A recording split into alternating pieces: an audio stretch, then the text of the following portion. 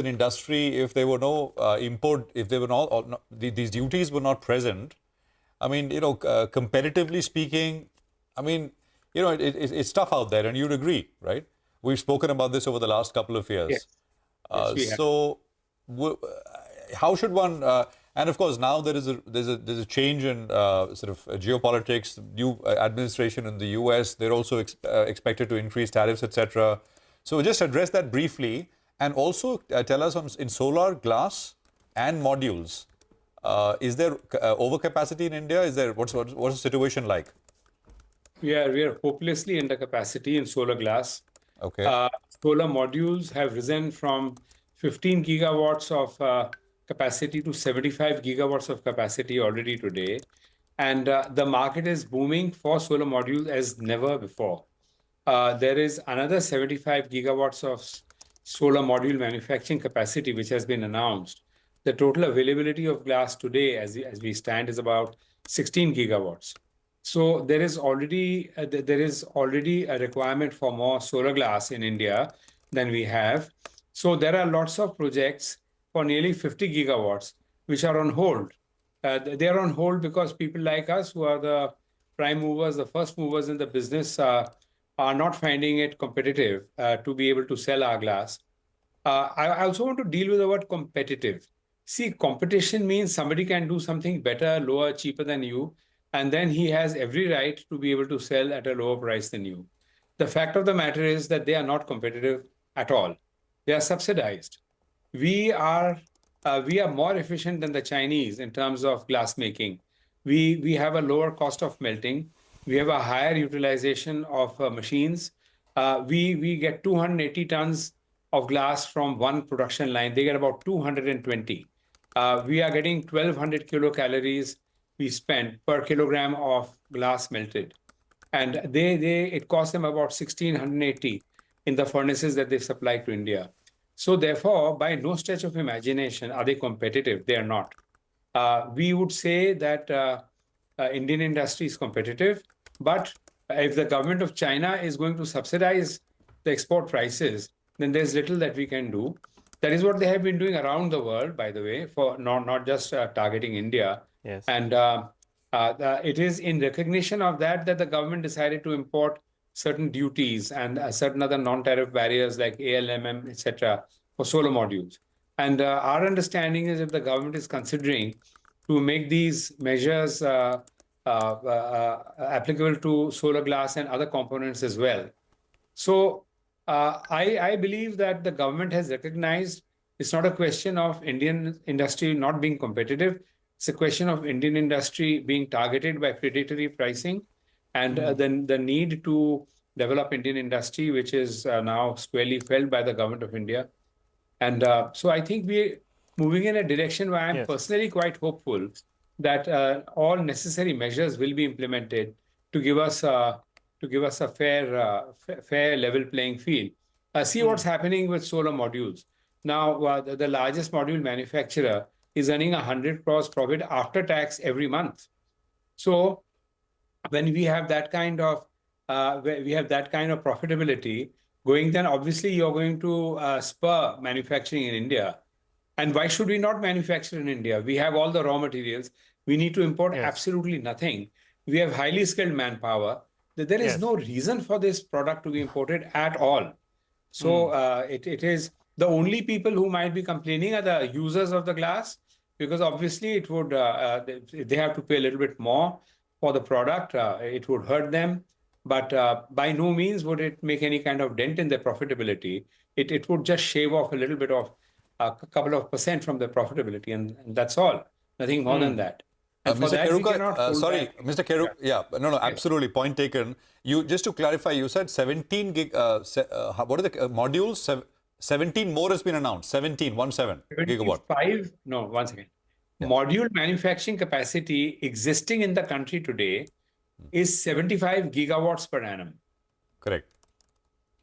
It is going to go up to 150 gigawatts per annum within the next 2 years, if everybody who has announced capacity comes up. Got it. Having said that, the capacity for glass today, operational, is about 16 gigawatts. Now, if we look at all the announcements already made by various players, including money that has been sunk in, we can look forward to another 50 gigawatts of glass coming in to the country. So we are all up and running, waiting to launch production in India, and everything is ready. But we just need to have support. We have to have support to make us viable. Yes. And that support seems to be forthcoming. Yes. We have to wait till the Ministry of Finance takes a decision and they decide what they have to do. All right. Hi, Mr. Keruka. Good morning. And you've explained that beautifully to us. I recall in 2015-16, there was that pitch for MIP on steel, and that helped the industry big time. And this time around, you're making a pitch as well. A couple of questions on the MIP. What is the proposal you all have made to the center with regard to MIP? By when do you expect to hear from them that amount of MIP? Because this will be an absolute number that you all have been rallying for. So if you could help us out with that. So the date of the recommendation was the 5th of November, which was issued by the Ministry of Commerce. And they have 90 days in which they have to take a call. I mean, the Ministry of Finance. So that would mean the 5th of February, they need to take a call whether to accept, reject, or do whatever they want to do. It is their call. And yes, I believe that so far the indications we are getting is that they are going to be supporting it. But we have to wait and see. What's the level, sir? Sir, what's the level, this anti-dumping duty that you're asking for? How much will it have to be? And also, please factor in the announcement that we just started with, that China, you're saying that the problem is China is giving way too much subsidy to its manufacturers, right? Now, I think that's come down to some extent. 13% export rebate has come down to 9%. Does that sort of help in any way? And what is the specific ask on duty? By the way, the rebate of 13% has come down to 9% in the case of glass. It has come down to 0 in the case of aluminum. Okay. So now exporters of the aluminum frames will get no rebate at all, whereas they continue to get 9% in the case of glass. It's a matter of time and a matter of moment what China does, because the fact is that now this has nothing to do with me, but I do move around in certain circles, and the Chinese economy is not doing that well. Yeah. They have been reeling under shocks, and I don't think this is a secret. So the government is taking a very careful look on what they wish to do in terms of curbing expenditure and stopping subsidies and things like that. So if they feel that despite all the subsidies that they have given, a country like India has successfully been able to ramp up production and installed capacity already in modules, in cells, and so on, and going full strength ahead with glass as well, that the subsidies that they gave don't seem to have worked. And if they have not worked, then why should they bleed themselves dry, giving subsidies for products that in any case might face import resistance? Right. Mr. Keruka? Right. Mr. Keruka, very quickly, your margins have improved on the standalone business from low single digits to around 18%. Very quickly, if you could tell us, will the standalone business improve from here? And the X of the standalone business, which will be your European business, when does that turn profitable? Because as of now, it's still, under big pressure. So you see, it's like this. Let's separate the two things. If you're looking at our own business, the Indian business, a standalone business, we set up a new production line in January 2023. We've been running it for 18 months. In keeping with the Borosil tradition, we use our own technology. So we've been fine-tuning that furnace, fine-tuning the production capabilities. Let's look at the consumption of raw materials. From 37%, it's dropped down to 25%. Sorry, one second. Yeah, from 37%, it's dropped down to 25%. That is the value of raw materials used by us, and also fuel efficiencies and so on. So that's one part of that. That's one part of our effort. The second thing is, like I said, the quarter that just went by, we got a big bump up because of the rise in ocean freight. Now, ocean freight actually rose because shipping lines decided to withdraw the number of ships that were available in China for exports because they were losing money at the prices at which they have been shipping. So there's a possibility that ocean freights will stay a little bit higher. Okay. And if they are a little bit higher, then that would help us. In terms of the environment with reference to China, we are quite hopeful about the imposition of the minimum import price. To give you an idea, Mr. Kheruka, price which the government has seen is 50. Yes. Yeah, sorry, apologies. We just completely, if you can wind up that point quickly, sir. We're just sort of hitting the next thing. Could you, please go on. Just wrap up that point, sir. So 56,000 rupees a ton is the fair price which has been seen by the government of India. And the glass was coming in at 38,000. And then they dropped it to 28,000. So there is, it is completely senseless because the prices of raw materials, these are international prices and they have not dropped. So if they are shipping glass at 28,000, which should be costing them 56,000, that's at half the price. Now, you know, that's a straightforward government subsidy. And if we have a minimum import price, we are able to get the same price which we deserve and which is fair. Then in that case, it just does not matter at what price they export. So this should be a game changer if it comes through. All right. We'll leave it there, Mr. Kheruka, and we'll talk to you once this comes in. 90 days from the 5th of November, 5th of Feb. In the next 3 months, we should probably hear something one way or the other. We'll take a quick commercial break here. We're going to come back more on the other side. There's about 8 minutes to go for the pre-open.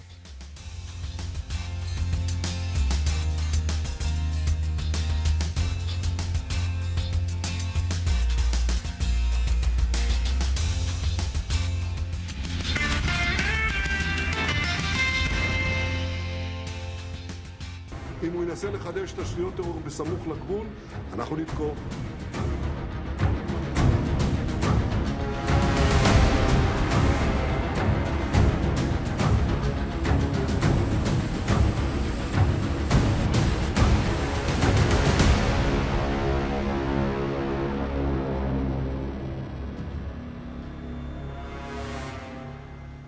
Just spoke with the Prime Minister of Israel and Lebanon. I'm pleased to announce that the governments have accepted the United States proposal to end the devastating conflict between Israel and Hezbollah. I want to thank President Macron of France for his partnership in reaching this moment. Effective at 4 a.m. tomorrow local time, the fighting across the Lebanese-Israeli border will end. Will end. This is designed to be a permanent cessation of hostilities. What is left of Hezbollah and other terrorist organizations will not be allowed, I emphasize, will not be allowed to threaten the security of Israel again. Over the next 60 days, the Lebanese army and state security forces will deploy and take control of their own territory once again. Hezbollah terrorist infrastructure in southern Lebanon will not be allowed to be rebuilt. And over the next 60 days, Israel will gradually withdraw its remaining forces. And civilians on both sides will soon be able to safely return to their communities.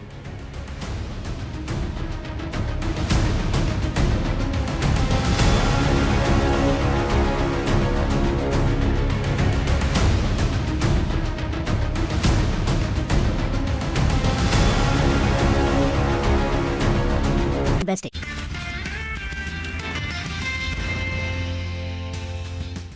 Welcome back. Well, how do you approach trade today? To help us out, we have Mitesh as well as Sudarshan. Morning, gentlemen. Mitesh, you go first. Now the GIFT 50 suggesting a 40-50 point uptake. Your view? Yeah.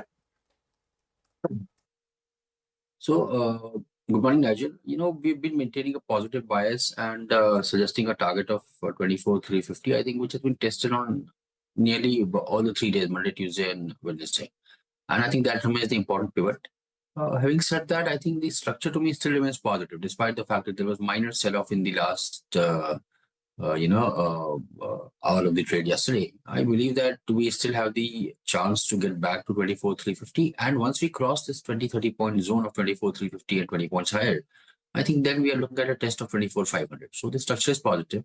We've maintained a buy on decline strategy. The lower side range is about 24,150, 120. So around those levels, try and buy. on stocks trade with long bias, and around 24,350 take some profits. Got it. All right. And Sudarshan, what about you? Yeah, good morning. Well, the view has been that the correction that we saw, that 3,000 point correction, is probably over. That's what I explained yesterday. If that is over, then the original bull market resumes. That is the assumption on which we have to work. Now, the market has to prove us wrong by going below 23,200. If this assumption is not correct, that's a far way, that's a long way. So we'll just leave it there. The trend is up, the correction is over, and now we should see a resumption of the bull market. So buy every day. There's a point. Every day the markets are not going to rally. They won't rise. It's a step-by-step process, and traders and viewers understand this very clearly. So look for small dips and then go long, and don't expect the markets to reward you day after day, hour after hour. The trend will remain up. And for today, quickly, today is also the FNO expiry. Now, FNO expiry can behave very strangely, especially after an eventful month. So be careful on that. Okay, gentlemen, stay on. We'll come back to you and get your specific stock trades in just a bit. Quick break. We'll be back in just a moment.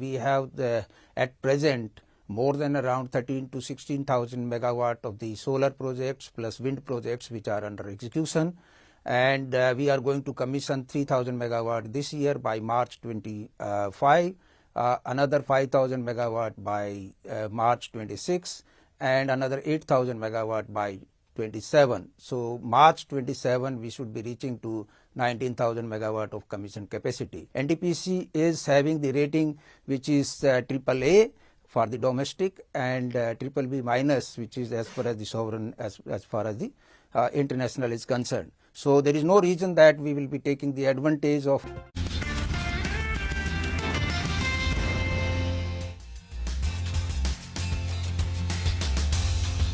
Welcome back. This is Open Exchange, and we are coming to you live from the CNBC-TV18 Motilal Oswal studio. We got the market view from both our experts. Let's get the stock view then. Mitesh, you tell us, what are the stocks in your radar? Good morning, Nigel. I have more of buy calls today. Buy on HDFC Bank as it managed to close about 1800 finally, so 1900 finally. So keep a stop at about 1897. Look for target of 1950. A buy on Indus Tower once it crosses yesterday's high of 352.5. Buy then with a stop at 348, and look for a target of 362. Also buy on BEL with a disclaimer that I have some bullish bias call spreads in the position, and we have recommended this to our clients, so there is vested interest. But BEL looks like starting a trend which could see the stock price head towards 320, 325 zone, and this is a buy with a stop at 300. And one sell call on Dupil with a stop at 2041 for targets of 1930. Sudarshan, what about you? It's an all-buy list. There's one stock which has not corrected and has been outperforming, as Grasim. So Grasim is a buy with a stop under 2500. The other three stocks have the same theme. They have gone through deep corrections, and they are now presumably coming out of that deep correction. Trend is a buy with a stop under 6600. Bharti Airtel is a buying opportunity with a stop under 1500, and Tata Motors is a buy with a stop under 750. All three have the same theme, deep corrections, and now some anticipation of a rally. Okay. Got that. Gentlemen, thank you very much, both of you, for being here with specific trades And of course, we own the Nifty as well. The first rates are coming through in the pre-open, but it's very, very early. So we'll give it a little bit more time. 0.5% lower on the Nifty is the first kind of rates on the screen. Well, let's welcome in Chandan Taparia, Derivative and Technical Analyst at Muthoot Oswal Financial Services. Chandan, good morning. Good to have you here. What would you recommend viewers do? Chandan, you'll have to unmute yourself, please. Good morning, Prashant. Thanks for having me. So we have seen a decent recovery in last 3-4 trading sessions where index has recovered by more than 1,000 points. Earlier it had corrected from 26,277 to 23,270 marks, and 38% retracement comes at 24,444. So that is a key level we are observing as of now. But the way price structure indicating some uptick, we are expecting this momentum to extend further. So as of now, till Nifty holds about 24,000, the ongoing bounce could continue towards 24,444 and 24,750 zone. So expecting some more recovery in the market led by strength in selective heavyweights and the banking name. Now talking about the Bank Nifty index, Bank Nifty is holding well the key support of 50,000 from last almost 36 trading session and now trading at the upper band of the trading range. We have seen improve in the data setup with surge in the put call ratio and a small follow-up above 52,000 can take it to higher levels. So till it holds above 52,000, use that support to extend the rally towards 52,750 to 53,000. So expecting positive stance in both the indices, and there is a high potential that Bank Nifty could see some short covering as well as fresh buying interest in this market scenario. Now looking at the stock specific idea, first trade is buy on BEL. The stock is holding well. It has given a decisive breakout about 300 zone with some put writing and call unwinding. The stock has been given a consolidation breakout of last 62 trading session and longs are big built. So expecting further up move towards 320, 325, one can buy with support of 300 zone. Second trading area, that is buy on Biocon. Technically speaking, it has completed a bullish pattern that is similar to cup and handle pattern, which indicates further up move towards 380. It has given a consolidation breakout of last 38 trading session and holding well above its falling supply trend line. So one can buy with support of 3848 for an upside target towards 380 level. Last trading area, that is buy on SDFC Bank. The stock has entered into the lifetime high territory and has been making higher top, higher bottom. We have seen call unwinding, short covering is also visible. So fresh momentum could be there towards 1880. One can buy with support of 1780 in SDFC Bank. Okay, all right, Chandan. Wishing you a good Thursday and a good expiry ahead. Thanks a lot for joining in. Let's turn our attention to the defense stocks then. They have staged a comeback in the last few days. BEL, HAL, both of them have gained considerably in the last few trading sessions. And JP Morgan is positive on defense stocks as well. To discuss what's the outlook from here on, we're joined by Amit Anbani, the research analyst at Prabhudas Lilladher. Hi, Amit. Good morning and good to see you. And as always, Amit. Well, some of these defense stocks, they cooled off a little bit. Case in point being an HAL. The last few sessions, it's done well. Last 6 months, it's still down more than 10%. Do you think the stock price has cooled off enough? There have been various delays, the 404 engines that order they were expecting, that has got delayed as well. What's your view on the stock at current reckoning? Do you think valuations are far more palatable now and you look to be positive on the stock? Hi, Nigel. Morning, and thanks for having me as always. And so, as you rightly highlighted, there's been a lot of correction which has happened. The stocks, especially HAL, has been sideways, barring the current moves which has happened. And particular to HAL, at the beginning of the year, we started hearing about F414 engine delays. But now we are hearing that this is the news report that GE might start delivering 1 or 2 engines each month starting November. And to recover for the full year deliveries, because the deliveries are delayed by at least 10 months basis the program. In my numbers, I am including 5 deliveries this year versus I think largely it was expected that the deliveries would be more than 10 this financial year. So there's some little bit of cautiousness. Stock is corrected. On my numbers, HAL is trading at about 39x FY26 and 34 as FY27. So having said that, I would be slightly cautious, at least for a quarter, to see that the engine supply chain is restored and they are able to recover and deliver more, though I'm not considering large number of deliveries this year. But that is one event to watch. But having said that, as I always reiterate, we are long-term positive on HL. Any price below 44, 4200 buy dips we always recommend. And I did upgrade the rating this quarter to accumulate with roughly about 4700 target price. So anyone having a long view, there's a correction which has happened in valuations, and especially HL without near-term cautiousness and long-term view can be looked at. Yeah. Anytime the stock corrects to about 4200, you find that as an attractive entry point, right, Amit? Right. So what can happen is that if what numbers I'm factoring in, the 5 to 6 deliveries, if they slip off, there could be a 7-8% miss on execution which can come. And that factoring in that, I believe that if that happens, the stock might still be sideways. But once the engine delivery restores, the GE has committed that basis the articles that they'll try to recover the deliveries in subsequent quarters. So I'm expecting maybe H2 next year could be lumpy in that sense if the deliveries still continue to delay. Yeah. Amit, hi, morning. What are the other ideas in the defense space that you like? Right. So currently we are very positive on Bharat Electronics. We upgraded to buy the 340 again. Bharat Electronics on my numbers is trading at about 34x FY27 and 39x FY26. We are positive because of 2-3 things. Obviously, the company continues to maintain pretty strong numbers and executions on the back of very strong order book which they have built in. A few mid-sized orders expected to come in radars and electronic warfare systems in upcoming quarters. Management is very confident of 25,000 intake this year as well. For me, the positive surprise which can come in next financial year, which is not included in the order intake, is the QRSAM order, which is very lumpy and has been delayed by 1.5 years almost. There, the ticket size for Bharat Electronics could be as high as 12,000-15,000, and maybe it can be in 2 parts. So I think that can actually positively surprise on order intake next financial year, just like it happened in FY24. So we can expect actually 33,000-35,000 intake also if this order comes next year.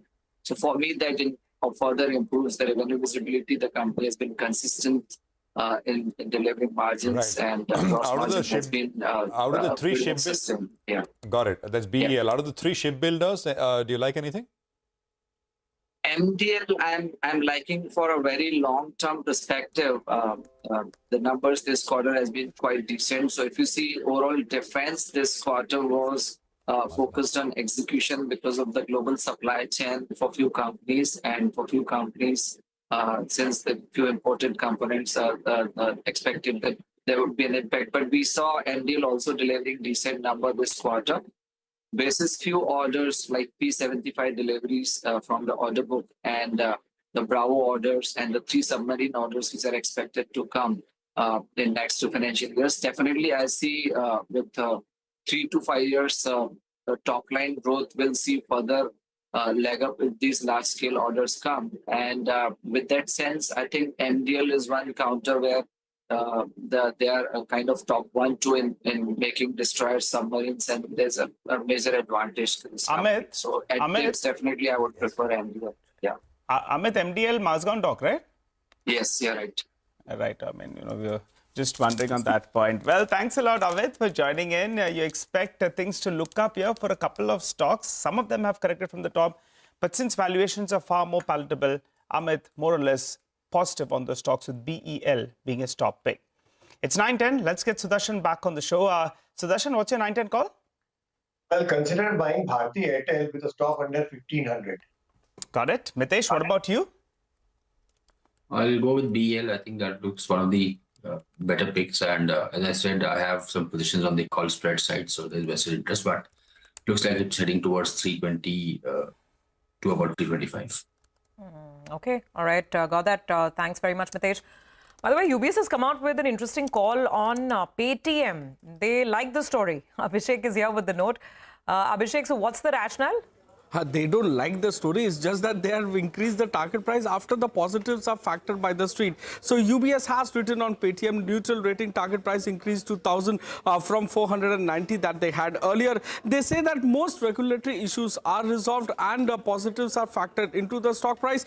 Business performance improvement will be key going ahead. Regaining two key points will be important for the company. Number one, customers. So monthly transaction users, regaining them will be important. They are down 30% versus what they were before the RBI action. And also digital payment market share, it is now down to 18.5% from 24% pre-RBI action is what they say. So its net payment margins are ahead of their estimate. Adjusted EBITDA break-even is what they expect in 4Q FY25. So they expect FY26 revenue to be on par with FY24 revenue, that is at about rupees 9,900 crores. Back to you.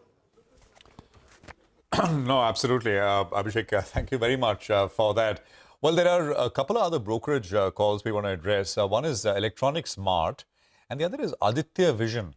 Aditya Vision used to be on the SME board, a few years ago, came to the main board, and it's been one of the huge outperformers.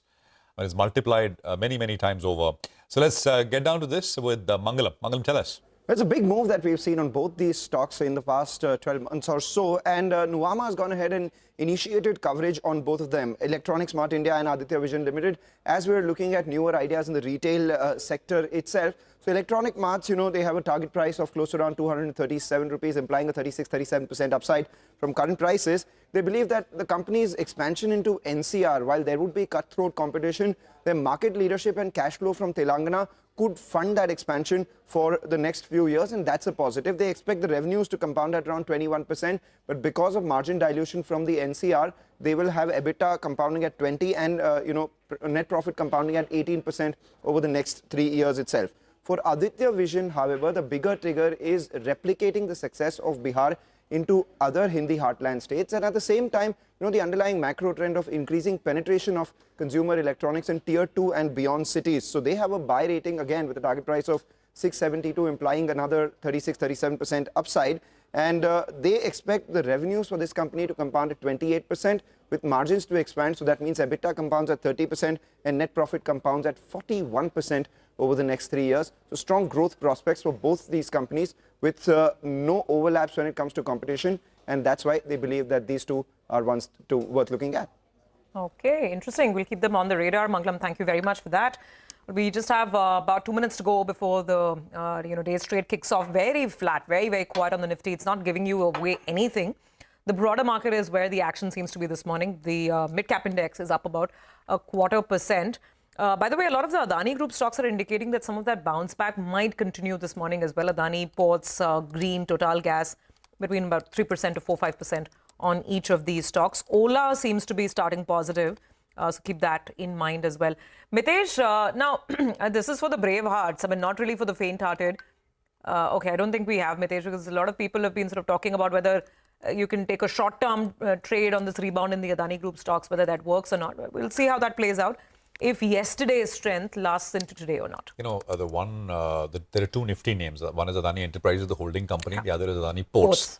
And Ports, of course, is the cash cow of the group, right? And after the correction, yesterday I looked at the valuations. It's about 9.5 times EV/EBITDA. Average usually is about 12.5. So it's actually, of course, I mean, that is also the company which has not been named to this entire thing. Yeah, it's got some of the hardest assets, the largest, most valuable assets of the group. Yeah, and don't forget ACC Abuja, which we presented as well. Just leadership in there. Okay, well, word in for cement. We got market open coming up in just a bit. The Nifty is absolutely flat, 24,280. The Nifty Bank is starting slightly higher, about 0.25%. 52,420 is where the Nifty Bank is at. So it's slightly higher at this point in time. What else? Small cap index is up a third. Remember, broader markets did very well yesterday. The small cap index, especially 1.33% higher. All these new age companies, newer age companies, as you say, it's all relative. But Swiggy did well yesterday. The recent listing Sagility, which works with insurance ecosystem in the US, did well yesterday. Ola was up, locked up, limit up after getting smashed over the last many days, and of course. Paytm has been the other mover and there was that UBS call which we highlighted as well. So that's the start. 20 points, 24,300, around 24,300. I mean, it's good. You don't want a huge gap up or anything, and then you spend the rest of the day trying to defend it.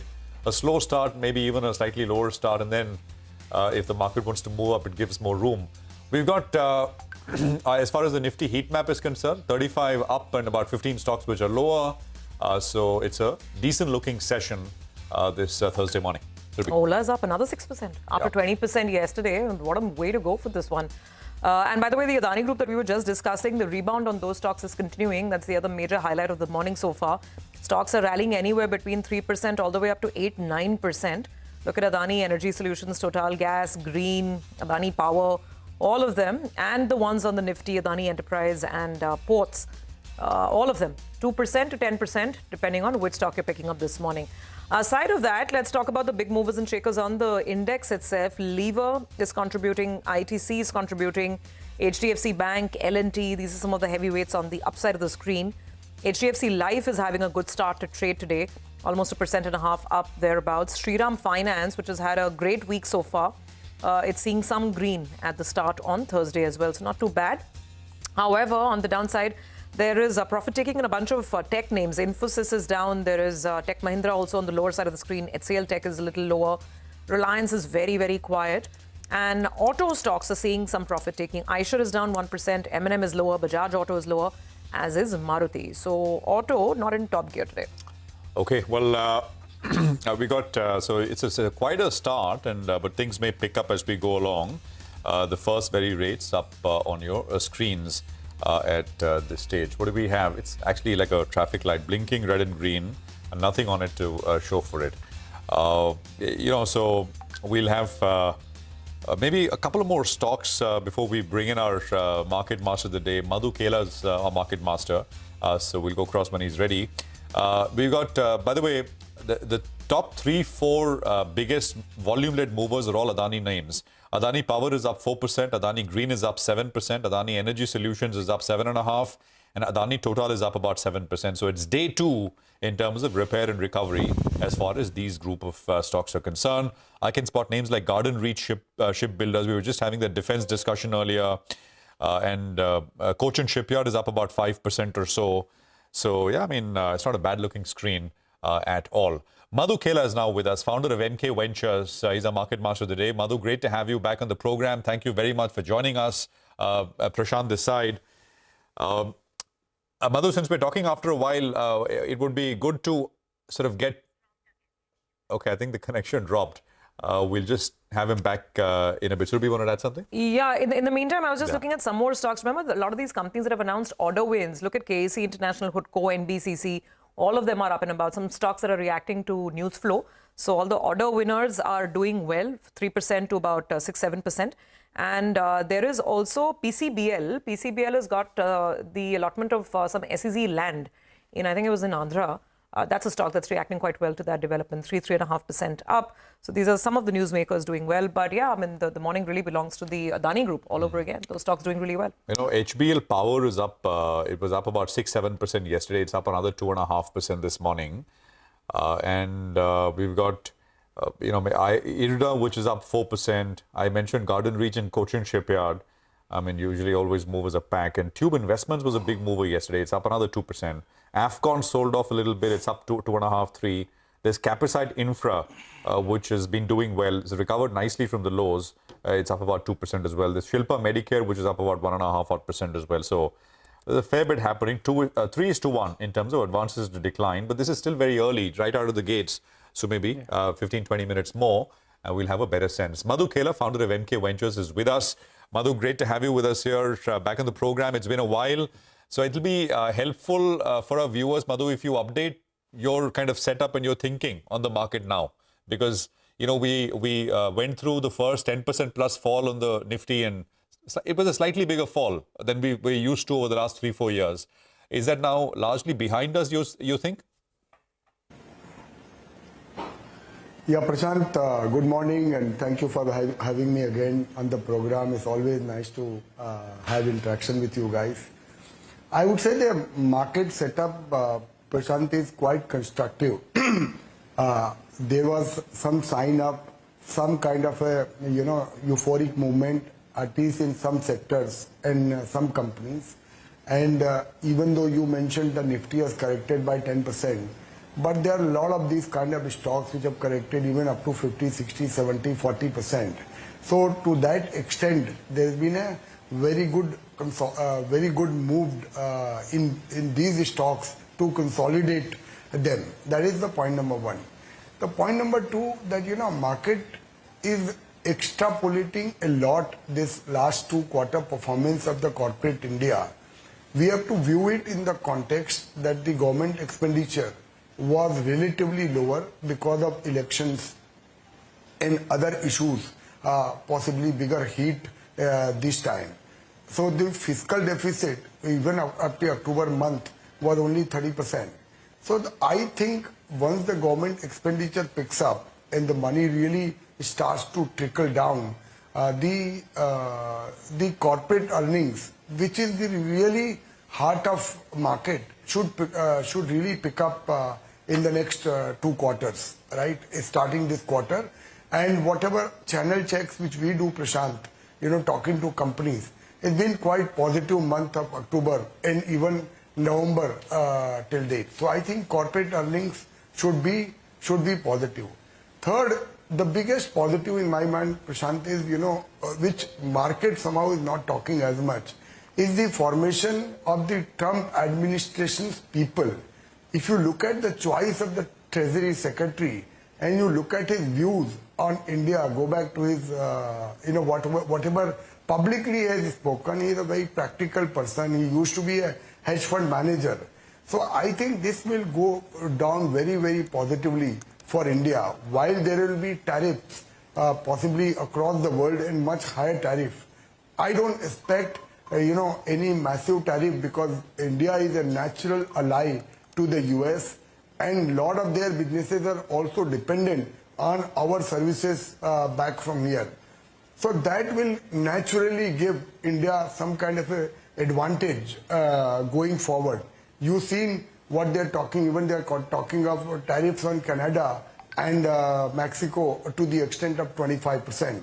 So if India can manage this well, so our position geopolitically should improve has already improved quite well, and our business with US should substantially go up, right? And I'll just give you, I've given some data points, if you can put that across just to prove my point. You look at the CDMO business, right? It is roughly $200 billion worldwide. And there is a breakup of what is there in India right now. It is only $7 billion out of $200 billion. It's projected to go to $300 billion. These are data even before that. So I'm just saying India is anyway going from 7 to 14. But mind you, China is projected to go from 25 billion to roughly $45 billion. Prashant, if some amount of that incremental growth also comes to India, let's say if you are able to garner $7 billion of more business, then an industry like this can grow maybe 300%. And given geopolitical situation and given where China is, I have no reason to believe that the Chinese companies can continue to grow their businesses in sectors like this. So this is just a case in point as to what is it which is lying ahead for Indian corporate and Indian industries particularly vis-a-vis the US. So I am quite constructive and positive, Prashant, on the market on a bottom-up basis, and I would look to buy every dip. One more point which I want to mention, Prashant, that we have seen many events in the last 1.5 years specifically. We have seen US election, we have seen Indian election, we have seen some kind of a scare that money is going away from India to China. We have seen, 2 or 3 wars in the world. Israel and Iran war. We have seen Russia-Ukraine war. And market has gone through a lot. But if you look at the resilience of the market, it gives you a lot of confidence that in spite of all of this chaos, Nifty has only corrected 10%. which is nothing after going up so much. So which means that every dip is being bought in the market by the retail investors. Absolutely, Madhu, you said it. It's just that, you know, the market here got used to corrections being only 2-3%. So then relatively 10 seemed like a lot. But you're absolutely right. I mean, what is 10% in a market that's been going up consistently, that's getting so much of money, 40,000 crores coming into mutual funds every month? So absolutely take that point. Now, you know, we'd love to discuss those bottom-up individual stock ideas with you, but we can't because of, you know, regulatory reasons, like you say. But I just want to get your sense on 2 or 3 of the hottest themes in the market. And this is not from today's perspective. These are big themes for the next couple of years, right? One is obviously energy transition and whatever is happening in renewables. We were just speaking to Borosil Glass, a while back. So that's one, renewables and energy transition.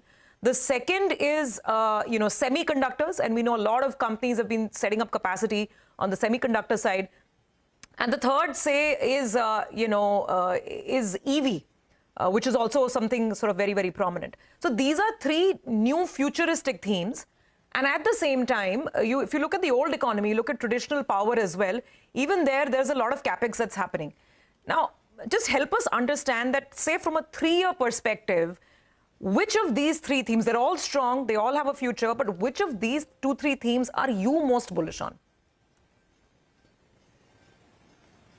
So I would say that, you know, my views on energy transition. We have spoken in the same channel many times. See, this is here to stay now because this has become commercially viable. This is not based on subsidy. We are not talking of solar power or wind power 10 years back, wherein substantial amount of subsidy was needed for them to become viable. They have become viable on their own.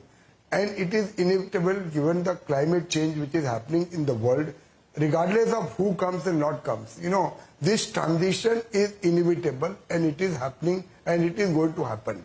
So energy transition really, and EV is a part of energy transition. It is a subsector in the energy transition. So I repeat again, I remain extremely positive on this theme. I just like to go back, you know, if in year 2000, I identified internet is going to do, what internet is going to do to the world, right? I would not have to do anything in the markets because more than $25 trillion of wealth got created by that one word, internet. Whether you talk of Google, Apple, Amazon, everything, it came from there, right? I think energy transition is a very powerful theme and it is going to last for next 10-20 years. Right now, we are at a very early stage, only 14-15% of the overall energy has transited to the new sources and the clean sources of energy. And if you look at the past many transition of energy, up to even 60-70% of the new energy gets into the play. So we don't know where this number is going to go, but there is still a lot of legs to this and there are various ways to play this in the stock market. We spoke about it, you know, we played it even through a transformer company because it's a part of this overall energy transition as a theme. So I remain very positive. I think semiconductor, we are still at an early stage. It's a medium to long term. I would say that theme to play minimum 3 to 6 years. I can't see imminently any company really benefiting a lot in the next 3 years out of the semiconductor boom in India. All right. Hi, Madhu. Good morning. Always good to see you. You've been sounding very bullish. You know, the last time we spoke, you were sounding a little bit cautious, but I think you're very happy to see that correction that we got, and now you're going full throttle in. Now, we've discussed a few themes. You know, the transformer segment, TRIL, I recall, you all got in very, very early, and you all have played that theme well. Dava, we discussed, the pharma space, CDMO opportunity. Let's talk about Daru. You know, that's another space that you all have got bang on. And there's big potential, you know, penetration, consumption. If it was a Friday, I would ask you if I could come across for a drink as well. What's your view on that segment? You know, what are the themes you're playing over there? So, Nigel, we have a very constructive, thematic view on this sector. Even though we have spoken at the cost of repeating, I'll repeat once again. See, India is a very young country and consumption of liquor is going to be a kind of way of life. We can't, we can't help it in a way, and it has happened worldwide. Let me give you some numbers, Nigel. You know, there is one company in China, Motai, which makes $15 billion profit every year. Only one company. Total Indian liquor industry's profit, listed companies and including Pernod Ricard, is only $500 million. I repeat again, all industry profit is $500 million, and one company makes $15 billion profit in China.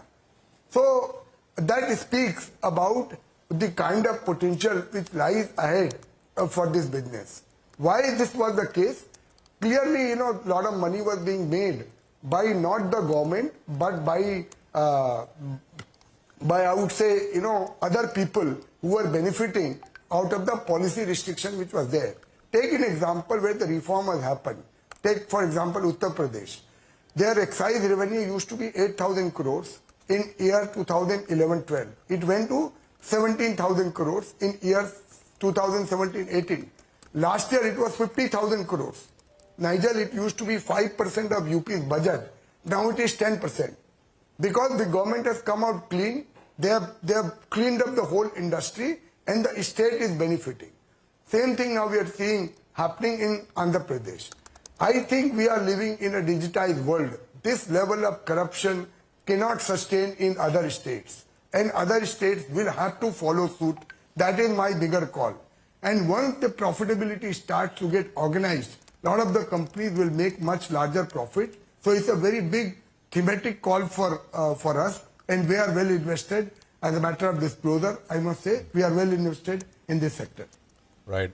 No, absolutely. I think Tilaknagar, Radico, some of these names that you guys have been invested in for a while. So, yeah, absolutely. Full disclosure there. Madhu, the other pocket, right, where in terms of news flow, which came through was, of course, this entire Adani Group saga, which kind of, in a way, played out again. Yesterday, we saw some repair and recovery. Today, again, we are seeing some repair and recovery. What is your perspective on the matter? Do you own any of these names? Have you bought anything during this fall we've seen?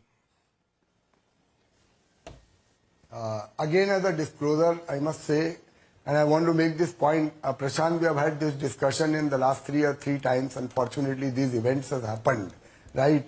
So I must say I am a very, very big believer in Gautam Bhai. I have personally known him for many years. I think they have built some fabulous businesses, the largest port in India, the largest energy company in India, the largest transmission company in India, maybe one of the largest cement companies in India. So these things take, a lot of effort to get here. And I am a big believer in the capability of the group. I am invested and I have bought more in this fall. I want to be making very clear that, and these kind of events, in a large corporate life, these kind of events will happen. And I frankly do not see the reason for this level of panic because of the case which is being pointed out, and so many more learned people than me, including the lawyer fraternity, people from the US, have come in your own channel and have said what is the merit of this case. So I think this is just a passing phase in a large corporate life, and they will get through it. And I am sure as they came through, even the Hindenburg, much stronger, I have no doubt that they will come out much stronger as a group from this event.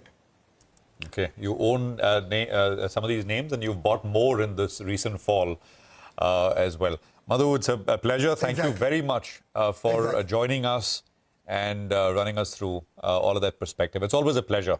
And hopefully we'll speak once again before the year closes out and we'll talk about the year ahead. Thank you very much for being here on CNBC-TV18. Okay. All right, well, let's move on then and let's focus on the real estate sector. Prestige Estates, that's a stock on our radar. Morgan Stanley, they're a little bit bearish on the stock. They've downgraded the stock. Now, till the first half of the year, the company has achieved only 29% of their FY25 sales target. To discuss how the second half of the year is panning out, we have Mr. Irfan Razak, the chairman and managing director of the group, who joins us on the show. Hi, Mr. Razak. Good morning and always good to see you. Well, let's get straight to the point. In the first half of the year, you have done close to around 7,000 crores of sales. And your guidance, I think, for the year is around 25,000 crores. You were sounding confident. Second half of the year, you're going to make up. Do you stick to that guidance? 18,000 crores is possible in the second half in terms of pre-sales? Good morning. Actually, we are very, very confident, not only sure, and we are very sure that we will do this.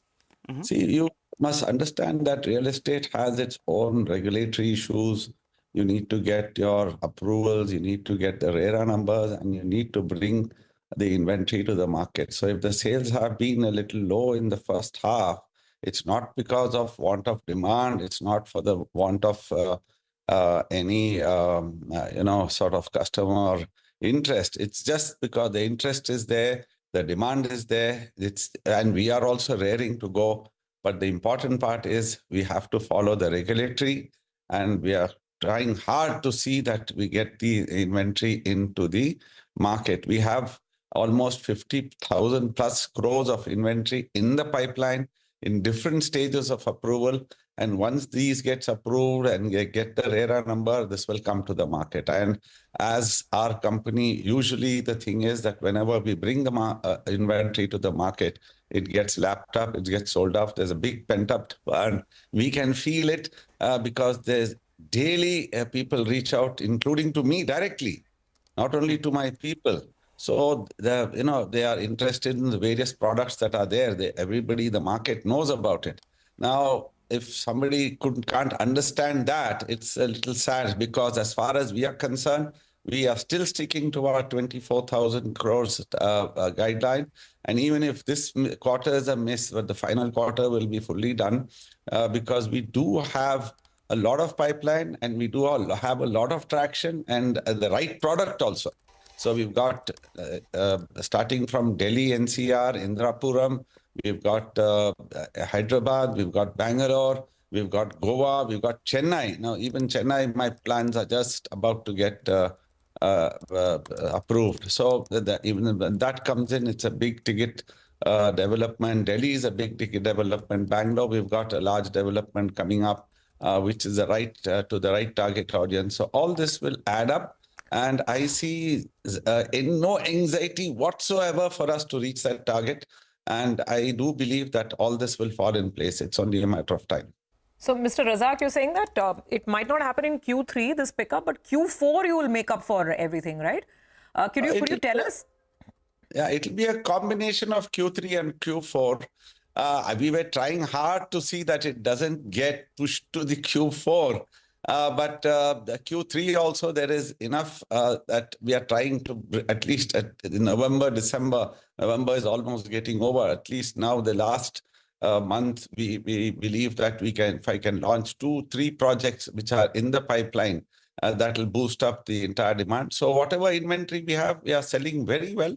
And I don't see any doubt for reaching these targets. And of course, the back-ended Q4. Yes, tell me. Okay. No, so just was trying to understand your projection of 24,000 crores for this year. Does this also include, any of the sales from some of the marquee projects that you're doing here in Mumbai? I'm not sure what the timelines are for the BKC one, for the Mahalakshmi one, and also AeroCity in Delhi. So does this year's target include these three, or will they flow into next year? BKC, Mahalakshmi, and the AeroCity, we are not selling. These are PEX projects. BKC is an office project. Mahalakshmi is an office project. And the AeroCity is a country's largest convention center, hotel being built in AeroCity with a 600,000 square feet of office. That's why we need to look at the company comprehensively. We're just not a residential company. We've got office, retail, residential, and also we have hospitality. So there are many things that we are doing, and doing it well. That there are teams out there who are slogging it out and making sure we succeed, including the AeroCity Hotel. We are working hard to see we beat the timelines. But of course, now the situation in Delhi is we've got Grab 4. Work has stopped, so it'll be at least a few weeks before we restart. So, but then I am very confident of what we are doing. We have the finances tied up. We have everything ready. And I do believe that even the residential market is pretty strong. The demand is there. And I don't see any reason for us to feel any sort of flutter or worried about that. Okay, there's no demand, there's no sale. Maybe we don't have the bandwidth. We have the bandwidth, we have the people, we have the brand, and we will definitely get the numbers. No, you definitely have all 3 or 4 things that you said, Mr. Razak. Good morning, Prashant. Yes. It's always good Morning, to Prashant. speak to you. No. I don't think anyone, by the way, has any doubt that all those things are, and you've executed well over the years, right? I just, in NCR, Mr. Razak, if you can tell us, how hard will you press the pedal?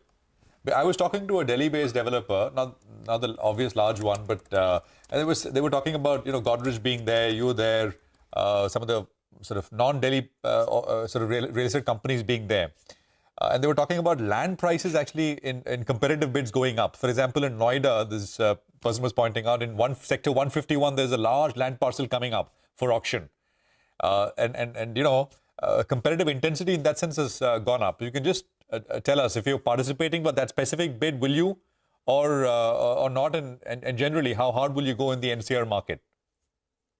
See, now as it stands, I have got 2 very large projects in NCR.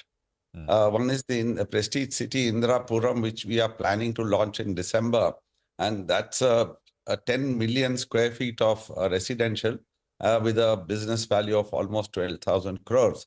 And we also have the Sector 150, which has been lying there for some time, and I'm sure that will see the light at the end of the tunnel very soon. Even that could come, if not this quarter, the next quarter for sure.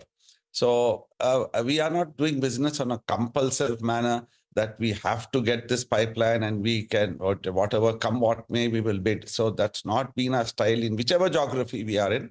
We look at the math, we look at what is a sensible final number that the product can be sold, what will be our cost, and then we calculate our math backwards. Opportunities are there in plenty. We evaluate each opportunities one by one, and we don't believe just going whole hog all over the place.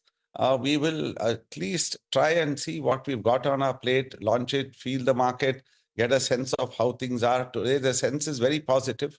But then nothing, proof of the pudding is always in the eating, and we are trying to see that we launch this, see the demand, see how it's received and how the market behaves.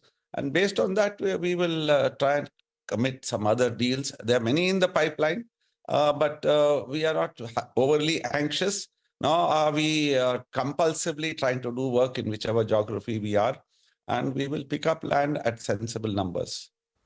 Okay. For that Sector 151 Noida, would you be participating? My team will be definitely working on it, and the paper will come up, and then we'll see at what numbers we can go at. All right. Mr. Razak, it's a pleasure, sir. Thank you very much for joining us, and it's good speaking with you and getting a sense of what Prestige is doing out there in the marketplace. So very confident of achieving the full year numbers, no doubt at all. Well, let's focus on the next company. Suprit Engineering is on the radar. The company signed a MOU with a Japanese cable maker to design, manufacture and supply transmission cables in India. Let's talk about this and more business developments. K. Ajit Kumar Rai is founder and chairman at the company. He's with us now to take some questions. Mr. Kumar, good morning. Good to have you with us here. Prashant this side. Could you give us a sense of the joint venture? How much investment are you putting into this one? And what is the size of the market that you hope to capture with this? Good morning, and thank you for having me on your channel. We just have announced an MOU with the Chuo Spring Company in Japan. Chuo is a market leader in specialized springs, actually. They're into suspension springs, engine valve springs, etc., and supplies to most of the Japanese OEMs. And they also have a cable division, and they also supply to the Japanese OEMs in that space.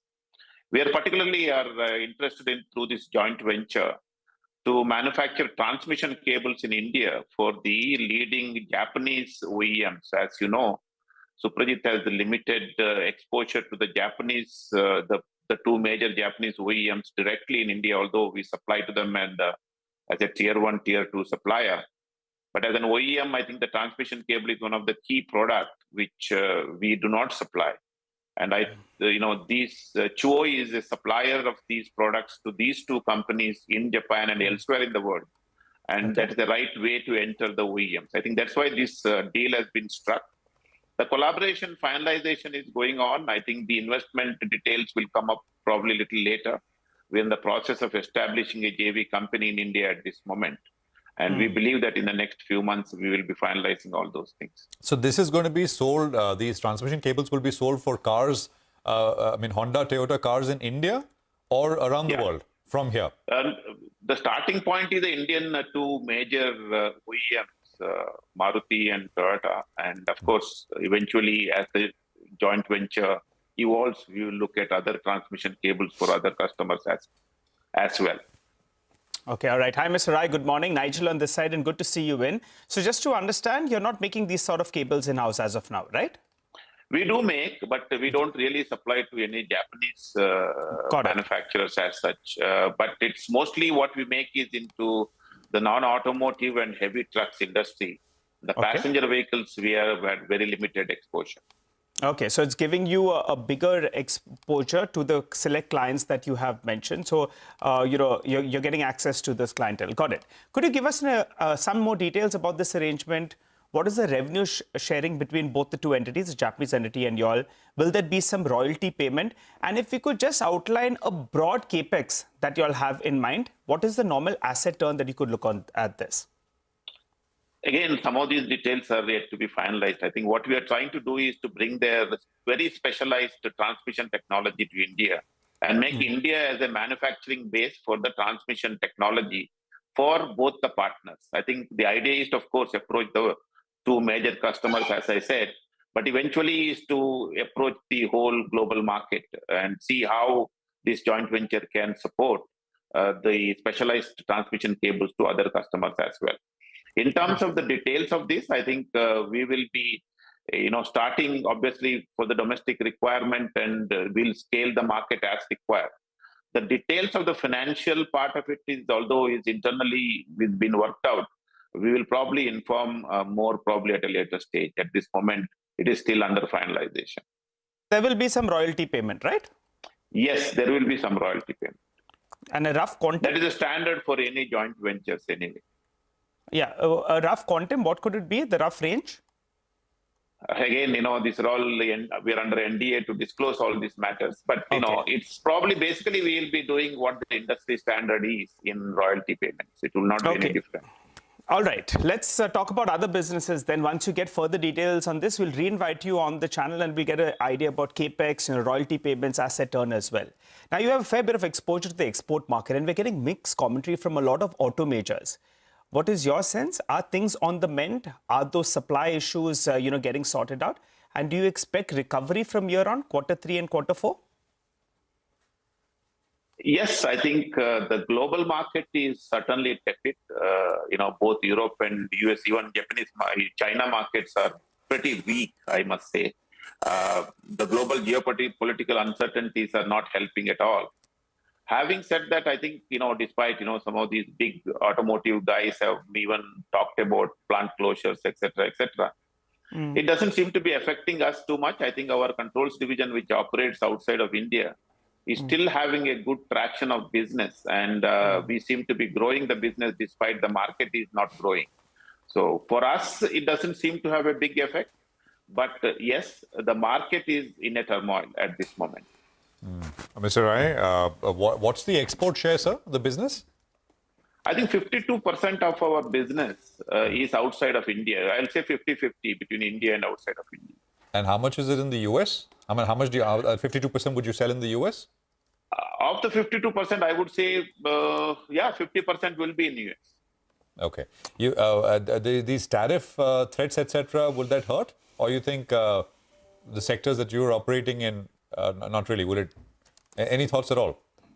We have to still wait and watch exactly what tariffs will be done. But please understand, it will be affecting uniformly all component suppliers.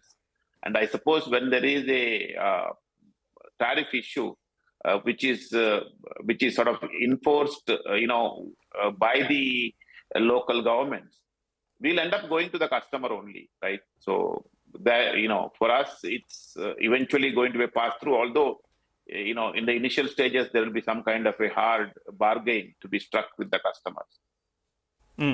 All right, let's talk about a couple of your segments then, sir, before we wind up. SED segment margins, it saw a sharp contraction in the past quarter. On SED, what is the sustainable margin, if you could help us out? And the acquired SES segment, out there, you had a huge negative EBITDA margin. I think it was around 15%.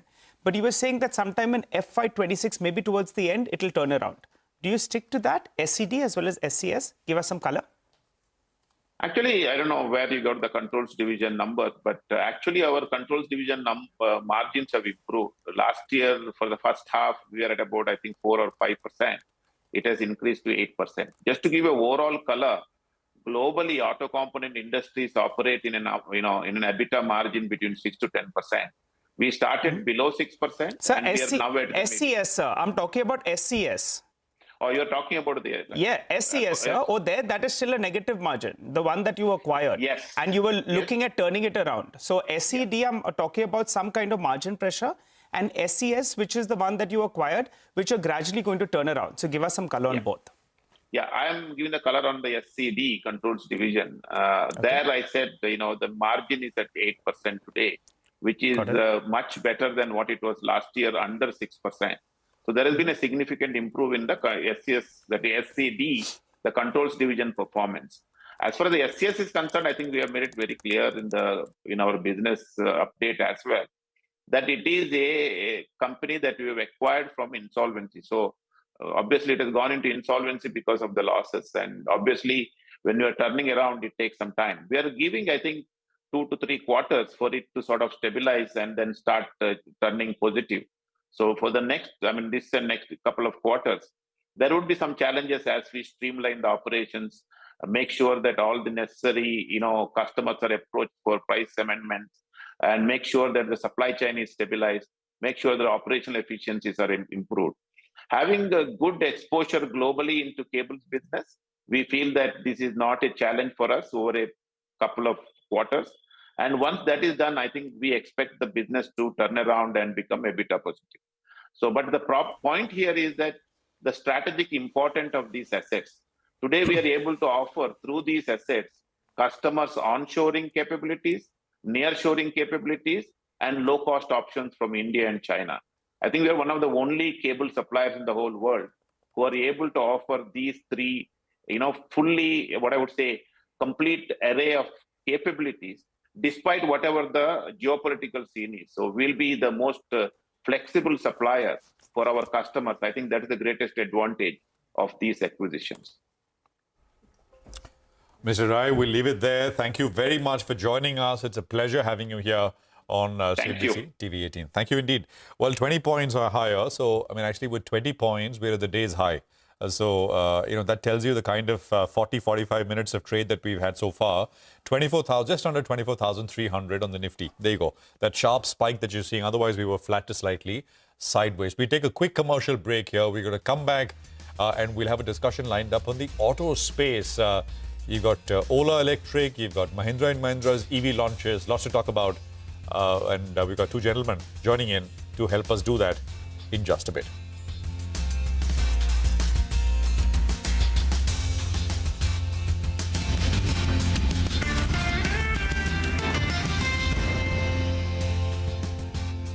Our funding then, which will be at the most optimum then price.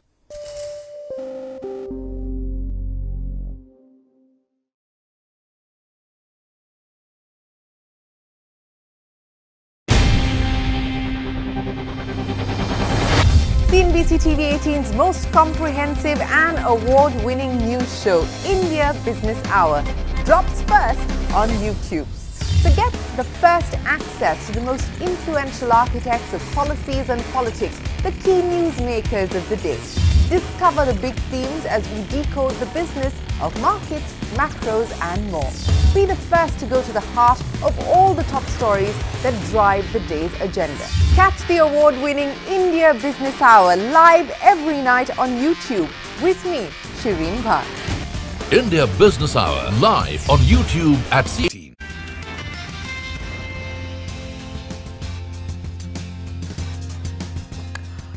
Welcome back. Well, you're with us on Corporate Trader, and the next discussion is on the auto space, which has been really revved up of late. At least the stocks are, moving higher and higher.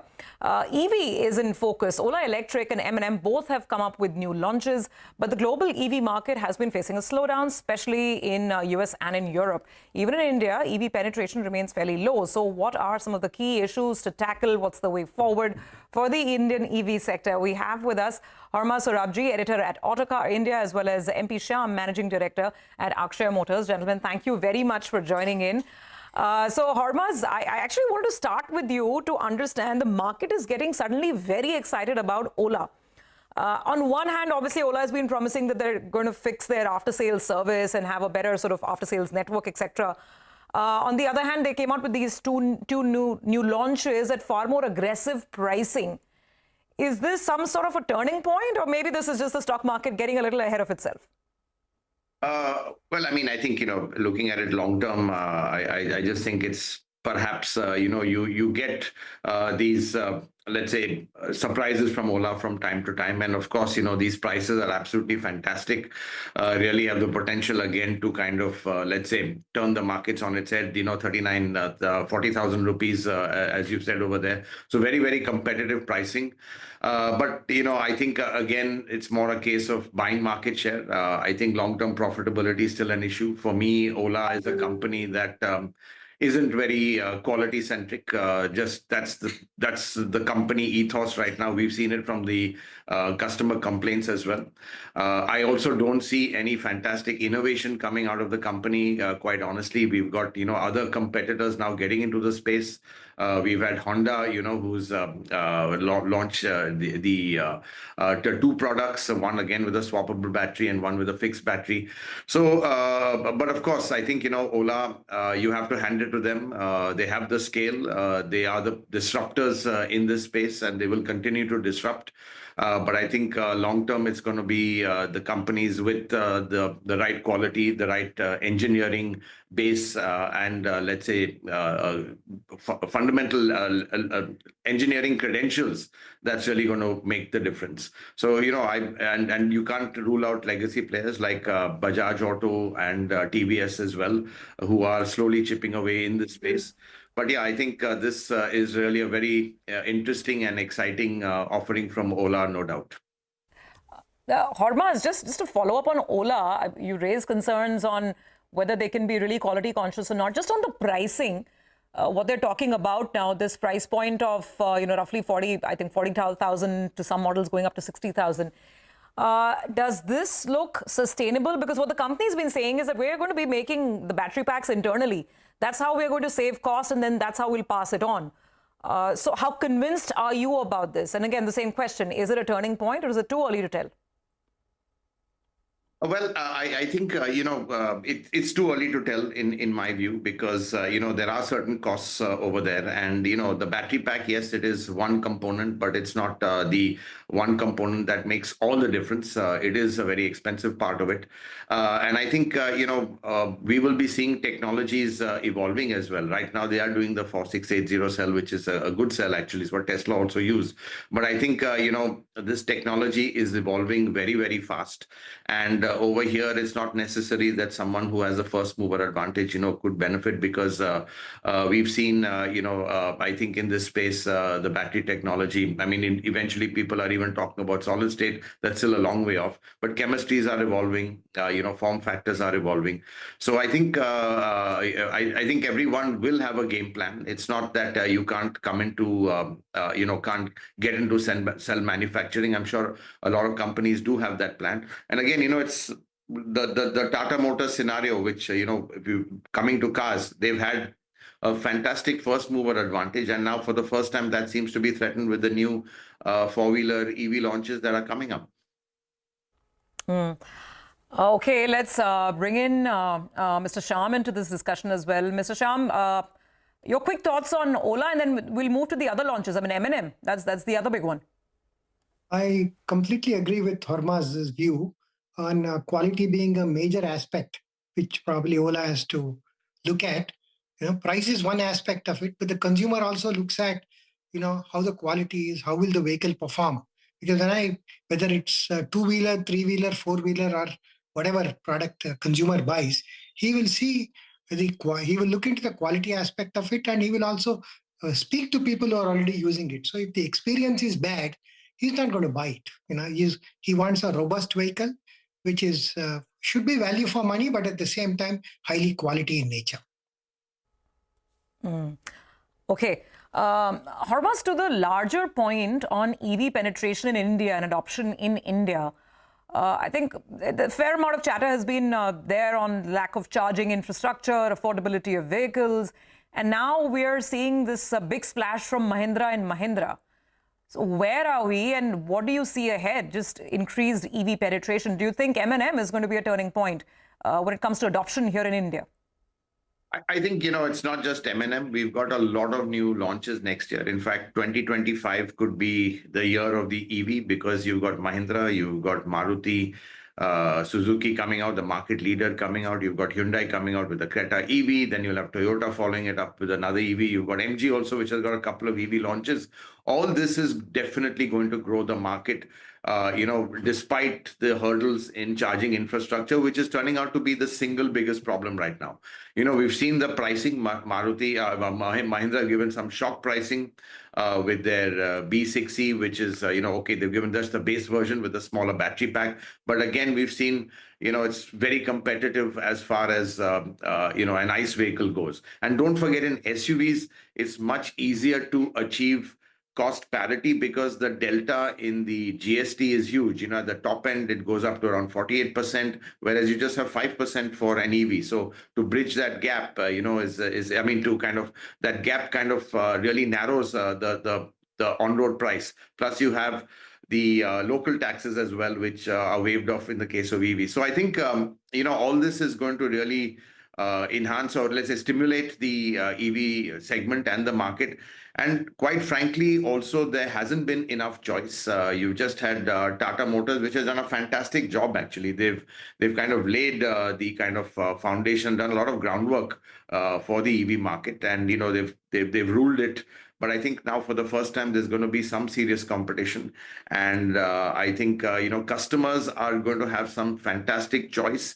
And that might kind of, let's say, override certain concerns of charging infrastructure. You might, the products can be very appealing, where you say, okay, charging infra, I don't mind taking a little bit of pain.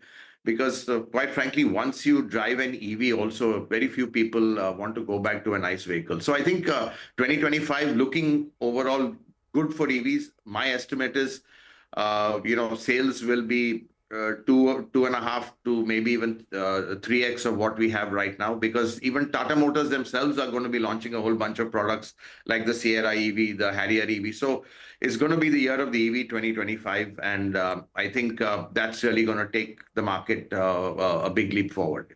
Hormuz, hi, morning. Prashant here. In terms of choice for consumers, will Tesla be in the lineup? I don't think Tesla is going to be coming for a while, is my view. I think, Elon Musk has got other priorities right now in the US. Not with the manufacturing setup here, but with Trump by his side, better negotiation. I mean, just to sell cars, not to set up manufacturing here. I mean, do you think that's a possibility? Well, it could be a possibility, but it will be very low volume. I don't think he'll make a dent, because really to be competitive and to address the mass market, you have to be locally manufacturing products over here. We've seen how that's the only way forward. A classic case is what Mahindra's done. Almost a lot of the bits are localized, except the cells, the motors. Otherwise, everything has been done in-house. The entire battery pack actually has been designed and developed in-house with, blade cells. So clearly, that's the only way to really get cost competitive and get the prices right down to an ICE vehicle, where customers will be tempted to kind of ditch their ICE vehicles and go in for EVs, despite the charging challenges. I'm thinking of buying a car, and for the first time hearing Hormuz, I think I really need to test drive some of these EVs and hold on to that ICE decision. You've completely convinced me, Hormuz. But Mr. Shyam, final words with you. Who would be the car makers or the bike makers to watch, you think, this year, as we look at increased EV adoption in the country? there are like Horma said, there are going to be 19 new launches in the year 2025 as far as EVs are concerned. And the big ones are going to be from Mahindra and Tata's. And in the luxury, it's going to be Mercedes and BMW. And in the two-wheelers, it's Honda, Ather, and Bajaj. Okay. All right, sir. Thank you very much for the views there. Horma, it's great talking to you as well. Thanks as always. And we look forward to how 2025 rolls on. Horma says it's going to be the year of the EV. All right, with that, let's come back to the market and get back to Mitesh and some trading areas. The Nifty is managing to sort of slowly claw its way up 50 points higher on the index now. Mitesh, trading calls? Yeah. So I think, one, on the Nifty, we are again getting closer to about 24, 350, 360 zones, as I've been maintaining. I think that's an important pivot. So, the approach will be to take some profits over there and then see if 24, 375 can be captured. Then you'll have an extension to about 24, 500 plus levels. So while we're positive, I think, around this 24, 350, the advice is to play it tactically, take some profits, and then get it again on a breakout or wait for a pullback. On the stock side, I have a buy on HPCL with a stop 375. Would look for a target of around 400 over here. And the second call which I have,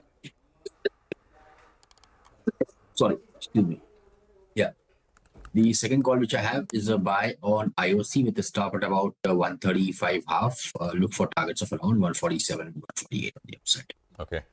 HP and IOC, right? Two oil marketing names there in terms of trades right now. Thanks very much, Mitesh, for that.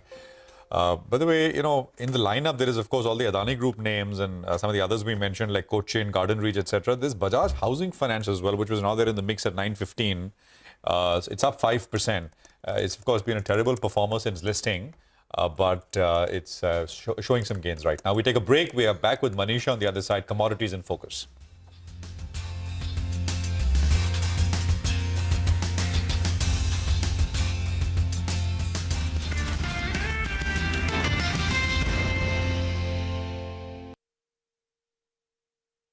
Weeknights at 7 p.m.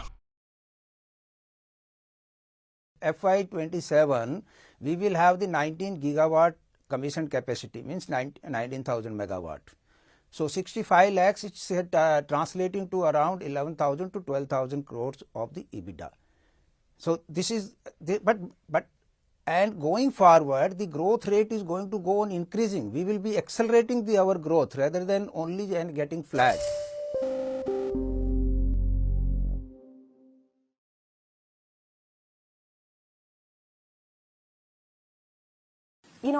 We don't know what the government intends to do, whether the government acts, how it chooses to act, how it chooses to respond to the charges that Kate has put on the table, and whether there's going to be any change in regulation or not.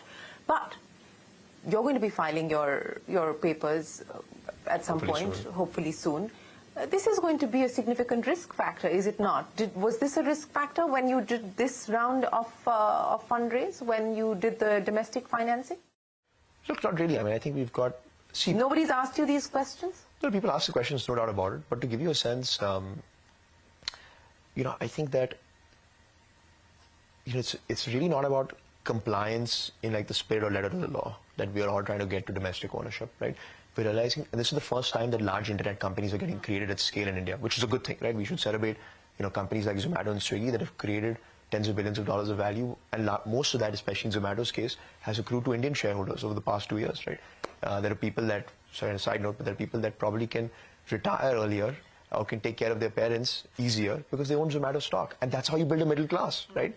You own Boeing stock for 30 years and you build a middle class like that. You don't touch it and you create wealth, right? So it's a good thing. But to give you a sense, what we're all realizing as an internet ecosystem is to build real value at scale, right? Tens of billions of dollars without having to, be an Amazon or a Walmart, right? To get to that scale, you want to be an Indian company, and it's looked at very positively, not just by the government, but even by the market, shareholders, and the public at large, right? People trust you more.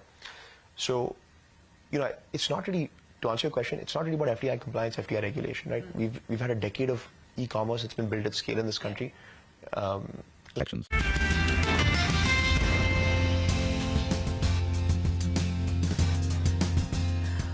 Welcome back. So the equity markets have managed a bit of green. Let's figure out what's happening in commodities. Manisha is with us now in the studios. Manisha, what's top of mind?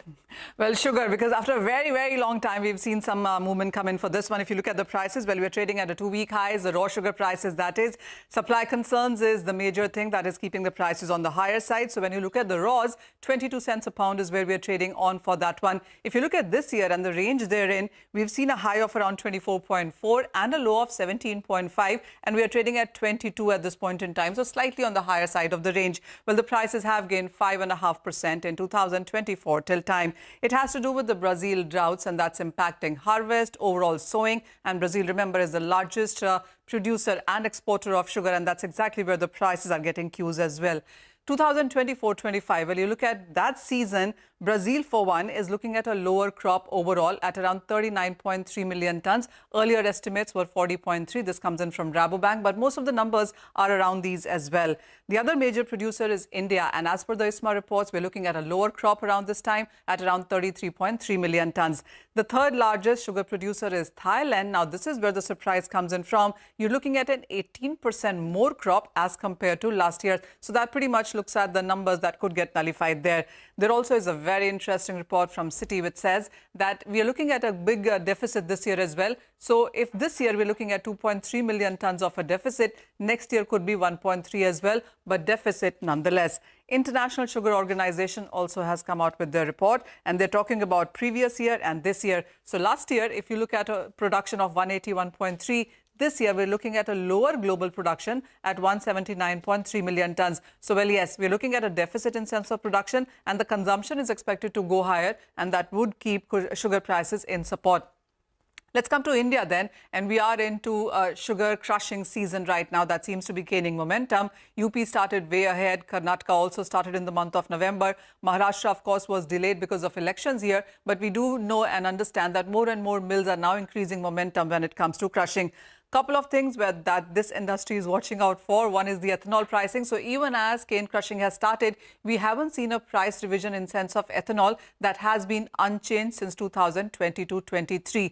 Another thing that has been unchanged has been the minimum selling price of sugar. The last time we saw that one come was in the year 2019 at 31 rupees per kg. As of now, the cost of production itself is between 34 to 37. So this is another thing that the street is hoping would get changed. All right, Manisha, thank you very much for that. So that's commodities in focus. We take a quick commercial break here. Our special segment is the economy. My colleague Lata will be speaking with Sameer Goyal of Deutsche Bank in the if the rally in the dollar index has peaked. I remember last night dollar index was down about 1%. We'll also, of course, discuss what next for US and Indian bond yields from here on. Stay with us.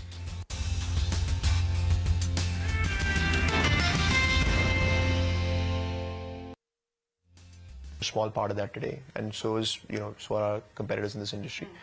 Now I'm just trying to understand why it suddenly becomes such a big issue as far as companies like you, and perhaps again, as I'm pointing out, we don't know. There's been no official comment from Zomato, but I mean, HDFC has foreign holding, and it's in the banking space. Why are you guys getting so concerned about this? There's a difference between financial services and what we're building, which is commerce, right? We're employing. I mean, obviously, HDFC is one big example. There are obviously lots of examples of large Indian companies, right? Like the Tatas and the Reliances of the world. But I mean, that's the feedback that we've gotten, right? In general, if you look at companies, in the Nifty 50, right? Most of them are, Indian owned, and most of them have, that's been the broad example. Obviously, there are exceptions, no doubt about that. But yeah, look, I think, you're right to say that, why has it become an issue suddenly? I think we're expecting that, we will scale, we will create value. So is this a preemptive move, is my question? Yeah, look, candidly speaking, I don't think raising this financing is going to change one thing or the other, right? I don't think that it's going to change something for tomorrow morning. It's more a long-term track, right, where over the next 6, 9, 12, 15 months, we keep building Indian ownership. So what will be the ownership? How much do you dilute with this round? How much do you hold between you and Cavalier? What will the foreign shareholding be, and what will the domestic shareholding be? Yeah, so, we are, we will own, by the time we go public, we'll own about 20-ish%, right? And there are a couple of, pieces that we're making, a couple of things that we're closing, this flip from Singapore to India, and just, getting ready even just from a legal perspective to go public in a couple of quarters. But yeah, we'll own around 20%, right, which I think is decent, right? So like if you build a large company, that'd be great. But back to answering the key question, right? You know, is it, you know, I don't really look at it as a risk factor, right? We are today, like, we're not only FDI compliant, but we've got a long precedent of FDI compliance, right? Before us, well before in this industry, in equally.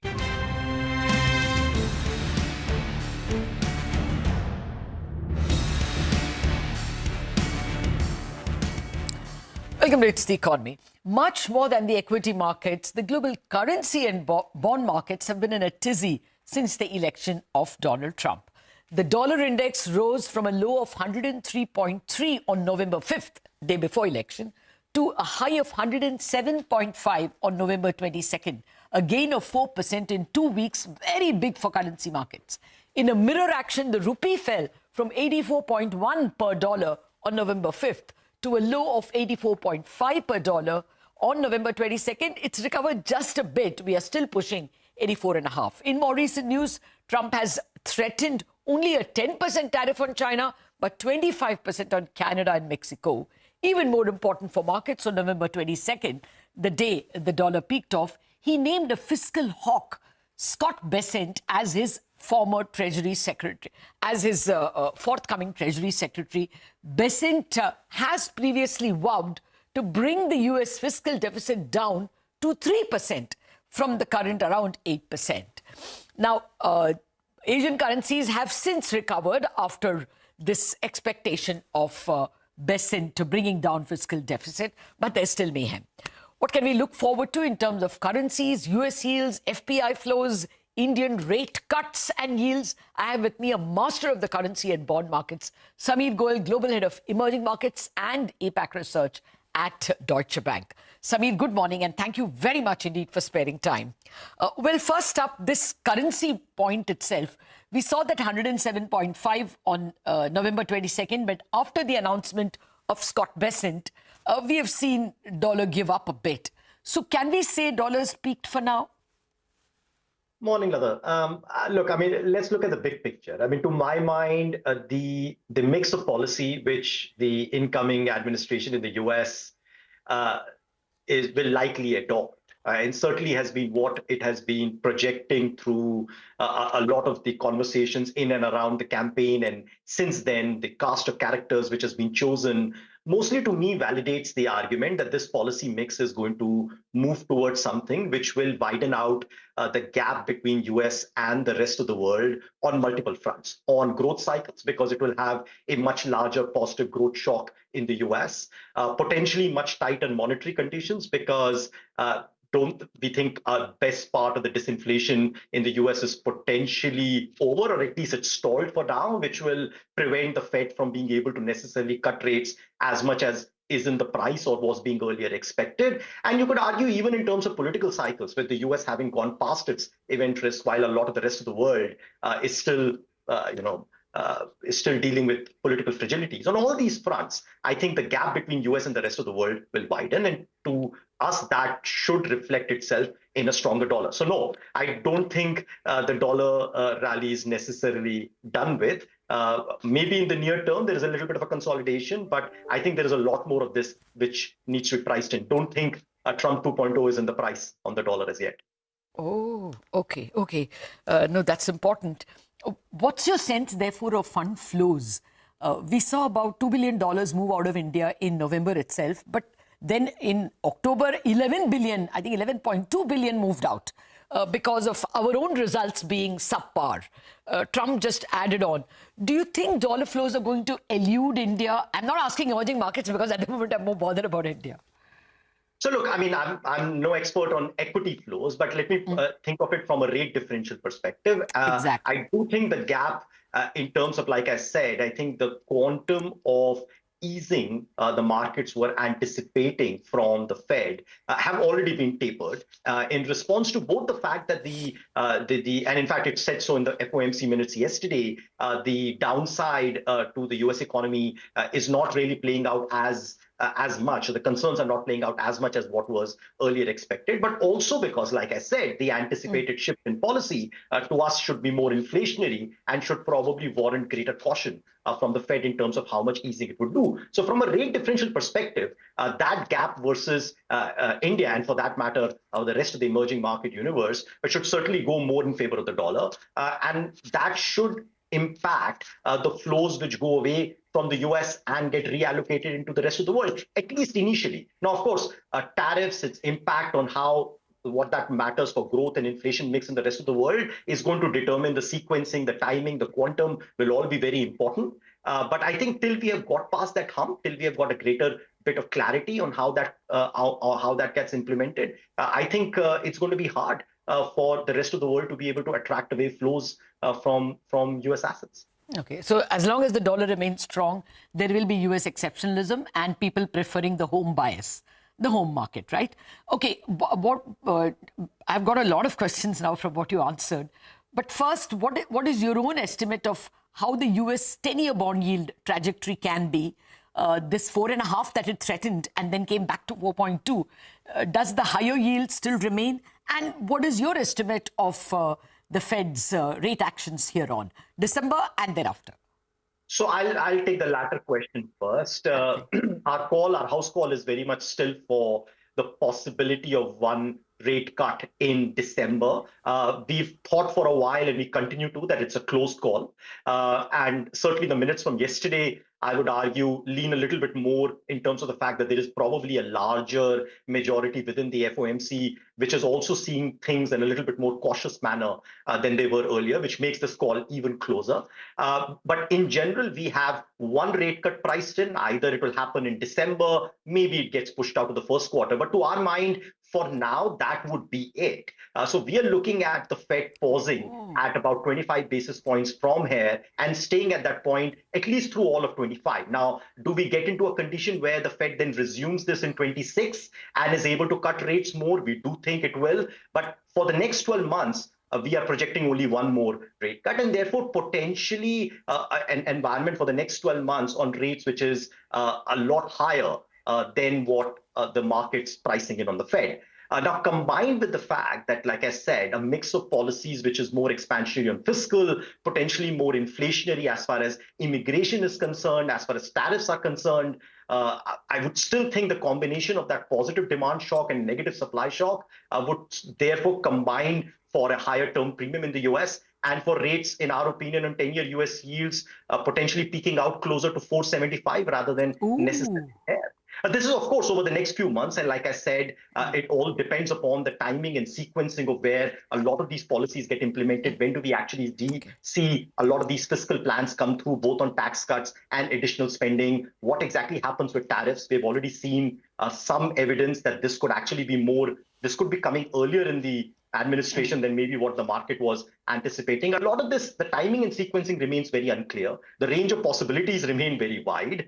But in this uncertain space, the direction to us is still one for where dollars should be stronger and yields in the US higher, in our opinion. No, if this is the ecosystem in which the Reserve Bank is operating, that dollar is likely to be stronger rather than weaker, and yields are likely to be higher rather than lower in the US, they are going to continue to keep fund outflows or pressure on the rupee as their base case.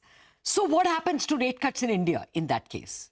So look, I'll start with the point of where India is different from a lot of other countries, especially in the emerging markets, which is that I would argue the Indian economy and therefore the central bank as an extension has more degrees of freedom. It's a much more domestically oriented economy. It depends a lot less on offshore capital flows than do typically most emerging markets. Its current account, while we suspect the gap could widen out a little bit next year, but is very largely under control, is something the net balance of payments deficit can be well controlled. There are adequate reserves, adequate measures, adequate ammunition which the central bank has to be able to control the market. So I think certainly more degrees of freedom. Now, can it be completely insulated, immune from the trend globally? Certainly, if we see a dollar to be stronger and rates to be higher, possibly not. But I would still say the rupee will in my opinion, will outperform a lot of other emerging market currencies, would probably weaken versus the dollar. But I think the central bank would guide that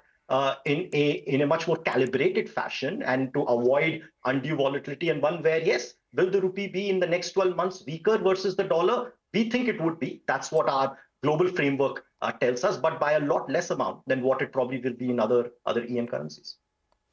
Okay. Now, finally, to bond flows. You know, up until September, we were celebrating the inclusion in the bond index, and practically every month we were getting about $1.5 to $2 billion on bond inflows from FPIs.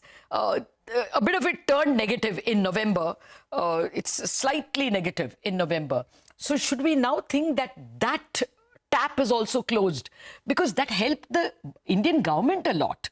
The cost of raising money fell sharply to 6.75, the 10-year paper, from 7.25 earlier this year. That's a big 0.5 percentage point fall in cost of money for the government of India. Is that over now? We should think that the bond... I am inclined to think of it as more of an interruption rather than necessarily a shift in trend. I think a lot of the FPI money coming into India was obviously a combination of both a structural trend as India's weight in GBI went up and therefore there needed to be exposure for global portfolios, but then also interrupted by what has obviously been a big shift in thought process around where the global cost of funds and particularly around core rates, US rates will move. I think that's where a little bit of this adjustment has come through. But again, I would think that the trend resumes in terms of, like I said, for India, which we consider as a market which is more defensive, more decorrelated compared with a lot of other EM, I don't see a reason why global investment portfolios, particularly ones which are benchmarked to the GBI index, would want to run any particularly large and underweight. It's a high-yielding currency which is largely decorrelated. I would imagine that most global investment portfolios would want to run market weight, maybe even slight overweight within an EM context on Indian fixed income next year. It does need more clarity. We need to appreciate that the uncertainty in how the growth inflation mix around the world moves next year is very high. So I think there will need to be those adjustments. But ultimately, I would still think India is a much better defensive and decorrelated trade in an environment of stronger dollar and higher rates. Okay, I'm completely out of time. I've got a warning from my producer. Give me just two numbers. The rupee range for the next 6 months and Indian bond yield, 10-year yield. So I'd say next 6 months, if our play goes out, I would say dollar rupee is about above 85. The bond yields, I would say it should stay well contained within 7%. Anything higher, I think is going to be more unsustainable, and we'll probably head lower down again from there. So I'd say 675, 7. Okay, so that's very much the current range. Sameer Goel, it was a pleasure speaking with you. Thank you very much. Though you make a very scant appearance, a very rare appearance, thank you very much for joining us today and parsing the global fixed income and currency environment for us. Wrap up on Bazaar. Chalk Post is coming up.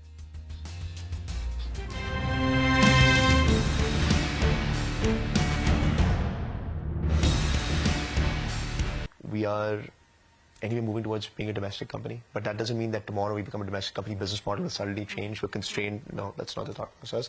Business model will stay the same, even as a domestic company. But, you know, today these large IPOs, hopefully if you become a large company, what does this preempt, right? This preempts us, you know, I hope, right, and then maybe be optimistic, but in the next 12, 24, 36 months, I think we'll be like a 15, 20, $25 billion company. I don't know when, I don't know if it's 3 years, 2 years, or maybe longer, but it seems like that scale is going to come. And that's what we're preempting, right? We're preempting that, saying that we would like that large-scale value to accrue to Indian shareholders. And now we have an opportunity to do so. So I think that's true for Zomato as well. They started as like a largely foreign-owned company and over time moved towards Indian ownership. A lot of that value scale happened there. Similar with, I'm sure, Swiggy over the next couple of quarters. But for the first time, we have that opportunity, and so all of us are taking that option.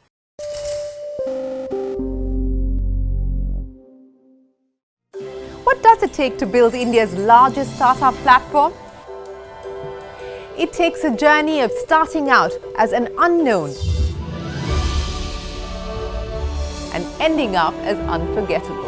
It takes more than 2 decades of celebrating the most influential and influencing the most celebrated entrepreneurs. From chronicling the stories of India's startup universe to becoming a success story in itself. as India's longest-running show on startups and entrepreneurship. Celebrating 21 action-packed years of building India's biggest startup community. Young Turks at 21. Only on CNBC-TV18 and CNBC-TV18.com. So I bet you were looking at the Swiggy IPO very, very closely. What was going on in your head as you saw the listing, which got off to a slow start and then sort of shot through the roof on day one? Yeah, I think it's great. Like, I mean, it's huge kudos to what Harsha and the team have pulled off, and I think it's great for the ecosystem. I mean, I think we should, one of the last things I mentioned, Shireen, is that we should be celebrating this. This is Indian technology, like quick commerce, and Swiggy's IPO. I think it's fair to say, largely powered by excitement about quick commerce, right? Zomato's performance, largely powered by excitement in quick commerce. I think that's not a controversial thing to say. It's a consensus view. We should be celebrating quick commerce. This is good for the country. This is Indian technology, Indian innovation. This hasn't worked anywhere else in the world, and it's real infrastructure for ordinary people. Like, this is not for like the top 0.1% of India, right? These are people who now realize the scale they were getting to. This is impacting ordinary people's lives at scale and now going from metro cities to beyond. But the way that I look at it is we should be celebrating the fact that today, because of Indian infrastructure, Indian technology, there's a mom in Noida who's able to take a part-time job because her life has become easier.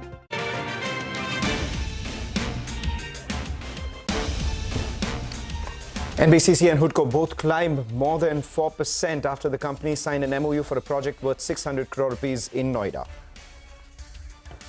Case International is up close to 5% after winning turnkey order worth around 1,700 crore rupees from Power Grid. The stock is still holding with a gain of 2.5%. Godrej Properties launches QIP. Sources say the QIP size has been increased from 4,000 crore rupees to 6,000 crore earlier. The stock is up nearly 0.5%. Colgate-Palmolive, the shares rise in today's trading session after the analysts meet with the management guides for balanced growth ahead. Brokerages, Goldman Sachs and Citi, they issue sell calls on the stock, while Jefferies remains bullish on the stock. Aditya Vision and Electronic Marts India are up after Nuvama initiates coverage. On Aditya Vision, they have a target price of 672 rupees.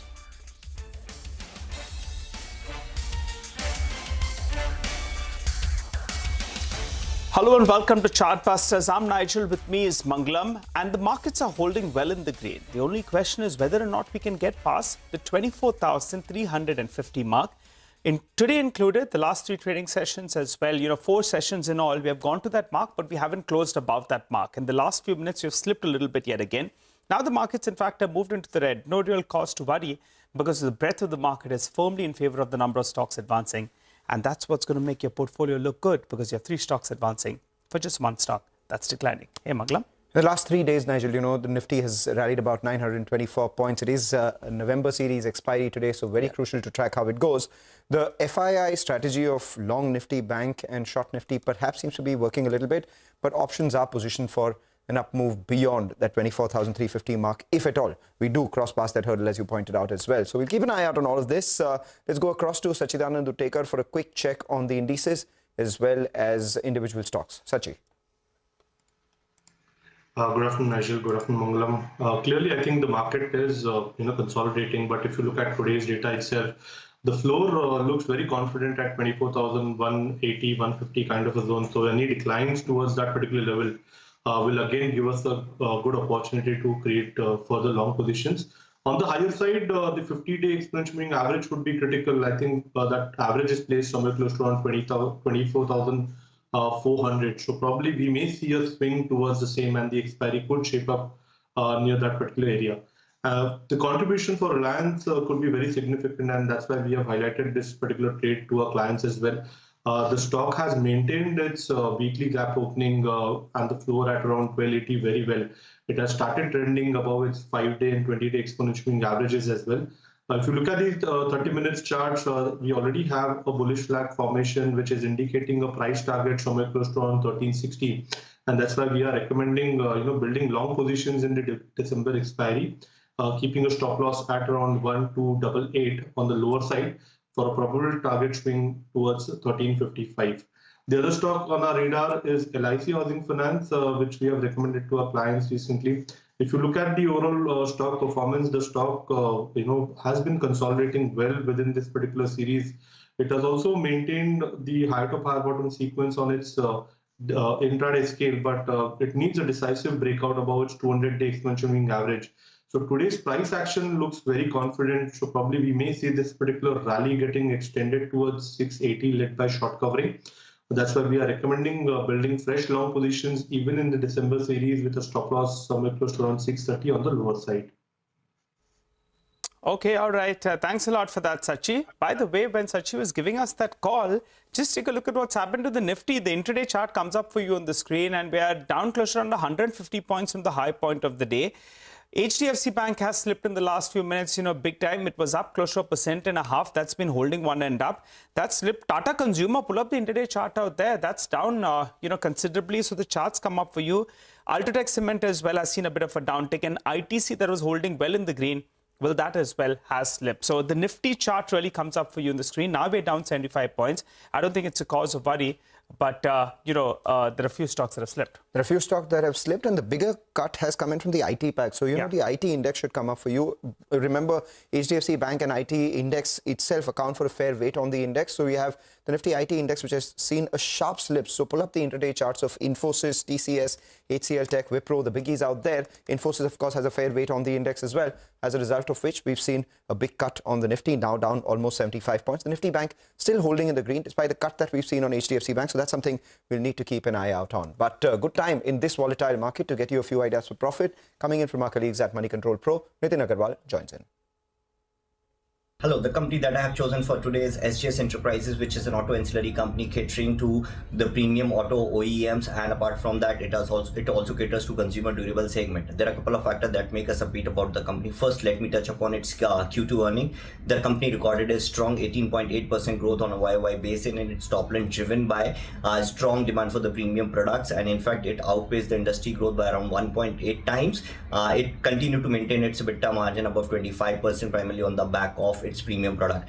Now, coming to the outlook, there are factors which continue to make us upbeat about the company. First, the company continuously has been innovating new products in the premium segment, which have higher content per vehicle. In fact, the content per vehicle for the SJS has increased from 5,000 rupees to 15,000, and it is expected to rise to around 18,000 rupees per vehicle. In addition to that, company continues to focus on export markets. Its share of the revenue share from the export is around 7.5% as of FY24.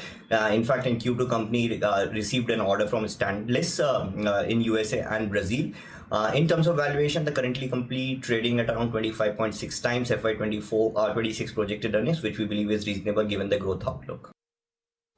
Right, now the cut on the Nifty is accelerating. We're down 120 points, and we're looking at a bigger cut coming in on HDFC Bank as well, Nigel, at the low point of trade for HDFC Bank. And the Nifty Bank too, just moments ago was holding in the green by about 0.1%, and now that too has flattened out, currently moved into the red just as we speak. So big gash coming in. The Nifty now at 24,140. Yeah, Mangalam, we're trying to get some confirmation, but it appears the street is a little bit jittery about some geopolitical issue that just played out in the last, 10 minutes or so. And because of that, the street has got a little bit cautious, but we'll wait for an official confirmation whether or not there's been any kind of escalation. It appears some kind of murmur, some kind of not confirmed news report suggests that maybe there is some geopolitical issue that's come back into play, which could be part of the reason why we have seen this sort of a downfall. But as past evidence suggests, that most of this doesn't result in a big escalation. So hopefully, for the good of humanity, for the good of the markets as well, that plays out yet again and things stabilize on that front. But that's one of the factors could be at play, the reason why we have slipped in the last 10 minutes. 500-point gash on the Sensex. We'll definitely keep an eye out on that. And if it is a geopolitical related issue, we'll obviously watch out for, Brent as well. Brent's still holding at around 72.5, so no major change out there. What we'll do is take a short break, come back on the other side. We'll get a corporate conversation going. Amod Dahanukar, who is the CMD at Tilaknagar Industries, joins in to discuss the company's new luxury brandy launch, the outlook for the business at large.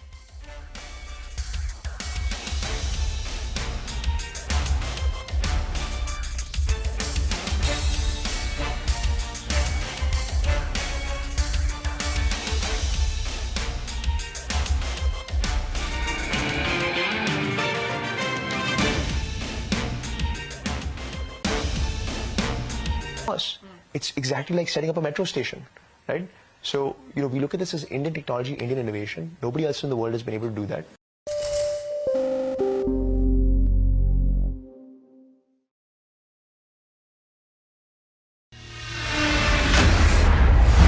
CNBC-TV18, an unending pursuit for excellence. A pioneer, a leader, a visionary, building a lasting legacy of credibility, consistency, and trust. Giving unparalleled access to global thought leaders and powering conversations that are shaping the new world order. Setting the highest standards through exemplary leadership. It is this unrivaled reputation for the most comprehensive coverage, actionable intelligence, and in-depth reporting that makes CNBC-TV18 India's #1 business news brand.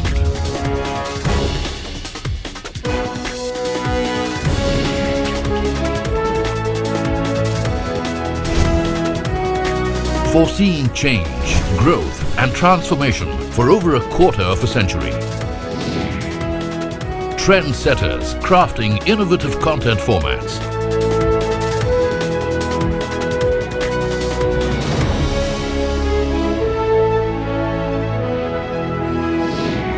And award-winning business journalism. On air, online, on social media. As we embark upon 25 years of excellence, we invite you to be a part of our future.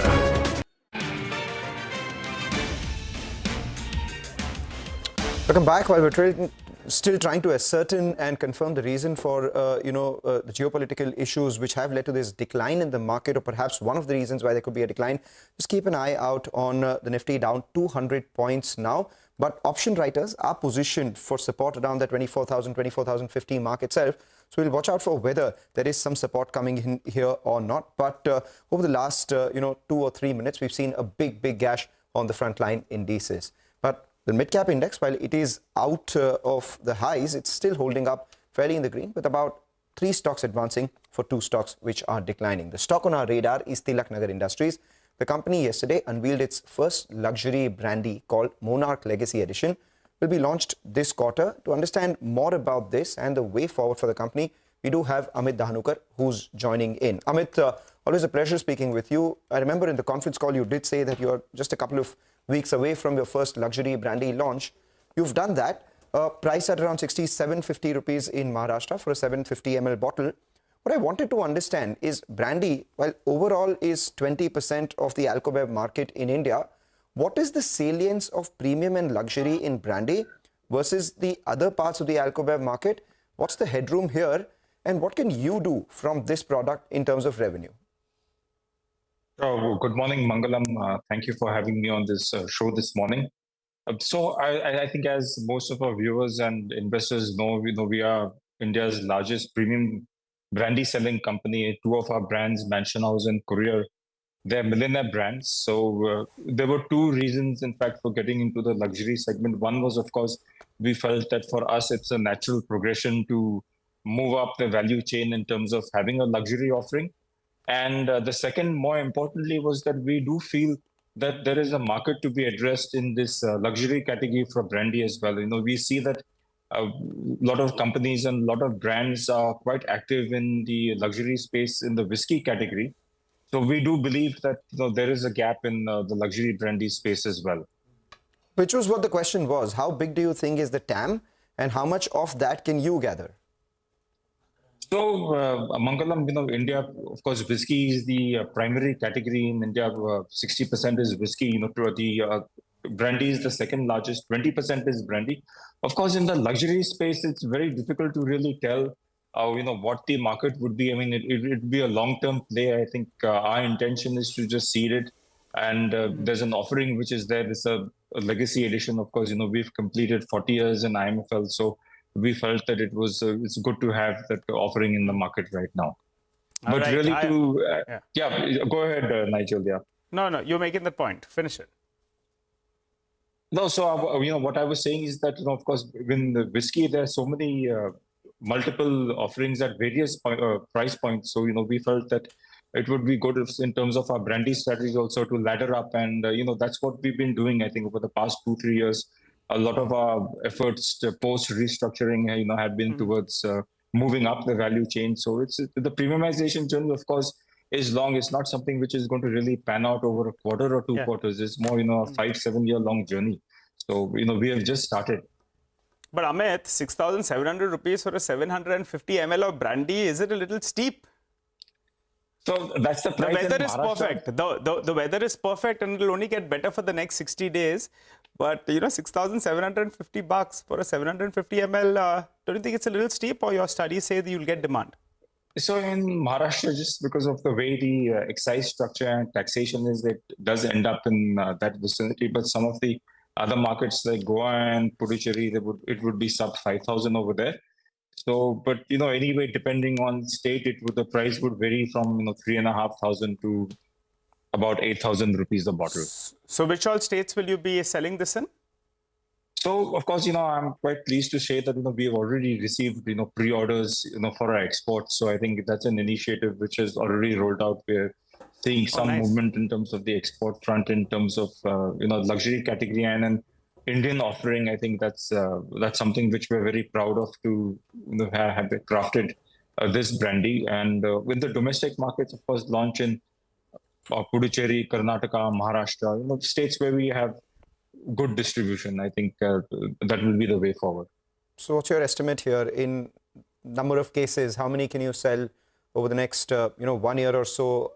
Just trying to understand, because you say there is a gap here, you are also exploring it, and the demographic of brandy drinkers would perhaps be a little different from that of whiskey drinkers. So just wanted to understand what your internal targets are before you launched this. It's so difficult to really put a finger on that, Mangalam. I think it's too early. I think but one thing I can say that more from cases will be looking at bottles sold rather than cases.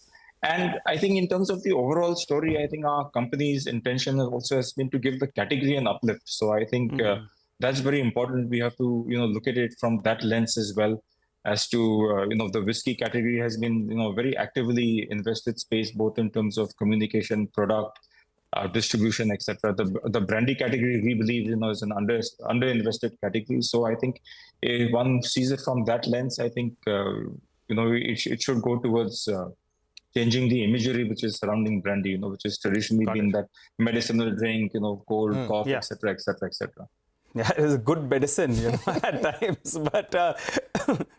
The way you're coughing, No, Amit, tell us about Q3 now. Let's keep brandy aside. How is the business shaped up? It could be a blockbuster quarter. Is it shaping up like that? You have Diwali, you're going to have Christmas, the winters, right down your alley.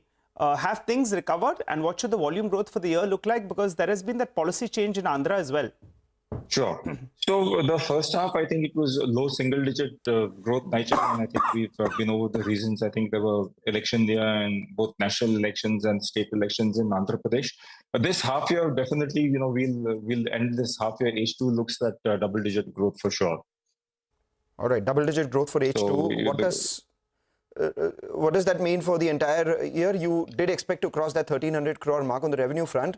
From a volume standpoint, steady state, you've guided for 12 to 15%. But this year would be how much? I think this year would be around same. I think our revenue guidance, Mangalam, if I'm not correct, it would be around 1,600, 1,700 crores for this financial year. Okay. All right. Just a quick point, about you'll have acquired a couple of companies. I think the last one, Spaceman, if I remember correctly, you increased the stake from 10 to 20%. And they are coming out with some blockbuster, drinks. Personally, I've tasted Samsara, which is brilliant as a gin. And the rum addition is very, very good. Sitara, wow, I think that could really rock. Do you have any plans of increasing stake from around 20%?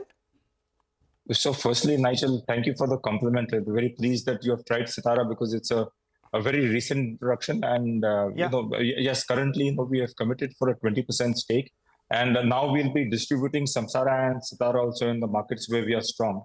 So, we do see this partnership going forward in the coming years. But will you increase stake, because both these two brands, they could do pretty well, as an option for rum. The Sitara is going to be, for those who want to drink more premium rum, I think it's in that vicinity of around 2,700 to 3,000 rupees. And even Correct. for the gin, there's a fair bit of demand. So sooner rather than later, would you want to go ahead and increase your stake?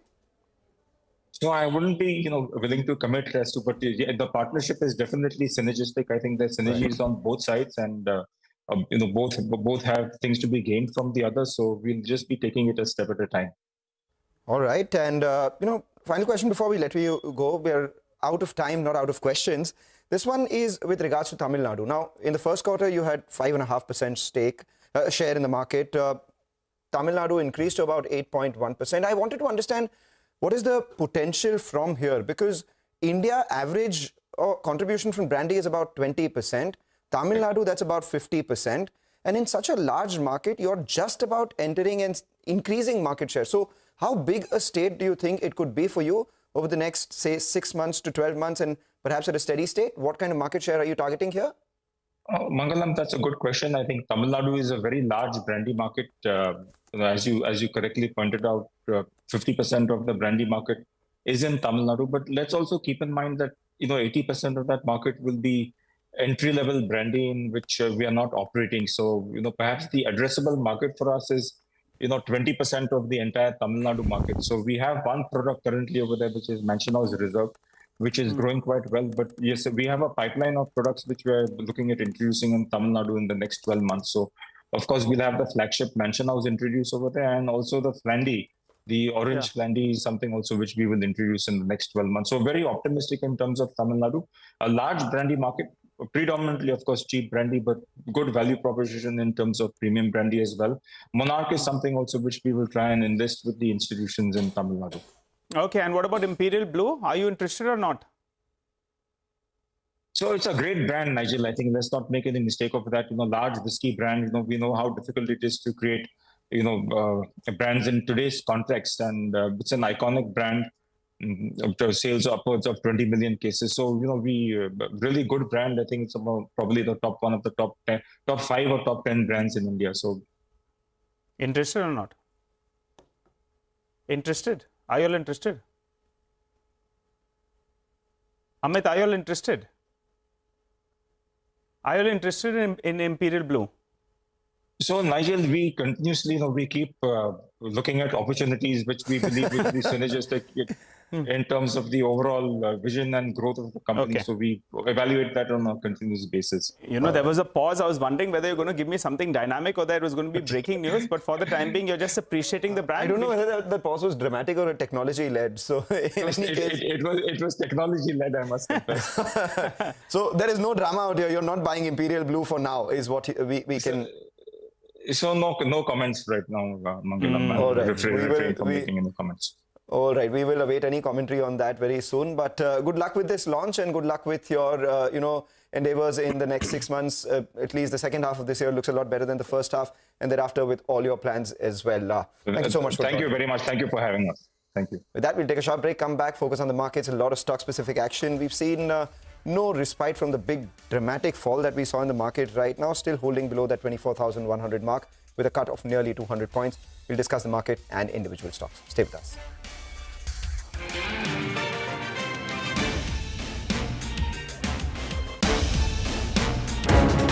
CNBC-TV18, your trusted partner and investment ally. It's a very special week for us this week. I'm here celebrating our 20th anniversary in India.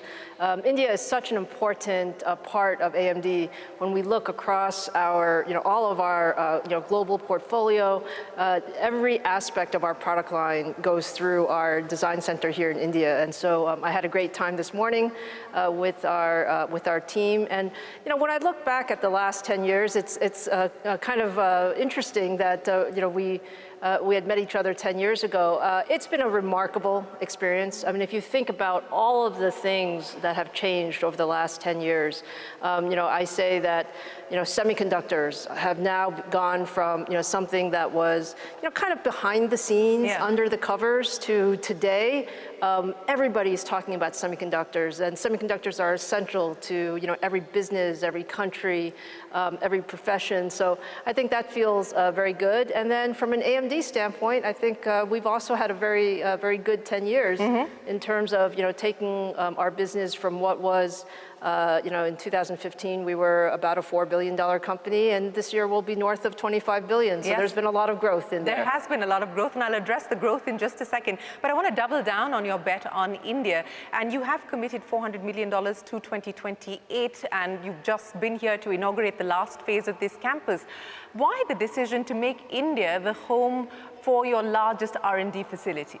Well, we actually look at it in a very logical way. When you think about our business, it's all about having the most talented people around the globe.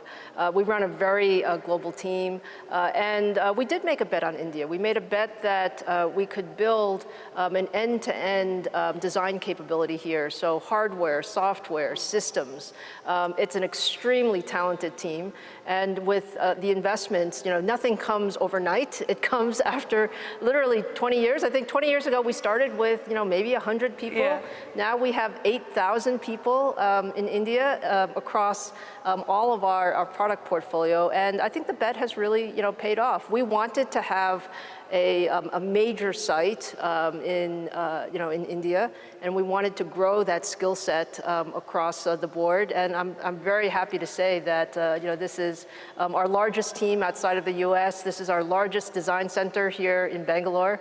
So it is a very special place. Well, I'm glad to hear that from you, Disa. I also want to link this to the larger semiconductor story that's now starting to play out in India. You met with the Prime Minister in September when he was in the US for his visit. India is aspiring now to become a manufacturing hub of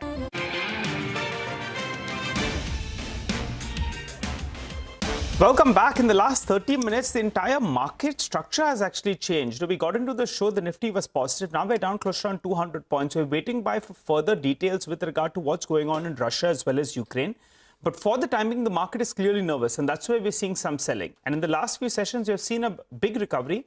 So, that's why the temptation to book some profits, it seems, is played out. But we'll get a clearer picture because as of now, there's no big spike up in crude oil prices or gold. Gold should see some safe haven buying. Crude should move up because there could be some kind of restrictions with regard to oil. So let's see how that goes. For the time being, we'll wrap up on this edition of Chartbusters. The team of Trading Hour, though, is waiting by. They'll take all the action forward.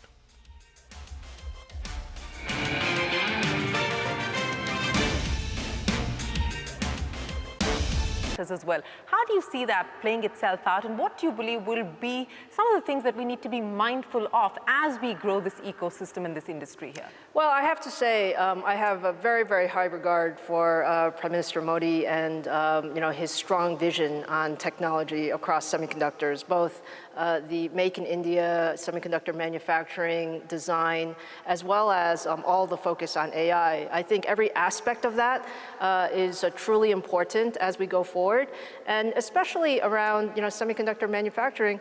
What I admire is the very concrete, pragmatic steps that have been taken to both attract global companies here, as well as building the local infrastructure and ecosystem.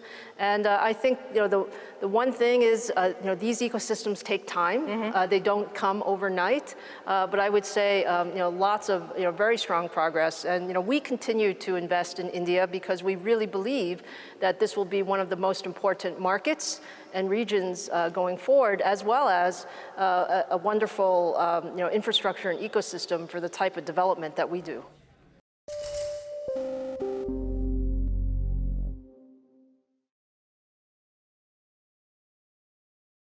Each company has their own strategy, so I cannot comment into what others are doing in. But we are very sure that after the launch, we will definitely take again the feedback of the customers who gave the feedback initially in terms of what kind of product they are looking at from us. And after the, not only the product, but even the service aspect which we have mentioned today, will also give an assurance to all the customers who are actually looking for a trust and reliable product in the market, which currently is not available as of now. So keeping that in mind, we will bundle the entire price accordingly, keeping in mind all the aspects of our product as well as the services which we will render from our rendering setups.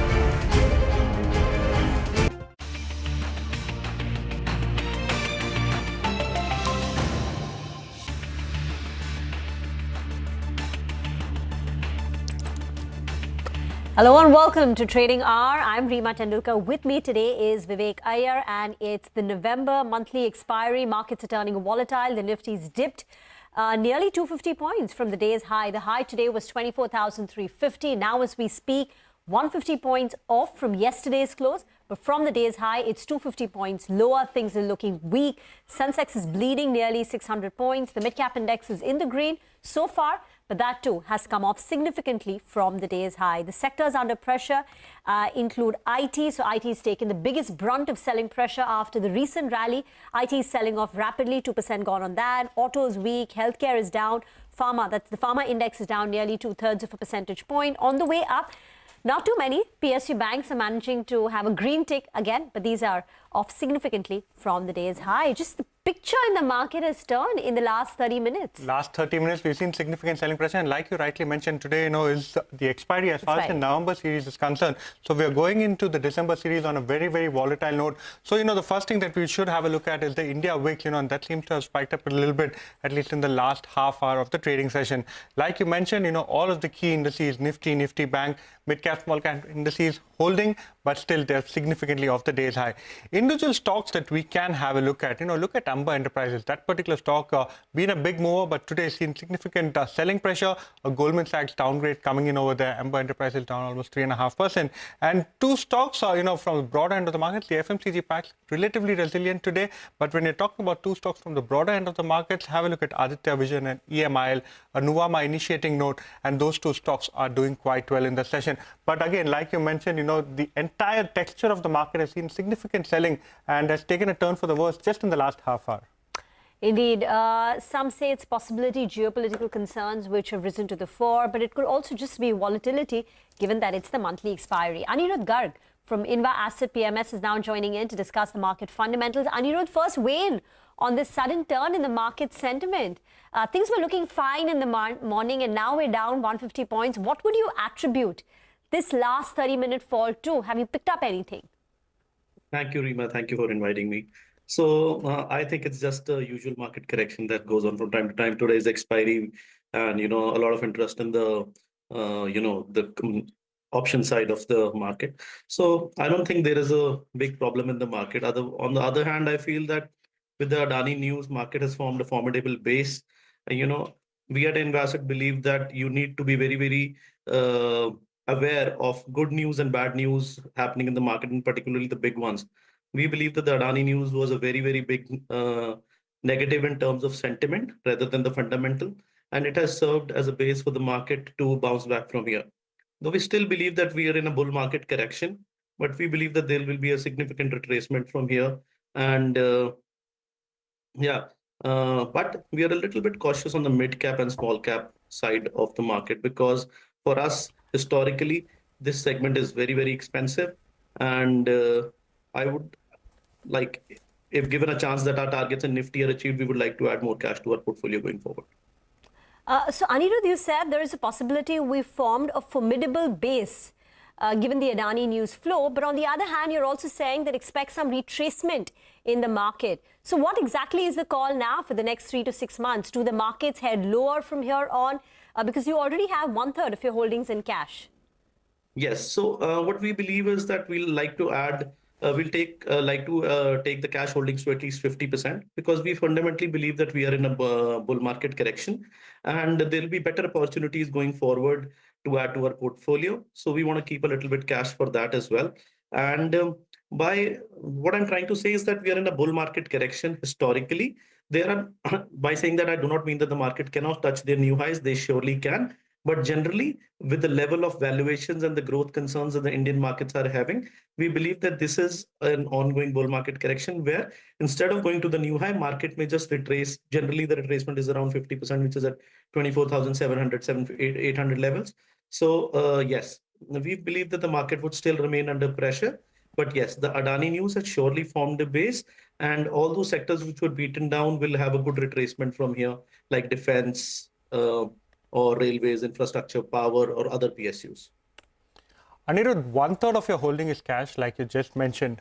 You want to raise it up to 50%. So are you, ruling out a recovery as far as earnings are concerned, at least in the second half? Do you think earnings could be further delayed? Yes, I do believe so. And also, along with that, the levels at which the market is operating, the valuations are not providing us a lot of comfort. The leverage bets in the market, the extraordinary interest of the investors that we have seen in the last say 6 months, not even 1 year, last 6 months is something I believe that is extraordinary. I've not seen it in 17 years of my career. A lot of bets which are placed without looking at the fundamentals, just looking at the momentum, I believe will be corrected. And this is a usual course of business in the markets, nothing usual. You know, whenever there is a bull market, you tend to forget that bull market corrections are also a part of the market. And something of that sort is going on in the market. Except 2018, I've never seen markets moving up in such valuations. So yes, these are markets and there can always be chances that we may be wrong, but we move according to probability. And with such high valuations and low growth, we still believe that the Indian markets need to take a breather for some time.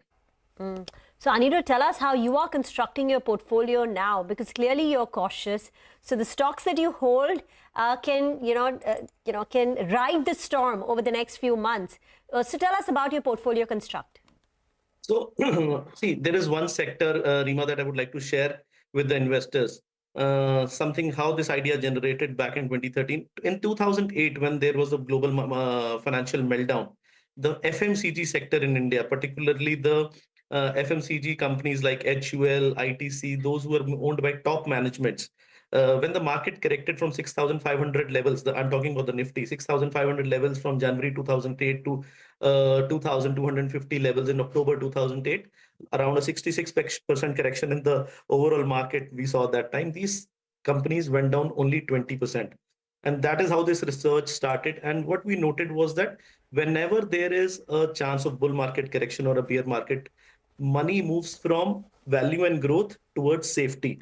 So FMCG is one of those pockets where money moves a lot. So we would say 1/3 of our portfolio we have placed in FMCG, another 1/3 of our portfolio we have placed in index stocks.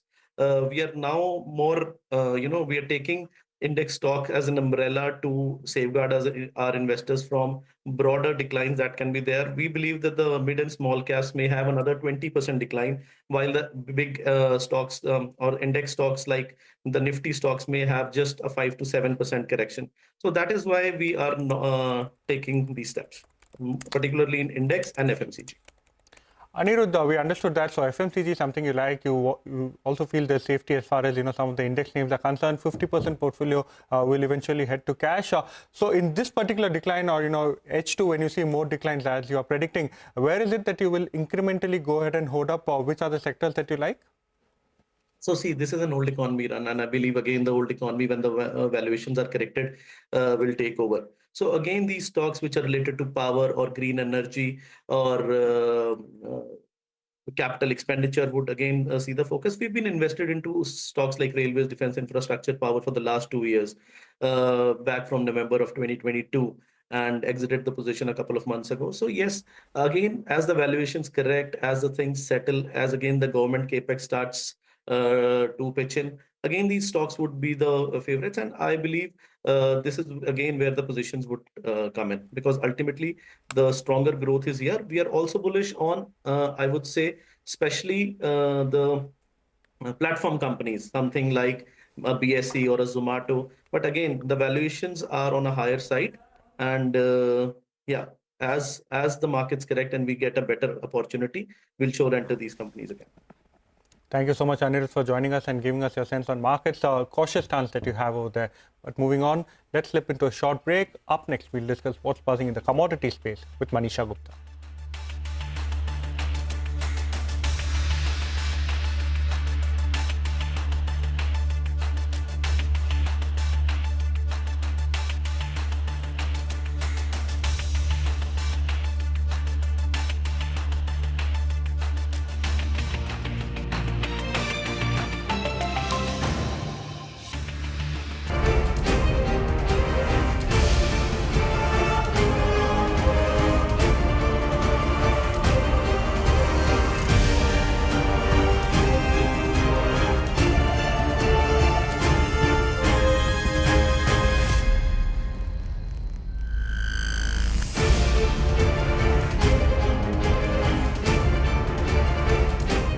मोटरसाइकिलों को जलाया हुआ है। सबसे बड़ी जो मुझे evidence मिली है वो जो कंटेनर को इन्होंने आग लगाई उसकी वजह समझ आ गई है। उसके नीचे कागज़ों की राख है।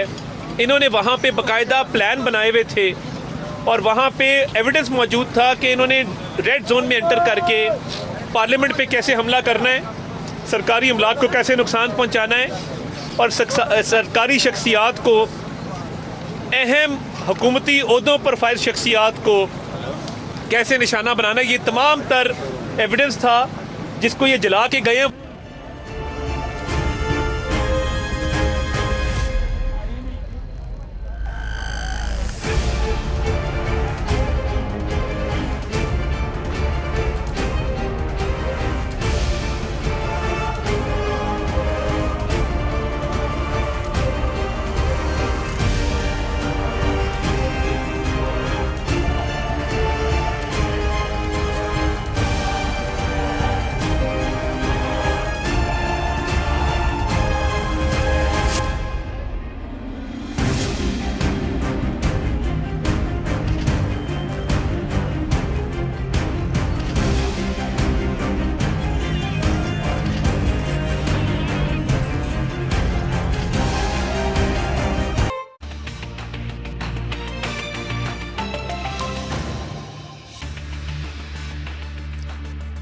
Welcome back to Trading Hour. Well, shifting our focus now to the commodity space, Manisha joins in, and today we are focusing on silver.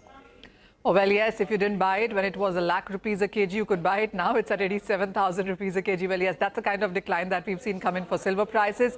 The high for this year has been $34 an ounce. And from there, we've broken the psychological important level of $30 an ounce. And today as well seems to be another day when we are looking at another percentage point going down into the markets. So with this decline, we are trading at a 2-month lows. We also have seen prices decline by 13% on a month-on-month basis. But for the year, we still are in the positive by 20%. There was a time when silver was up 47% in this year. Clearly, those kind of gains seem to be easing off. Silver has slipped on fear of tariffs that US seems to be putting up on China. Remember, China is the largest consumer of silver at this point in time. When it comes to industrial demand, it is clearly leading it with solar panels, photovoltaic. And if those tariffs could do any damage, that's exactly what we are seeing in sense of impact there. The second thing is about the month of December and the US Fed, whether it would cut interest rates or not. The probability of that is now just about 60% that's weighing on. The strength in US dollar also has been yet another reason. And then the Indian prices also have seen a very sharp decline. The markets do believe that, though, that the price decline could work in favor in sense of demand going forward, especially with Indians right now into a very strong, thick feeding season. You could be looking at those numbers adding up on the higher side. Thank you very much for that, Manisha. Silver price is down, but still up 20% for the year so far. Get into a break. We'll come back and discuss market technicals. Nagraj Shetty from HDFC Security joins in with his top trading bets.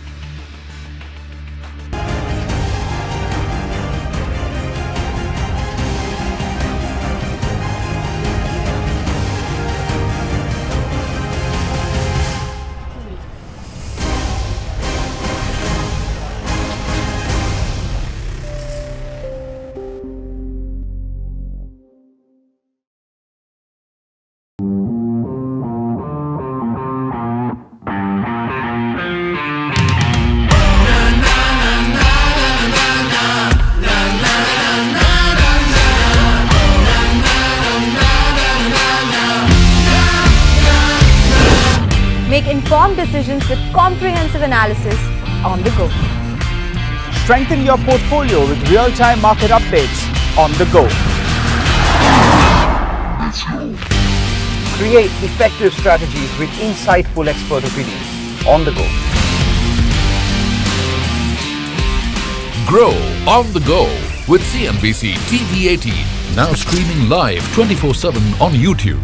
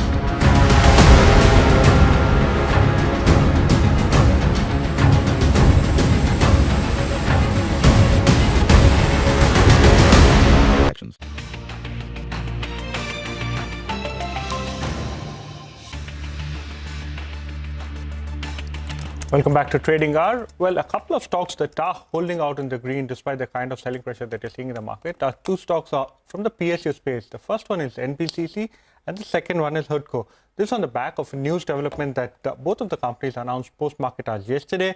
NBCC and HUDCO have signed an MOU, and this is for the development of a 10-acre institutional plot in Noida. HUDCO, intends to create an institutional complex, spanning both commercial as well as some residential area as well. And the project is expected to have close to 8.71 lakh square feet of built-up area. What will be the total project cost? Close to 600 crores, and NBCC will be the project management consultant, and they will undertake the execution of the complete project, with the scope being both from concept till the end commissioning. So overall, a positive development for both NBCC and HUDCO, and holding out in some green, despite the kind of selling we've seen. But now that mid-cap index itself is also rapidly giving up its green, so close to flattening out now for the mid-cap index. But KEC International is also a stock that you look at, and it's won 1,700 crore worth of orders. Well, that's I recall yesterday, the management was on a channel, and Yes. the first thing that he said was that they hadn't seen this kind of ordering and tendering activity for a very, very long time. But is it because it was pent up and then the election season was a lull, or has it been through the year? Well, the company at the end of Q2 had said that, there were a lot of bids that had taken place, in the last 2 quarters, and the bids were, they were waiting to be opened. So a lot of opening up of bids have happened, and the company was the L1 in quite a few bids. So in the last 3 to 4 announcements that the company has done, there have been quite a lot of order wins that the company has received. So this particular order that we're talking about is a turnkey order of over 1,700 crores. This is from Power Grid. Order has been received in the T&D business, that is the transmission and distribution business. KEC will be designing, supplying and installing 765 kilo voltage transmission lines as well as GIS substations. Order book, remember, for the company stood at a very healthy 34,000 crore at the end of Q2. Company expects very strong order inflow for FY25, and it'll be interesting to see whether at the end of Q3, the company actually goes ahead and upgrades the order book guidance as far as FY25 is concerned. Okay, so watching for a possible upgrade in the order book guidance for KEC International. By the way, Ola Electric continues with its gains. It was a big mover yesterday. They've launched their first gig electric two-wheelers, priced very attractively at 40,000. The stock was on fire. Citi came out with a bullish note, and the stock even today is up close to about 3%. But Swiggy, which has had a good run over the last 3 days, is correcting today. So Swiggy is down nearly about 3%. I think Swiggy went very close to that 500 rupee mark.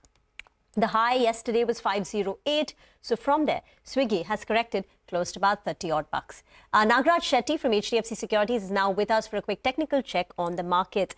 Nagraj, the cuts are getting deeper now. Just 10 minutes back, we were saying that how 24,100 is all set to be breached. That's gone. It's 24,050 now on the Nifty, a 200-point fall. Do you think 24,000 as a level could get broken today?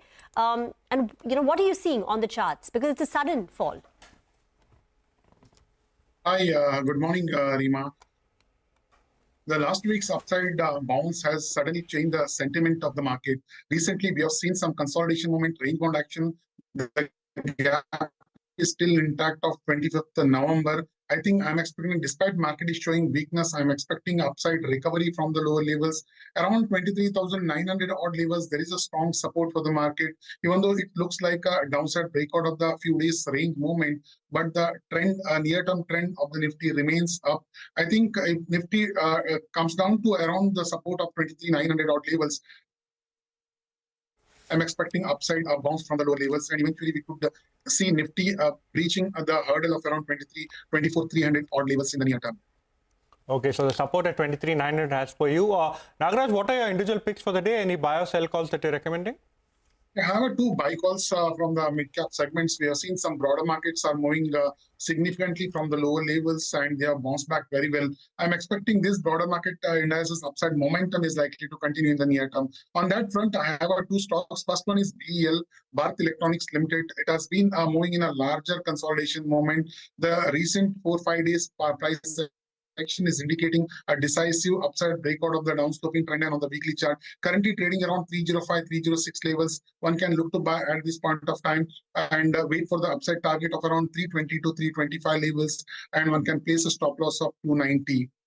And next, I have another stock is BDL, Bharat Dynamics Limited. This stock was in continuous downtrend over the last many months. Lower tops and bottoms were there on the chart. Recently, the recent price action is indicating a formation of important bottom reversal somewhere around 950 levels, and the stock is currently making an attempt to move above the 200-day EMA somewhere around 1120, 1130 levels. Currently placed around 1145. One can look to buy at this point of time. Upside target would be around 1220, and one can place a stop loss around 1120 levels. Okay, Nagaraj, thank you very much for that. By the way, the entire Adani complex is higher today, barring Adani Ports, which is mildly lower. That's down about 1%, in line with the rest of, the frontline indices, frontline stocks. Adani Total Gas is up 13%.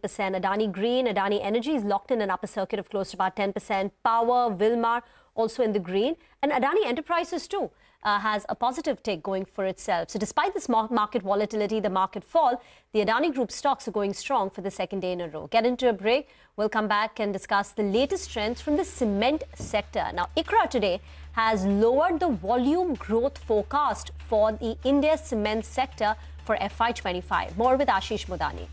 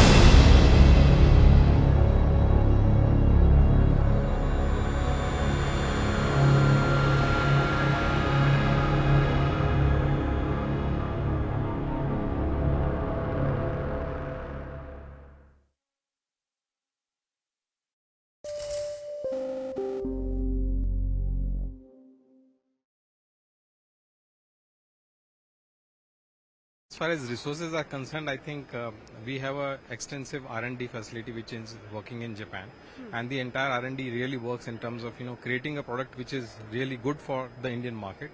And we have done extensive research not only from the customer's perspective but even from the suppliers, from the dealers' perspective as well, in terms of what kind of product they are looking at. And basis on that research only, we have created these two nice products today, for which we are introducing today in Activa E as well as QC1.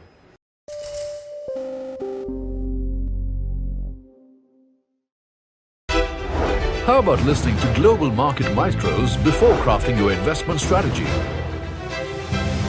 How about getting deep insights into their businesses from top Indian honchos before putting your money on the line?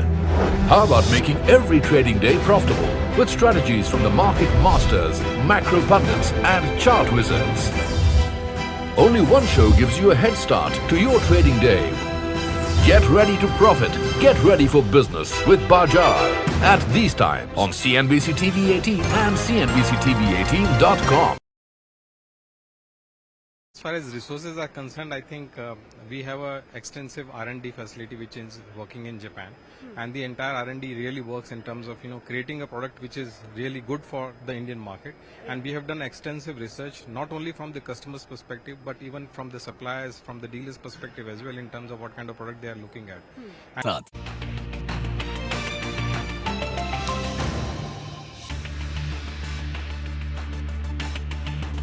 Welcome back to Trading Hour. Well, as promised, we are shifting focus now to the cement sector. In its latest report, ICRA says growth in cement volumes will moderate to 4 to 5% on a year-on-year basis in FY25 on the basis of slower than expected ramp-up in construction activity. Earlier in June, ICRA had forecast a growth of 7 to 8%. They also add that pickup in infrastructure spending will drive cement volume growth in H2 of FY25, and pressure on realization will dampen operating margins of cement companies by 130 to 180 basis points. Ashish Modani, Senior Vice President and Group Head of Corporate Ratings at ICRA, joins us now to discuss more on this. Good afternoon, and thank you so much for joining us now. Ashish, first up, H1, any way you look at it, was very weak as far as cement was concerned. H2, do you expect a significantly better pickup? Yeah, hi, good morning. Yeah, we are expecting a very healthy pickup in second half of the current fiscal. So in ICRA's view, the likely improvement in farm cash flows backed by healthy monsoon and a upbeat kharif output and healthy reservoir level are expected to boost the rural consumption in second half of FY25. So that will drive the cement demand for the rural housing segment.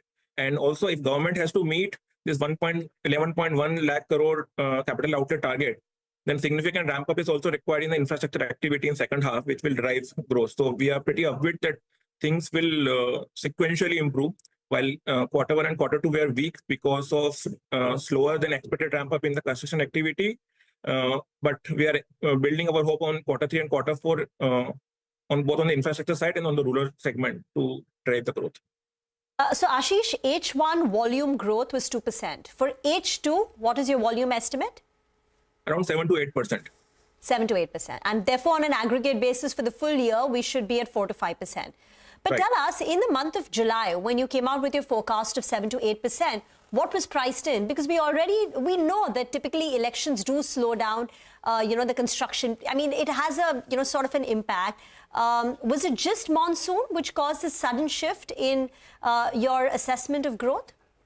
No, so basically what we were expecting is the ramp up post-election, because you have model code of conduct in place and there are certain challenges in the overall activity, and it actually slows down. So quarter one was expected to remain weak only, but in quarter two we have expected a very healthy ramp up in the infrastructure activity.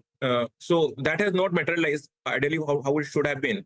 And once all the elections are largely done, we are expecting a very healthy ramp up in the all the markets, especially in the western and the northern market, and things should improve sequentially going after. If you look at the region-wise, in ICRA's view, we are expecting southern market to remain under pressure, but other markets should do relatively better off. Ashish, one thing that we've discussed is the kind of weakness as far as demand is concerned. That has also led to weakness as far as pricing is concerned.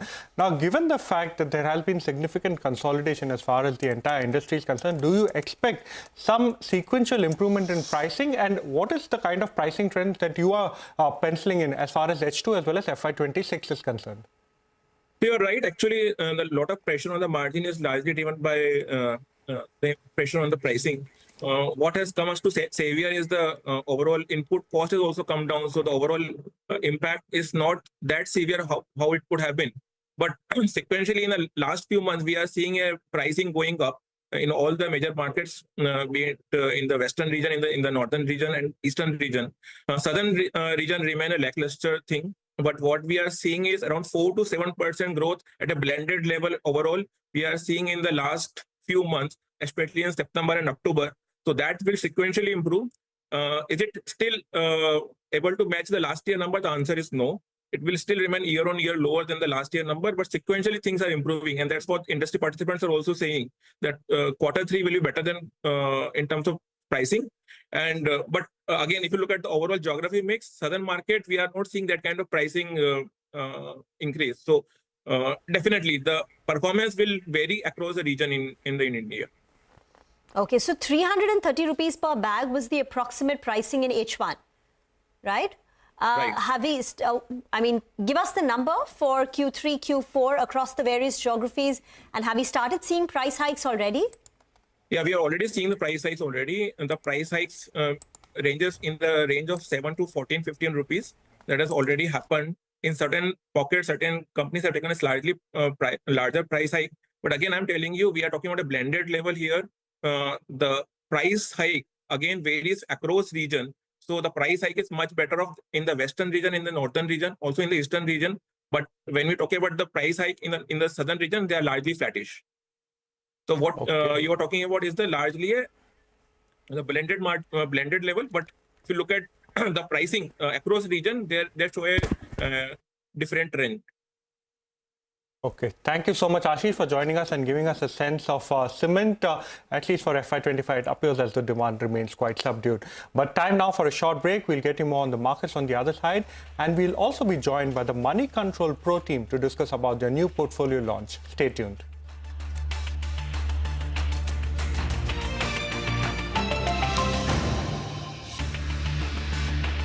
Only we have created these two nice products today, for which we are introducing today in Activa E as well as QC1.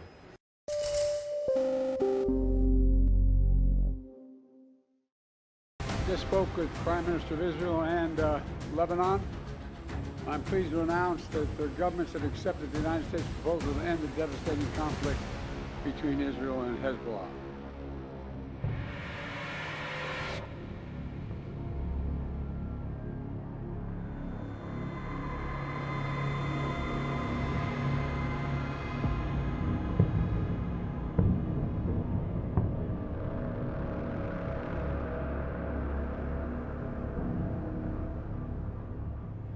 הערב אביא לאישור הקבינט מתווה להפסקת אש בלבנון.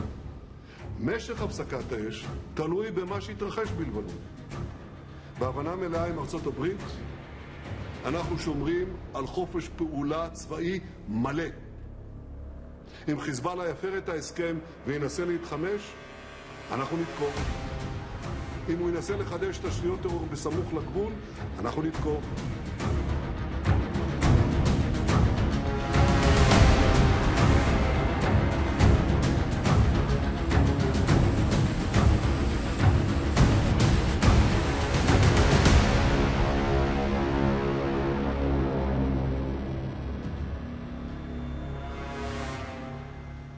Just spoke with the Prime Minister of Israel and Lebanon. I'm pleased to announce that the governments have accepted the United States proposal to end the devastating conflict between Israel and Hezbollah. I want to thank President Macron of France for his partnership in reaching this moment. Effective at 4 a.m. tomorrow local time, the fighting across the Lebanese-Israeli border will end. Will end.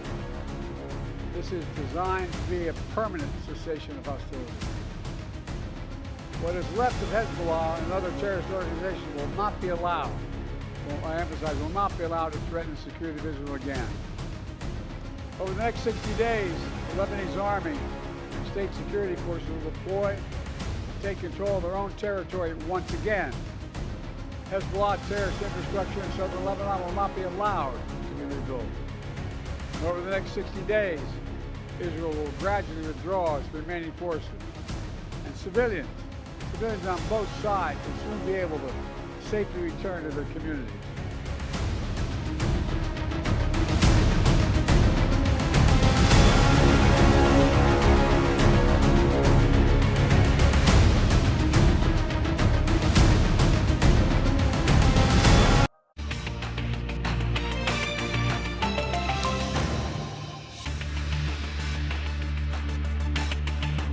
Welcome back. So we've got very special guests in the house. They're actually in-house guests too.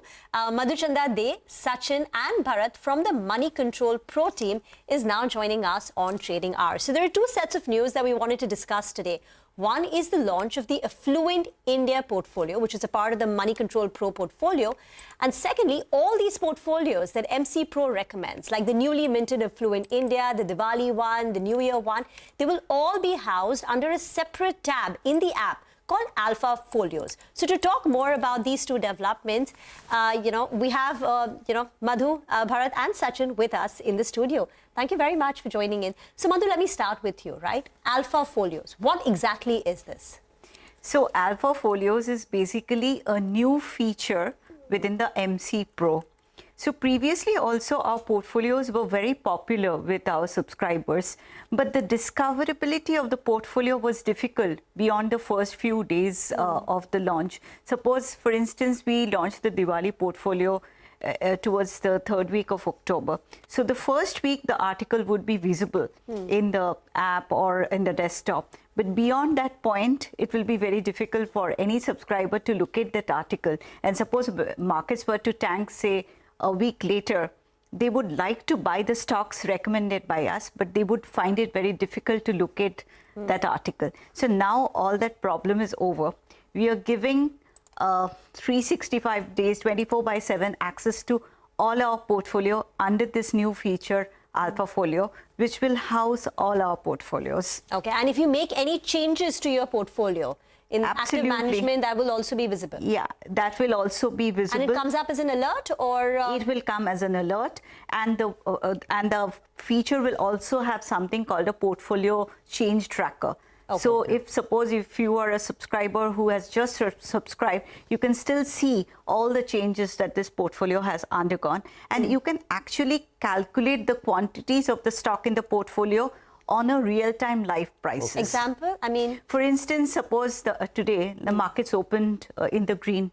Now the markets are in the red, and now you feel that this is the right time for you to buy these stocks in the Affluent India portfolio. You can actually buy the stocks at current prices by, using this particular feature. Okay, so discoverability is one big feature.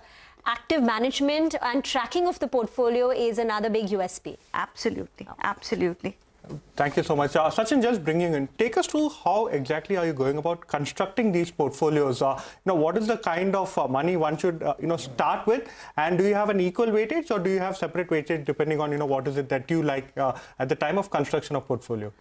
So the underlying thesis of construction of constructing this portfolio, probably we see a lot of trend that's emerging across different sectors. So if you take the case of mobiles, probably from 2000 to 2010, it was a smartphone penetration era. So everybody was buying feature phones. Then probably we upgraded from the feature phones to the smartphones. And now, like you see a lot of people who own the Apple iPhones now. So there's a premiumization trend that's playing out within the phone industry itself. Right. Similarly is the case with automobiles. So the new cars that are coming in, we're coming with a lot of sensors. Maybe you'll see a lot of chrome finishes that are coming across on the grill side, and you see an instrument cluster that's coming in. Earlier it used to be an analog display. Now we have a lot of more things. So and you also have the cars with the 360-degree cameras or a sunroof. So that's a trend that's playing across in the automobile industry. So that's the underlying thesis of getting into this portfolio. So we have created a portfolio across different sectors. So not just restricted to probably a mobile phone or an automobile, but it's a trend that's playing across different sectors. And we have different weightages across. So I think it's a 13 stock portfolio with the cash allocation of around 16% at this point of time. So we'll keep on churning the portfolio, adjusting the weights of these stocks, and depending on how the stock moves, and also keep on adding new stocks to the portfolio.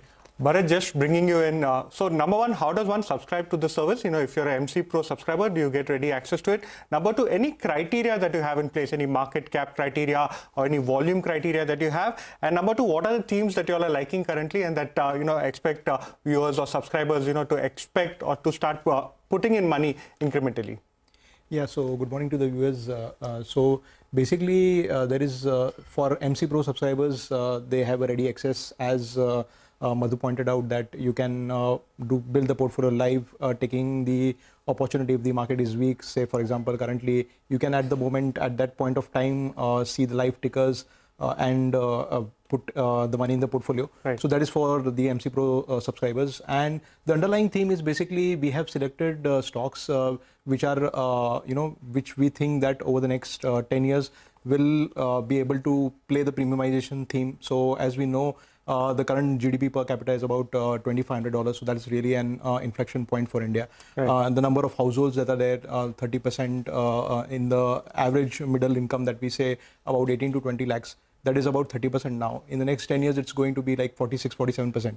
So we are going to see a very huge shift in the premiumization themes. So we have selected sectors where we think that this premiumization theme will play out, and the stocks will really benefit from that. Be it a hotel-related travel airline, as Sachin pointed out, in automobiles, the premium automobiles that are there, jewelry, for example, it is there is another an affluent portfolio theme. So these are the stocks, as we said, 13 stocks are there currently spread across 6 to 7 sectors. And the key feature of this portfolio is that we will, keep on dynamically do the changes. So if, for example, if any theme comes out, if there is any good listing, and we feel that it's a very good premiumization theme, then we may add up in the portfolio. So the cash position is also there. So we will dynamically manage the portfolio. So Sachin, tell us, 13 stocks are there. Give us a few examples. And why have you picked them? Okay, so I'll probably give you an example about an auto ancillary company. Okay. It's called SJS Enterprises. So basically what they're into, they are into the chrome finishes of the cars and everything. So earlier what used to happen, you used to have a car, you used to have a front grille and a back grille which used to be chrome.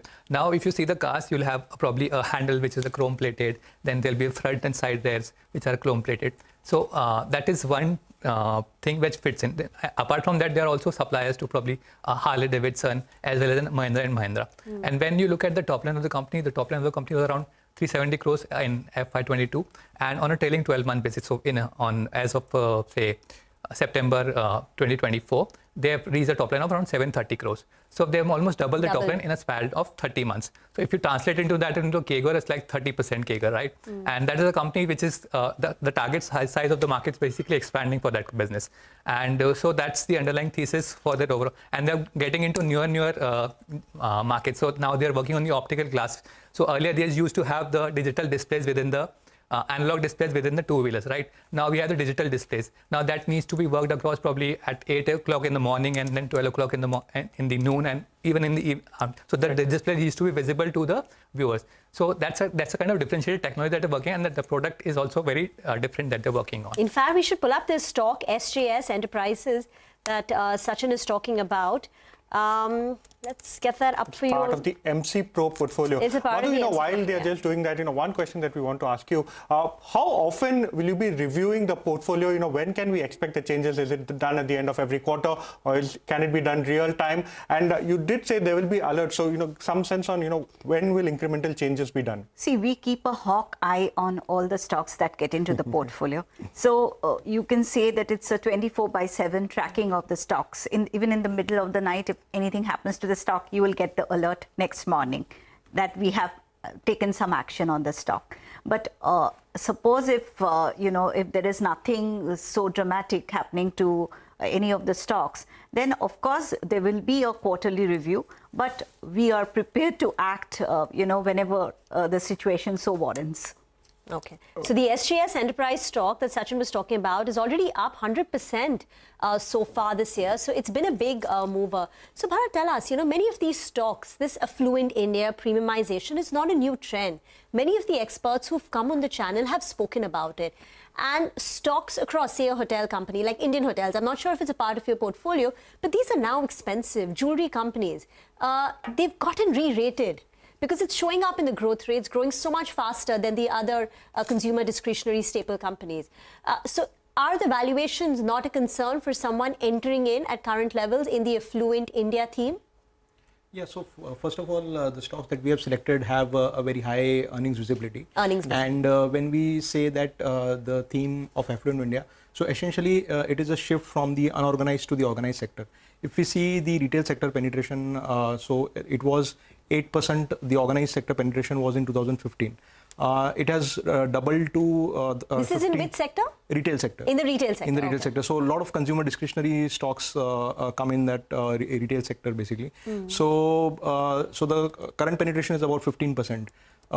In 10 years, the penetration has doubled, and this is expected to continue. So we have a very huge market, but the penetration of organized player is like 15%. So if we see there is a huge runway of growth for the premiumization players, and the income level has just reached an inflection point. So more and more people will consume the branded space. So there is a lot of potential for market share gains for the branded players. So there's a huge runway for growth. There's a huge runway. So you can overlook the valuations, because this is a longer term story, a 10-year. And as long as there is a good earnings visibility, the stocks will continue to do perform well. Okay, this has been a great conversation. Madhu, Sachin, Bharat, thank you very much for joining in. So all you, watchers, do get on to Money Control Pro, subscribe to it. And if you're already a subscriber, do check out the new feature on their app, Alpha Folios, and the new portfolio that they've launched, Affluent India. Get into a break. We'll come back and discuss more on the markets.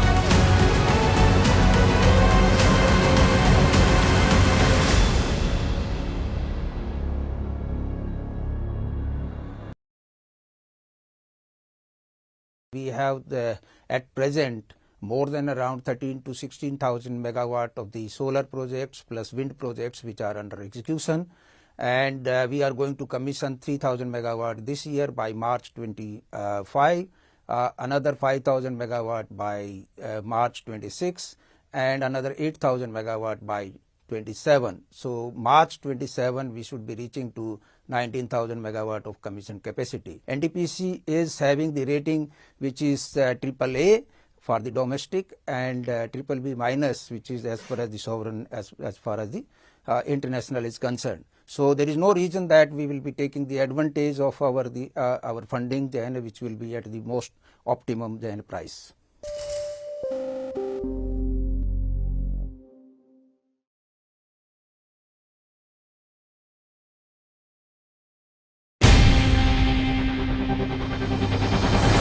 CNBC-TV18's most comprehensive and award-winning news show, India Business Hour, drops first on YouTube. So get the first access to the most influential architects of policies and politics, the key newsmakers of the day. Discover the big themes as we decode the business of markets, macros and more. Be the first to go to the heart of all the top stories that drive the day's agenda. Catch the award-winning India Business Hour live every night on YouTube with me, Shireen Bhat. India Business Hour live on YouTube at CNBC-TV18 weeknights at 7 p.m. FY27 we will have the 19 gigawatt commission capacity, means 19,000 megawatt. So 65 lakhs it's translating to around 11,000 to 12,000 crores of the EBITDA. So this is and going forward the growth rate is going to go on increasing. We will be accelerating our growth rather than only getting flat.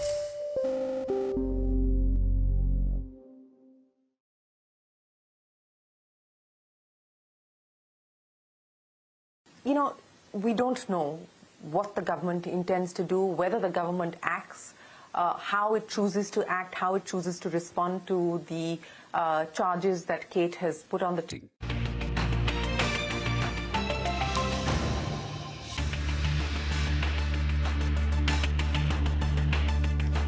Welcome back. Now, NTT is Japan's leading global technology company. It operates as a mobile operator. Not just that, they provide infrastructure, network, and application consulting services. Now, it's a big company. Its revenues are in excess of $95 billion. They have more than 330 employees, and their annual R&D investments or spends are $3.6 billion. Now, every year, the company holds an annual R&D forum which showcases its innovation and cutting-edge technology for research and business. Now, this year, I got a chance to participate in their annual forum, and I wanted to highlight the company's differentiated take on generative AI. So here's how it works. Instead of having one large LLM is large language model, a large monolithic model which will require immense training costs and power consumption, NTT's generative AI approach is to have several smaller LLMs, making it more sustainable. They call it Suzumi. Now, the debate is open. Which one is better? Do you want to have one large monolithic model, or do you want to have several smaller ones?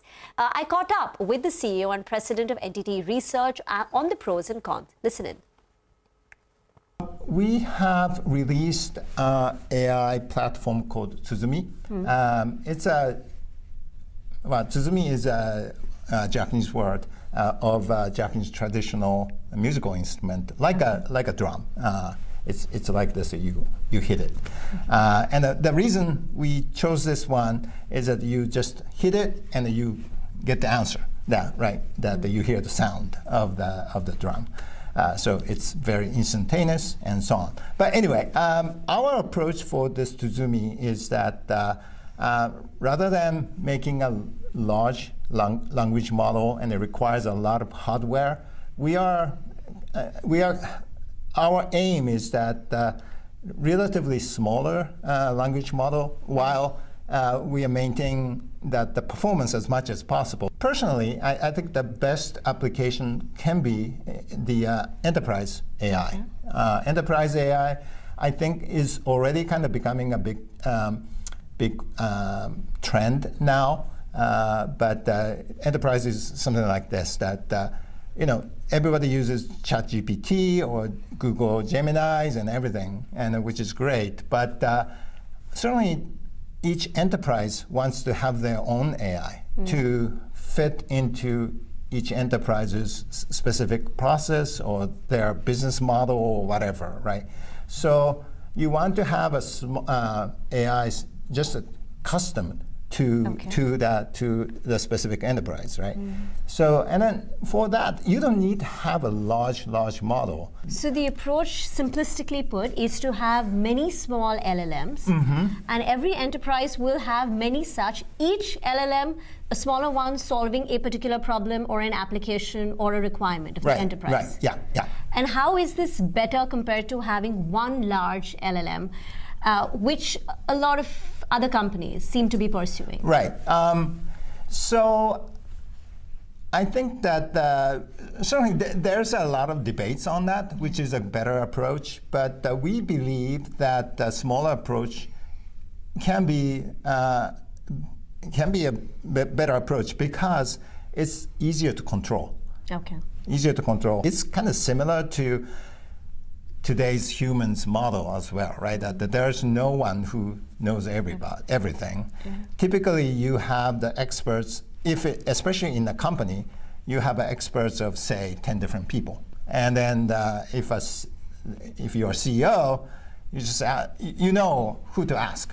If you are facing some challenge, facing some questions, CEOs typically, all you need to do is you need to know who to ask. So that AI model, what we are trying to do is a smaller model, which is like experts of the human. But what's the disadvantage of this model? I think that the disadvantage might be is that you have to manage so many different things. So there might be some knowledge may fall between the crack. Okay. How do you figure out and that type of thing? So yeah, there's definitely pros and cons, and then so our approach is that we try to avoid the situation as much as possible that something fall into somewhere in between. Well, a very interesting conversation there with you, Rima. I'm sure you had a very good conversation there, and you got to learn quite a bit from NTT as well.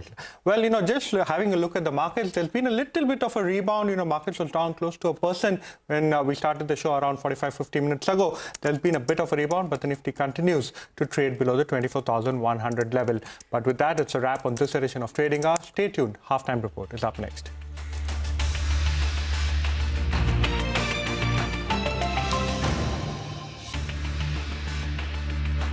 There's going to be any change in regulation or not.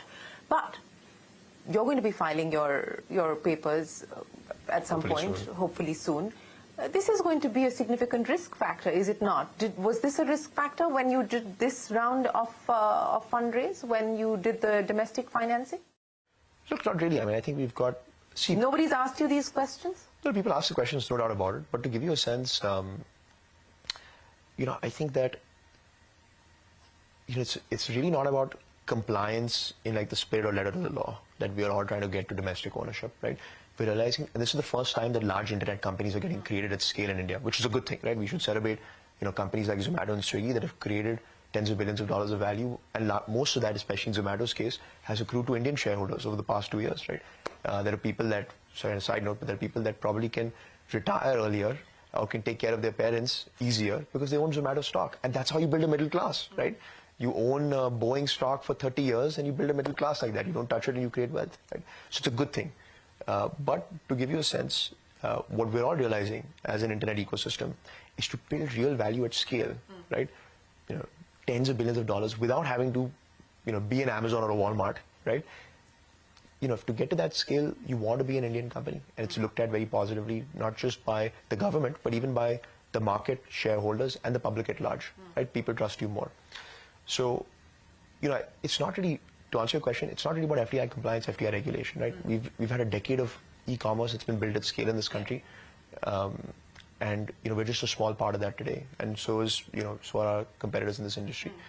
Now, I'm just trying to understand why it suddenly becomes such a big issue as far as companies like you, and perhaps again, as I'm pointing out, we don't know. There's been no official comment from Zomato, but I mean, HDFC has foreign holding, and it's in the banking space. Why are you guys getting so concerned about this? There's a difference between financial services and what we're building, which is commerce, right? We're employing. I mean, obviously, HDFC is one big example. There are obviously lots of examples of large Indian companies, right? Like the Tatas and the Reliances of the world.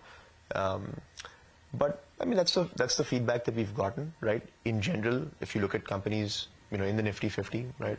Most of them are, Indian owned, and most of them have, that's been the broad example. Obviously, there are exceptions, no doubt about that.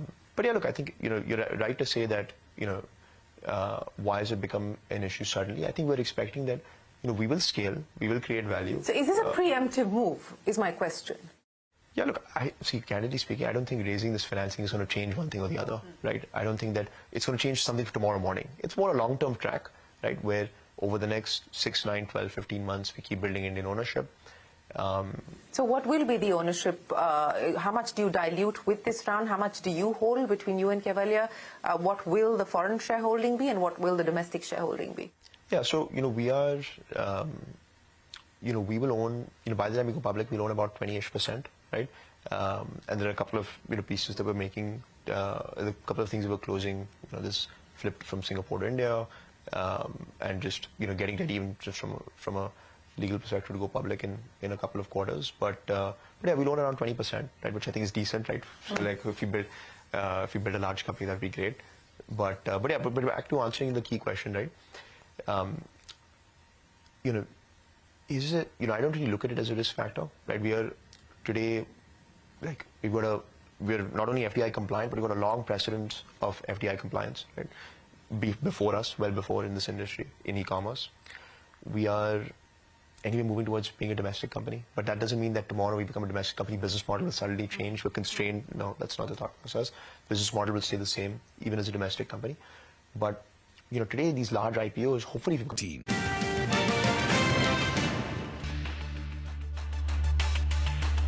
Stocks slip after a steady start ahead of the FNO expiry amid slim overseas queues, with markets shut in the US for Thanksgiving. IT and auto are the big drags, even as utilities and energy eke out minor gains. Godrej Properties floats a 6,000 crore rupee QIP priced at a significant discount, joining its peers in beefing up coffers for growth. The realty major has a launch pipeline of 30,000 crore rupees for FY25. Moody's upgrades the credit rating of Vedanta's parent Vedanta Resources on the back of a successful liability management program and growing investor confidence in the group. The stock perks up on the Q.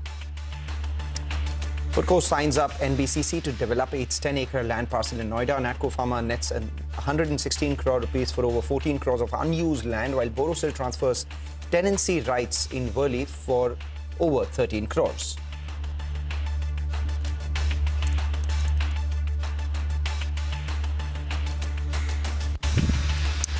You're watching us here on Halftime Report this afternoon, where the markets are sharply lower, down 800 points. The Nifty down 220 points. 800 points was lower for the Sensex. The Nifty banked out about 225 points as well. The green line is that the mid-caps are doing well. Advanced decline is still holding up.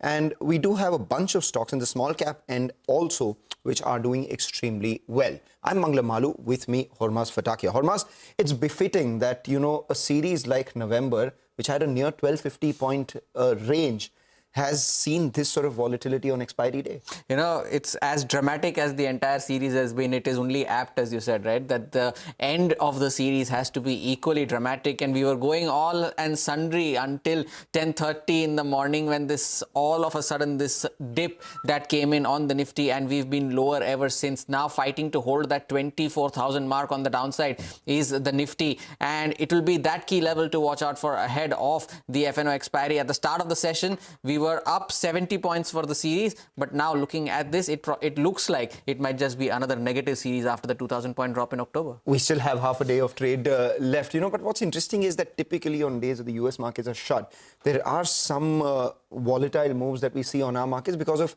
thin volumes. One, secondly, there is a case of fair amount of, news piece that comes in and market typically overreacts to that again because of thin volumes, etc.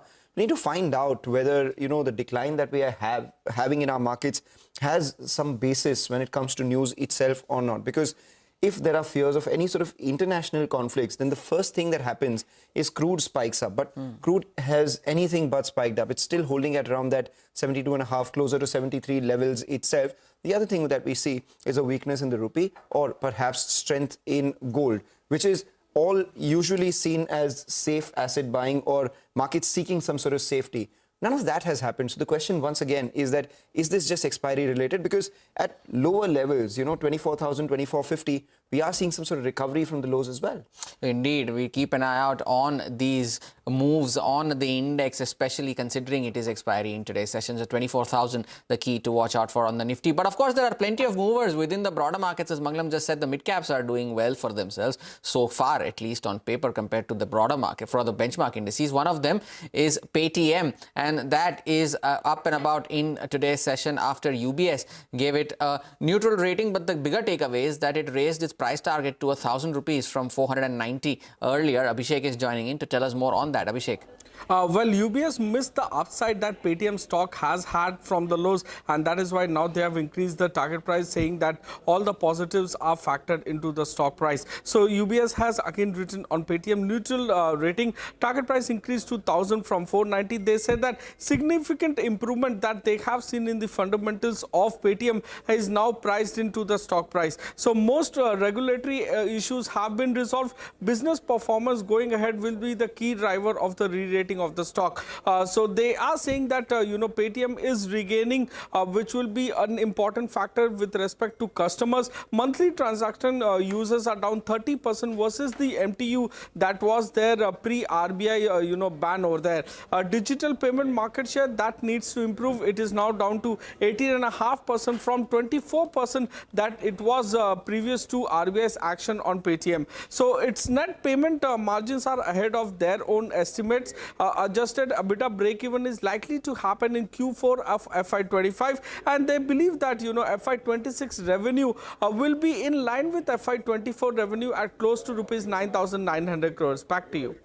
All right, we take that point. Thank you, Abhishek, for that. Paytm up around 2.5% in an otherwise wobbly market. What's actually doing a lot better is a couple of these electronics retailers. So we have Electronics Mart India. The intraday comes up for you up around 4%. It's done well. Even though it's corrected about 30% from its 52-week high in the last 12 months, we've seen decent traction on that stock. Alongside that, we have Aditya Vision as well, which is holding up with gains of almost 4% Remember, this has been a big mover from the SME board all the way up to the main board, and in the last 12 months we've seen a big move out there as well. What is it that the street likes about this? Well, this morning there was a note that came in from Nuvama, the erstwhile Edelweiss, where they've initiated coverage on both these stocks with a buy and a target price which is suggesting around 36-37% upside for both the counters. So let's take a look at Electronics Mart India. Their target price on the stock is 237. What their thesis is the store that they have, which is Bajaj Electronics, is a strong market leader in Telangana, and very recently they've expanded their business into the NCR about 8 or 9 quarters ago itself.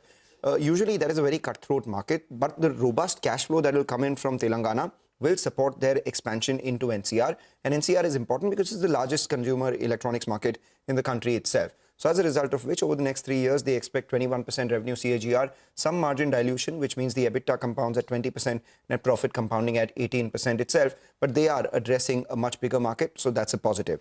Aditya Vision, on the other hand, a similar business model, but totally different geography. They have two big models which are working for them. One, the rising electronics penetration in tier 2 and beyond itself. And Aditya Vision has been quite a successful player in Bihar. So the belief is that maybe this successful model can be replicated in all other Hindi heartland states itself. And with rising penetration, maybe that macro trend helps them too. So there, the expectations are a lot more in terms of revenue CAGR 28%, EBITDA grows a lot faster, 30%, and as a result of which the net profit compounds at over 41%. They have a target price of 672. That stock moving around too. Both of the stocks doing well in an otherwise wobbly market. Manglam, thanks for that, but we're not letting you off so easily because it's time for Insight Edge as well. And Tilaknagar Industries is the stock that is buzzing in trade on the back of this news update. Tell us more on that. Interesting, Hormaz, two teetotalers on a Thursday afternoon talking about about Brandy and Tilak Nagar Industries, up around 2% for their stock. Remember, yesterday as well, the stock was buzzing, pun unintended out here, but it's launched its first luxury brandy. It's called Monarch Legacy Edition. It's priced at around just under 7,000 rupees for a 750 ml bottle.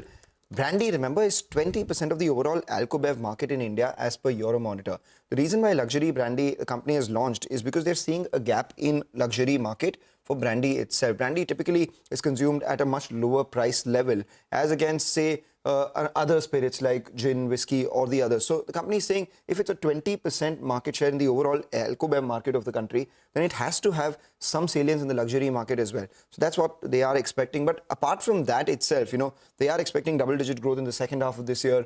This year, they are expecting revenues of 16 to 1700 crores. Earlier, they were talking about 1300 crores. So they've, in a sense, upped the guidance. But for me, apart from the luxury market, what's most important to track is what the company does in Tamil Nadu. Why is that? Because it was only very recently that they entered Tamil Nadu. They have 5.5% share in Tamil Nadu at the end of first quarter, and at the end of the second quarter, it's come up to around 8.1%.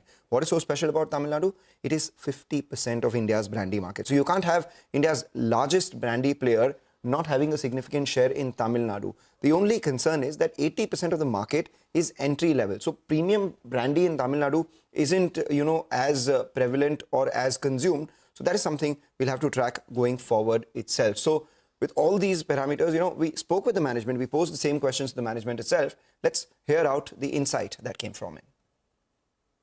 There were two reasons, in fact, for getting into the luxury segment. One was, of course, we felt that for us, it's a natural progression to move up the value chain in terms of having a luxury offering.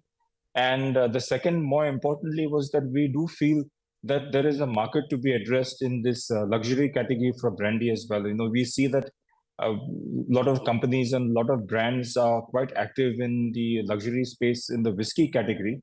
So we do believe that, you know, there is a gap in the first half. I think it was low single-digit growth, and I think we've been over the reasons. I think there were elections there, and both national elections and state elections in Andhra Pradesh. But this half year, definitely, you know, we'll end this half year. H2 looks at double-digit growth for sure. I think this year would be around same. I think our revenue guidance, if I'm not correct, it would be around 1600, 1700 crores for this financial year. Tamil Nadu is a very large brandy market. As you correctly pointed out, 50% of the brandy market is in Tamil Nadu. But let's also keep in mind that, you know, 80% of that market will be entry-level brandy in which we are not operating. So, you know, perhaps the addressable market for us is, you know, 20% of the entire Tamil Nadu market. So we have one product currently over there, which is Mansion House Reserve, which is growing quite well. But yes, we have a pipeline of products which we are looking at introducing in Tamil Nadu in the next 12 months. So, of course, we'll have the flagship Mansion House introduced over there, and also the Flandy. The orange Flandy is something also which we will introduce in the next 12 months. So very optimistic in terms of Tamil Nadu. A large brandy market, predominantly, of course, cheap brandy, but good value proposition in terms of premium brandy as well.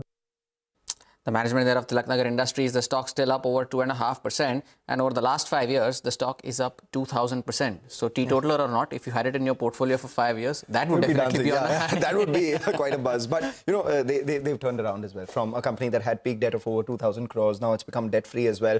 Things are turning around for them. So a lot of factors that led to this 2,000% up move that we've seen in the stock. So a big mover. Let's see where it goes from here, whether Tamil Nadu guys have expensive brandy or not. We'll watch out for that. But time for a short break here on Halftime Report. On the other side, Fin Street, where Abhishek will talk us through the pain in the books of the lenders in the microfinance sector. Stay tuned.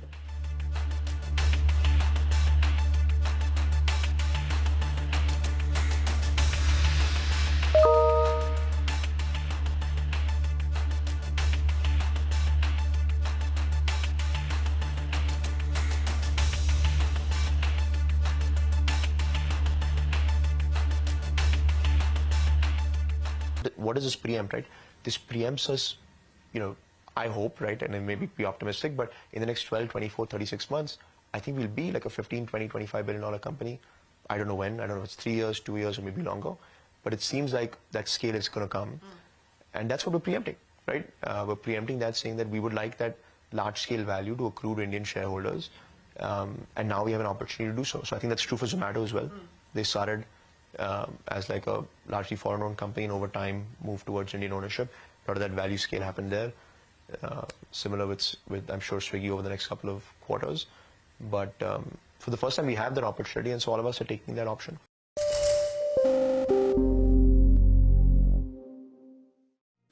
What does it take to build India's largest startup platform? It takes a journey of starting out as an unknown and ending up as unforgettable. It takes more than 2 decades of celebrating the most influential and influencing the most celebrated entrepreneurs. From chronicling the stories of India's startup universe to becoming a success story in itself, as India's longest running show on startups and entrepreneurship, celebrating 21 action-packed years of building India's biggest startup community. Young Turks at 21, only on CNBC-TV18 and CNBC-TV18.com. So I bet you were looking at the Swiggy IPO very, very closely. What was going on in your head as you saw the listing, which got off to a slow start and then sort of shot through the roof on day one? Yeah, I think it's great. Like, I mean, it's huge kudos to what Yasha and the team have pulled off, and I think it's great for the ecosystem. I mean, I think we should, one of the last things I mentioned, Shireen, is that we should be celebrating this. This is Indian technology, like quick commerce, and Swiggy's IPO, I think it's fair to say, largely powered by excitement about quick commerce, right? Zomato's performance, largely powered by excitement in quick commerce. I think that's not a controversial thing to say, it's a consensus view. We should be celebrating quick commerce. This is good for the country. This is Indian technology, Indian innovation. This hasn't worked anywhere else in the world. And it's real infrastructure for ordinary people. Like, this is not for like the top 0.1% of India, right? These are people who now realize the scale they were getting to. This is impacting ordinary people's lives at scale and now going from metro cities to beyond. But the way that I look at it is we should be celebrating the fact that today, because of Indian infrastructure, Indian technology, there's a mom in Noida who's able to take a part-time job because her life has become easier because of quick commerce. It's exactly like setting up a metro station, right? So, we look at this as Indian technology, Indian innovation. Nobody else in the world has been able to do that.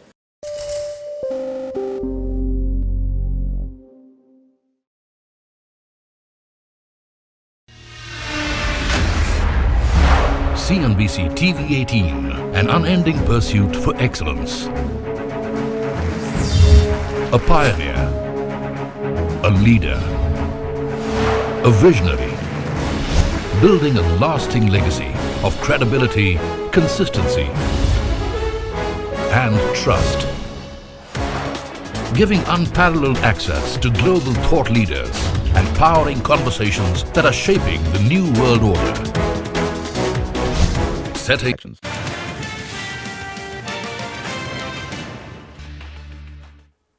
Welcome back. Time for our Fin Street segment, and Abhishek is standing by the wall to discuss the pain in the books of the microfinance lenders and how is the second half looking for them. Over to you, Abhishek.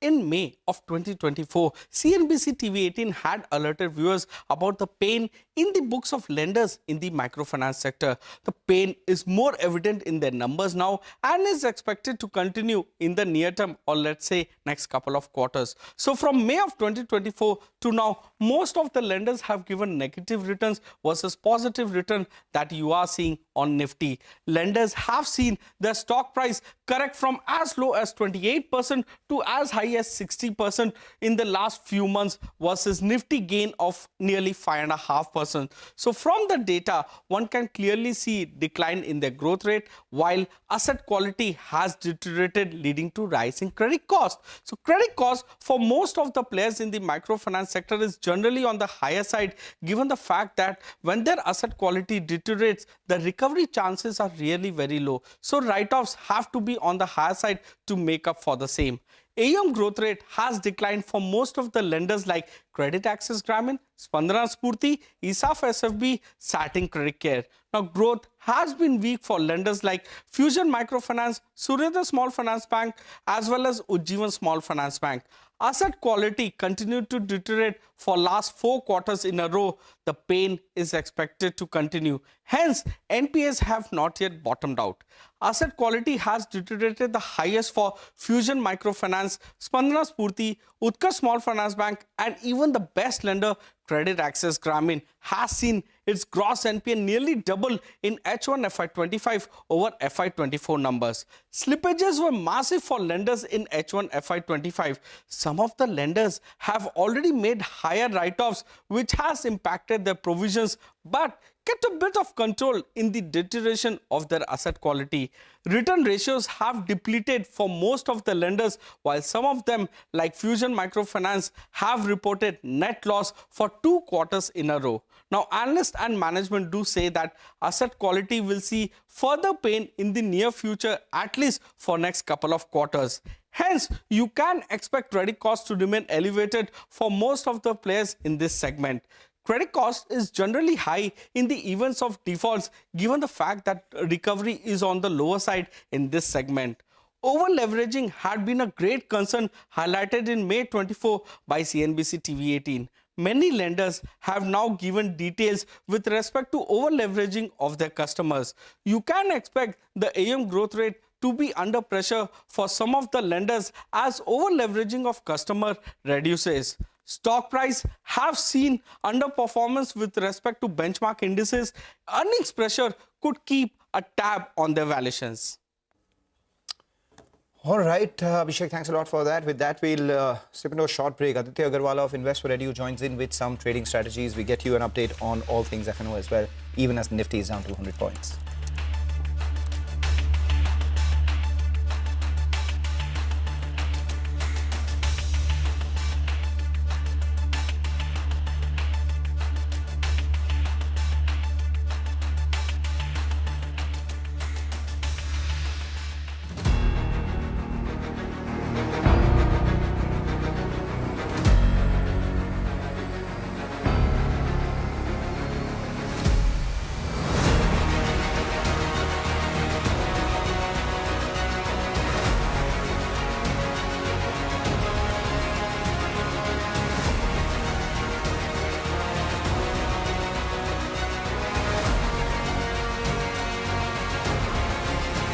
It's never perfect. It takes a while to fully stabilize, but we're now a 300 aircraft, 30,000 group organization carrying 60 million people a year on more than 300 routes. And I think the team and all the supporting agencies like the DGCA and the ministry can take some pride that what takes airlines in other countries 5 to 8 years was done in India in a little over 2.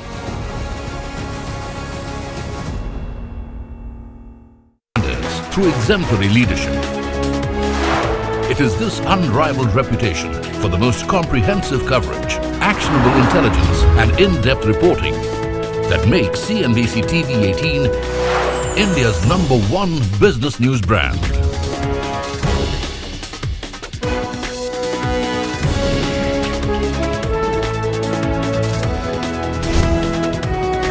Foreseeing change, growth, and transformation for over a quarter of a century. Trendsetters crafting innovative content formats.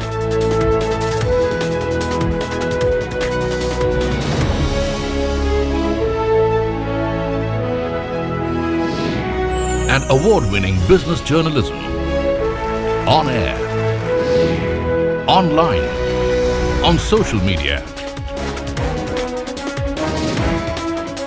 As we embark upon 25 years of excellence, we invite you to be a part of our future.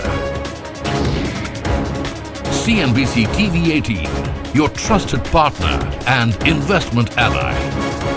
It's a very special week for us this week. I'm here celebrating our 20th anniversary in India. India is such an important part of AMD. When we look across our, all of our, global portfolio, every aspect of our product line goes through our design center here in India. And so I had a great time this morning with our team. And when I look back at the last 10 years, it's kind of interesting that we had met each other 10 years ago. It's been a remarkable experience. I mean, if you think about all of the things that have changed over the last 10 years, I say that, semiconductors have now gone from, something that was, kind of behind the scenes, under the covers, to today. Everybody's talking about semiconductors, and semiconductors are essential to, every business, every country, every profession. So I think that feels very good. And then from an AMD standpoint, I think we've also had a very good 10 years in terms of, taking our business from what was, in 2015, we were about a $4 billion company, and this year we'll be north of 25 billion. So there's been a lot of growth in there. There has been a lot of growth, and I'll address the growth in just a second. But I want to double down on your bet on India. And you have committed $400 million to 2028, and you've just been here to inaugurate the last phase of this campus. Why the decision to make India the home for your largest R&D facility? Well, we actually look at it in a very logical way. When you think about our business, it's all about having the most talented people around the globe. We run a very global team, and we did make a bet on India. We made a bet that we could build an end-to-end design capability here. So hardware, software, systems. It's an extremely talented team. And with the investments, nothing comes overnight. It comes after literally 20 years. I think 20 years ago we started with, maybe 100 people. Yeah. Now we have 8,000 people in India across all of our.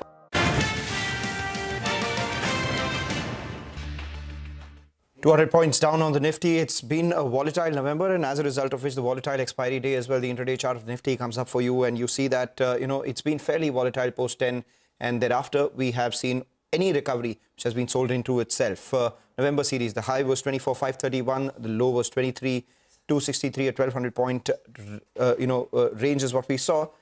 Today, the key draggers have been Nifty IT, even though the Nifty Bank has actually been an outperformer. HDFC Bank has dragged the frontline index a little more. We'll just keep an eye out on crude and gold, like we've been pointing out. If there is any sort of global related tension, then these two will be the first to react. For the Nifty this afternoon for expiry, the range that is being played out. One, the 24,200 put writers have been caught on the wrong side. That explains the accelerated decline on the downside. 24,100 put writers are still active, and they have a premium for almost 98, 99 odd rupees. Telling you 24,000 will be a support for the frontline index. So if the Nifty has to bounce back, it has to bounce back from 24,000 levels itself. But on the way up, 24,150, 24,175 will continue to see some selling. That's explained by the 24,100 call writing that we've seen. For the Nifty Bank, the range is a lot more well defined. 52,000 at the lower level. That put is extremely active. And on the way up, 52,500 itself. Nifty Bank somewhere in the middle of that.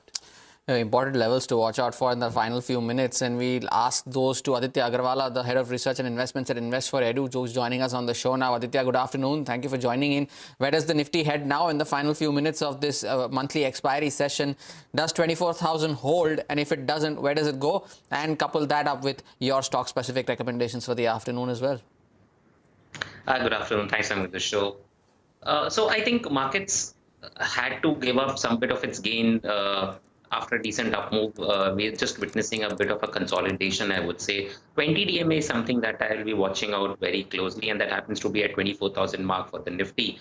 I think if 24,000 is held, we will see again a kind of a pullback rally in the market, maybe tomorrow or next week. It's more of an expiry move that we're witnessing on the Nifty, I would say. So I'm not too much concerned or perturbed about the fact that the Nifty is down 200 points, though it was a sudden fall. But I would not read much into it. Rather, closer to about 24,000, I would look to buy the market with a stop loss close to about 23,900 and look for a target of 24,400, 24,500 again. Same holds true for the Bank Nifty, as Mangam pointed out. 52,000 happens to be a very strong support here for the Bank Nifty. And an outperformance here we will see from the Bank Nifty, especially the PSU lot, I think will outperform going ahead. All right. Talking about stocks. Yeah, Go ahead, stocks. That's all we wanted. So I've got a couple of buy recommendations, Pankaj. One is the BHEL stocks looks extremely attractive to me after a decent correction, has taken support at the previous peak and now is bouncing back. So I think it's an excellent buy at current levels for a target of 270 on the upside and a stop loss on the downside at 240. So BHEL is looking attractive to me. The second is LIC Housing Finance. This entire segment is looking good. The NBFCs, the housing finance companies and the insurance companies. So I've picked up LIC Housing Finance. It has broken out from a narrow consolidation phase and I think at current levels offers an excellent risk to reward as well. So for a target of 665, I would look to go long on LIC Housing Finance with a stop loss at 615 on the downside. All right, Aditya, thank you so much for sparing time and joining us on the show with your views on the index and specific stocks as well. Time for a short break. More on the markets and specific stocks on the other side. Stay tuned. We'll be back.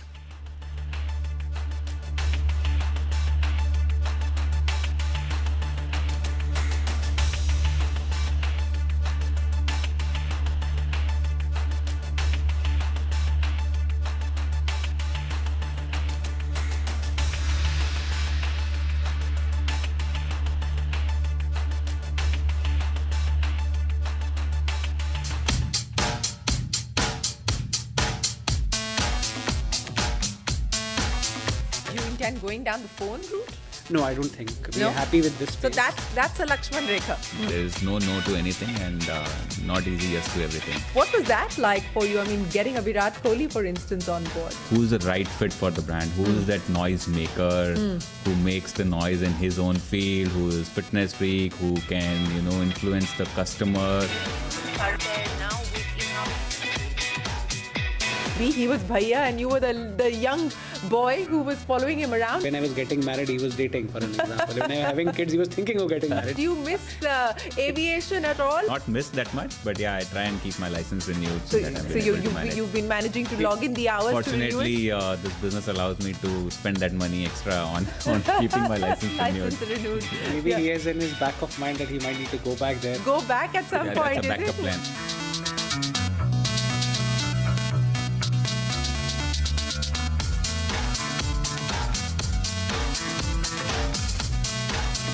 And I think the bet has really, paid off. We wanted to have a major site in India, and we wanted to grow that skill set across the board. And I'm very happy to say that this is our largest team outside of the U.S. This is our largest design center here in Bangalore.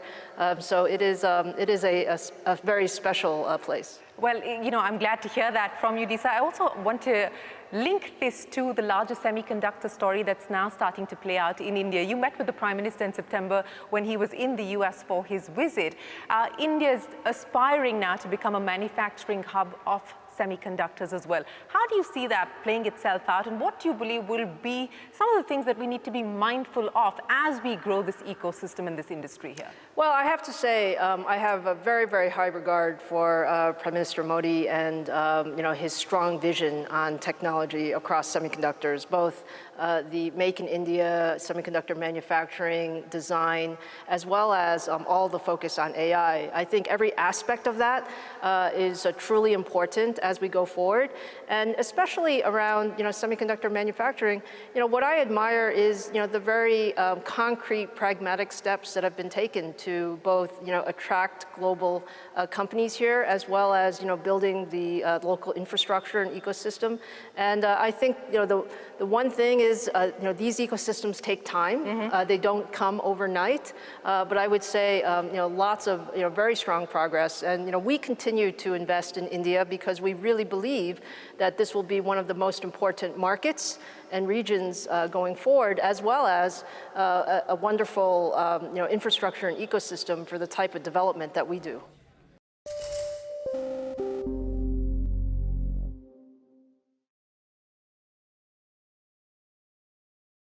Each company has their own strategy, so I cannot comment into what others are doing in. But we are very sure that after the launch, we will definitely take again the feedback of the customers who gave the feedback initially in terms of what kind of product they are looking at from us. And after the, not only the product, but even the service aspect which we have mentioned today, we'll also give an assurance to all the customers who are actually looking for a trust and reliable product in the market, which currently is not available as of now. So keeping that in mind, we will bundle the entire price accordingly, keeping in mind all the aspects of our product as well as the services which we will render from our rendering setups.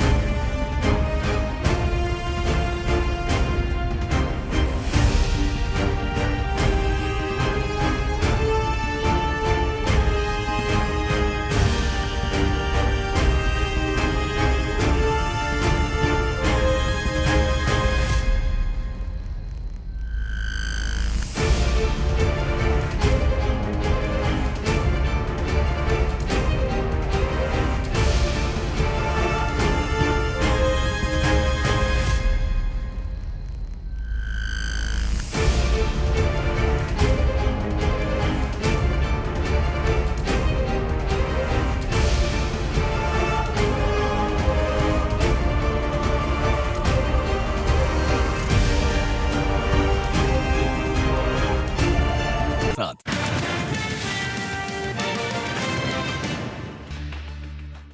Welcome back. Now on to a CNBC-TV18 exclusive. Titan's Helios has formally launched the Swiss luxury watch brand Chariol in India. Shilpa Ranipeta spoke to the CEO of the Watches and Wearables division at Titan, Suparna Mitra, and began by asking her as to how the watch caters to the luxury premium segment. Listen in.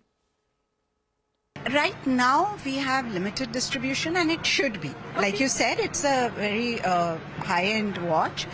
We have more than 250 Helios stores.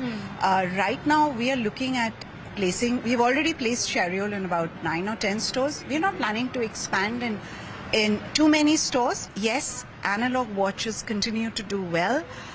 Premium is a very big growth lever.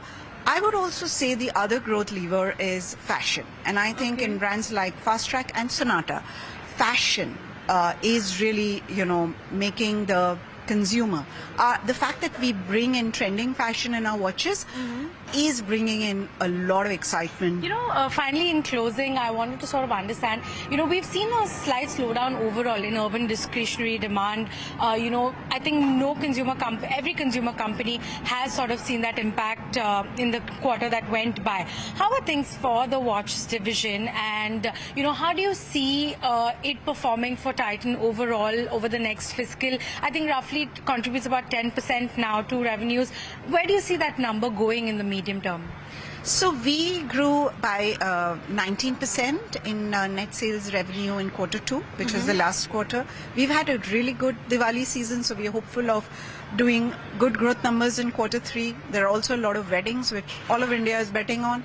So we are very optimistic about keeping that kind of double-digit growth for the next few quarters. I think, yes, there are pockets where there is certainly a slowdown. I think we are also kind of lucky in the sense that we cater to upper middle and upper classes of consumers. Certainly the kind of consumers that come into a Helios, that will buy a Chariol, they're all kind of immune to that economic pressure. All right, with that, we'll sit into a short break. On the other side, we'll get you another exclusive conversation lined up with M&M's Rajesh Jejurikar. Stay with us.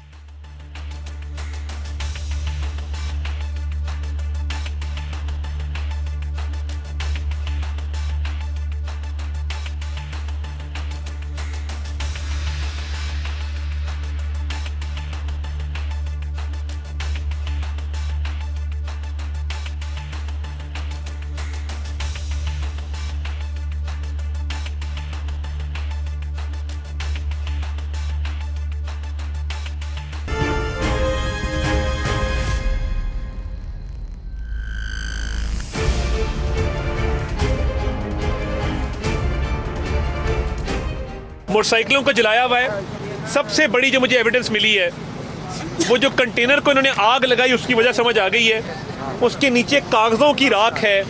इन्होंने वहाँ पे बाकायदा plan बनाए हुए थे और वहाँ पे एविडेंस मौजूद था कि इन्होंने रेड जोन में एंटर करके पार्लियामेंट पे कैसे हमला करना है, सरकारी अमलाक को कैसे नुकसान पहुँचाना है और सरकारी शख्सियात को, अहम हुकूमती ओहदों पर फाइज शख्सियात को कैसे निशाना बनाना। ये तमाम तर एविडेंस था जिसको ये जला के गए हैं।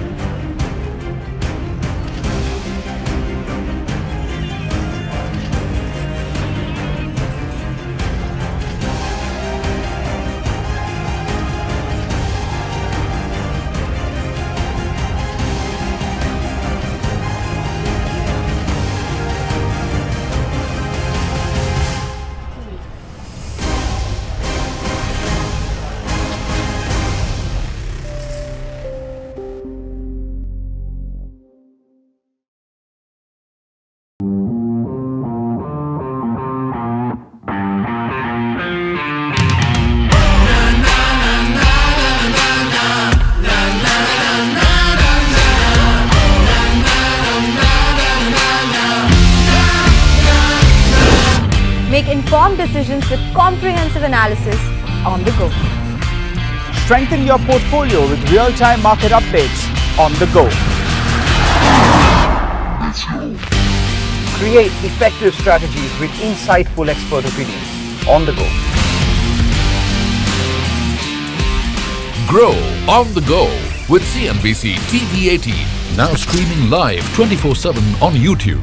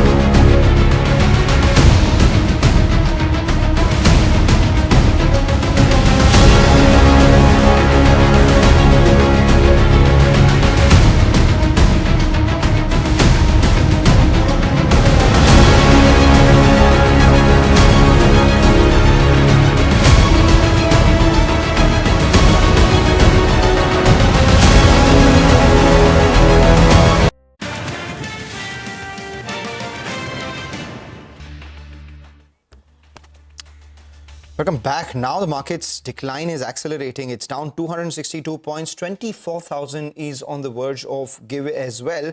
And the stocks that are declining are, the same old which were dragging the market lower. But now we have the Nifty Bank joining in as well. So it's the IT pack, Nifty Bank, and alongside that, a couple of these consumer names as well. Case in point, something like Titan, etc., are all down. Adani Group stocks too, which were doing extremely well in the first hour of trade, have now given up from the highs, are currently at the lower end of today's trading session. So we'll just keep an eye out on all these stocks and the market itself. 24,000 is on the verge of give. As we track the markets, also keep an eye out on a couple of corporate developments. M&M has unveiled its first two electric origin models, marking its entry into the electric SUV segment. Our colleagues caught up with Rajesh Jejurikar, who is the ED and CEO of the company's auto and farm sector at M&M, started speaking about the new launches and basically get a look into the overall business itself. The stock at the low point of trade in line with the market. Hear out this conversation even as we keep tracking the markets itself. That's a paradigm that EV companies are not profitable. I think if you do EVs right, manage your cost structures well, EVs will make money. What we've said on this is the percentage margin on EVs is going to be definitely lower because the denominator is different because of taxation differences. But on a steady state, once we get out of the launch phase or a period of, in the short run, we should have unit margins the same at an operating margin level. All right. So if you were to ask about profitability in how many months, how many years? That's something, Parishad, we'll have to wait a little bit for. But we've demonstrated a track record of showing very good performance. Our margins in our auto business, over the 3-year period have gone up really, really well, and we have the best peer margin. Okay. Now, to ask you about how much you've really invested in putting these products together. So these two products, we've shared. Firstly, I'll just step back and say what's the total EV investment that we've already announced. So F22 to F24 cycle, which got over, we had said we had spent about 4,000 crores on EVs. We announced that for the F25 to F27 cycle, we've announced 12,000 crores. So we have an overall EV investment of about 16,000 crores. The allocated amount from that towards these two products, which includes the development of the platform, the powertrain, the tech, and the capacity, is 4,500 crores. Okay. Now, in terms of raising more funding, there have been talks that the Mahindra Group has been having to raise funding for your next round of development for electric vehicles. You seem well capitalized right now, but what's the amount that you would possibly need for future? How much are you looking to raise? At this point of time, we're not really into going to external investors for more funding. We're generating a good amount of cash in our auto business, as you know. As an M&M Limited, we have 19,000 crores, as a cash balance at the end of the last quarter. So at this stage, we feel very comfortable financing all the investments that are needed for doing what we have to. So what is the level of local engineering and domestic content in these vehicles and compared to the import content? So we are in the process of preparing our PLI applications, which need to answer the question which you're specifically asking. We will, because the calculation of that is a function of the multiple tiers from our suppliers. So you need all the data coming in from suppliers of what is the end-to-end through all the tiers of local versus imported content. We're in the process of completing those applications, and over a period of time, we're sure we're going to meet the PLI. But we are in the process of preparing ourselves for that. Right. So how many more EVs? A few years ago in the UK, you had showcased a pipeline. At the Bharat Expo next year, are we expecting some EVs to be showcased? What would we'll show the same ones at Bharat Expo. All right. Speaking about hybrids, considering that the market for hybrids is small, but there are many states in the country which are offering incentives or policy enablers for hybrids. Is that something running in your mind, that we need to get hybrids on the road at some point? It's not running in our mind right now, but if our customers do at some stage feel that they need a hybrid option from us, we'll be ready with it. Okay, my final set of questions. I know you have a busy day ahead. There's been a lot of speculation about a possible joint venture with Skoda, Volkswagen, a 50-50 joint venture. There are so many reports doing the rounds. We'd like to hear from you on where things are and whether there is anything on the table. I wish I had something different to say than what we've said in our stock exchange clarification on this, so we just stay with that statement. Right. Right. But you have been looking out for these opportunities. We've always said we talk to people, and we're always open to conversations and partnerships, and we stay with that position. Right. Any thoughts on a possible demerger of the auto, palm and electric business? Parikshit, enjoy the weather. We're here in a beautiful campus. Okay. Let's take a drive around. Question. You've got two EV brands. Yeah. What is the larger thinking behind them for the future? There are two EV brands because, as we've said, the architecture, is going to be carrying the brand DNA. So the XEV carries over the brand DNA of a brand we already have. The B is a totally new design language, so that stands out as a separate brand.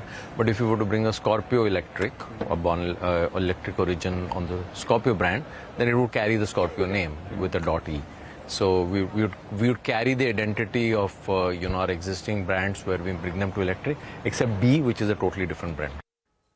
The management of M&M speaking to Parikshit, 250 points down now on the Nifty. It's been a significant fall from the highs of the day. We'll continue to keep tracking the markets as the expiry draws to a close. 24,000 is what the bulls are fighting to defend as of now. Time for a short break. On the other side, Manisha Gupta joins in with Chirag Thakkar, the director at the Amrapali Group, for the Commodity Corner. Stay tuned.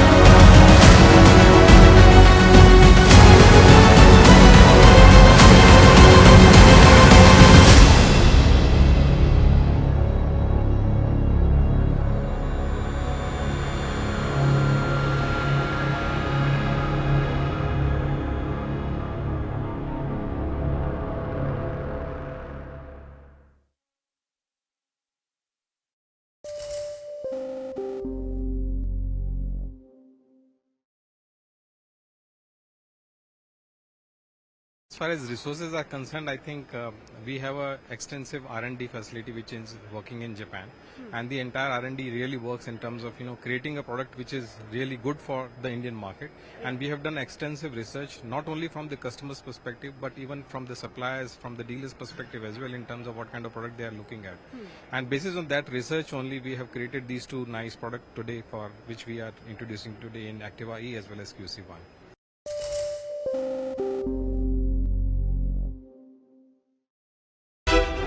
How about listening to global market maestros before crafting your investment strategy? How about getting deep insights into their businesses from top Indian honchos before putting your money on the line? How about making every trading day profitable with strategies from the market masters, macro pundits and chart wizards? Only one show gives you a head start to your trading day. Get ready to profit. Get ready for business with Bajar at these times on CNBC-TV18 and CNBC-TV18.com. As far as resources are concerned, I think we have a extensive R&D facility which is working in Japan, and the entire R&D really works in terms of creating a product which is really good for the Indian market, and we have done extensive research. Welcome back. Joining us on the show now is Chirag Thakkar. He's director at Amrapali Group. Chirag, hi, good to have you. And quite a bit of a slide is what we are seeing in silver prices, now trading below $30 an ounce, 100,000 rupees kg to 87,000. I mean, that's 13,000 rupees of a decline already coming in for prices. How are you reading it? Very good afternoon, Manisha. So if you see last 20 days, it has been a pure roller coaster ride for all the financial markets of the global world, right? So we see a major election output coming in, and we are seeing lots of other instruments making a huge moves into the market. So I believe that was a major region which has pulled back silver momentum. We have corrected from all-time highs to almost more than 10% down at these levels. I believe there are lots of uncertainties in the market. There are lots of major policies expected out in the market in the first month of the next year. So I think we are at an uncertain point, and we see that the market is actually reacting to it. So I think it's a sideways movement, and I think it's a stand hold movement where we could see more downfall coming down after yesterday's inflation data actually moved market very well below $30, which we didn't saw in last couple of months. So yeah, that is the move right now. So Chirag, the markets, as you said, since the US elections have seen a decline coming in for silver, especially. There also is a belief that by the first quarter of 2025, by the time Trump is settled and we understand what kind of tariffs are coming in and all of that has been digested, until then it can be volatile. But what is your sense? Where is the support now coming in? And do you still believe, are you still in that category which thinks that a lakh rupees and perhaps a lakh plus kind of levels could come back in 2025? See, Manisha, I see short term to long term. I'm still bullish because the ground reports, what we get at the physical level, the demand is still high at these levels. At the same time, I think 85,000 would be a bottom out. Come what may, that would be the level wherein ETFs, physical buying, global industrial demand comes in, and I'm sure it won't be able to break the 85,000 unless we see a major decisions to any other things coming in. So I think 85,000 is a bottom, and next year, to answer your question, next year we could see going it above 100,000 for the INR. All right. Chirag, also other things that we're listening into the Indian markets is that the way hallmarking has come in for gold, it could come in for silver articles as well. And the way it was done for gold, there was a grace period given for conversions for the HUID. What are you listening into? I understand that the street is waiting for the notification to come in. How ready, prepared is the silver market for this? See, if you see silver market down the line, if you see the whole value chain, it is not that as organized as the gold market, and it is a very welcome move because we have seen quite a time when a customer goes back to sell silver articles and silverware, it is very tough for them to get the kind of the same valuation for what valuation they already bought. So I think it is going to be a hiccup when it starts, as we saw in the gold jewelry. But it is a very welcome move, and we are moving towards a whole value chain getting more organized, and it is a win situation for a customer.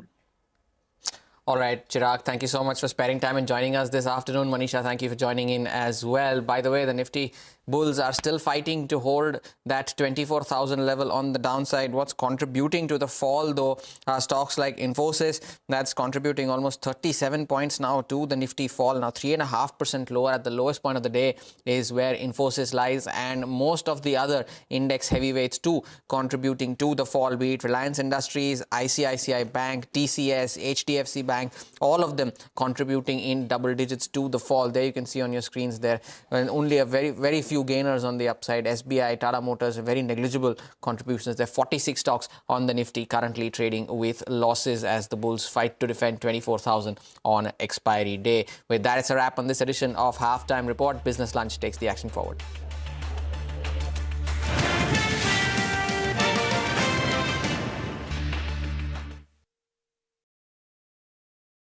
Each company has their own strategy, so I cannot comment into what others are doing in.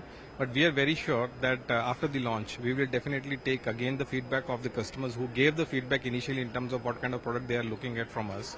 And after the, not only the product, but even the service aspect which we have mentioned today, we'll also give an assurance to all the customers who are actually looking for a trust and reliable product in the market, which currently is not available as of now. So keeping that in mind, we will bundle the entire price accordingly, keeping in mind all the aspects of our product as well as the services which we will render from our rendering setups.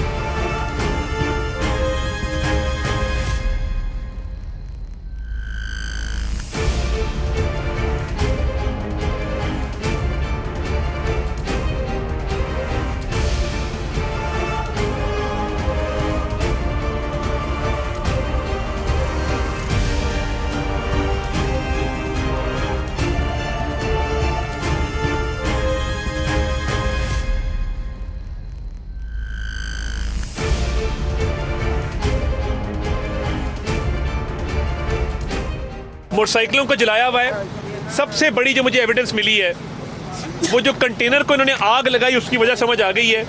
उसके नीचे कागज़ों की राख है। इन्होंने वहाँ पे बाकायदा plan बनाए हुए थे और वहाँ पे एविडेंस मौजूद था कि इन्होंने रेड जोन में एंटर करके पार्लियामेंट पे कैसे हमला करना है, सरकारी अमलाक को कैसे नुकसान पहुँचाना है और सरकारी शख्सियात को, अहम हुकूमती ओहदों पर फाइज शख्सियात को कैसे निशाना बनाना है। ये तमाम तर एविडेंस था जिसको ये जला के गए हैं।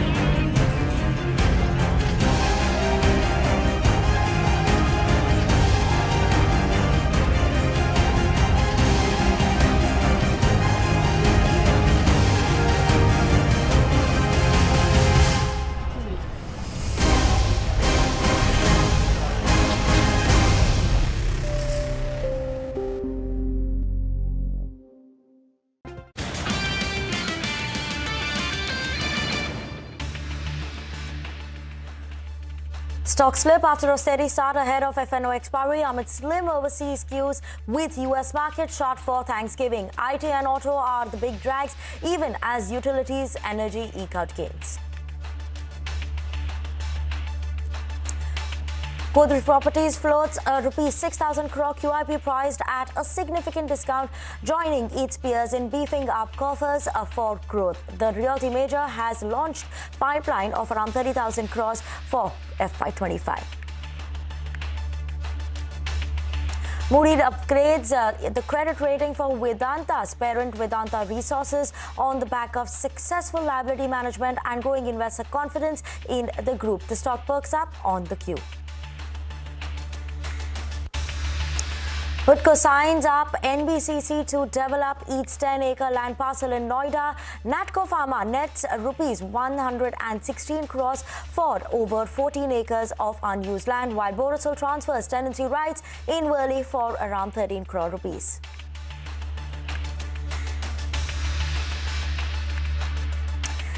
Hello, good afternoon. You've tuned to Business Lunch on CNBC-TV18 and I'm Vinny Motiwala.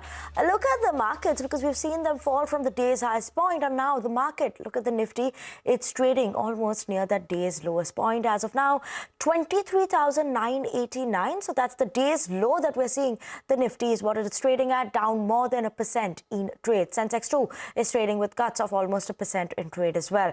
Nifty mid and small cap today, they are outperforming the benchmark indices. They were holding on to green before some time. Let's just pull that Nifty mid and small cap. So yes, Nifty mid cap just holding on to some bit of a gain even for the day, while small cap also is just around that gain mark, slight bit of that negative positive bias. So flip-flopping between the red and the green is what the Nifty mid-cap is doing, though outperforming the benchmark indices is what you could say. Let's move on, talk about the Nifty Bank. That is also seeing a bit of a pressure coming in today. Nifty Bank was a bit in the red that we're seeing, down 0.6%, while PSU banks, that's gaining for the 5th consecutive day. So different story coming in there. 5th consecutive trading session of gain for the Nifty PSU Bank. IT, that's the top laggard of the day today, 2nd consecutive day of fall. Do not forget the Nifty IT before that had seen gains coming in. So today, Nifty IT continues to be under pressure. Adani Group stocks, they are the ones trading in the green today. Adani Green, Adani Total Gas or Adani Energy Solutions. Any of them that you look at it, they're managing to hold on to some bit of a green. Also in terms of movers on the back of news flow, Hudco, NBCC, KC International, IOB as well as Ashoka Buildcon. Those are the ones that are managing to some bit of a move and holding on to this gain because of some news flow that we've seen around coming in through the day.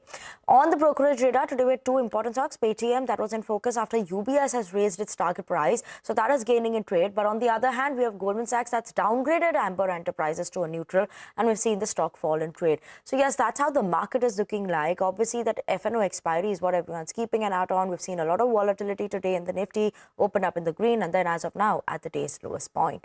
But even in this volatile market, ace investor Madhu Kela of MK Ventures is still seeing pockets of opportunity on the street. Listen into what he believes are the promising and investable sectors that are going to go, and he's looking at going ahead as well. You look at the CDMO business, right? It is roughly $200 billion worldwide. And there is a breakup of what is there in India right now. It is only $7 billion out of $200 billion. It's projected to go to $300 billion. These are data even before that. So I'm just saying India is anyway going from 7 to 14. But mind you, China is projected to go from 25 billion to roughly $45 billion. If some amount of that incremental growth also comes to India, let's say if you are able to garner $7 billion of more business, then an industry like this can grow maybe 300%. This is here to stay now because this has become commercially viable. This is not based on subsidy. We are not talking of solar power or wind power. 10 years back, very substantial amount of subsidy was needed for them to become viable. They have become viable on their own. I repeat again, I remain extremely positive. I think energy transition is a very powerful theme and it is going to last for next 10-20 years. I think semiconductor, we are still at an early stage.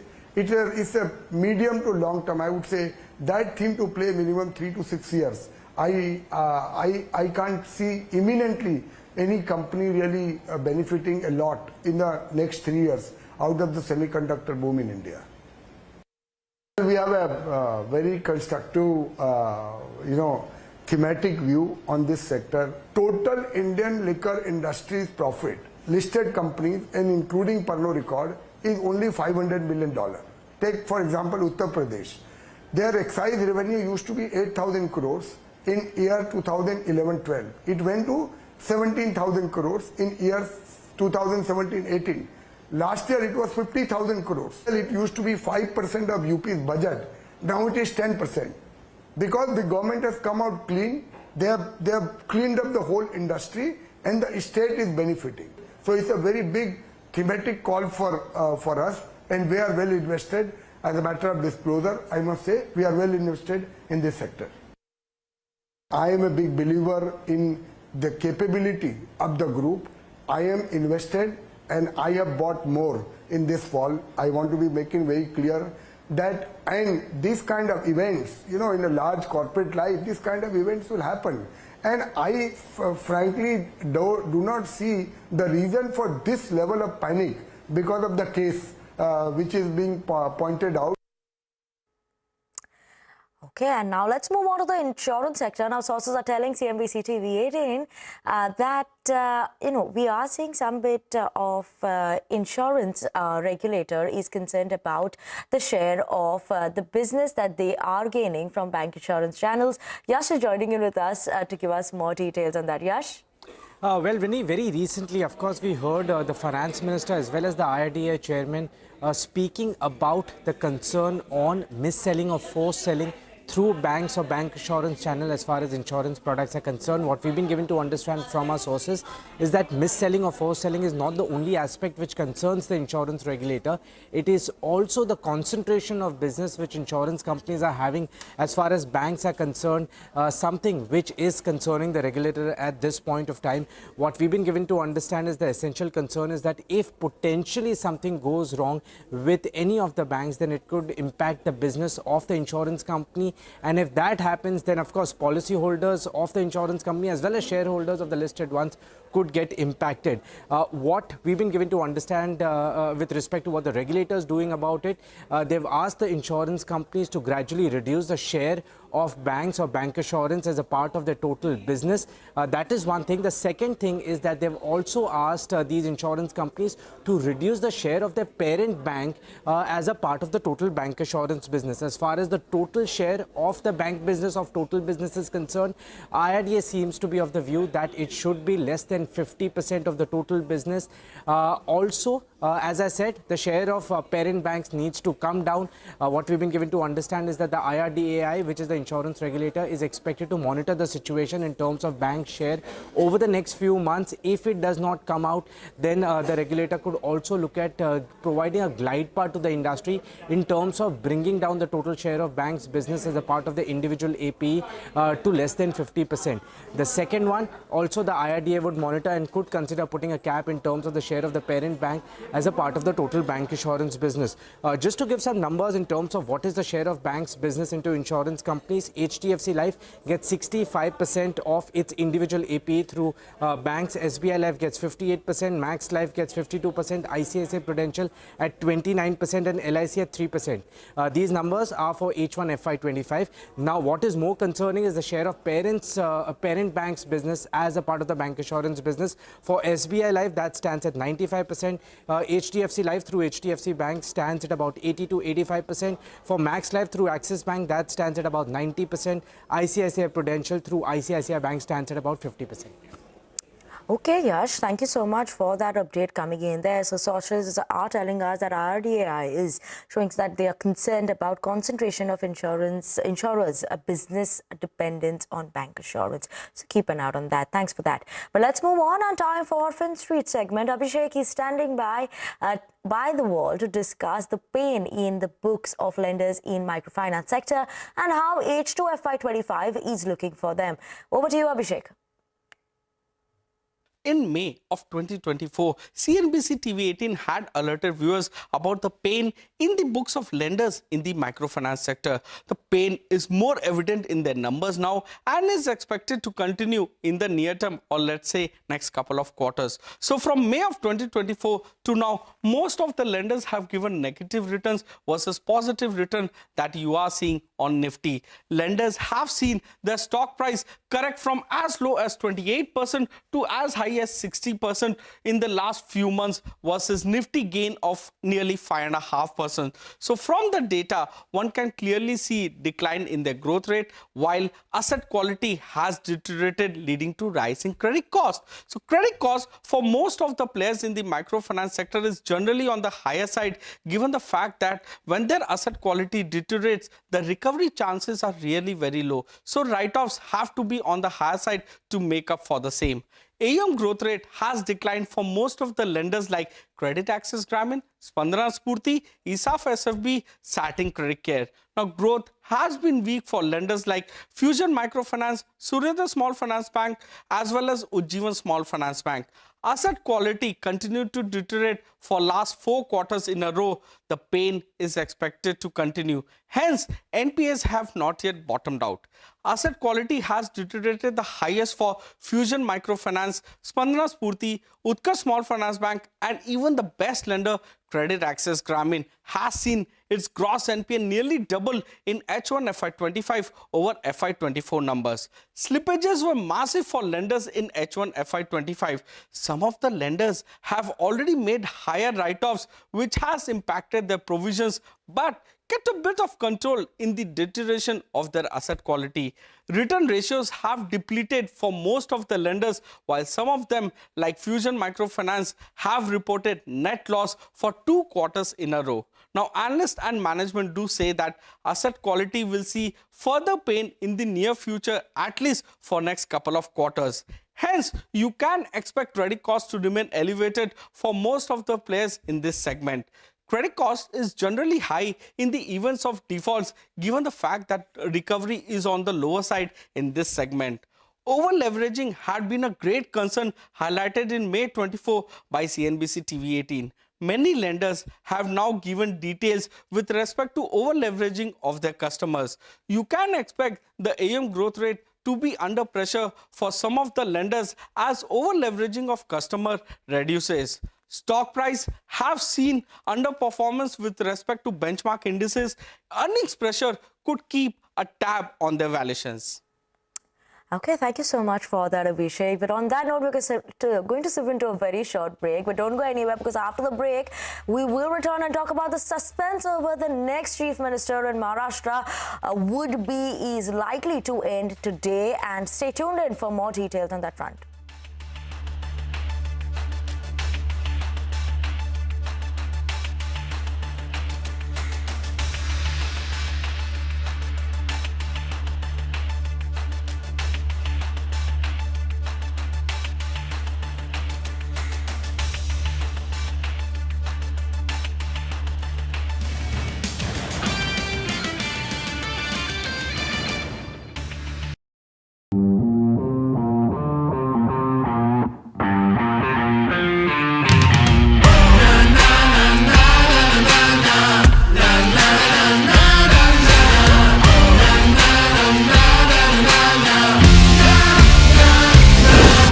Make informed decisions with comprehensive analysis on the go.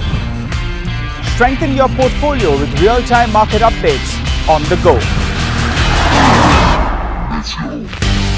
Create effective strategies with insightful expert opinions on the go. Grow on the go with CNBC TV18, now streaming live 24/7 on YouTube.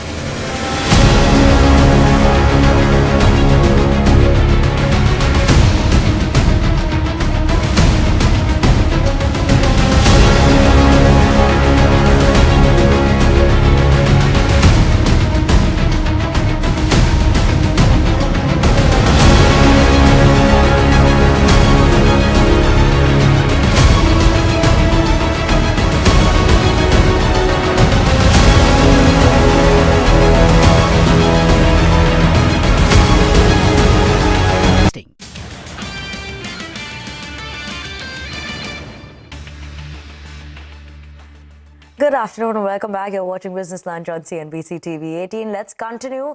And the deadlock over the next Chief Minister in Maharashtra is likely to be resolved today. The caretaker CM Eknath Shinde, along with other Mahayuti leaders, are flying to New Delhi to discuss the government formation. We have Santya, who's joining with us to give us more details on the big political developments. Santya. So the suspense over Maharashtra's ongoing political saga, Kaun Banega Mukhyamantri, continues. Though the statement made by the outgoing Chief Minister Eknath Shinde on Wednesday has provided some clarity, but the final decision is yet to be made. Yesterday, while speaking to the media, Eknath Shinde said that whatever decision will be taken by the Prime Minister, Home Minister and the leadership of BJP and Mahayuti Alliance regarding the next Chief Minister will be fully acceptable to him and his party. He said that he will fully support the decision in this regard. Now, this has made one thing clear, that the next Chief Minister is going to be from the BJP. Devendra Fadnavis continues to be the front runner. Though the final decision is yet to be made, but as I said, Eknath Shinde's statement has made it clear that he is out of the race. He is not competing for the Chief Minister post anymore. Now, what's expected today? Today, the key leaders of Mahayuti Alliance, including Devendra Fadnavis and Eknath Shinde, are going to meet the top leadership of BJP in Delhi, including the Home Minister Amit Shah, and a final decision in this regard is likely to be taken in this meeting. Okay, thanks so much for that, Santya. But more updates on the political front. Jharkhand Mukti Morcha leader Hemant Soren will take oath as Jharkhand CM today, and this will be his fourth term as the Chief Minister.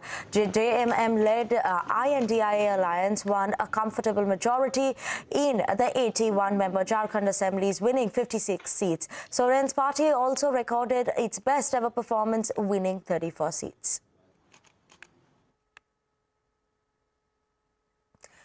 Moving on, we also have the Congress leader Priyanka Gandhi Vadra has taken oath as the Lok Sabha MP. She was elected from Kerala's Wayanad by over 4 lakh votes, and the seat fell vacant after Rahul Gandhi vacated the seat in favor of Amethi. Soon after, she took oath and the Lok Sabha was adjourned until noon due to ruckus. And let's move on to some domestic update and the news now on the cyclone Fengal, which is expected to intensify within the next 24 hours, reaching wind speeds of up to 85 kilometers per hour. The Bay of Bengal cyclone is likely to weaken and make landfall as a deep depression along the Tamil Nadu and Pondicherry coast. Meanwhile, the NDRF and the Indian Navy are on standby for the rescue and relief efforts. Okay, time for a short break on that note, but don't go anywhere. More news and updates after this break.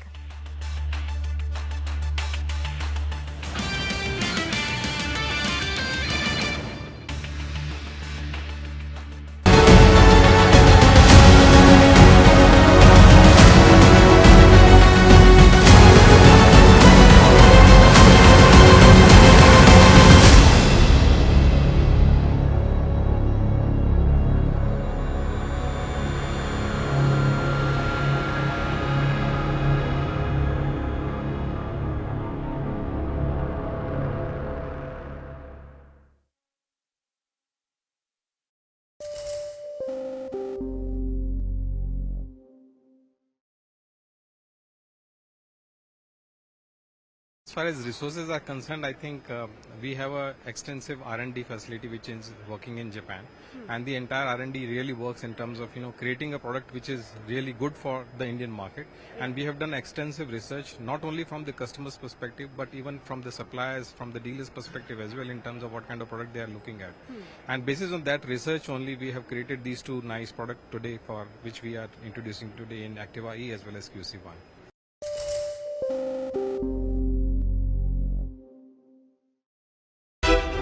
How about listening to global market maestros before crafting your investment strategy? How about getting deep insights into their businesses from top Indian honchos before putting your money on the line?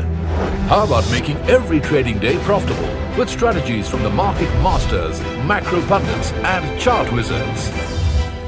Only one show gives you a head start to your trading day. Get ready to profit. Get ready for business with Bajar at these times on CNBC TV18 and CNBC-TV18.com. As far as resources are concerned, I think we have an extensive R&D facility which is working in Japan, and the entire R&D really works in terms of creating a product which is really good for the Indian market. And we have done extensive research not only from the customer's perspective but even from the suppliers, from the dealers' perspective as well, in terms of what kind of product they are looking at. And basis on that research only, we have created these two nice products today, for which we are introducing today in Activa E as well as QC1.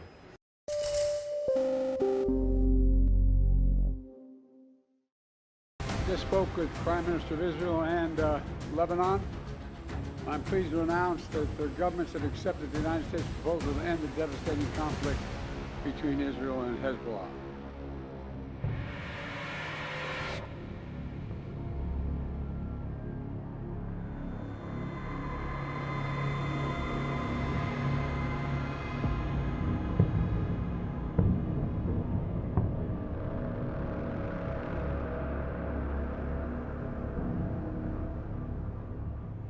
הערב אביא לאישור הקבינט מתווה להפסקת אש בלבנון.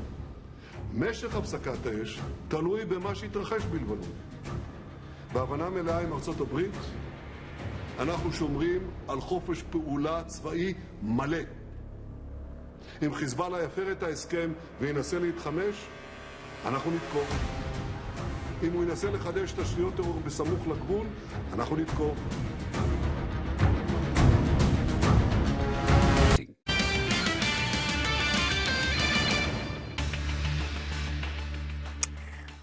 Welcome back to Business Lunch on CNBC TV18, and moving on to some international news updates.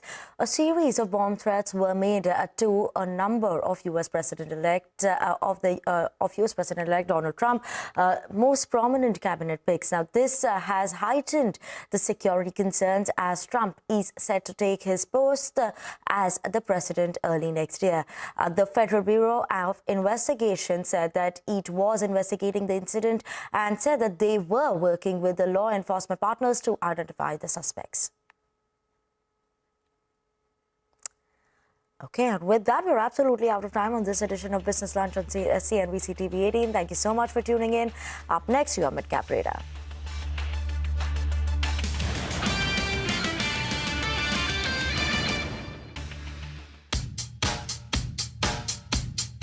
How did this idea of naming your company Noise come about? Normally, you just get guided by the people, aisa karna chahiye, waisa karna chahiye, you should try that and not this. So I think there's a lot of noise there. So ultimately, when you do things that you really love, gets you to the heights. You don't come from a business family. You have no sort of entrepreneurial background.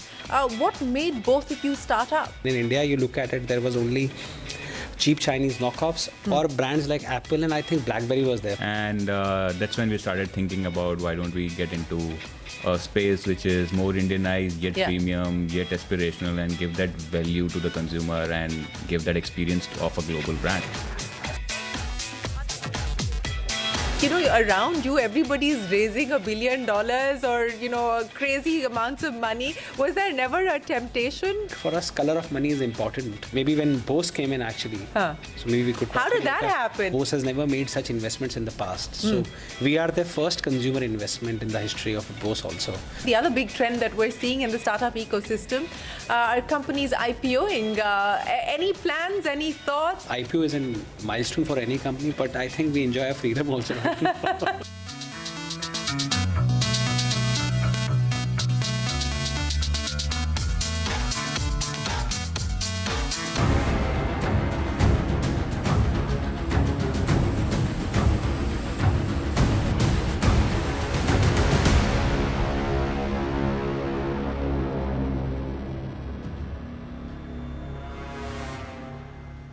Just spoke with the Prime Minister of Israel and Lebanon. I'm pleased to announce that the governments have accepted the United States proposal to end the devastating conflict between Israel and Hezbollah. I want to thank President Macron of France for his partnership in reaching this moment. Effective at 4 a.m. tomorrow local time, the fighting across the Lebanese-Israeli border will end. This is designed to be a permanent cessation of hostilities. What is left of Hezbollah and other terrorist organizations will not be allowed, I emphasize, will not be allowed to threaten the security of Israel again. Over the next 60 days, the Lebanese army and state security forces will deploy and take control of their own territory once again. Hezbollah terrorist infrastructure in southern Lebanon will not be allowed to be rebuilt. And over the next 60 days, Israel will gradually withdraw its remaining forces. And civilians on both sides will soon be able to safely return to their communities.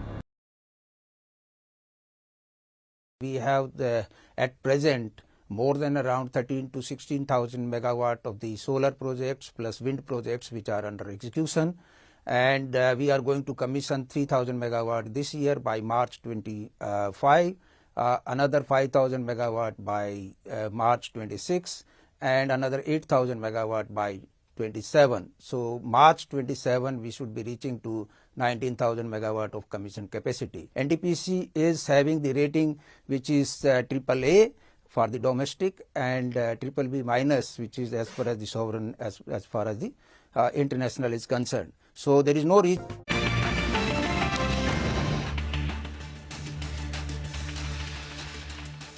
Well, good afternoon and welcome to Mid Cap Radar. I'm Vivek Iyer, and with me today is Hormaz Fatakia. Good afternoon, Hormaz.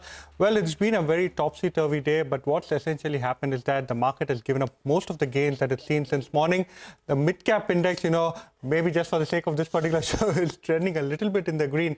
But despite that, if you look at the kind of sell-off that you've seen, it's been quite a steep sell-off that these stocks have seen, especially the broader end of the markets in the last hour and a half of the trading session I've seen. Hormaz, what are you looking at? It's a very steep fall from the highs of the day. We've already broken below that mark of 24,000. We'll get to that in just a bit. But these are the headlines that we're looking at 1:30 this afternoon. Stock slip after a steady start ahead of the FNO expiry amid slim overseas queues with US markets shut for Thanksgiving. IT and auto are the big drags, even as PSU banks eke out some minor gains. Broader markets are relatively underperforming, though they have given up their gains as well.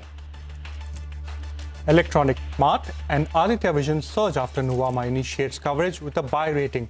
Brokerage firm says that robust cash flow from Telangana will support expansion into NCR for Electronic Mart, while rising electronics penetration into Tier 2 cities could help Aditya Vision.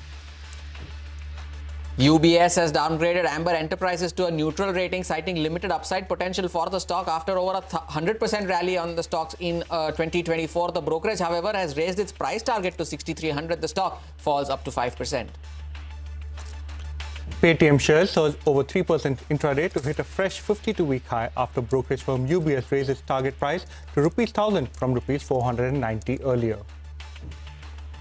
And Godrej Properties floats a 6,000 crore rupee QIP priced at a significant discount, joining its peers in beefing up coffers for future growth. The realty major has a launch pipeline of 30,000 crores for FY25.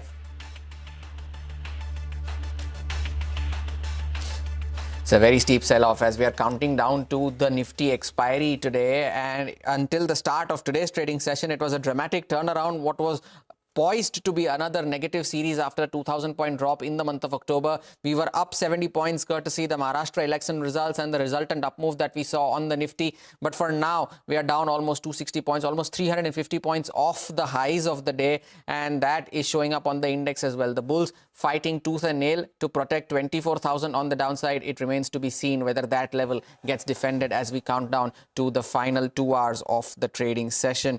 The only sectoral gainer though is the PSU Bank Index, but there are plenty of movers in the broader market space, gainers and losers. Vamakshi is here to take us through that. Vamakshi, good afternoon. Well, good afternoon, Hormaz. Let me first look at the list of the stocks that are actually declining in trade today. Let's first look at Amber Enterprises. The stock is down somewhere around 7% on account of the downgrade that came in from Goldman Sachs. Triveni Turbine is another counter that is down nearly 4.5%. We're also seeing some fall on LTTS as well as Ajanta Pharma. But on the flip side, we have several stocks that are surging in the trading session today. Let's start off with Honasa. That stock has been locked in upper circuit, up nearly 10%. Jayaprakash Power is another one that is up nearly 9%.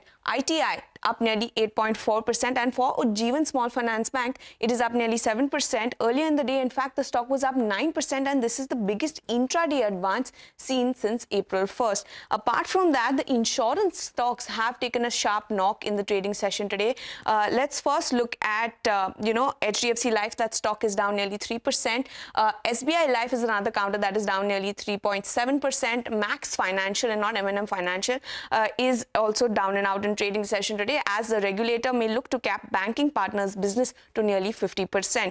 Volume-led movers, let's look at that list as well. IRDA is up nearly 4.6%. This is the biggest intraday advance that we've seen since August 22. Hudco is another counter that is surging in trade, and that is because they've signed an MOU with NBCC for a project worth 600 crores. BDL and RCF are some other counters that are up nearly 4% in trade today. Thank you so much for that, Vamakshi. Like you pointed out, some of the insurance stocks today have taken a bit of a beating. But on the other hand, one particular name within the insurance space, that is ICICI Prudential Life, that particular stock is actually trading near the day's highest point. One of the reasons there could be the relatively lower dependence as far as the bancassurance channel is concerned. But moving on, let's welcome Dharmesh Shah from ICICI Securities for a technical check on the market. Good afternoon, Dharmesh. First up, how are you looking at the markets? We've seen a very sharp sell-off, especially post 10 a.m. today. Is it mainly related to expiry moves? Yeah, good afternoon, Vivek. Yes, definitely. I think so. It's more likely a expiry sell-off. Looks like where the Nifty is currently trading at around 24,000. I think so. If you look at the market has already seen a 1,000-point rally from 23,900 to 24,300. This is normal retracement where Nifty should take a support at around 23,600 to 23,700, which should hold. And eventually, I think so. Such corrections gives us a good buying opportunity. So buy the dip should be the strategy for target of 24,500. So it looks like more of an expiry-related sell-off, but I think so. Market should find a support at around 23,600 to 23,700, and we should be gradually heading towards 24,500 in the coming weeks. 24,500 in the coming weeks. Interesting. Dharmesh, what are the stocks that you are recommending this afternoon?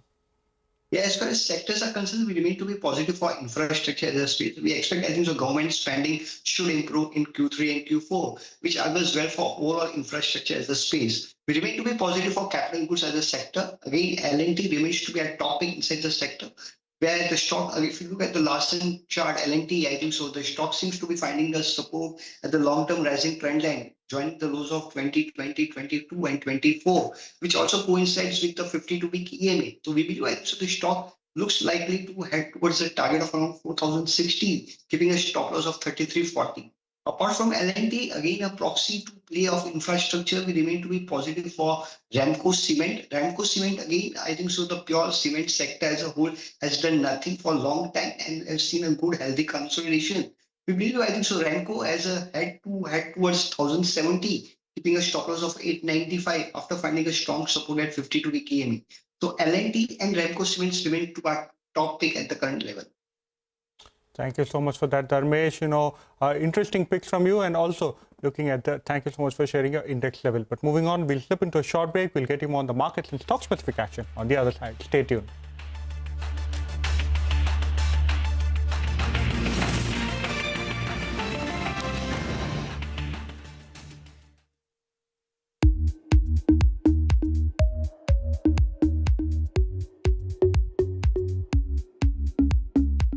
An idea is all you need to start a business. For you to succeed and scale in that business, what you need are a series of boring, non-glamorous, repetitive daily decisions. And that's exactly what this series is all about.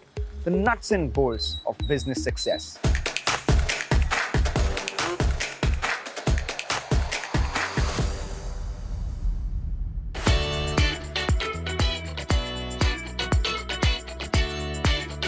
Taking the advantage of our funding, then which will be at the most optimum then price.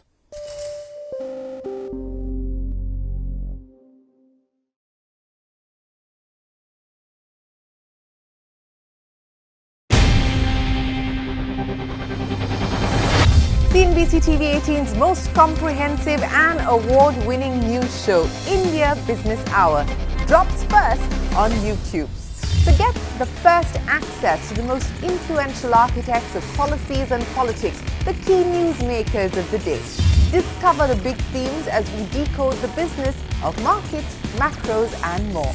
Be the first to go to the heart of all the top stories that drive the day's agenda. Catch the award-winning India Business Hour live every night on YouTube with me, Shireen Bhatt. India Business Hour live on YouTube at CNBC-TV18 weeknights at 7 p.m. FY27, we will have the 19 gigawatt commissioned capacity, means 19,000 megawatt. So 65 lakhs, it's translating to around 11,000 to 12,000 crores of the EBITDA. So this is, and going forward, the growth rate is going to go on increasing. We will be accelerating our growth rather than only getting flat.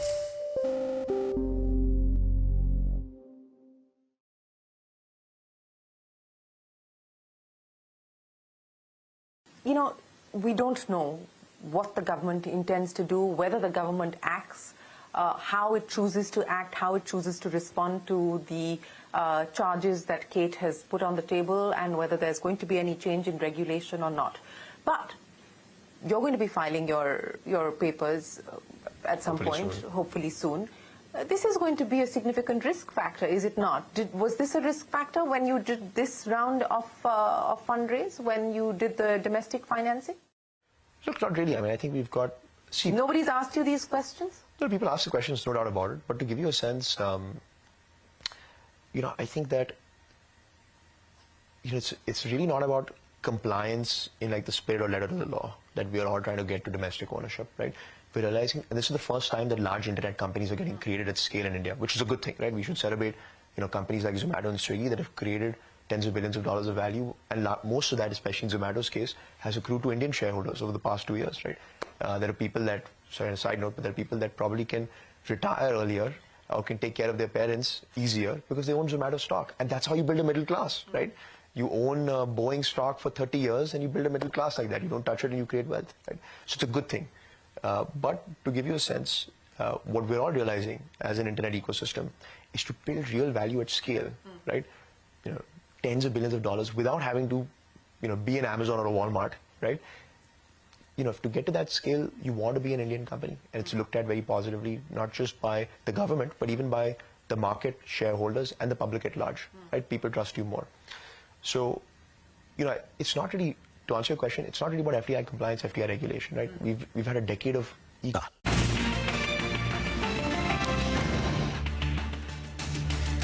Welcome back. And just a few minutes ago, Vamakshi was mentioning about the insurance stocks that have fallen sharply in today's trading session. And that is after my colleague Yash reported that the insurance regulator is concerned on the concentration of the insurer's business dependence on bank assurance. Now, the regulator also likely to have asked insurers to reduce the contribution of banks to business and also limit the business generated via banks to just 50%. Now, the finance minister also raised concerns about insurance mis-selling, emphasizing its contribution to higher borrowing costs for customers. She urged banks to focus on affordable lending rates and not burden customers with needless insurance products. Listen into what the finance minister and also what the chairman of the IRDAI, the insurance regulator, had to say on this matter.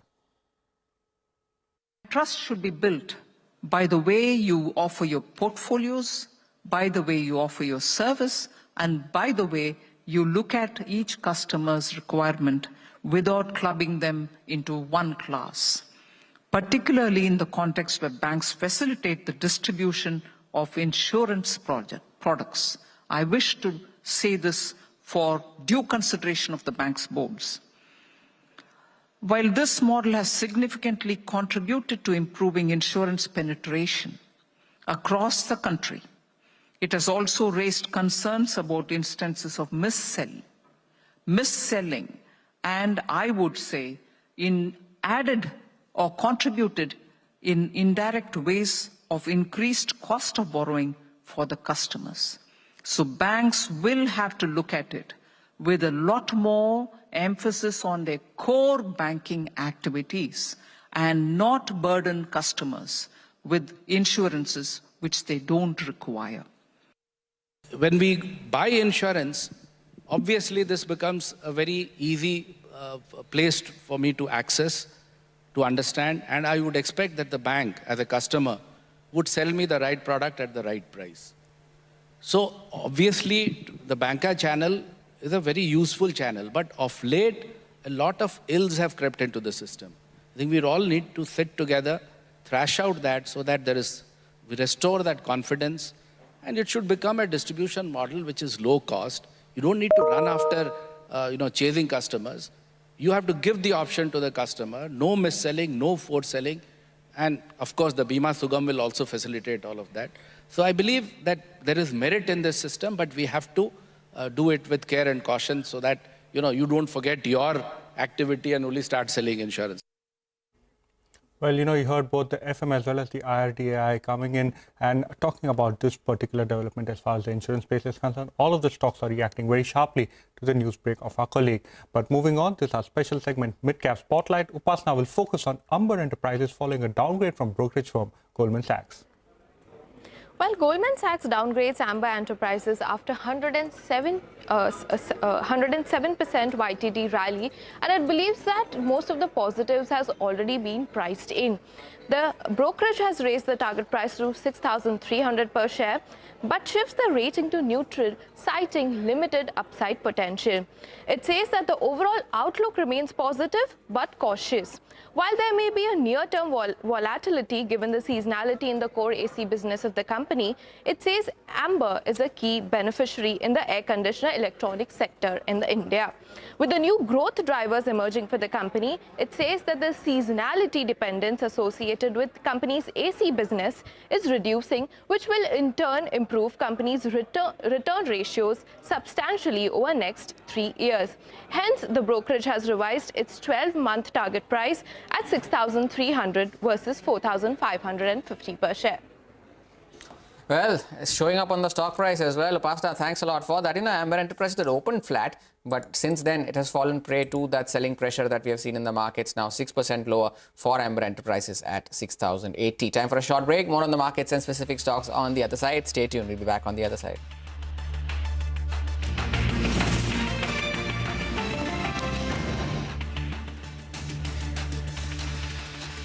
In this country, and we're just a small part of that today, and so is so are our competitors in this industry.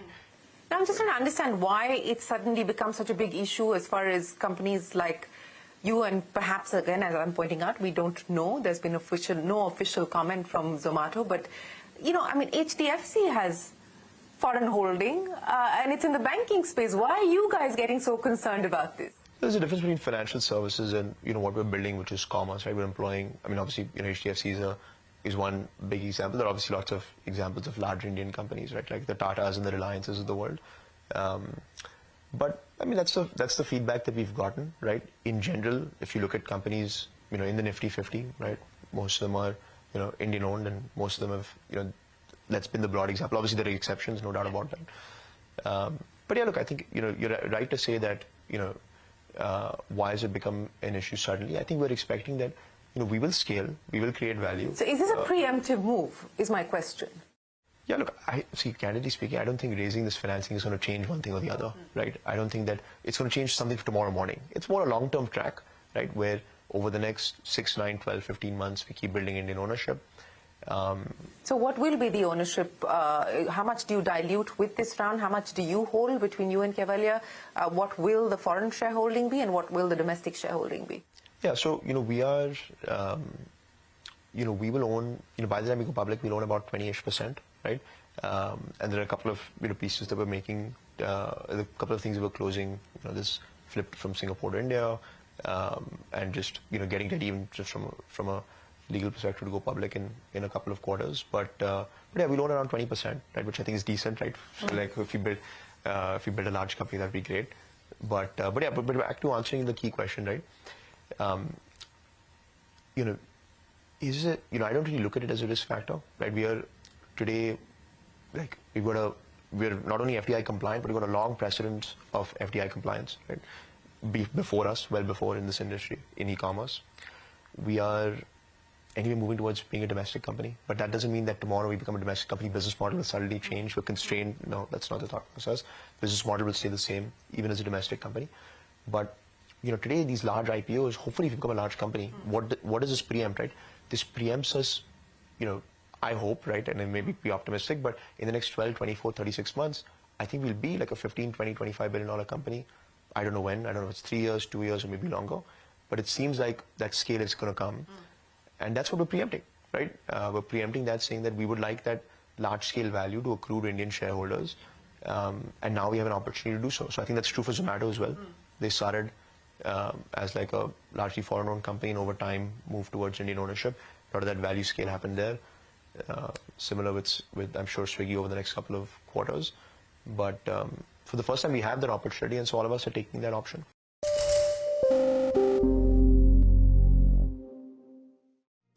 What does it take to build India's largest startup platform? It takes a journey of starting out as an unknown.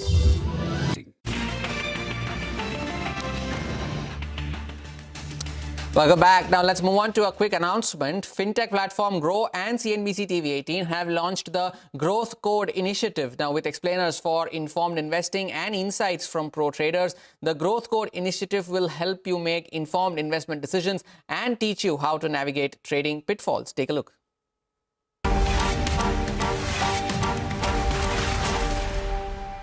In recent years, the Indian stock market has witnessed an unprecedented rise in retail investor participation, fueled by technological advancements, accessible trading platforms, and increased awareness. Millions of individuals are entering the market for the first time. बिल्कुल stock market में आया ये बदलाव दर्शाता है कि well informed होकर ही निवेश संबंधी फैसला लेना कितना ज़रूरी है। जो इन्वेस्टर्स और ट्रेडर्स बाजार के डायनामिक्स समझते हैं, रिस्क इवैल्यूएट करने और अपने फाइनेंशियल्स गोल सेट करने के लिए समय निकालते हैं, वो निश्चित ही अपने लॉसेस को मिनिमाइज कर सकते हैं। हेलो एवरीवन, आई एम प्रशांत नायर और मैं हूं अनुज सिंघल। आज हमें ये बताते हुए बहुत खुशी हो रही है कि भारत का सबसे बड़ा स्टॉक ब्रोकिंग प्लेटफॉर्म ग्रो और देश के सबसे बड़े business news channel CNBC TV18 और CNBC आवाज़ साथ मिलकर ला रहे हैं एक बहुत ही खास initiative growth code. Together, we are embarking on this incredible endeavor, reflecting our shared commitment to help investors and traders make better decisions. And joining us now to tell us more about this exciting partnership is the co-founder and CEO of Grow, Lalit Keshre. Lalit, great to have you with us here. Thank you very much. Could you tell us more about what makes this collaboration special and how you envision it enhancing responsible investing and trading practices? Sure. So if you see like the growth that has happened in Indian capital markets since like around 2015-16, it has been phenomenal. Millions of retail investors have participated, and Grow, we have been like fortunate to kind of be there and build a platform for our customers. CNBC has been kind of doing a great work in terms of educating customers in capital markets and investing in wealth. With the markets kind of, the number of participants in the markets growing, financialization of savings and wealth moving from traditional assets to financial assets and so on, CNBC and Grow, we think that, you know, there are a lot of mistakes that that investors and traders can make, and kind of to help them kind of make right decisions, we are starting this initiative. We'll cover a lot of specialized content, try to bring a lot of experts and experienced traders, investors to help customers learn a lot more about markets, and hopefully they will make better decisions. Lalit, इस सफर में traders अक्सर ऐसी गलतियां कर देते हैं जिससे उन्हें भारी नुकसान हो सकता है. उस बारे में बताइए, उन्हें क्या नहीं करना चाहिए? But there are a lot of them. So today, while a lot of people are making wealth in the markets, there are a lot of bad products or bad kind of decisions that people make. Some of them that I can recount, like over trading is one big problem, where people kind of get in the flow of trading a lot more in derivatives or in stocks and so on, and end up losing a lot of money. Over leverage is like very, very bad for most of the customers, because without leverage you just lose what you have, but with leverage you end up kind of losing a lot more. Apart from that, there's a lot of irrational exuberance in some of these stocks, or where people end up buying very, very overvalued stocks, or end up buying without any due diligence. These kind of decisions end up hurting investors a lot. So how does the Growth Code initiative help traders make better decisions to grow their investments and protect their trades? So with Growth Code, we want to bring up with very, very kind of specialized content for investors and traders, right? Where experts and experienced traders or investors, they would talk about the kind of mistakes they have made, what are the kind of things that people should kind of be aware about before kind of they are trading with their hard-earned money. And there will be like very, very specific topics that we'll cover over next few weeks. ऐसी कौन सी 3 जरूरी बातें हैं जो निवेशकों को इस सफर में हमेशा याद रखनी चाहिए? So top 3 things that people should abide by. Number 1, like don't trade in anything that you don't understand. It's very important, because for every buy or sell there is a person behind who is doing the other trade, and if they know more about it than you, then the probability of making money is very, very low. Second thing is, although there are narratives around you that it is very easy to make money in the markets in rising money, like there will be a lot of FOMO, and a lot of people will say, oh, I made this much money, but making money is never easy. So kind of invest, read a lot, and so on. And third thing is very important, don't kind of listen to tips. Like there will be people who will tell you buy this, buy that, and I think our lives will be better if we kind of don't listen to them. Lalit, बहुत बढ़िया बात बोली आपने. Retail investing बढ़ने के साथ जिम्मेदारी से इन्वेस्टमेंट और ट्रेडिंग के लिए निवेशकों को जागरूक करना बहुत जरूरी है. We are excited to play a role in equipping investors with the tools they need for their long-term success.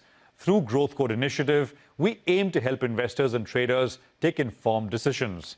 Thank you, Lalit, for being part of this insightful discussion. शुक्रिया ललित इस बातचीत के लिए, और आप सभी बने रहिए हमारे साथ.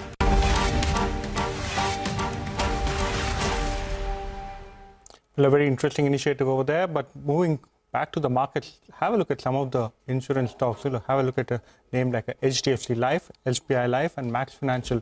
These 3 stocks have taken it on the chin on the back of this particular news flow. On the other hand, the stocks that are holding out in the green are LIC as well as ICICI Prudential. The other stock that is related to the insurance space is Policy Bazaar. That stock is largely flattish. But with that, it's all the time we have on this edition of Midcap Radar Mutual Fund Corner. When we return.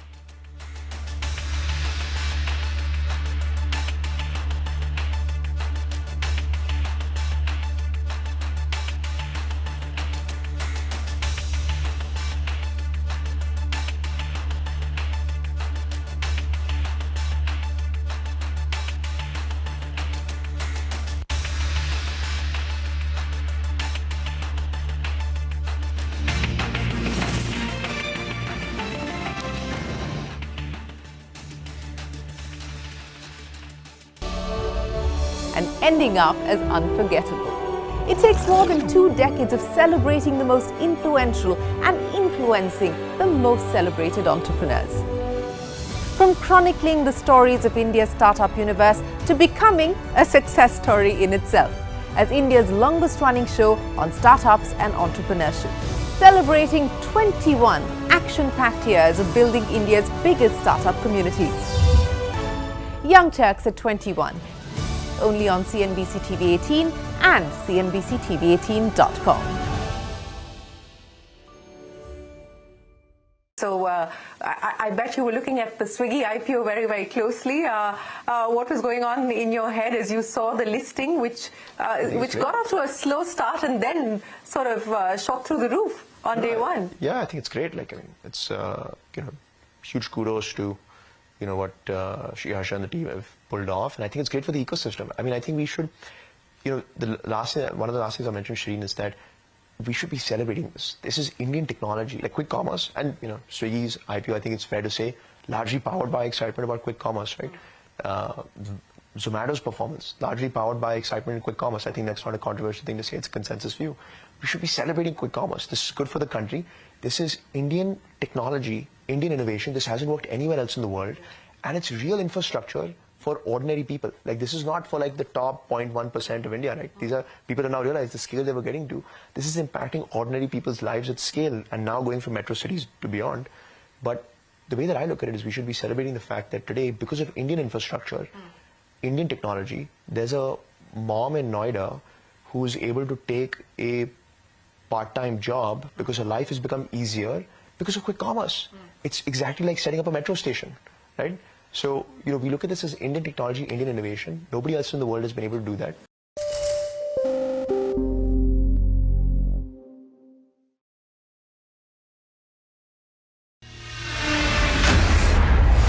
CNBC-TV18, an unending pursuit for excellence. A pioneer, a leader, a visionary, building a lasting legacy of credibility, consistency, and trust. Giving unparalleled access to global thought leaders and powering conversations that are shaping the new world order. Setting the highest standards through exemplary leadership. It is this unrivaled reputation for the most comprehensive coverage, actionable intelligence, and in-depth reporting that makes CNBC-TV18 India's #1 business news brand.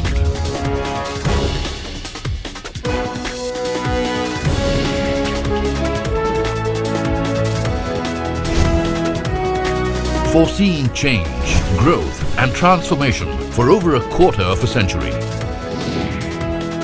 Trendsetters crafting innovative content formats.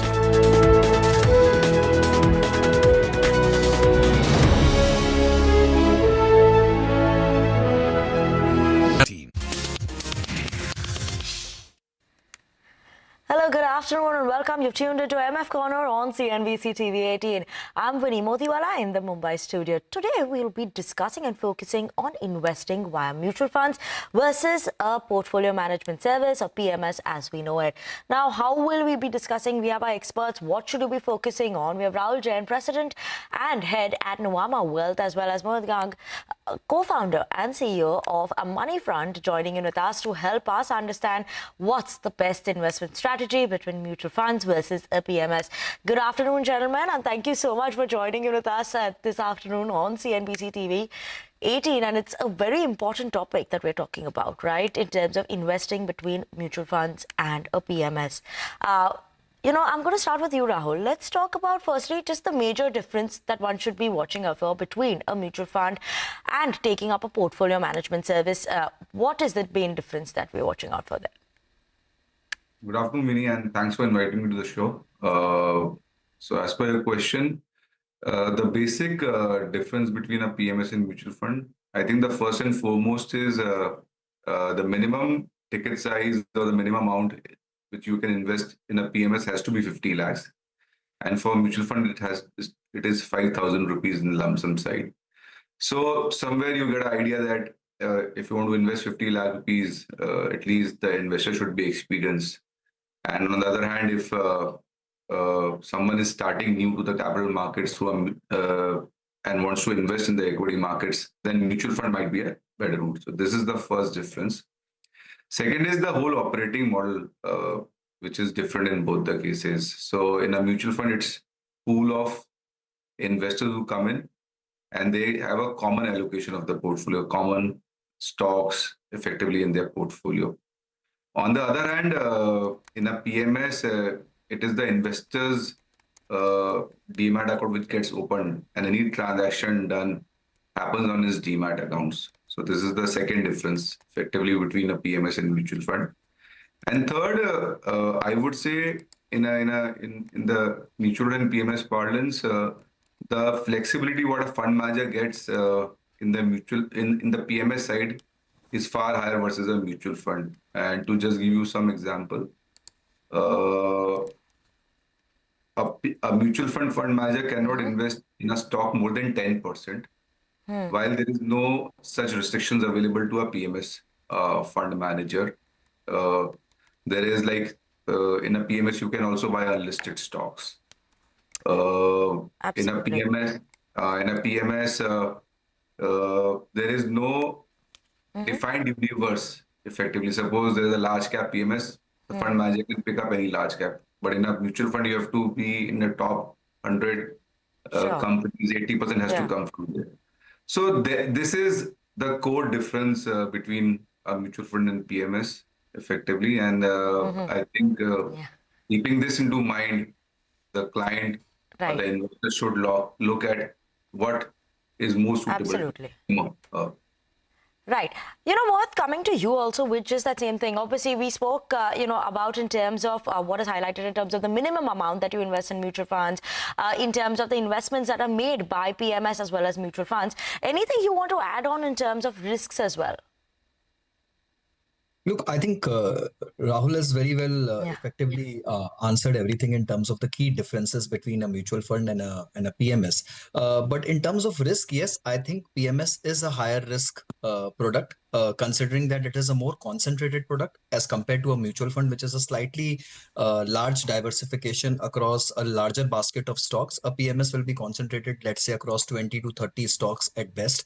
So obviously, higher concentration gets in that higher element of risk. It is also a more active strategy of moving in and out of stocks, right? So unlike a mutual fund, again, which is more like a slightly more longish buy and hold kind of a strategy, though fund managers do rotate between stocks and sectors out there. But typically PMSs have a faster rotation and a faster route of moving within stocks. One more minute difference, if I were to call it, is also the expense ratio. Typically PMSs charge a little higher than a normal mutual fund would be, and a typical expense ratio in a mutual fund would be between 0.5 to, let's say, 2% annual expense ratio. On a PMS, it could be anywhere from 1% to 2.5%, and there could be an element of profit sharing as well involved out there. And one last minute difference is on liquidity, which to my mind is a little higher and more easy when it comes to mutual funds. For retail investors, the liquidity is fairly easy. In a PMS, there could be certain exit clauses or exit conditions, or maybe higher exit loads for exits, right? So all of these are finer differences between a mutual fund and PMS. Absolutely. So, these are the key differences, viewers, that are spotted out by both our experts. But, Mohit, we spoke about that high-risk investment, how PMS becomes a high-risk investment. Obviously, does that entail higher returns possibility versus a mutual fund as well? Look, Vinny, I've always maintained that there are many paths to God. Right. So it all depends on an investor. What part does he want to choose, whether he wants to go the PMS route or a mutual fund route? Finally, ultimately, I think the ultimate destination has to be very clear as to what your financial goals are and where you want to reach. But yes, anything which offers you higher return will always, or anything which implicitly promises you to offer a higher return, that's the promise in a PMS, that they will offer a higher return as compared to the benchmark and as compared to other mutual fund products also. Right. So there has to be an element of higher risk. Nothing in the world is free and comes without risk. So yes, PMS are much more risky as compared to a normal mutual fund. So investors have to be absolutely aware of that. And that's where I think regulators have also taken cognizance of this fact and increased the minimum threshold of investment in a PMS product. So yes, absolutely higher risk and higher promise of return as well. A higher risk, higher returns as well. Nothing comes free. That's a word coming in from Mohit. Rahul, do you concur with this as well? Nothing is free in this world. So if we are looking at higher returns, we should be prepared for that high risk as well. So obviously, risk reward is the most important governing factor on the same. But I would also say that it is not good to generalize that PMS are more risky versus mutual fund, because it depends on what category you compare with, correct? So for example, is a large cap PMS more risky than a small cap mutual fund? Answer is no, because large cap by virtue is less riskier. As Mohit spoke about, saying that yes, PMS comes with concentration where the fund manager has more flexibility. Obviously, because of this, there is far better chances to generate alpha. And once you generate better alpha, and obviously that will have some consequential risk. But yes, PMS allows the investor to have a more flexible portfolio if that what the investor wants. Okay. Sorry, that's what they should be looking at if they want that. But, let's move on. And I just want to understand, can investors actually get into the investment decisions when it comes to investment via PMS? And are there any different types of PMS investments that one can have and that one investor can look at? Rahul, you take it up first. So there are two categories in the PMS side. One is the discretionary one, where the investor has no say in deciding the investments, and it is the fund manager who takes all the calls. Then there is this whole non-discretionary one, where every investment done, or I say the investment done, is with due consultation with the investor or the client. So to answering you, yes, there are PMS options which allows active consultation between the client and the fund manager. Okay. And Mohit, what's your take on this as well? Different types of PMS investments. What would be the best one that one could be looking at if they are going for a PMS side as well? Look, honestly, without any doubt, the larger chunk of the industry is discretionary PMS, where the fund manager is completely entitled and entrusted by the investors to take any call which he deems fit. But there are certain investors who are restricted by virtue of their professions, or there are certain investors with particular kind of a belief that they don't want to enter into a specific sector or a specific kind of company. So for them, those kind of investors, then you have to go to the other type of PMS, right? But otherwise, yes, a discretionary PMS is by far the best bet. Okay, discretionary PMS is the best bet if you're looking on that side. Mohit, you were highlighting a bit in terms of expense ratios as well earlier. What I want to understand as well, overall, investors have to look at that cost front of investing as well, right?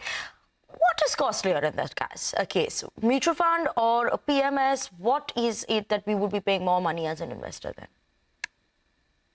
Look, Vinny, it totally depends on what kind of a product you are selecting. I can go into a normal index fund with direct plan today at an expense ratio of 10 bips to 20 bips, which is the lowest I can actually start investing my money at a very flexible ticket size, right? So the flexibility is a large part of mutual funds where you can invest at 500 rupees, 1000 rupees, right? But when it comes to a PMS, there is no such flexibility of opting for a very low cost PMS product. The PMS products, even under direct plans, will come at a minimalistic cost of, let's say, 1% or 1.25% on an annual management expense part. But typically, the PMS expense ratio ranges from 1% to 2.5%, and it depends on the investor whether they choose a variable method of fee or a fixed method of fee. So under the variable method, there is a profit sharing, and that profit sharing could be 80-20, 90-10. Again, there are multiple structures available in the industry, and that profit sharing typically starts after a hurdle rate, and that hurdle rate could be anywhere between 8 to 12% with a high watermark typically, right? Again, there could be multiple different kinds of structures around this. But if you put all of this together, the PMS product, because of its ticket size, because of its fast moving nature, right, and because it has a promise to deliver higher returns, is a more expensive product. And as I said, a mutual fund, again, the expense ratio can range anywhere between 0.5 to 2%. I'm talking of equity mutual funds out here. But again, if you were a pure play passive index fund investor, then you can get in at a cheaper cost also. Okay. On that note, viewers, we're going to step into a very short break, but don't go anywhere because we'll continue this conversation and discussion with both Rahul as well as Mohit. So do stay tuned in for more updates after this.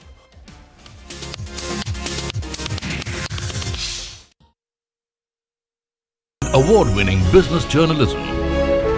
On air. Online. on social media. As we embark upon 25 years of excellence, we invite you to be a part of our future.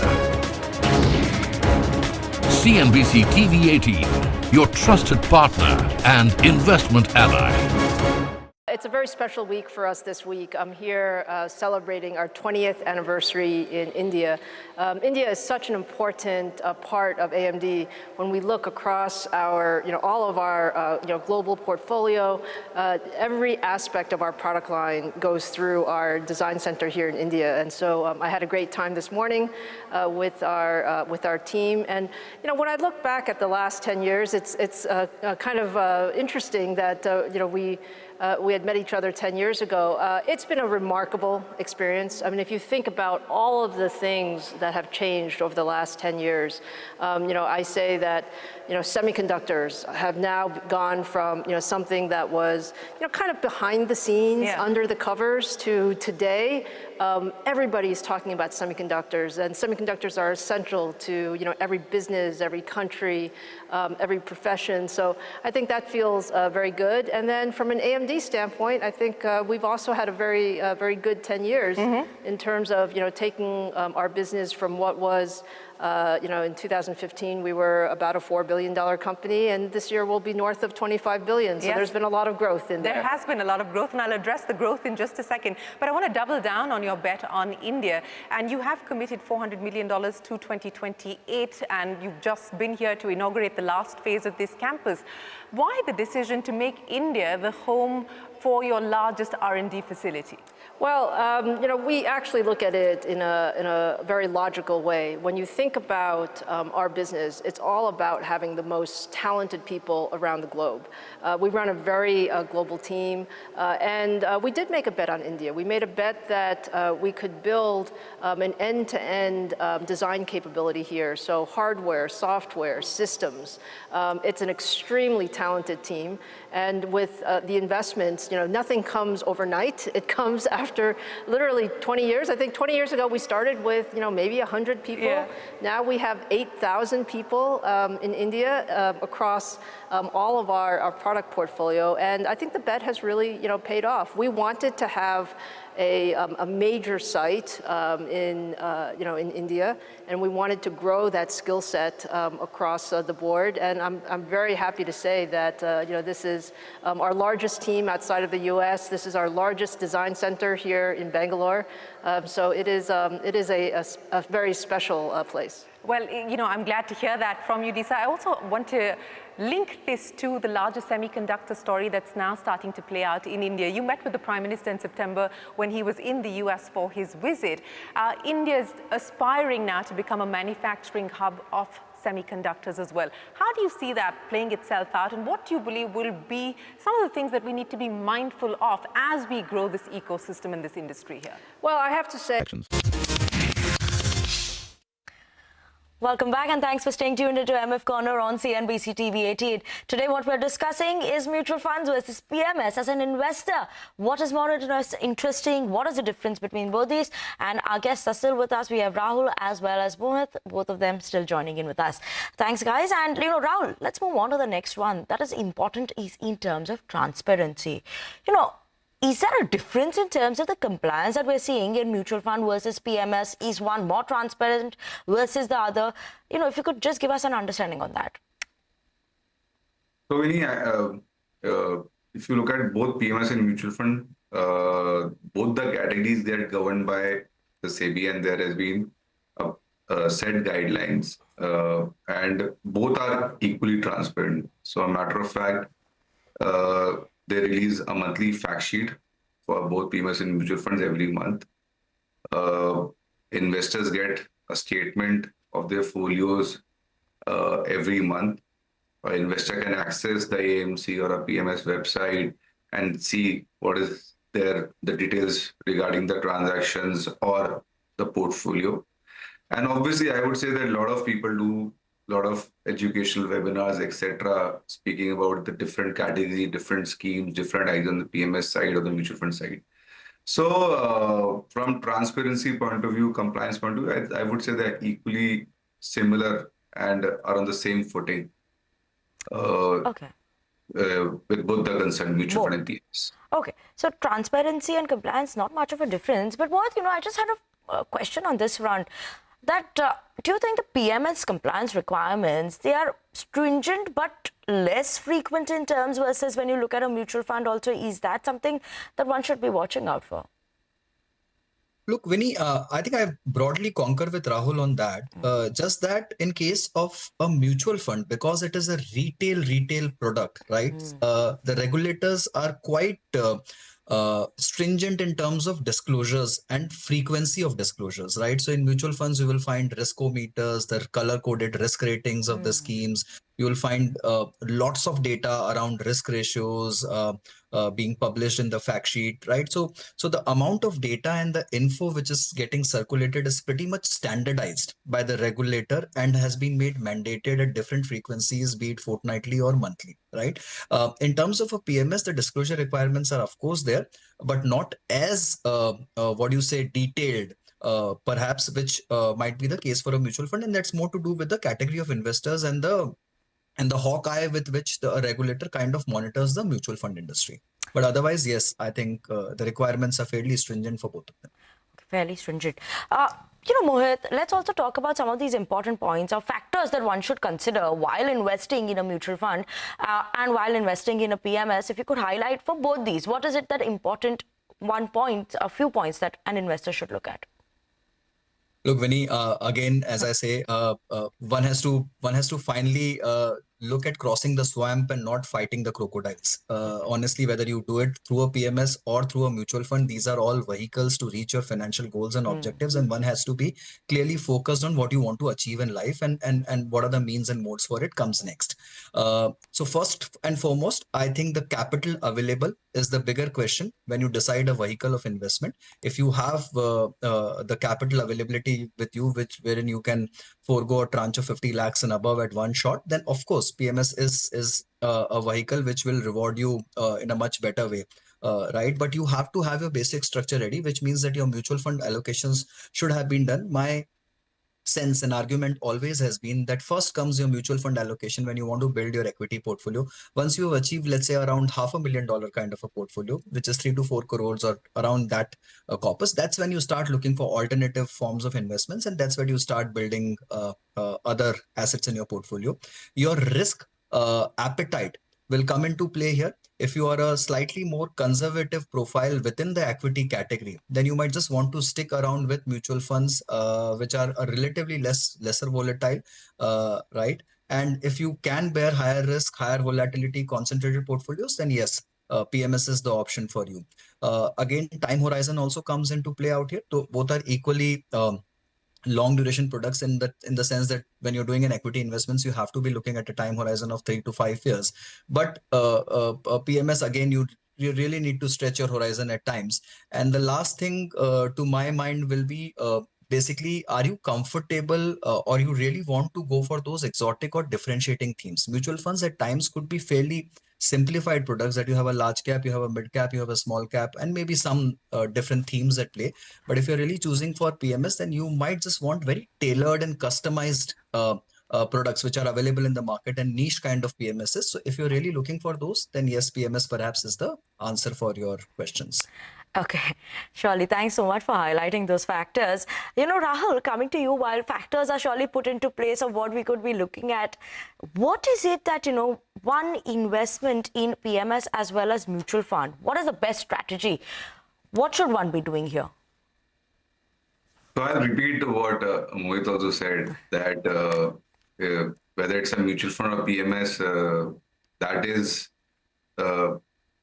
not very important, I would say, because those are vehicles of investing into different asset classes.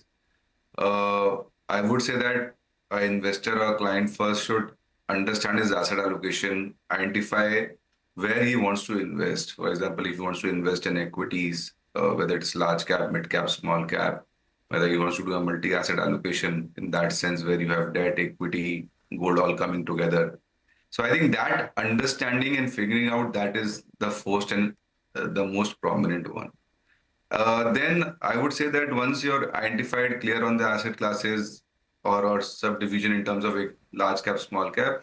Then the next steps comes in where you identify the right fund houses, the right fund manager, and then accordingly, once that is also done, then you can obviously move into a PMS or a mutual fund very seamless, because for example, a fund manager which you like, has a lot of pedigree of the past, have delivered better, well, and you want to invest in mid cap, then why not go into that PMS fund manager and invest with him? So I would say understanding your asset allocation, then going below understanding the right fund manager, fund houses, and then identifying between mutual fund and PMS.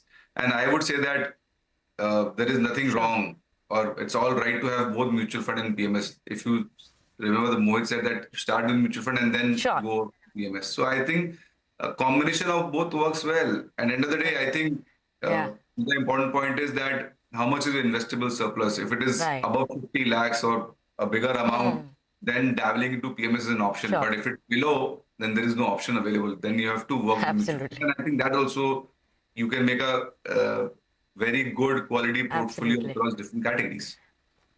Okay, absolutely. And just Mohit, last one word quickly. We're just absolutely out of time. But PMS mutual funds, which one should opt for what? Quickly.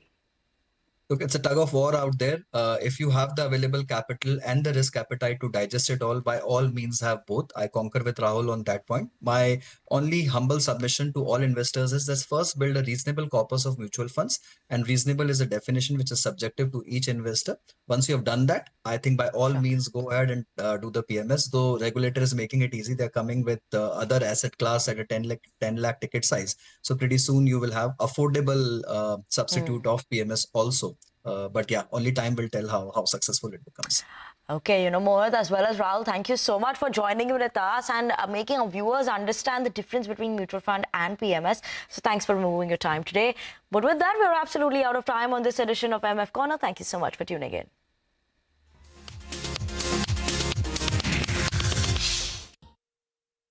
A very, very high regard for Prime Minister Modi and his strong vision on technology across semiconductors, both the Make in India semiconductor manufacturing, design, as well as all the focus on AI. I think every aspect of that is truly important as we go forward, and especially around semiconductor manufacturing. What I admire is the very concrete, pragmatic steps that have been taken to both attract global companies here, as well as building the local infrastructure and ecosystem. And I think the one thing is these ecosystems take time. They don't come overnight. But I would say lots of very strong progress. And we continue to invest in India because we really believe that this will be one of the most important markets and regions going forward, as well as a wonderful infrastructure and ecosystem for the type of development that we do.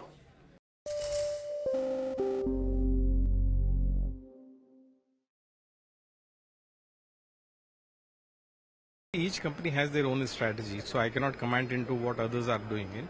But we are very sure that after the launch, we will definitely take again the feedback of the customers who gave the feedback initially in terms of what kind of product they are looking at from us. And after the, not only the product, but even the service aspect which we have mentioned today, will also give an assurance to all the customers who are actually looking for a trust and reliable product in the market, which currently is not available as of now. So keeping that in mind, we will bundle the entire price accordingly, keeping in mind all the aspects of our product as well as the services which we will render from our rendering setups.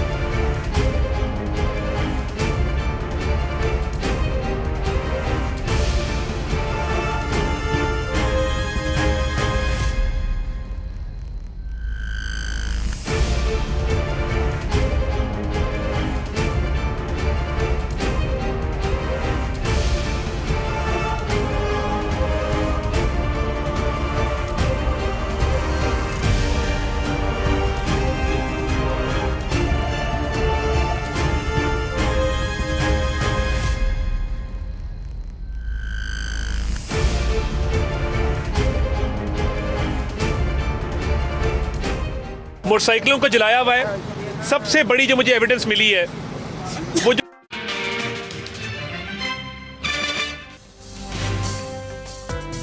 The Hang Seng trading with losses of around 0.3%. The Taiwanese index is down 0.5%. 3 days now, it's faced selling pressure around the 40-day exponential moving average. That number is about 24,350. The Nifty is absolutely flat, 24,280. Let's say if you are able to garner $7 billion of more business, then an industry like this can grow maybe 300%. We are still sticking to our 24,000 crores guideline. We're trying to get some confirmation, but it appears the street is a little bit jittery about some geopolitical issue that just played out in the last 10 minutes or so. And because of that, the street has got a little bit cautious. Markets are turning volatile. The Nifty's dipped nearly 250 points from the day's high. The high today was 24,315. The market has given up most of the gains that it's seen since morning. Sharpest strategies, top market trends, unmatched perspectives. The trading day's most comprehensive roundup. Stay ahead with NSE Closing Bell. Broadcasting live from the CNBC-TV18 Motilal Oswal studios in Mumbai.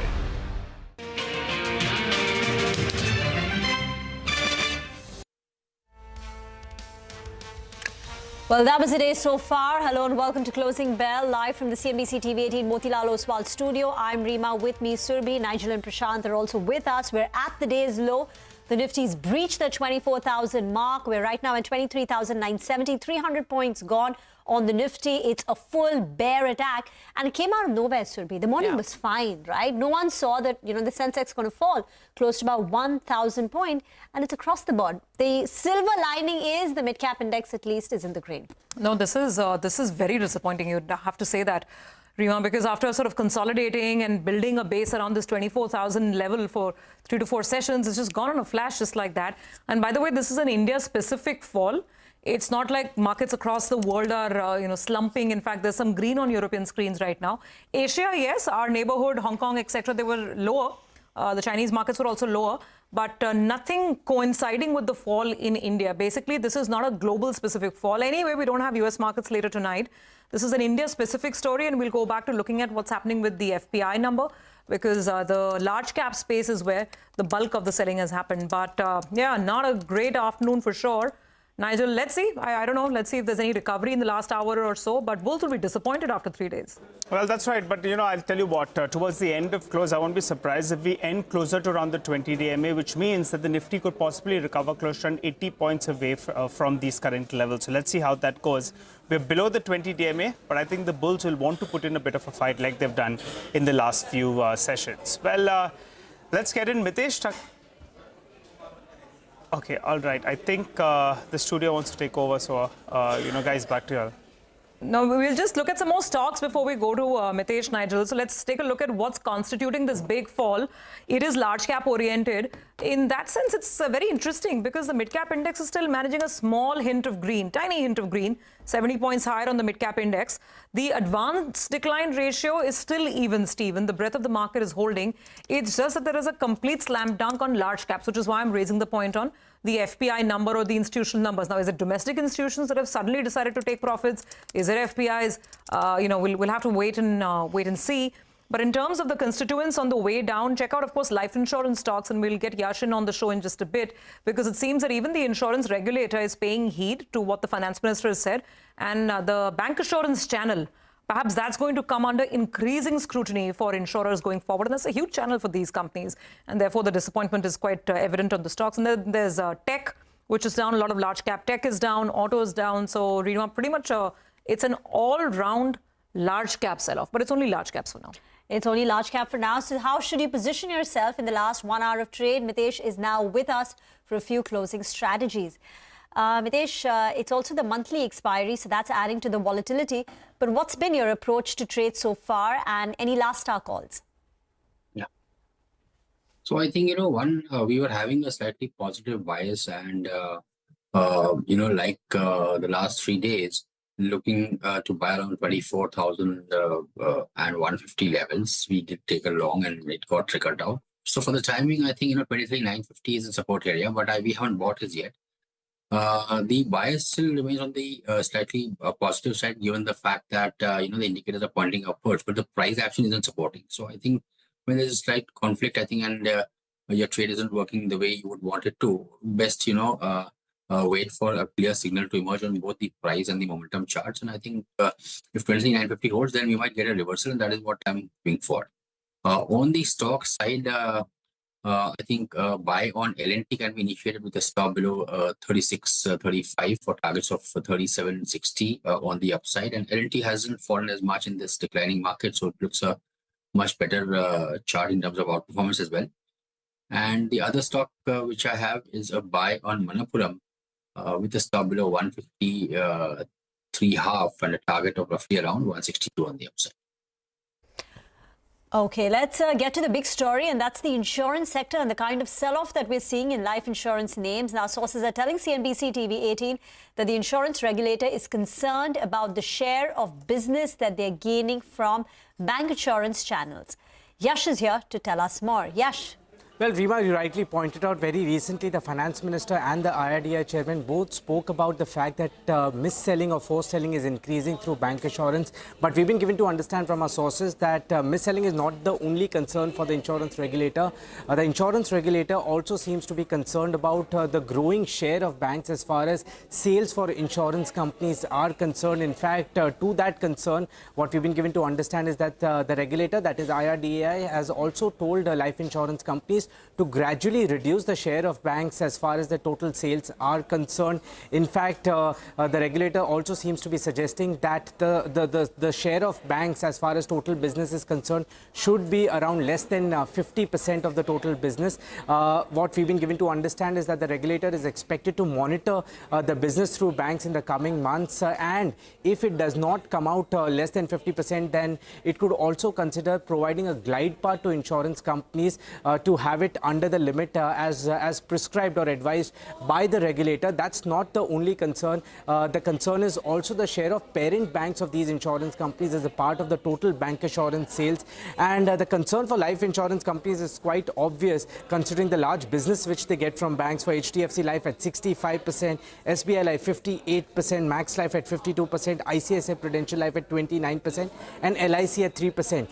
What is more concerning is the number on the parents bank side of the total bank assurance business. For SBI Life, the business that it gets out of the total bank assurance from State Bank of India is at 95%. For HDFC Life through HDFC Bank is at 80 to 85%. For Max Life, it's at 90%. Through Axis Bank, for ICICI Prudential Life, it is just at 50%. Explains why HDFC Life, SBI Life and Max Life are facing deep cuts in today's trading session, whereas ICICI Prudential Life is still holding up. Right, got that, and those are helpful numbers, Yash. Keeps the context very, very clear how big this channel is for insurers and why those, therefore, insurance stocks are worried today, now that the regulator is also talking about it. Let's actually play out, bites, and with the caveat that these, of course, are bites coming in from interactions that happened earlier in the month. Starting off with Finance Minister Nirmala Sitharaman, she first raised this point, saying that banks should perhaps go back and focus on their core business of banking rather than selling insurance policies that customers may not always need. Take a look. Trust should be built by the way you offer your portfolios, by the way you offer your service, and by the way you look at each customer's requirement without clubbing them into one class, particularly in the context where banks facilitate the distribution of insurance products. I wish to say this for due consideration of the bank's boards. While this model has significantly contributed to improving insurance penetration across the country, it has also raised concerns about instances of mis-selling, and I would say added or contributed in indirect ways of increased cost of borrowing for the customers. So banks will have to look at it with a lot more emphasis on their core banking activities and not burden customers with insurances which they don't require. When we buy insurance, obviously this becomes a very easy place for me to access. to understand, and I would expect that the bank, as a customer, would sell me the right product at the right price. So obviously, the banker channel is a very useful channel, but of late, a lot of ills have crept into the system. I think we all need to sit together, thrash out that so that we restore that confidence, and it should become a distribution model which is low cost. You don't need to run after, chasing customers. You have to give the option to the customer, no mis-selling, no force selling, and of course the Bima Sugam will also facilitate all of that. So I believe that there is merit in this system, but we have to do it with care and caution so that you don't forget your activity and only start selling insurance. Okay, so there you heard. Those comments were made earlier this month. It seems that now it's really hitting home because as Yash has been reporting that the insurance regulator now seems to be taking cognizance as well. And the fear is that is there some action, some curbs that will be perhaps, on their way. Gautam Dugar is joining us from Motilal Oswal Financial Services. Gautam, great to have you this afternoon. This is a good change. Huh? I think you should join us on the afternoon show as well more often. We'll talk about earnings. We'll talk about market, all of that in just a bit. But first, this hot subject, insurance, always, I mean, the risk to, the policy risk for insurance has always been very high, from taxes to the new IRDAI norms and now this latest comment from the FM. What's your stance on life insurers? So, good afternoon. On insurance, we find we haven't had any insurance stocks so far in our model portfolio, even though we like some of the names there. This latest development which has come, we'll have to see how does this work out, what is the impact on numbers and growth per se, what is the relevant mix of bank assurance and different companies. But obviously, the first reaction is a knee-jerk, as you're seeing in many of those stock prices. But within financials, we've been very clear. We are overweight more on banks and non-lending financials, which basically includes capital marketplace.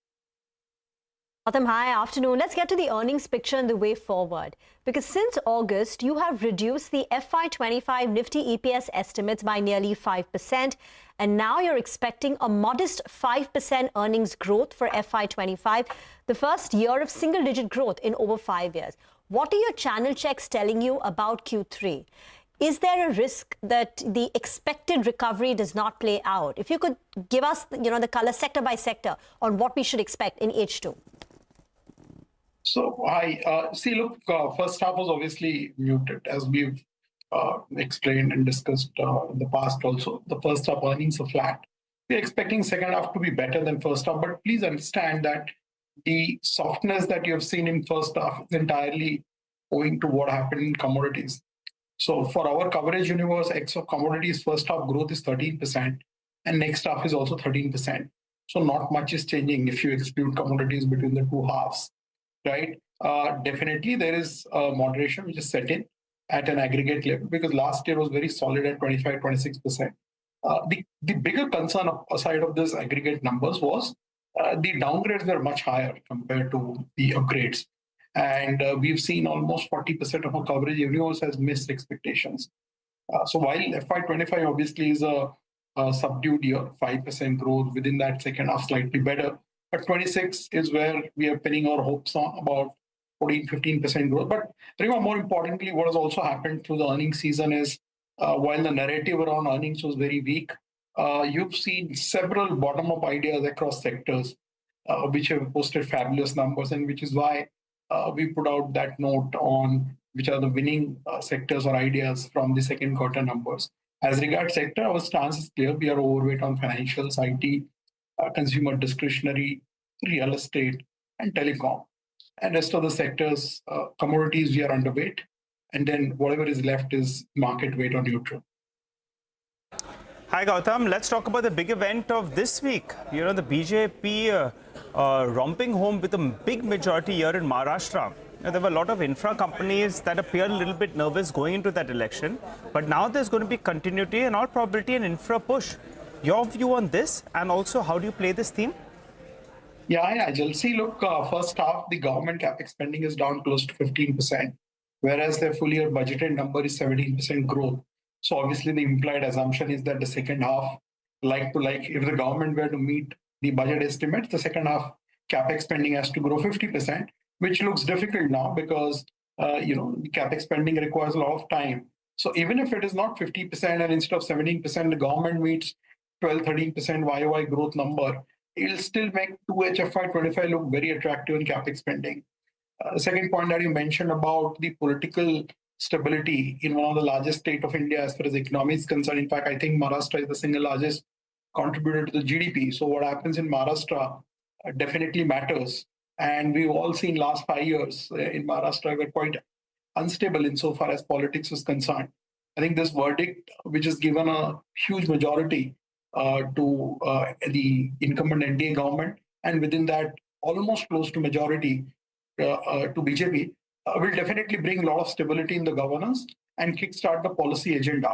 More importantly, it will also bolster the confidence of the central government because they now have scored 2 big victories in Maharashtra and Haryana after a minor setback in Lok Sabha. So we all are hoping that all of this will definitely make the government more active on spending and bring back the growth. And at the same time, you're also seeing consumption in the rural, which was very weak for last 2.5 years, is now recovering at a margin. However, the additional headache is the urban has moderated a bit, as you've heard from multiple companies during the second quarter earnings season. So yes, I mean, there are challenges which were there in 1H. We see those challenges receding bit by bit, and hopefully that gets reflected in the market also going ahead, especially the valuations in large cap have now become slightly more attractive. They were reasonable earlier also, but given that 3-4 months have also gone through, and there has been about 8 to 10% correction in Nifty, now on FY26 you are below 20 PE. So large caps look quite fairly priced in my view, while mid caps and small caps are still quite expensive. Okay. I just want to flag off Gautam's winners and laggards list after the second quarter. And I think a lot of the winners also make it to your model portfolio.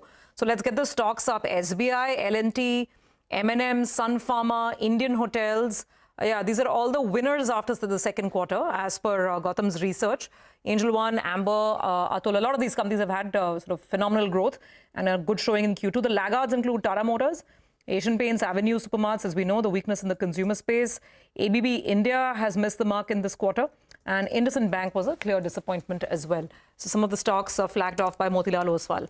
On the winners, Gautam, so I thought Page Industries was a really interesting pick.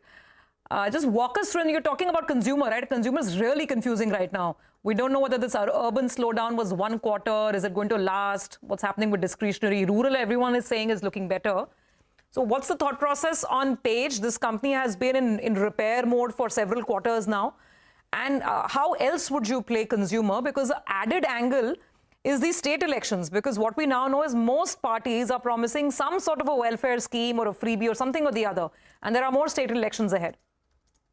Yeah, so look, consumption, you cannot paint it with one brush because staples are going through a very different trajectory on earnings and volume growth compared to some of the discretionary segments. While staples are struggling to grow 3-4% volumes, you have companies like Indian Hotel, which is also a consumer sector, by the way. You have companies like Titan and all in the jewelry space. They've posted a very solid set of numbers. So consumption has become a two-way street. If you are in the premium side, on the high ticket side, companies like Train, Titan, all of this, and of course Indian Hotel, they're going through a very different time. And if you are in the mass end of the consumption with low ticket size catering to the bottom of the pyramid or low middle class, then obviously you're in a bit of a struggle. Urban, this is the first quarter where we have heard that urban is a bit of a problem now. We need to see and wait and watch if this continues or if it recovers. The heartening thing, however, is that rural is recovering. So the way we are playing it is for last 3 years, we've had a major underweight on staples. Our entire weight on consumption was residing in consumer discretionary. And that stance has not changed. We are still holding about 8 to 9 consumer stocks in our model portfolio also, out of which, excluding one name, rest all 7 are discretionary spaces. As regards Page, after 4 years, we've changed the rating from neutral to buy. We see growth making a comeback. We are projecting close to 20% earnings growth. It remains a very solid franchise, by the way, insofar as distribution mode is concerned. The way they manage the balance sheet, almost 40% ROCE consistently over the last decade. The growth had slowed down last 3 years. Post-COVID, we've seen a very moderate to tepid growth. And in that segment, I reckon there was elevated competitive intensity also, which we saw. So we are seeing that making way for a slightly better growth now, which is where we had changed the rating also on page during the quarterly results season. Gautam, this week we've seen big moves in the food delivery, quick commerce space. So Swiggy's moved up 16% this week. Zomato is up close to about 8%. Yesterday, UBS's note titled it that there is plenty of room at the table for everyone. I know you have a neutral call on Swiggy, but that's been achieved. I think your target price was, 480, 490 thereabout. Do you think there is a lot more upside? And now even Amazon is entering the fray with Tez. So Rima, look, this is one space within the overall consumption space where growth rates are absolutely phenomenal. They're all growing at 30-40%. And as a category also, if you look at the projections for a quick commerce category top down, over the next 10 years too, I won't be surprised if at a category level, they can continue to grow at 20% plus. And that's a huge number because 20% at an industry level can translate into 25-30% for some of the players. So I think a lot of winners will be created out of this category. Our call on Swiggy was primarily owing to short-term valuations, which is why while we like the business, we didn't like the valuations. But you're in kind of a market where stock moves 20-30% very fast these days on either side. Without getting swayed by that, I would reckon that this is the industry where one must have an exposure and must have an exposure with a slightly longer-term horizon because today they are a fraction of the overall retail consumption market of India. And if they manage to grow at 20% at an industry level for next 5 to 10 years, this category can become very sizable, which is why we are very positive on this industry. And we think multiple winners can emerge out of this category over a period of time. Okay, all right. Good conversation as always. Gautam, thank you very much for joining in and giving us your sense on how we are poised at the end of the second quarter earnings season. Well, with that, we do have to take a very quick break. With the news that the market's still down 350 points, not much has changed. We'll take that break, come back, and Varun Goyal of Mirai Asset Investment Managers will be with us on the other side.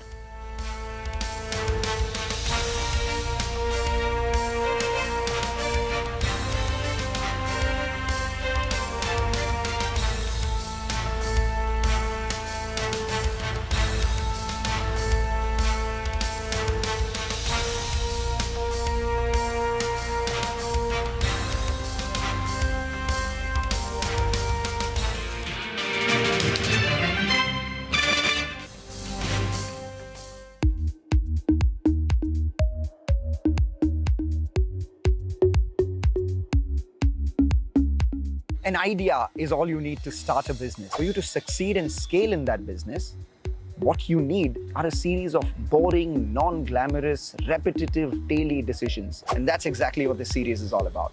The nuts and bolts of business success.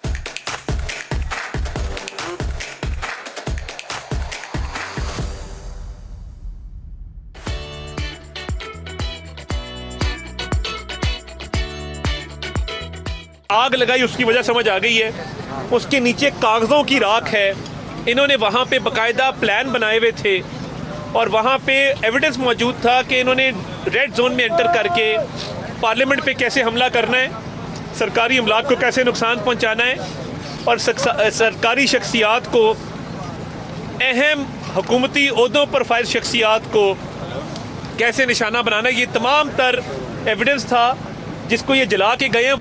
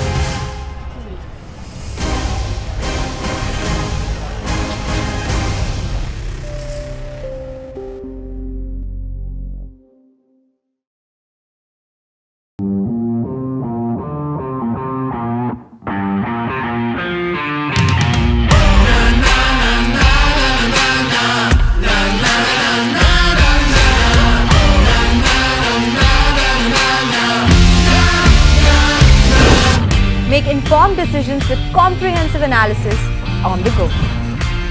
Strengthen your portfolio with real-time market updates on the go. Create effective strategies with insightful expert opinions on the go. Grow on the go with CNBC-TV18, now streaming live 24/7 on YouTube.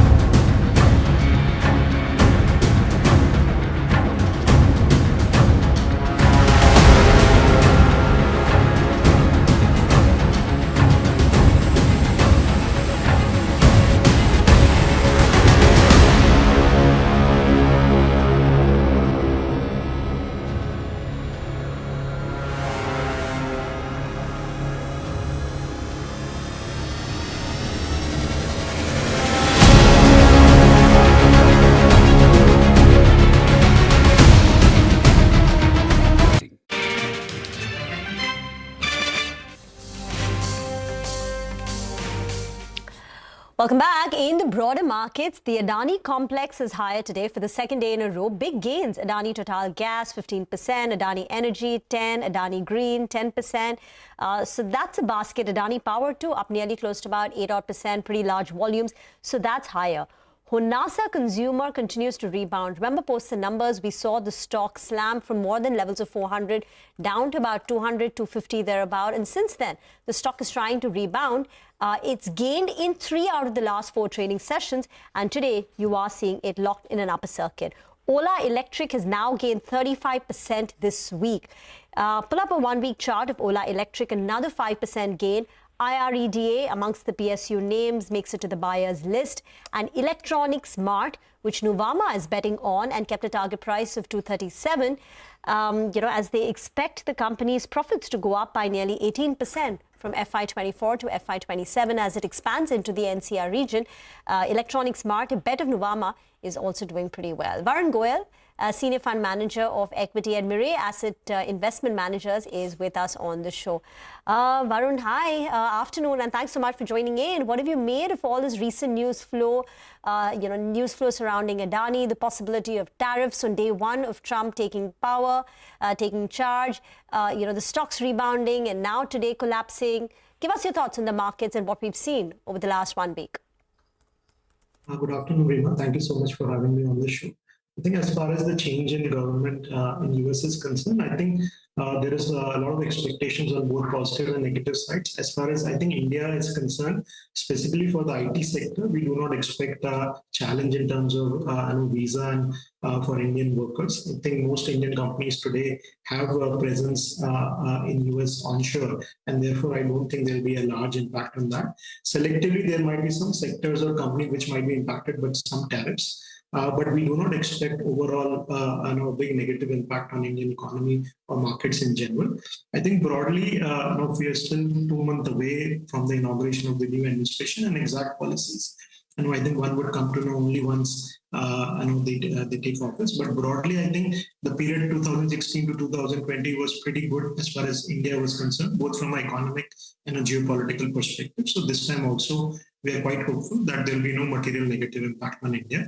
I think recent correction in the market is more as a result of the slowdown in earnings that we saw in Q2, and we are quite hopeful that come January, when the Q3 earnings come, we will start seeing uptick in corporate earnings, and that should we should see a revival in growth. The cyclical slowdown that we've seen for the last few months, hopefully, we should see the reversal of that, and growth should come back very strongly going forward.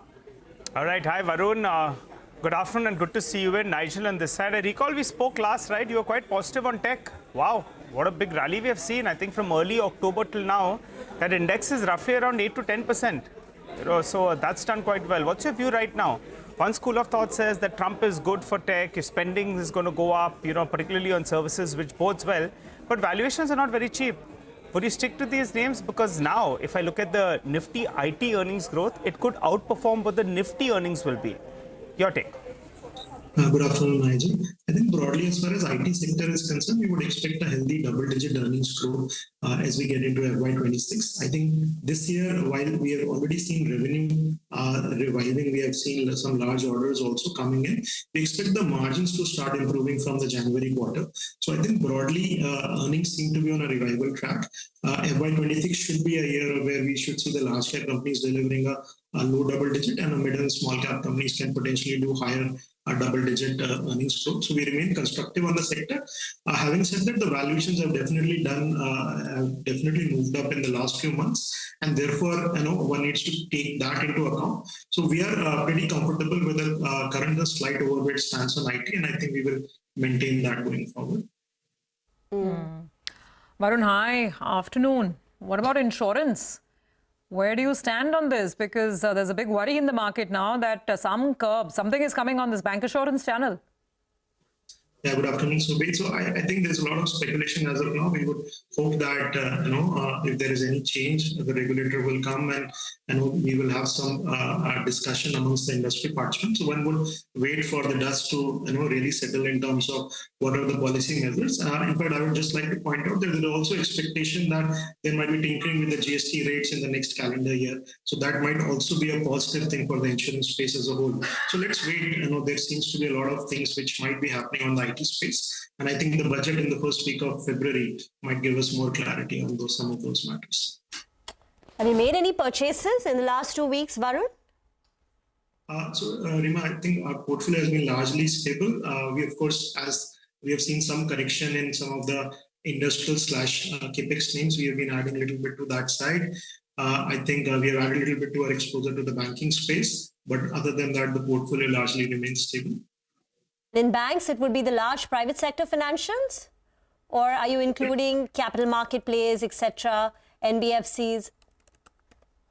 Yeah, so I think banks is coming out of a period of earnings slowdown. I think last 4 quarters have been soft because of margin pressures. I think we are largely coming to the end of these pressures. Also, finally, the deposit growth and the credit growth are now converging. Incrementally, as the RBI cut rates from, let's say, the first quarter of next calendar year, we would expect banks to have a healthy margin profile, and we expect the credit growth to remain at 12 to 13%.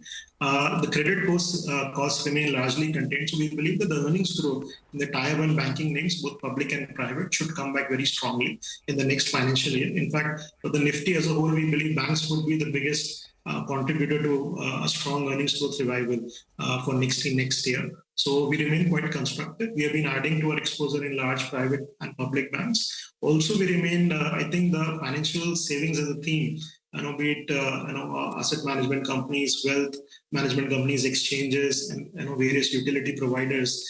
We remain quite constructive. I think that's a decadal theme, and we continue to increase our exposure whenever there is an opportunity. Varun, you have been constructive even the power space. Could you tell us which part of it are you playing at? This week we've got a lot of news flow, on the power sector. What do you like? You had NTPC Green as well that listed. Not too much interest. I think the IPO price was 108. Currently, the stock is 131 rupees in 2 sessions. What part of the power space are you all playing?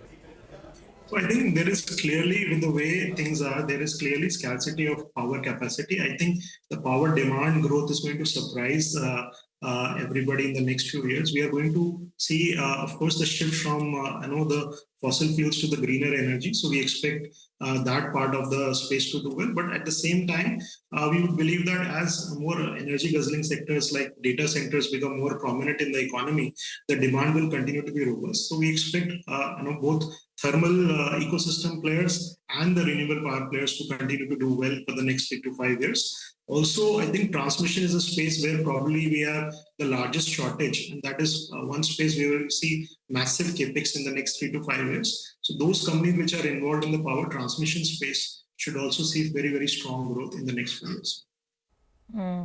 Okay. By the way, the fall is now almost 400 points on the Nifty. Don't lose sight of the market as well. The 3 p.m. move, for whatever it's worth, I mean, is it going to help us take the market higher? I don't think so. This is a move that's more on the way down right now. 23,873 is the lowest level of the day, and we are practically there. So it's crunching pressure coming in on all sides of the large cap market. Varun, just a word on financials. How are you placed on NBFCs? There's a lot of talk about stress in the MFI sector in specific. I don't know if you had any exposure to some of these lenders and whether you think this is a passing phase. What's your sense here beyond the large banking names? How are you playing the NBFC space? And a word on MFI as well.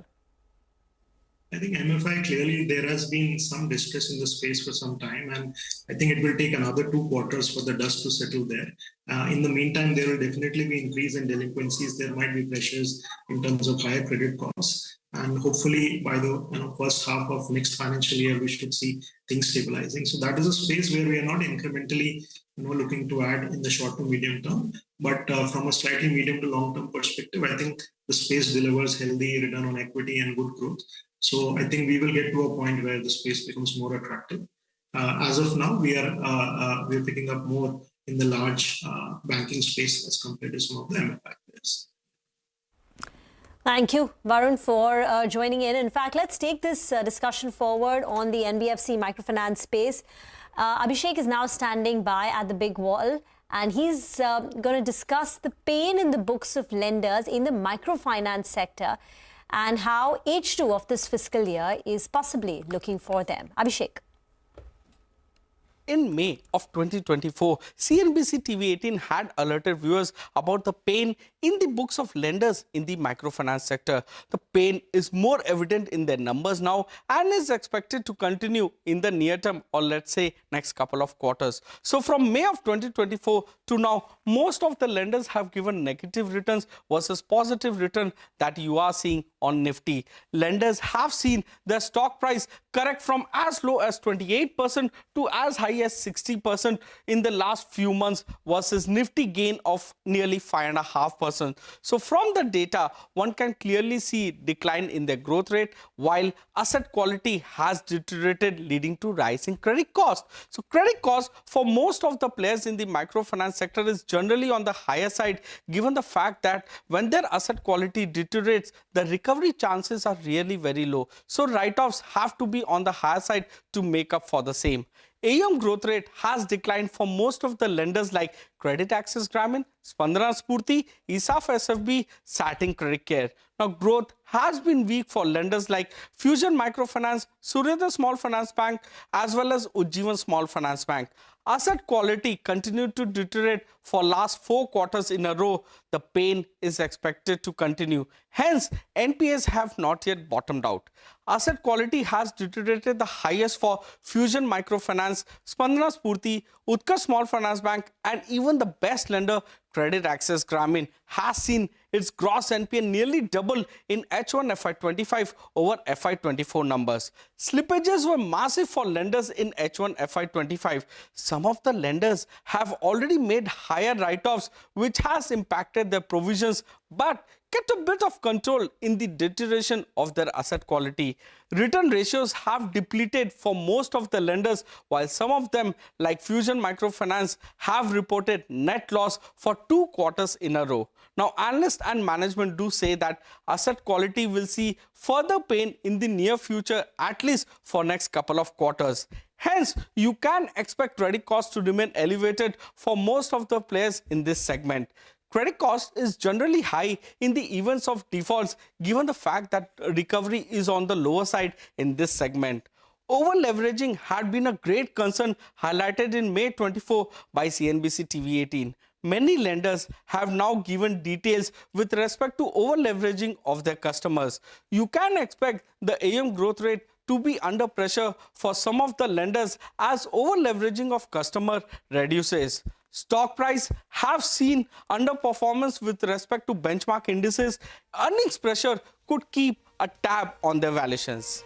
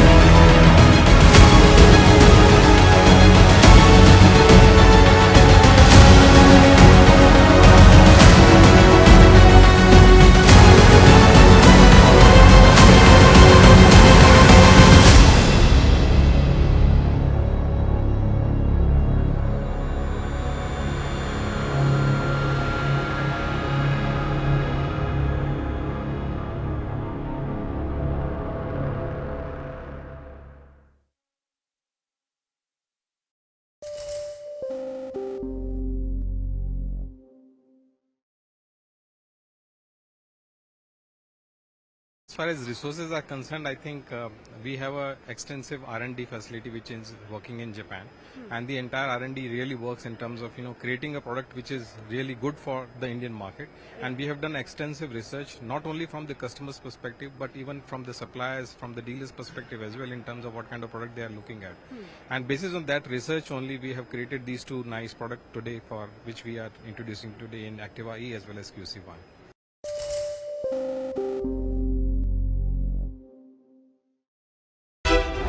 How about listening to global market maestros before crafting your investment strategy?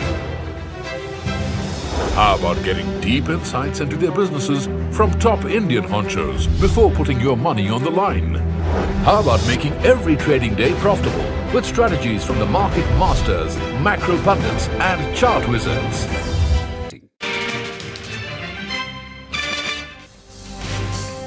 Welcome back. Well, markets at the low point of the day yet again. We're down 350 points, but if we're looking at the pocket where it's still looking good, well, I'll tell you a couple of positives. The mid-cap index is still in the green, and you still have more number of stocks that are advancing than the number of stocks that are declining. So that's the bright spot today.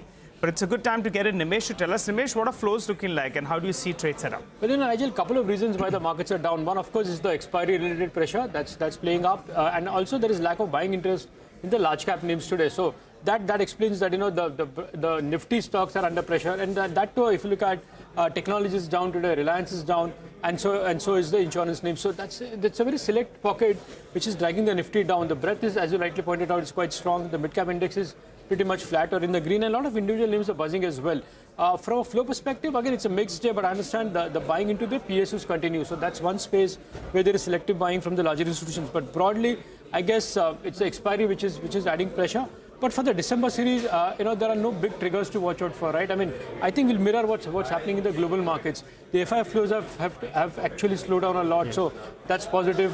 The monthly data for December is expected to be strong, so that's going to be a positive thing. So looks like there could be a bit of momentum in the broader markets, at least in the December series. And of course, there is more work for that another 35-40 stocks are getting added to the FNO. Yeah, more work for traders, I would say. I mean, I'll track them. Happy to do that. What about individual stocks? But what all should be tracked? So again, in terms of individual names, the first stock on my list is HBL Power. That stock has been buzzing in a weak market. Even today, the stock is up, and for the last couple of days, the volumes on the higher side.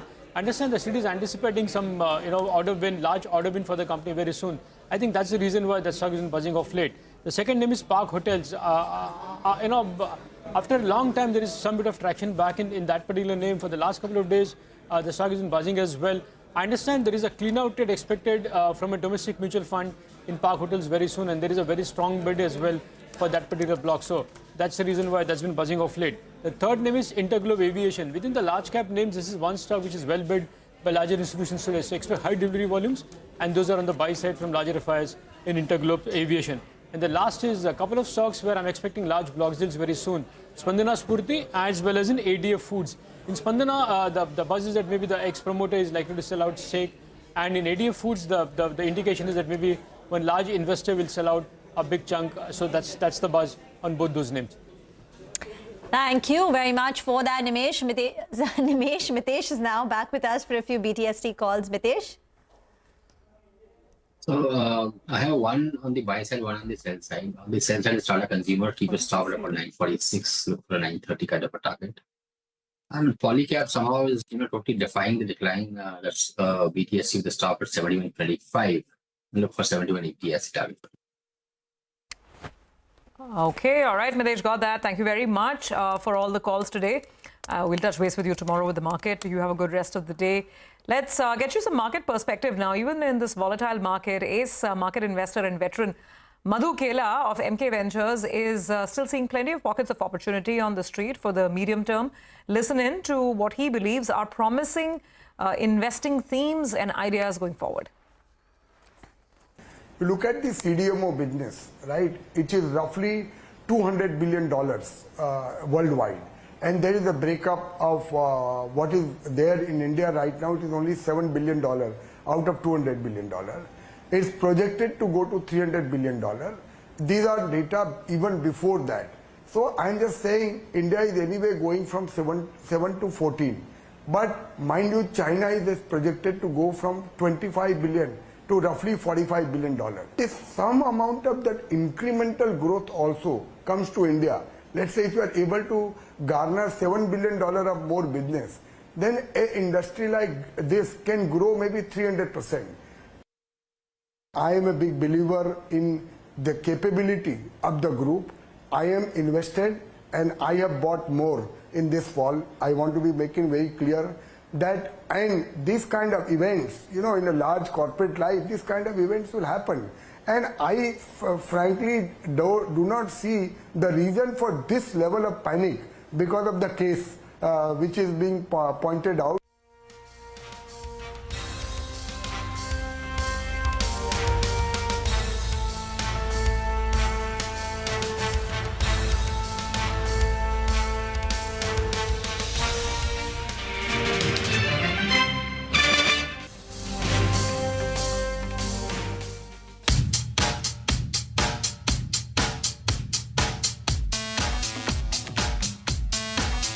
Do you intend going down the phone route? No, I don't think. We are happy with this space. So that's a Lakshman Rekha. There is no to anything and not easy yes to everything. What was that like for you? I mean, getting a Virat Kohli, for instance, on board. Who's the right fit for the brand? Who's that noise maker who makes the noise in his own field, who is fitness freak, who can, you know, influence the customer. He was Bhaiya and you were the young boy who was following him around. When I was getting married, he was dating, for an example. When I was having kids, he was thinking of getting married. Do you miss aviation at all? Not miss that much, but yeah, I try and keep my license renewed. So you've been managing to log in the hours. Fortunately, this business allows me to spend that money extra on keeping my license renewed. Maybe he has in his back of mind that he might need to go back there. Go back at some point, that's a backup plan.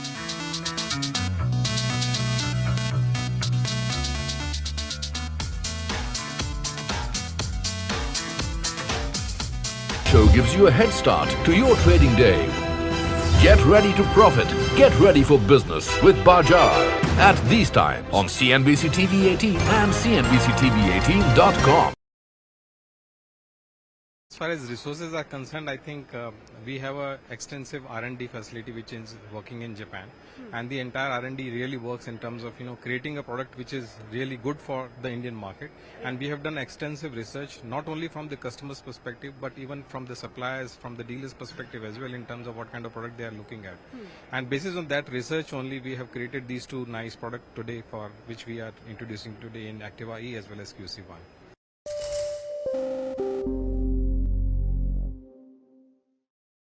Just spoke with Prime Minister of Israel and Lebanon. I'm pleased to announce that the governments have accepted the United States proposal to end the devastating conflict between Israel and Hezbollah.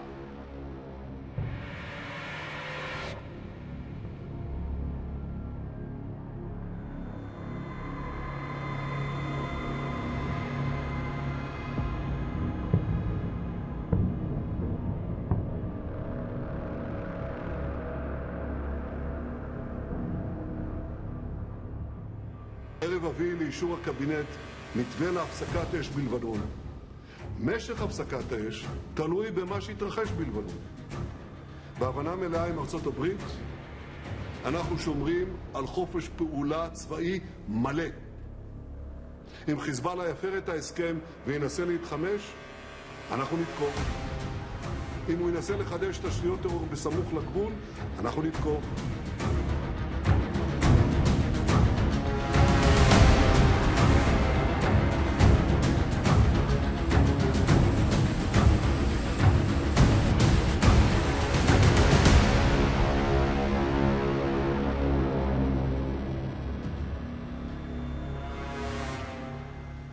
Just spoke with the Prime Minister of Israel and Lebanon.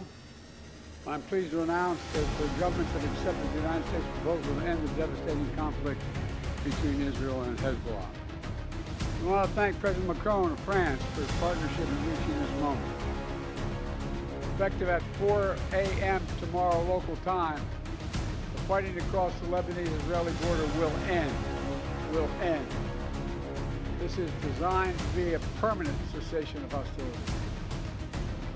What is left of Hezbollah and other terrorist organizations will not be allowed I emphasize, will not be allowed to threaten the security of Israel again. Over the next 60 days, the Lebanese army and state security forces will deploy and take control of their own territory once again. Hezbollah terrorist infrastructure in southern Lebanon will not be allowed to be rebuilt. And over the next 60 days, Israel will gradually withdraw its remaining forces.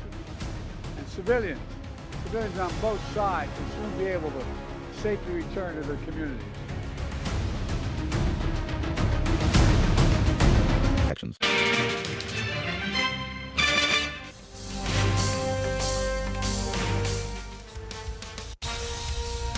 Welcome back. About 8 odd minutes to go before the day closes out. So as we get set for market closing, let's move to a CNBC-TV18 exclusive.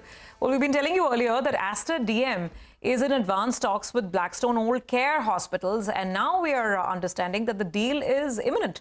We have Rachna joining in with the details. Rachna, she has her ear to the ground. What are you picking up?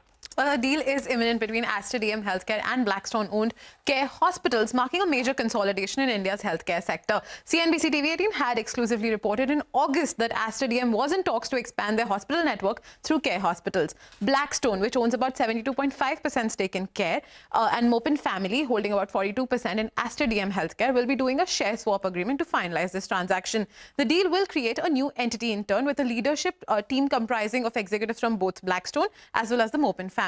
And ownership stakes in the new entity will see Blackstone holding about 34%, TPG at 11%, and the Mopin Family about 23%. With each partner, that's Aster and Care, bringing in about 5,000 bed capacity to the table, this collaboration is poised to significantly enhance the scale and operations across India's healthcare landscape. And this will make the newly created entity second biggest hospital chain in the country. CNBC-TV18 has reached out to Aster DM Healthcare and Care hospitals for an official response, but is yet to hear back.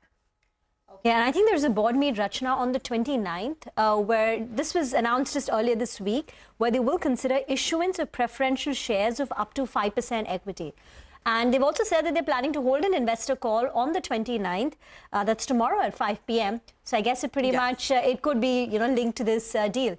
We will be watching out for the updates that come in from the investor call and the board. Yeah, there is a board meeting tomorrow, which is scheduled, and the company had updated the exchanges about it. And they just said that they're planning to, meet to raise some money via the preferential issue. And now this is the latest that Rachna has picked up. Ambrish is now with us on the show now. Ambrish, comment on the hospital space, in particular Aster DM and this and the deal which is brewing. No, I think this deal should be good for Aster DM, and becoming the second largest chain in India post this deal, I think should clearly improve their valuations. So I think clearly it's a positive. Okay. Ambrish, what's your sense on the Adani group now?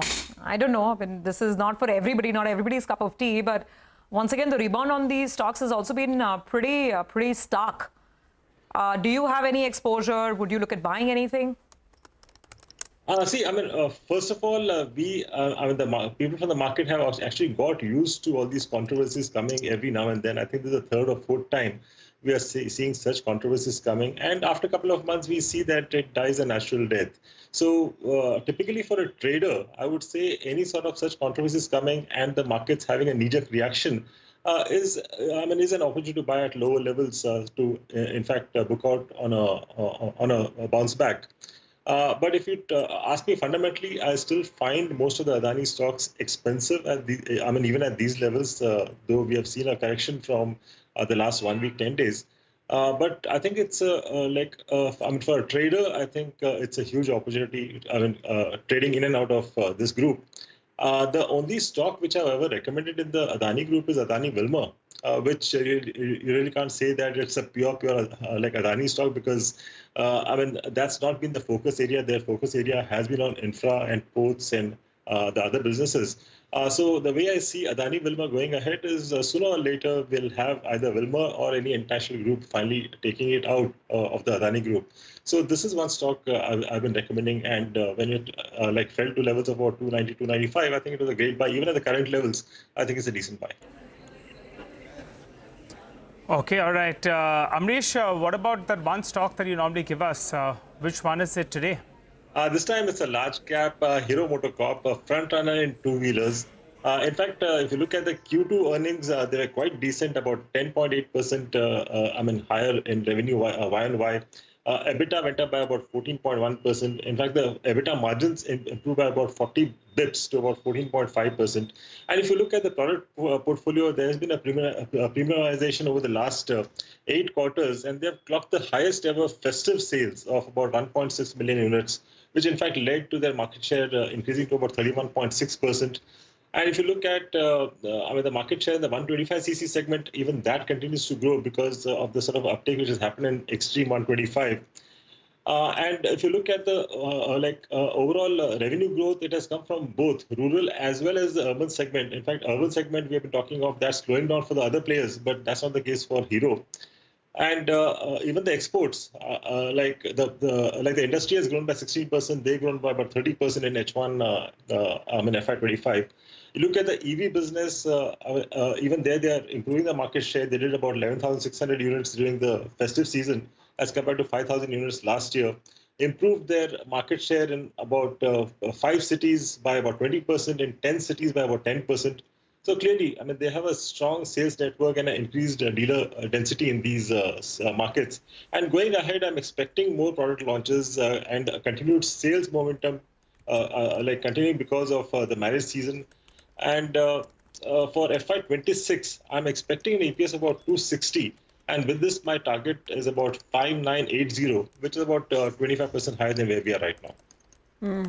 Amrish, Honasa Consumer, it's rebounded from its recent low of 222. So it's rebounded about 10%.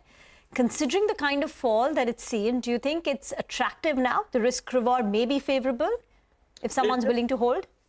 In fact, if you had asked me around the IPO time, I was not that bullish on that stock. But after the sort of performance it has shown and the correction which we have seen now because of the numbers which came for Q2 and the management commentary, clearly I think it was a buying opportunity if you're looking at possibly the next 2 to 3 years. You can't be buying this stock for the next quarter or two. One needs to look at it from the next 2 to 3 years, looking at the sort of, the brands which they'll have in the skincare segment, which is expected to grow in a big way. I think one should be buying it from at least a 24-month perspective. Okay, Honasa, indeed, quite a move coming through today, 10%. Amrish, just allow us a moment. We'll recap today's trading action and then we'll come back and have some more questions for you. So the story now is that from about a 350 odd point, 370 point fall at 3 p.m., there's been a mild recovery and the index is trying to inch back towards at least the 23,950 mark, if not 24,000. That's still about a 325 point cut, but some attempt at a recovery from 3 p.m. onwards. If we talk about the weakness, and it's all large cap led, and within large caps, it's pretty much all encompassing. So whether it is financial stocks, insurers, whether it's autos, technology, most parts of the large cap screen are weaker. Weakest names include SBI Life, that stock's down about 6%, followed by HDFC Life, down 4%, on fears that the bank assurance channel could see further regulatory curbs. Then there is M&M, down 3.5%, a lot of profit taking coming through on Mahindra & Mahindra after the buzz around its recent EV launches. Infosys, HCL Tech Mahindra, TCS, they bring up the IT weakness today. And then there are other big stocks like Reliance, which have weighed on the market, down about 1.5%. So Titan's down 2%. There's Hero Moto, there's Bajaj Auto from the auto space, Eicher Motors, they're down as well. So all-round weakness, Rima. I think on the Nifty, you can only count Adani as a winner. Shriram Finance and State Bank of India, that's pretty much it. Only 3 to 4 gainers on the Nifty today. Well, at least in the broader markets, there were more winners than losers because the advanced decline ratio was positive. About 1,350 stocks advancing for 1,100 stocks ending in the red. The mid and the small cap indices end flat, but with a positive bias. But they came off nearly 1% from their day's high. In terms of the big movers, Adani Group stocks ruling the green screen. So Adani Total Gas, Adani Energy, Adani Green, higher in trade. Honasa Consumer, a stock that we were talking about earlier. Big, powerful up move on pretty good volumes. NTPC Green Energy, day 2. And the stock up and about in trade. NBCC, Hoodco, these are stocks which came in for buying. Vodafone Idea 2 up in trade. Remember, the US markets are shut today on account of Thanksgiving, and on Friday they will close early for Black Friday. So no cues coming out of the US market, and we will begin our December series from tomorrow. We're going to wrap up on Closing Bell, but don't go anywhere. Markets Forward is up next.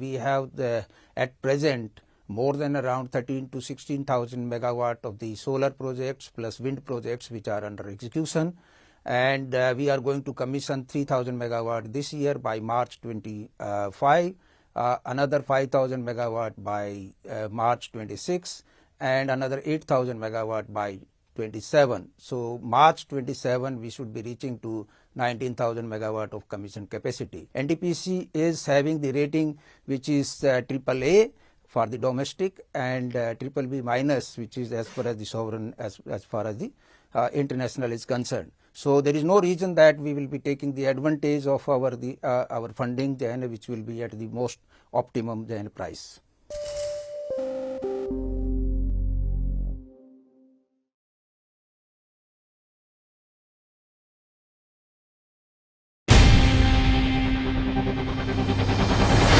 CNBC-TV18's most comprehensive and award-winning news show, India Business Hour, drops first on YouTube. So get the first access to the most influential architects of policies and politics, the key newsmakers of the day. Discover the big themes as we decode the business of markets, macros and more.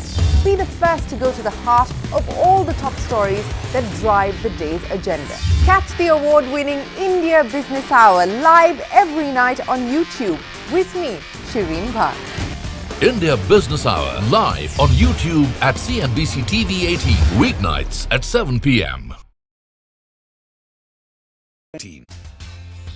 Market ends near day's low as expiry spurs volatility. Frontline indices fall over 1% each, while broader markets continue to outperform, close flat. IT stocks take a knock while realty bucks the trend.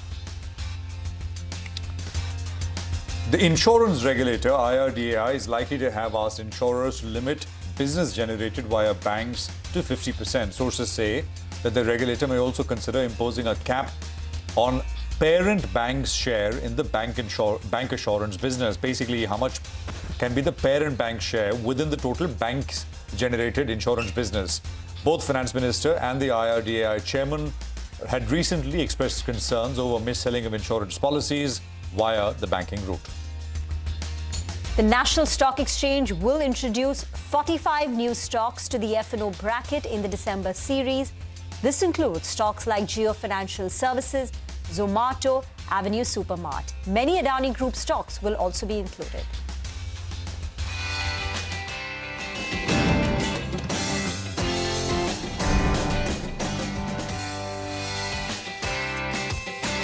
Hello and welcome to a fresh new edition of Markets Forward, your go-to program where we try and prepare you with everything you need as you look forward to the next trading session, which is Friday I am Prashant. With me, my colleague Reema. Reema, hi. Hi, full bear attack, at least on the frontline indices. You know, I saw a tweet, I think it was obviously in a light-hearted manner. So he said, well, all these missiles are landing on Indian stocks. I mean, I think people were really scratching their heads and wondering what had happened, right? Because till about 10:30, things were okay.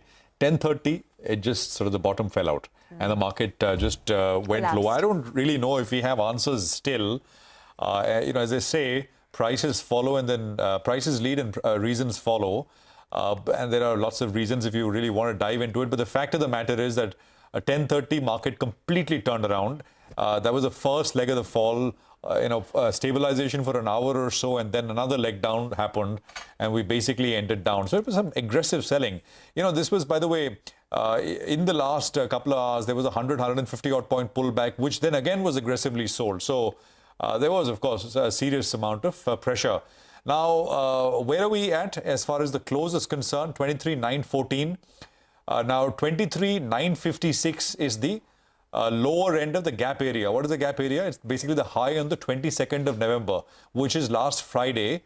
As basically, that's essentially right before the Maharashtra state election results, the last close before election results, because Monday you had that big gap up. And the high on Friday was 23,956. So we've kind of ended around that level, actually slightly below. We've also, by the way, broken the 20-day moving average with today's sell-off. Now, banking, again, with Nifty, it was more pronounced. Nifty Bank was down 0.6, 0.7%. In terms of sectors, IT and auto clearly took the brunt of the selling pressure. PSUs did much better, especially the PSU Defense Pack. And Vivek will highlight names here in a bit. No US markets. I mean, actually, you know, when we started in the morning at 8 o'clock, we were saying, well, last 3 days, the markets got into about 24,350, which is the high, and then promptly it sold off. So will today be the day? Guess what? It's not the upside which has been broken. It is the downside. And no cues. I mean, so NASDAQ, NYSE, bond markets, everything is shut for Thanksgiving holiday later today. And generally, I mean, you know, at least the bigger serious investors in terms of US markets would be out for the week now and probably only back on Monday towards the end of the year. Reema. Well, and we start the December series, and will we see a Santa Claus rally? Seasonally, it's a good time for global equity markets. But more on that later. Let's quickly tell you what we've lined up for you on our show today. We'll start with the top movers and shakers of the day with Vivek. The sector of the day is insurance. In stock-specific action, Paytm shares saw an uptick after brokerage firm UBS raised the target price. Vedanta gained after Moody's upgraded the corporate family ratings. We'll talk more about that, and we'll also tell you the key market events to watch tomorrow. But on top of the show, it's over to Vivek now for the stock movers and shakers. Well, thank you so much for that. In a day where it was very tough to find stocks that were actually in the green, but nevertheless, quite a few stocks did come onto the radar. First on the list was Honasa or Mama Earth. That particular stock today perched at the upper circuit. Very sharp recovery from the recent lows. From the broader end of the markets, amongst the top gainers as far as the NSE 500 index was concerned, was Ujjivan Small Finance Bank. On good volumes today, the stock ended higher by over 7%. Hutco was another stock on the back of news flow. Opened the day in the green and continued to do quite well. Hutco is the one that we're discussing. And lastly, one stock from the defense pack that did very well in the session today was Bharat Dynamics. Last couple of trading sessions, you did see names like BL, HAL do well. Today, it was the turn of Bharat Dynamics to move higher by almost 5%. But quite a lot of laggards in the session today. First has to be insurance stock, the kind of reaction that these stocks saw to the CNBC-TV18 news break. The first three names, are the ones that are negatively impacted, while ICICI Prudential and LIC, not LIC Housing Finance, those are the stocks that actually managed to end the day with some green. The other set of stocks that saw significant selling pressure was the entire IT pack. Look at names like Infosys, LTTS, HCL, Tech Mahindra. All of these stocks ended sharply in the red today. And also, auto stocks too joined the pack of stocks that saw quite a bit of selling pressure. Almost the entire pack today, M&M, Eicher Motors, all of them saw significant selling pressure. And lastly, one particular stock from the broader end of the market, a stock that's run up quite significantly, Amber Enterprises. Goldman Sachs downgraded the stock. They find valuations quite expensive, and the stock ended lower by over 7.5% today. Okay, all right, Vivek, thank you very much for that. So that's essentially the stuff which moved up and down. Ambrish Baliga and Shilpa Raut are with us with what they made of the price action. Thank you both for being here. Ambrish, lots of reasons. What if you had to pick one, what would it be? Aggressive selling today. No, I mean, what I've been told, although I'm not there in the F&O market, but I've been told it's more expiry related. I think because of that, we've seen this correction, and it could be temporary. Shilpa, your thoughts on the fall today, and is it setting us up for more downside? But definitely some levels are broken, and the close actually has been little, on the, negative side. The closing below 24,000 definitely triggers, some sort of downside to play more from here, maybe 23,300 again, those levels we might breach and we might, go down till there. So yeah, of course, little, on the cautious stance again, and 24,350 definitely is looking like a very big resistance until and unless we decisively sustain above that. We can't talk about much of the upside now. And Bank Nifty similarly is better placed than Nifty, but however, 52,500 to 52,800 also is acting like a stiff resistance. And any fall below 51,500 will trigger selling pressure in Bank Nifty as well for levels of 49,500. Absolutely. So we'll come back to you for more. And this is the story that we want to sort of get to now. Sources tell CNBC-TV18 that the insurance regulator is concerned about the share of the business that insurance companies are generating from the banking channel. Yash is here to tell us more. Yash, take it away. Well, Prashant, recently we heard statements from the finance minister and the insurance regulator IRDAI that they were concerned about instances of mis-selling or forced selling as far as a bank assurance channel for insurance companies is concerned. But as per my conversation with my sources, mis-selling or forced selling is not the only concern, but the concentration of business through one channel, that is bank assurance, is also concerning for the regulator at this point of time. According to my sources, the regulator has been asking informally to these various insurance companies to bring down the share of bank assurance and increase the share of other distribution channels as far as their total business is concerned. Also, what we've been given to understand from our sources is that the regulator ideally wants bank assurance share to be less than 50% of the total or the individual APE as far as these insurance companies is concerned.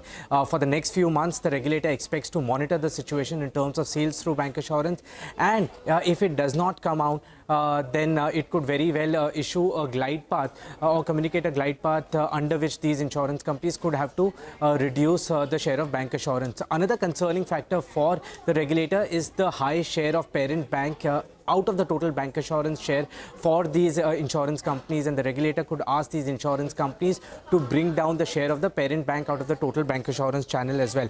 Just to give some numbers in terms of how big this is, HDFC Life receives 65% of its individual APE from bank assurance, SBI Life 58%, Max Life 52%, ICICI Prudential Life 29%, LIC 3%. Another set of concerning numbers is the share of parent bank as far as the total bank assurance distribution is concerned. For SBI Life from SBI, it stands at about 95%. For HDFC Life through HDFC Bank, it stands between 80 to 85%. For Max Life through Axis Bank, it stands at 90%. For ICICI Prudential Life out of ICICI Bank, it stands at about 50%. Okay, all right. Yash, thank you very much for that. By the way, just to make it clear, 2 points. One, of course, is that as Yash said, there are 2 points. IRDA is the regulator, according to sources, is likely to monitor how this share. There are 2 things. One is overall bank share within total sales, and then parent bank's share within banking sales. So IRDA is likely to monitor both. And if necessary, as Yash pointed out, it could consider giving insurers a glide path to reduce both these dependencies. Amrish, your thoughts on the space? Stocks did take a bit of a knock, but did see recovery as well from the lows. Yeah, Prashant, I mean, there's no doubt that there's been a lot of mis-selling of these insurance products. So it's quite natural that the regulator would take action, and finally they have.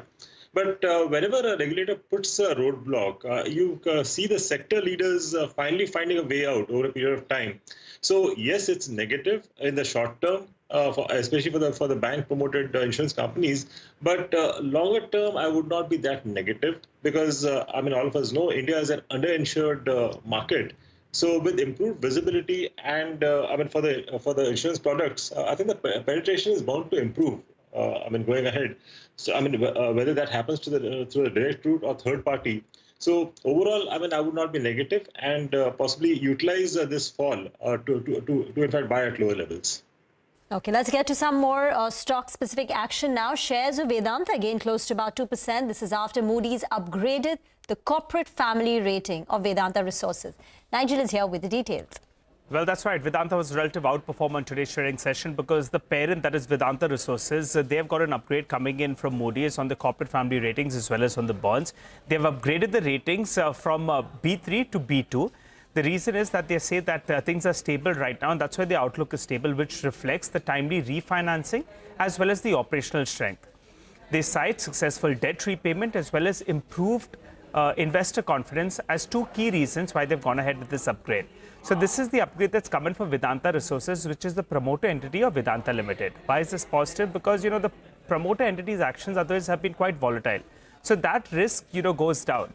The other factor is the cost of borrowing could also potentially move down since you have an upgrade that's coming in there. And you expect lower volatility at the promoter end. So put all this together, Vedanta Limited was higher because the promoter, Vedanta Resources, seems to be in far better shape than what they were, say, a year or a year and a half ago. Back to you. Thank you very much for that. Shilpa, any thoughts on Vedanta or any stocks that you would have on your radar for tomorrow? Vedanta is, of course, it has a good support at around 440 zones. So till it is holding that, you are good to see levels of 465 on the Indian basis. But that, of course, is a cluster there and some resistance is there. So once it crosses that, then maybe 480 to 500 zones can come in very quickly. So Vedanta, of course, one can keep in focus. For stock tomorrow, I believe one should focus on Concord. Concord has given a very good volume spurt today, and it has closed on the higher side of the session, even in such choppy market. So Concord, as long as it is holding this 800 zones, you're good to see levels of 860 to 880 in coming sessions. Okay, all right. Shilpa, thank you very much for that. Another exclusive story. Now, we'd reported back in August 2024 that Aster DM, earlier this year, that Aster DM is in advanced talks with Blackstone-owned care hospitals. This is to expand, sort of come together and expand their hospital network. Now we understand the deal is imminent, as maybe as early as tomorrow. Rachna has the details, just to revisit the details here. Rachna, over to you. The deal is imminent between Aster DM Healthcare and Blackstone-owned care hospitals, marking a major consolidation in India's healthcare sector. Now, CNBC-TV18 had exclusively reported in the first week of August that Aster DM was in talks to expand their hospital network through care hospitals. Blackstone, which owns about 72.5% stake in care hospitals, and the Mopin family, holding 42% in Aster DM, will be doing a share swap agreement to finalize this transaction. The deal will create a new entity with leadership team comprising of executives from both Blackstone and the Mopin family. Ownership stakes in the new entity will see Blackstone holding 34%, TPG, which is also a stakeholder in care hospitals, will hold about 11%, and the Mopin family about 23% in this new entity. With each partner, that's Aster and Care, bringing about 5,000 bed capacity each to the table, this collaboration is poised to significantly enhance the scale and operations across India's healthcare landscape and making this new entity second biggest hospital chain in the country. CNBC-TV18 has reached out to Aster DM Healthcare and care hospitals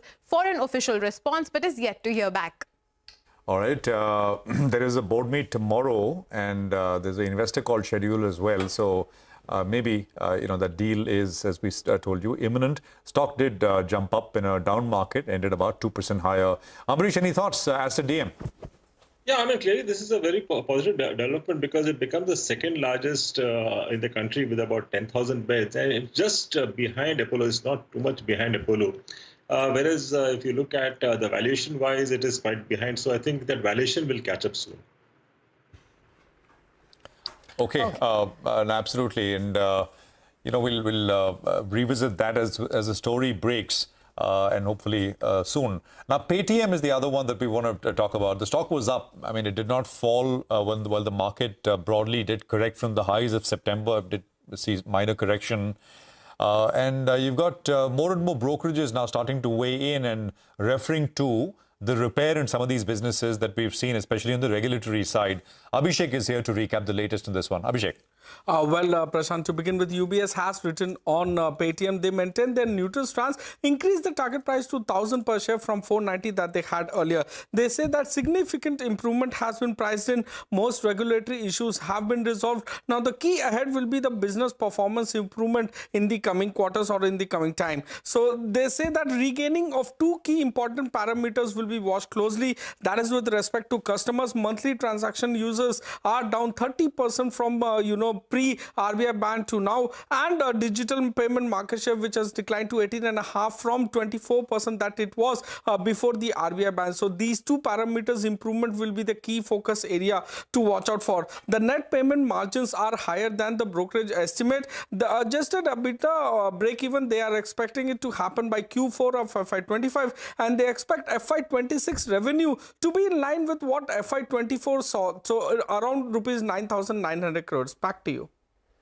Okay, thank you very much for that. The stock ended with just a minor gain of close to about 1% today, but this month the stock is up close to about 22%, and in the last 3 months we've seen a rally in the stock from levels of 550 to 926. Pretty phenomenal considering the markets have corrected in this period. That's the 3-month rally, 70% up on Paytm as it nearly approaches the 950 mark. Ambarish, Paytm? Yeah, see, when the markets were going up, Paytm was coming down sharply. And when the markets are correcting, Paytm is moving up. But clearly there is a reason, because most of the issues are, I think, behind them. And they become a leaner organization, concentrating more on profitability. This is what the market likes. But then we should remember that this stock has become a three-bagger, close to a three-bagger in the last 6 months. In May, it was closer to, I think, about 330, 335. And from there, it's nearly 3x. So from here on, I surely don't expect a huge like bump up, possibly 1,000, 1,050. I think going beyond that would be difficult, because we need to see consistency, because that is what was missing as far as Paytm was concerned. So at least for the next 2 or 3 quarters, if we see consistently they are delivering, yes, I think we could see higher levels. But for the time being, I think the upside is limited to that. Ambarish, just a few other areas, right? So the Adani Group stocks, second day running, recovery. Edelweiss was up 10%, back at about 125 or so. And Honasa, which has been sold quite aggressively, limit up 10% as well. Just some recovery from the absolute lows. Any thoughts on either of these names? Honasa is one which can be bought at the current levels. Although during the IPO I was not that positive on it. I had said like not to subscribe, but then it performed post that, and then we have seen a decent correction because of the Q2 earnings and the management call. But then if one has to look at it from a 2-year angle, yes, I think it's a decent buy, even the current levels. Even after the circuit which we saw today. Because the sort of focus which is there on the skincare segment and the growth which we'll see in India over the next 2 years in that skincare space, I think that is what will improve the profitability as far as Honasa is concerned.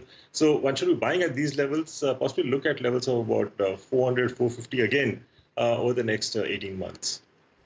Shilpa, Ambarish, thank you very much for joining in. We'll get into a break. We'll come back with the top corporate voices and the key events to watch tomorrow. Stay tuned.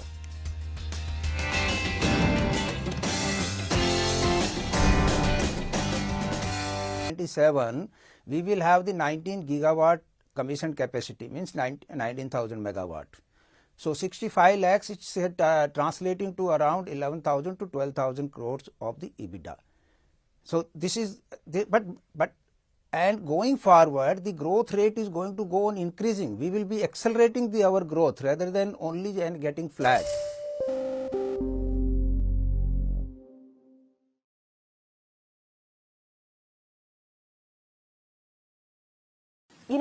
We don't know what the government intends to do, whether the government acts, how it chooses to act, how it chooses to respond to the charges that Kate has put on the table, and whether there's going to be any change in regulation or not. But you're going to be filing your papers at some point, hopefully soon.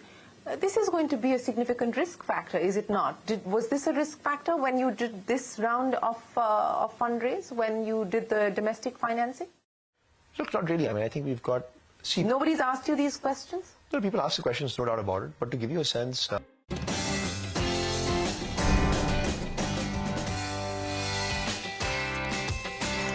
Welcome back. You're watching Markets Forward, and these were the top corporate voices that we heard through the day. First up, Prestige Estates said they're confident of achieving 18,000 crore in terms of pre-sales in the second half of the year, and this will help them achieve their full-year target of 24,000 crore rupees.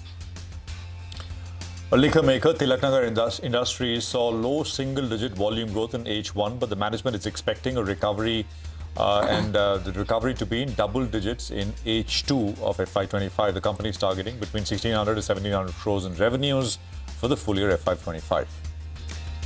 Borosil Renewables hopes that the government will impose anti-dumping duty on solar glass imports to counter the dumping practices from Chinese manufacturers. The management tells CNBC-TV18 the government considers 56,000 rupees per ton as a fair price for solar glass, while imports from China are priced as low as 28,000 rupees per ton. He further added that domestic solar glass industry is very efficient and there is no need for imports, but Chinese manufacturers continue to dump their products even at a loss. Okay, well, there was some strong statements coming in from Borosil Renewables with regards to imports and dumping from China. Well, before we wrap up, some key events to watch out for as we come back tomorrow. Abhishek is here. There's also, lots of new stocks in the F&O segment. Abhishek, take it away. Well, Prashant, to begin with, watch out for USA. The market will close early tomorrow. That is about 1 p.m. local time due to Thanksgiving. With reference to India, RBI will come out with the data on deposit growth and advances growth in the banking sector. So it was at 11.8% YOY with reference to, the credit growth last time around, 11.8, 11.9. Watch out for that. It's been falling over the last few months. Forex reserve data also will be out tomorrow, $657.9 billion. It was at last time around. With reference to India, GDP growth rate momentum will come out tomorrow. Our polls suggest the growth rate to be around 6.5%, which might be one of the lowest that you are seeing in last 6 quarters. There is a bonus issue, so easy trip planners will go 1:1. Dividend VRL Logistics of about ₹5 per share. And as you mentioned, 45 stocks will enter into F&O. So the key of them are Geo Financial Services, Zomato, D-Mart, that is Avenue Supermarts, and Paytm as well, that is 197. And you also have a whole list of Adani Group stocks like Adani Energy, Adani Green Energy, as well as Adani Total Gas. Back to you. All right, Abhishek, thank you very much for that. So that's the stuff to watch. An interesting list in the F&O segment, as Abhishek pointed out. Well, it's a wrap on this edition of Markets Forward. Thank you very much for staying with us. News and updates follow after a quick break.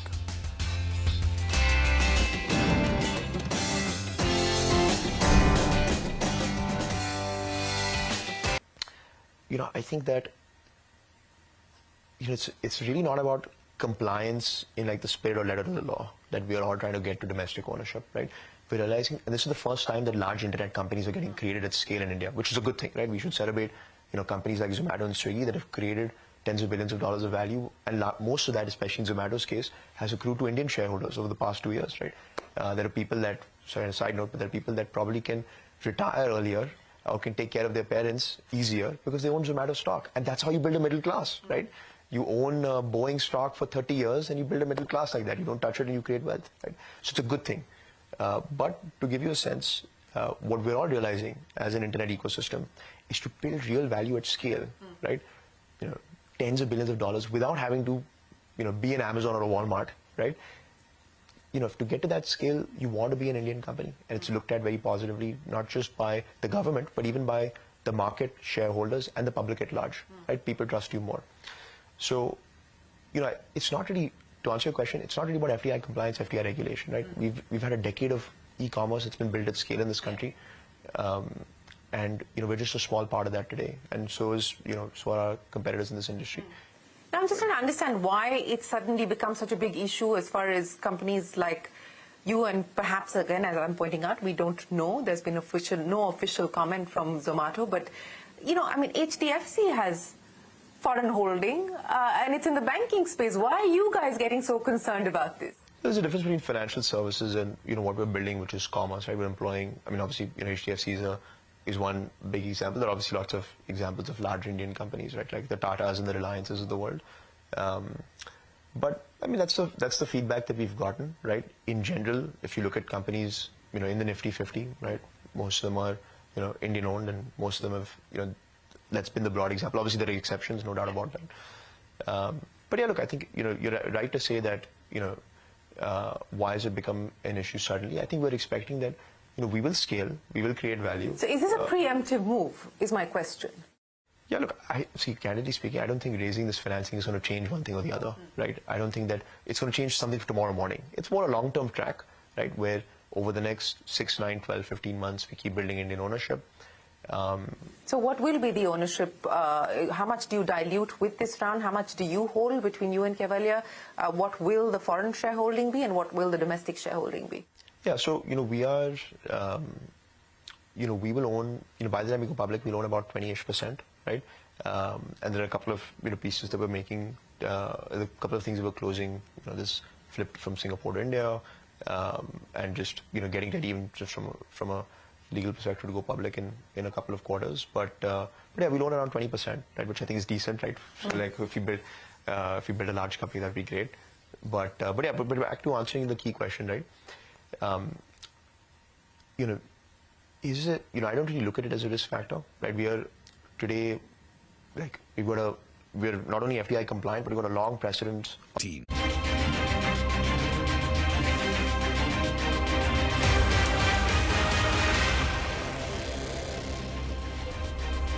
Hello and welcome to Business 360. I'm Shireen Bhan. The headlines that we're tracking for you this evening. Indian equities take a beating on worries that the American Central Bank may slow down on rate cuts. Volatile crude oil prices add to the drag. The Sensex drops over 1,000 points. The Nifty slips over 1%.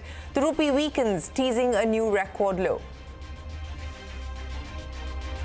There was a reason why The Economist said that it was the Everest of corporate turnarounds. I think what we've achieved in a little over 2 years is significant. Air India CEO Campbell Wilson says Air India's revival will be the Everest of corporate turnarounds, but seeks patience. Says the ambitious plan to upgrade legacy fleet will take more time and cost more than the budgeted $400 million. Claims airfares have gone down amidst consolidation in the sector. That's a CNBC-TV18 exclusive. IRDAI is likely to have asked insurers to limit business generated via banks to 50%. This is merely a discussion at this stage. Insurance stocks decline in trade. Both Finance Minister and the IRDA Chairman have expressed concerns over mis-selling of insurance policies through the bank assurance route. That's an exclusive. Hezbollah says its hands are still on the trigger as it monitors Israel's withdrawal from Lebanon after the ceasefire comes into effect. Israeli strikes continue in Gaza. Reports suggest that the U.S. is pushing ahead with a $680 million arms package to Tel Aviv.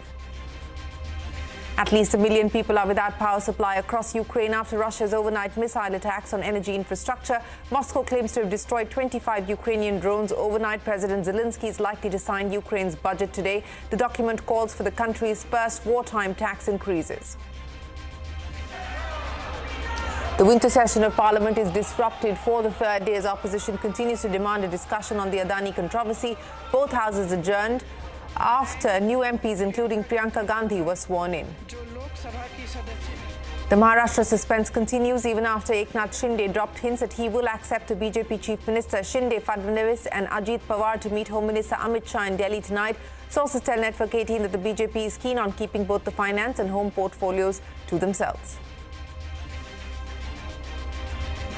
Well, let's start with the market action. We saw deep cuts on the Lal Street today. The Sensex dropped nearly 1,200 points and Nifty fell below the 24,000 mark in what was pretty broad-based selling pressure that we saw.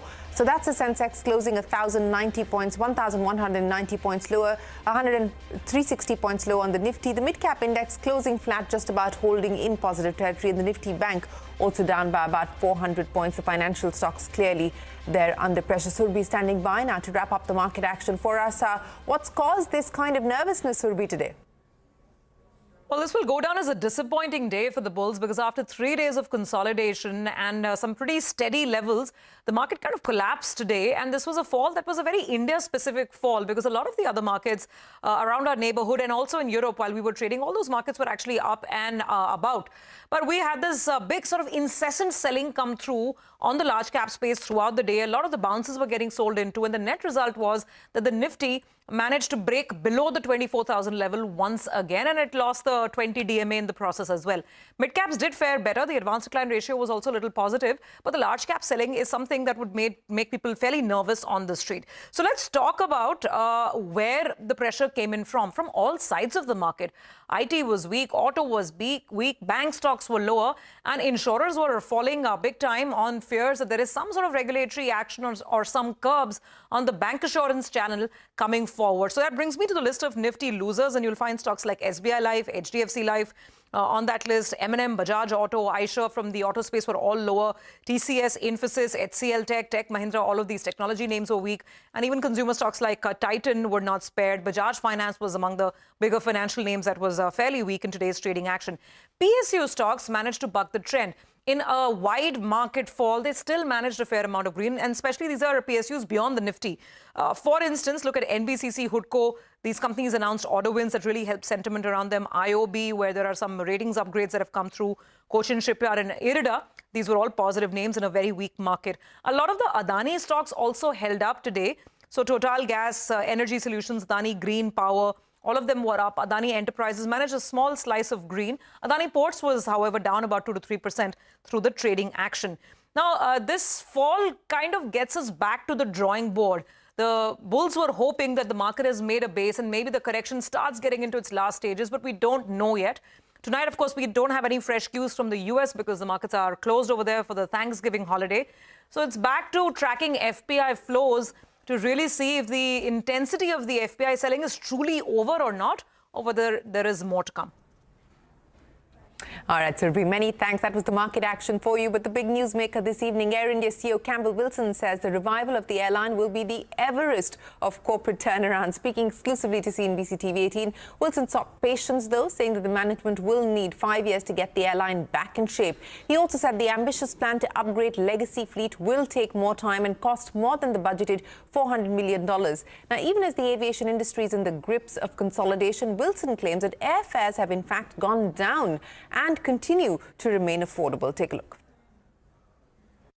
So we committed more than $400 million to the retrofit program back in 2022. We also selected the seats back in 2022.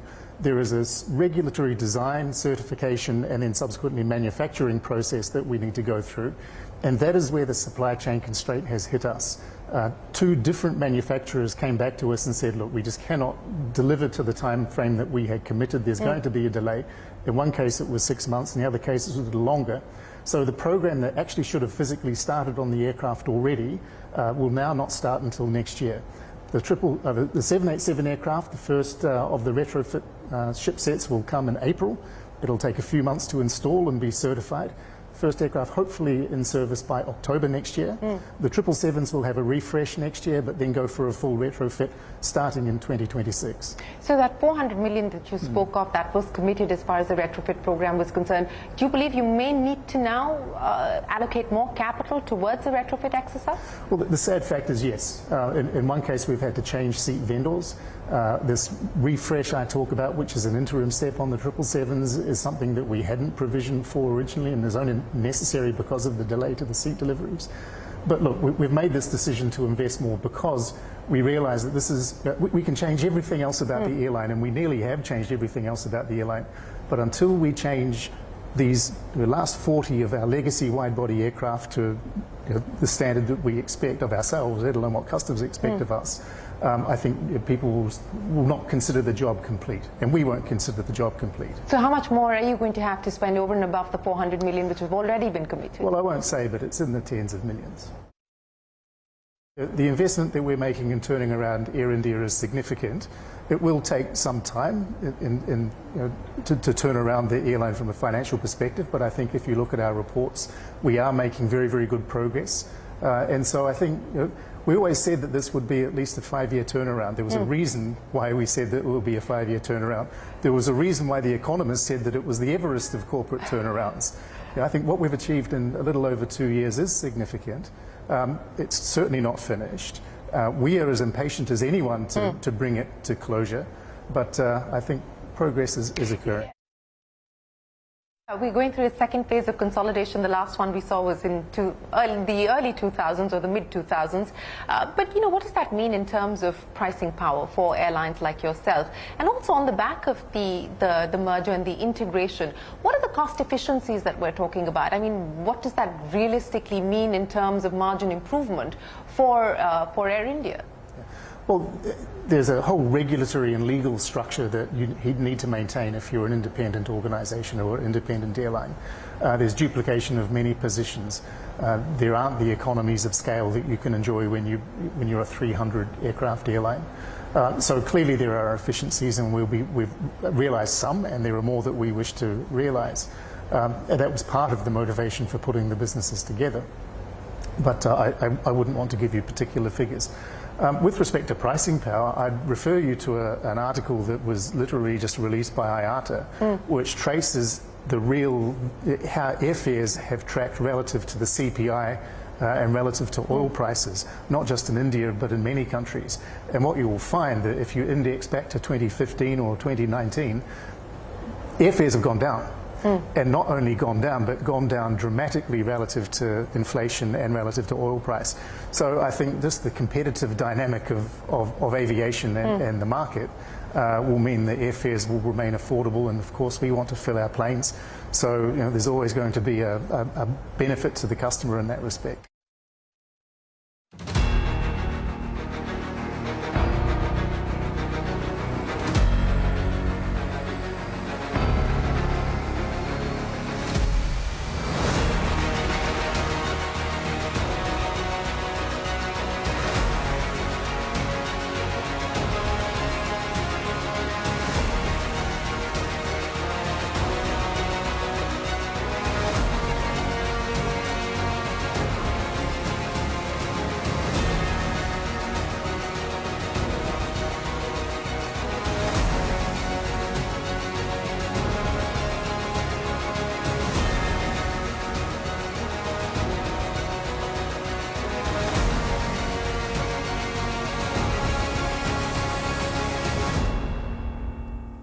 And you can catch my special conversation with the CEO of Air India, Campbell Wilson, only on CNBC-TV18. In global news, thousands of civilians displaced from southern Lebanon have begun returning home after a ceasefire deal between Israel and Hezbollah came into effect. Highways packed with vehicles as families, along with belongings, drove towards their homes, towns and villages. The Israeli army placed a curfew on southern Lebanon and warned people against entering forbidden areas. Lebanese military convoys also headed towards southern Lebanon. As per the terms of the ceasefire, the Lebanese army will boost their deployment in the region. Meanwhile, Hezbollah said that it has achieved victory over Israeli forces and will continue to monitor Israel's withdrawal from Lebanon. The armed group added that its fighters will continue to remain ready in case of any infringement. And staying with West Asia, Israel has continued to deepen its offensive in Gaza. Reports have said that Israeli military attacked a refugee camp in central Gaza, killing at least 9 people. Israeli forces also killed 4 Palestinians in a drone attack in another refugee camp in Khan Yunis. Residential buildings were also struck down in many parts of the war-torn enclave. From one war-torn region to another, Ukraine claims Russia launched a massive attack on the country's power and energy infrastructure. Russian missile attacks were reportedly seen across the country, triggering major power outages in cities. Ukrainian authorities have said no casualties have been reported so far. In other international news, at least 9 of Donald Trump's cabinet nominees and picks for his White House team have been targeted with bomb threats. The FBI said it was aware of numerous bomb threats as well as swatting incidents. Remember, swatting refers to the act of making hoax calls to attract police response to the target's home. A White House spokesperson has said U.S. President Joe Biden unequivocally condemned these threats of political violence. And staying with all the action from the U.S., Donald Trump has picked out his new economic team after vowing the first big tariff imposition of his upcoming presidency, targeting Mexico, China and Canada. Prashant joins us now to take us through Trump's new economic team and their stance on things like tariffs and more. Prashant. You know, if there's one thing, Shireen, which kind of is common between all these gentlemen here, you said the new team, right? But it's like the old team, because they're all people who've been associated with Trump for, many years, decades in some cases, old relationships plus loyalty. I think that is the common thread here as far as the new economic team is concerned. So let me just quickly run you through the top sort of 4 or 5 positions here. Treasury Secretary, really top of the line in terms of posts which markets were watching very closely. And mind you, once this appointment came through, markets actually did rally a little bit. The understanding till that point, because other appointments had already been happened, and I'll run you through those, but the understanding in markets was that, well, it's all going to be very good for the US, but it's going to be bad for the rest of the world. With Mr. Scott Bessent, who's been nominated for the Treasury Secretary's post, who's a Wall Street veteran, right? He was Trump's biggest ally, or the biggest allies on Wall Street. He's someone who's worked for George Soros' investment firm. And he's someone who's a Wall Street insider, and that's the reason why financial markets, sort of took it very well. His nomination very, very well. In terms of his stance, he favors tariffs as a one-time adjustment. He's hawkish in China. He's also been famously critical of the FOMC. He's actually, made a suggestion that maybe they should get a shadow Fed chair, and in that sense, make the current Fed chair Powell irrelevant in that sense, although he's walked back a little bit from that position since. He's seen as a bit of a fiscal hawk. He's been critical of how the previous Treasury Secretary, Janet Yellen, used T-bills to fund the government. And that's the other point which markets like, that with him, the fiscal is not going to be a complete runaway. So that's the first one, which is the Treasury Secretary. Scott Bessent essentially is a nominee here. The Commerce Secretary comes next. Howard Lutnick is a longtime Trump friend. He's also, by the way, the CEO of the financial services firm Cantor Fitzgerald. They're, of course, they're a research house plus investment banking services in the US and emerging markets as well. The Commerce Department is important under Mr. Lutnick, because it houses 2 important departments. One sets duties on goods the U.S. has determined are unfairly priced or subsidized, which comes into the U.S., and also it monitors technologies and sensitive, tech which needs to be kept out of the reach of countries which the U.S. deems to be adversarial, countries like China. The other 2, the National Economic Council is number 3. Kevin Hassett was the chairman of the Council of Economic Advisors for 2 years under when Trump was president the first time around in 2016. He's long argued for tax cuts, corporate tax cuts. He sort of pushed that through in the first Trump term as well. He'll be responsible for setting the agenda on a wide range of economic policy matters. This is essentially the economic team within the White House, which is going to work closely with other sort of teams. The last one, United States Trade Representative, the USTR. Jamieson Green was Mr. Robert Lighthizer, chief of staff in Trump's first presidency. Mr. Lighthizer occupied this position of the trade representative in the first term, and Mr. Green has worked with him. He was essentially his protege. He's again, like Mr. Lighthizer, a China hawk. He's arguing for Congress to revoke Beijing's permanent normal trade relation status, and he also wants to impose new and higher tariffs on Chinese goods. So, I would say 3 out of these 4 are hawks, real hawks. The one person here, which is the Treasury Secretary, he's someone who's seen as more benign in that sense, and also perhaps because he's a Wall Street insider, market friendly. The question, of course, is, it's at the end of the day, Donald Trump, who's the president, how much power and how much agency will each of these gentlemen have to decide policy? Really, or will all of them have to walk back what Mr. Trump wants to do? I think those are things we'll find out. 20th of January, of course, is the inauguration when Mr. Trump takes over, and we will start to hear on policy front from day one. We actually already are, and I think that'll pick up pace as we go along. Back to you. Prashant, many thanks for joining us. That's the economy team under President-elect Donald Trump. Up next, a special discussion with Dinesh Kanabar, the CEO of Dhruva Advisors, on the anticipated tax reforms and the arbitration mechanism that is being considered. That and more when we return.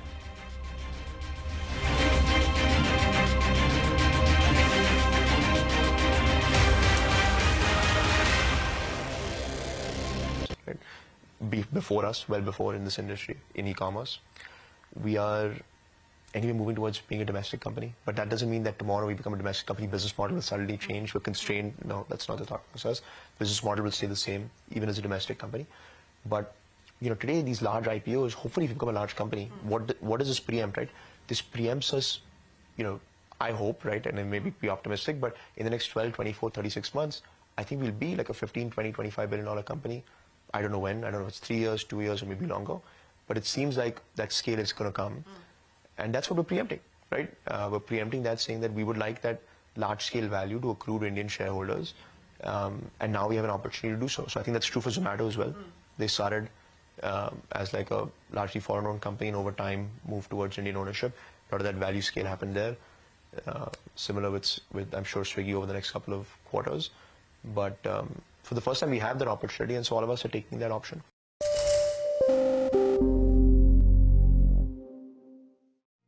What does it take to build India's largest startup platform? It takes a journey of starting out as an unknown and ending up as unforgettable. It takes more than 2 decades of celebrating the most influential and influencing the most celebrated entrepreneurs. From chronicling the stories of India's startup universe to becoming a success story in itself, as India's longest-running show on startups and entrepreneurship, celebrating 21 action-packed years of building India's biggest startup community. Young Turks at 21, only on CNBC-TV18 and CNBC-TV18.com. So I bet you were looking at the Swiggy IPO very, very closely. What was going on in your head as you saw the listing, which got off to a slow start and then sort of shot through the roof on day one? Yeah, I think it's great. It's huge kudos to what Harsha and the team have pulled off, and I think it's great for the ecosystem. I think we should, the last one of the last.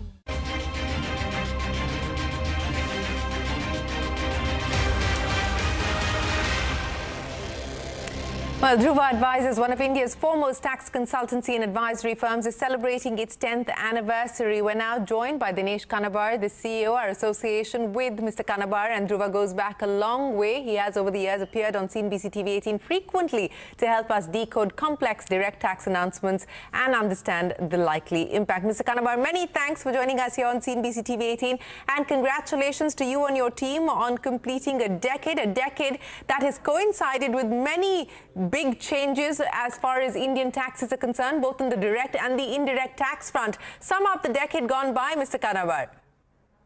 It's been a great decade, and it so happens that it coincided with the decade of the new government, and so we saw a number of changes. But if I could just step back for a minute, Shireen, we started out as an organization trying to create a tax and regulatory advisory practice which was free from conflicts, which typically many large organizations tend to have. And it was a dream. I did not know 10 years ago as to how much of this dream could reach a fruition. And I am, of course, indeed very, very glad that in the end of 10 years, we are 38 partners, senior professionals, and 400 overall professionals, with 7 offices in India and 3 offices overseas. It's been a delightful journey, a journey where we have worked on some of the largest matters with clients, be it mergers, be it cross-border evolution, be it tax litigation, succession planning, working with the government on the advocacy matters and the like. So it's been a very, very satisfying journey, and I'm really thankful to CNBC for being sort of a partner with us in this journey, Shireen. No, Mr. Kanabar, we wish you the very best of luck for the future as well, as always. But let's talk about the future, Mr. Kanabar. You talked about how we've seen so much happen in this past decade across each of those areas that you spoke of. What are you now anticipating in terms of the next big wave of changes? Starting, of course, with the budget. We're on the cusp of consultations, and the budget, of course, will be announced on the 1st of February. And overall of direct taxes has been promised by the Finance Minister. What's the expectation? And there's a huge amount of expectation, and rightly so.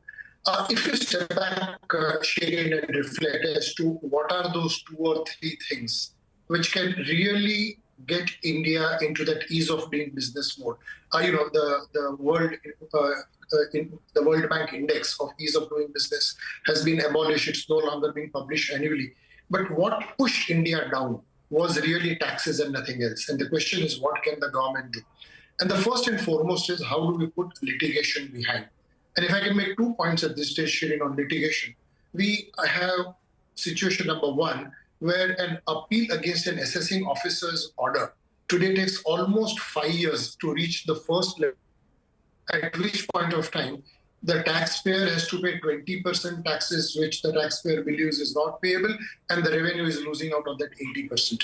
And that apart, if everything gets litigated all the way to Supreme Court, if the stakes involved are more than 5 crores of rupees, then we are looking at a 15-year journey before you can find a resolution. Now, I know that this is not peculiar only to taxes, but the reality of the matter is that you cannot have a situation where a litigation starts today and you see a resolution after 15 years, and then at times after 15 years you have a retrospective amendment and roll back that retrospective amendment. Mercifully, we have gone out of that stage of retrospective amendment. The 15-year is too long a time. So what is that mechanism that the government can put in place to help a speedier resolution of disputes? And there's been an active consultation. We have had several discussions with the finance minister, with the revenue secretary. Lots of thoughts have been provided, and I'm hoping that some of these are really put into place. The second issue, Shirin, yes, is that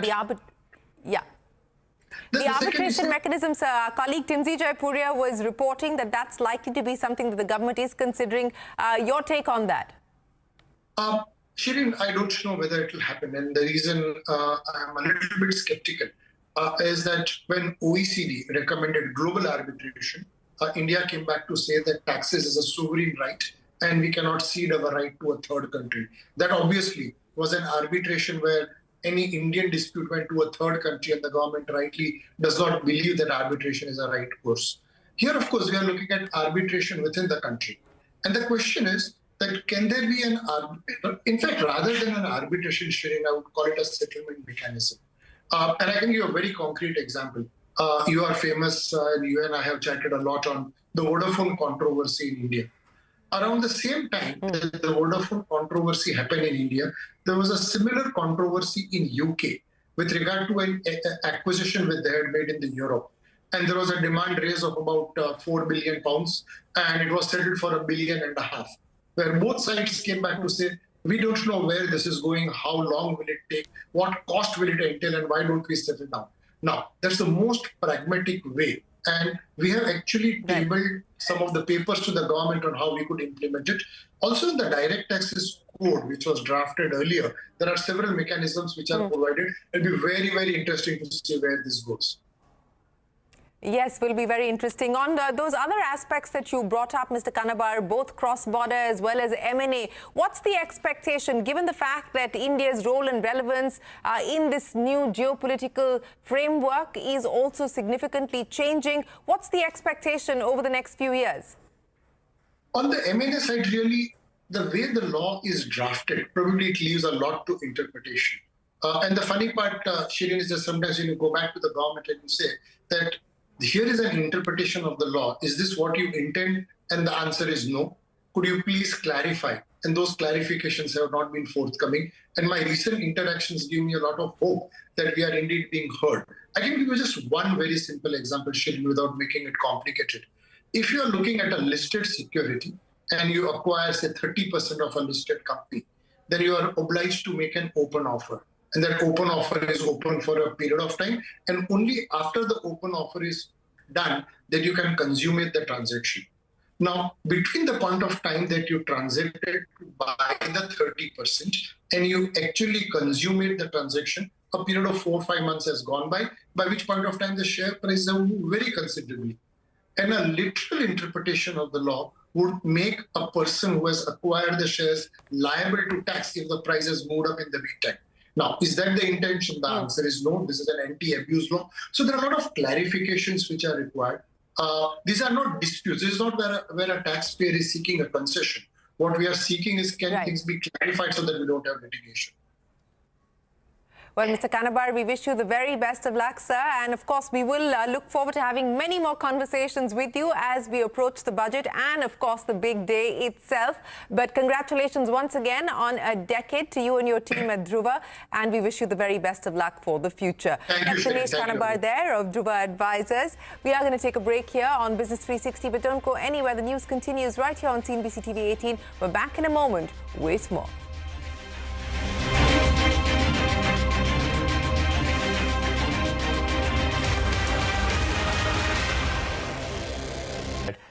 We should be celebrating this. This is Indian technology, like quick commerce, and Swiggy's IPO. I think it's fair to say, largely powered by excitement about quick commerce, right? Zomato's performance, largely powered by excitement in quick commerce. I think that's not a controversial thing to say. It's a consensus view. We should be celebrating quick commerce. This is good for the country.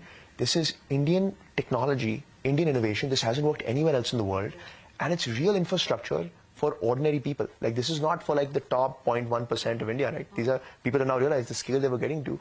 This is impacting ordinary people's lives at scale and now going from metro cities to beyond.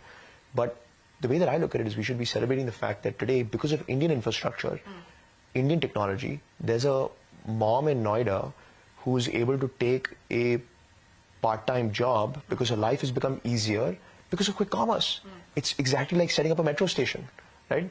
So, we look at this as Indian technology, Indian innovation. Nobody else in the world has been able to do that.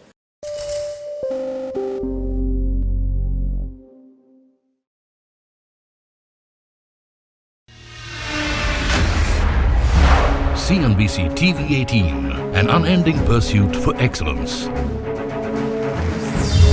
A pioneer, a leader, a visionary, building a lasting legacy of credibility, consistency, and trust.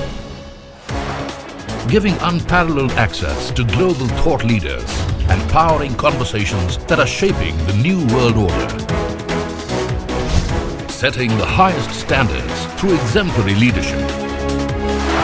It is this unrivaled reputation for the most comprehensive coverage, actionable intelligence, and in-depth reporting that makes CNBC-TV 18 India's #1 business news brand.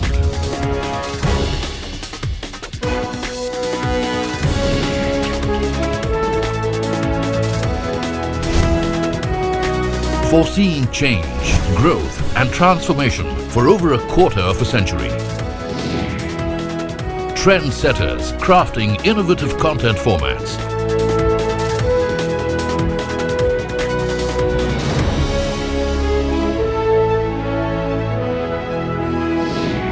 And award-winning business journalism. On air, online, on social media.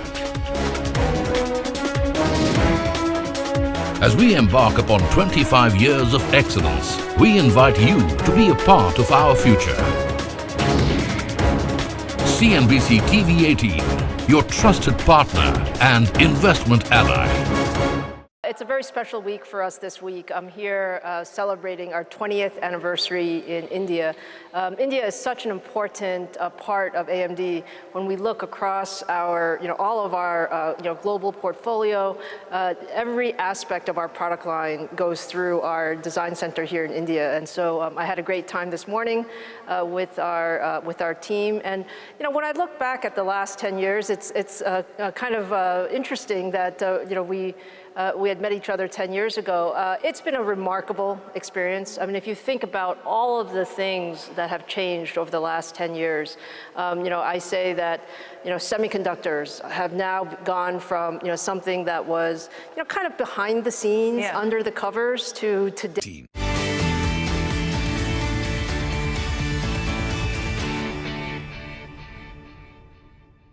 Hello and welcome to the CEO Dialogue. I'm Shireen Bhan, and today we are here at the Air India Experience Center in Gurugram, and we're in conversation with the Managing Director and CEO to talk about the flight path in light of the fact that we now have that mega merger of Air India and Vistara underway and in fact completed. Kamal, always a pleasure. Many thanks for joining us here on CNBC-TV 18. It's great to have you back. Almost a year since we last spoke and a lot has changed then. Bihan was in the takeoff phase and and today it's in the climb phase, and the Air India Vistara merger is now done. I want to start with that. I mean, it's been a massive exercise, not just the Air India and Vistara merger, but also, of course, Air India Express. And what have been the big complexities, the big challenges, as you've tried to get these mergers done in the last 2 years? Well, I think an airline merger is probably amongst the most complex of any corporate merger. You've got the regulatory side of things, in addition to the legal side of things. There's a lot of staff, and you're a 24/7 operation, so you've got aircraft in the air, even at the point of merger. So we've been working towards this for 2 years, aligning the operation procedures across the 4 airlines, aligning the regulatory approvals that the 4 airlines hold, aligning the terms and conditions of all of the employees, and that was 5 groups of employees, because there was the old Indian Airlines group that had not been regularized even now. Systems needed to be brought into harmonization, the customer proposition to the best we could. You know, it's been a long, multifaceted process, and I'm pleased with the way it's gone. It's never perfect. It takes a while to fully stabilize, but we're now a 300 aircraft, 30,000 group organization, carrying 60 million people a year on more than 300 routes. And I think the team and all the supporting agencies like the DGCA and the ministry can take some pride that what takes airlines in other countries 5 to 8 years was done in India in a little over 2.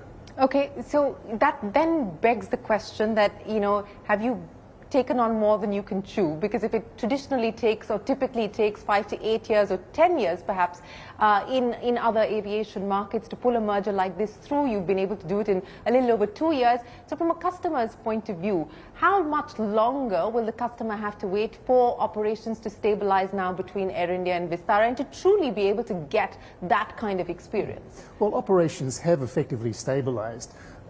We actually did the merger on the 12th of November. Deliberately to avoid both Diwali and the fog season. Unfortunately, on the 13th of November, we got very unseasonable smoke and fog in Delhi, which caused disruption for all airlines, which came at a very fragile time for us, and so it did take a couple of days to fully recover. But I think from an operations perspective, we are now operating normally. From a customer perspective, it really starts allowing us to strengthen the proposition. So effective 1st of December, we will be deploying all of the Vistara aircraft on the metro routes. More than 1,000 flights a week. All the flights between Delhi and Mumbai, and Delhi and Hyderabad and Bangalore and Delhi and so on are going to be offered by the Vistara aircraft. So the customer proposition, I think, is now more consistent, more quality, and I think people can come to the Air India group with more confidence than they were able to before. And this is on account of the feedback that you got, because there was this sort of complaint of inconsistent performance across people used to Vistara now moving to Air India. Yeah, so we've been very deliberate about when we deploy Vistara aircraft, we denote them with a specific flight number. Yeah. It starts with AI2. It has Vistara crew, it's obviously a Vistara aircraft. The catering is the same across both airlines. We adopted Vistara catering across both airlines.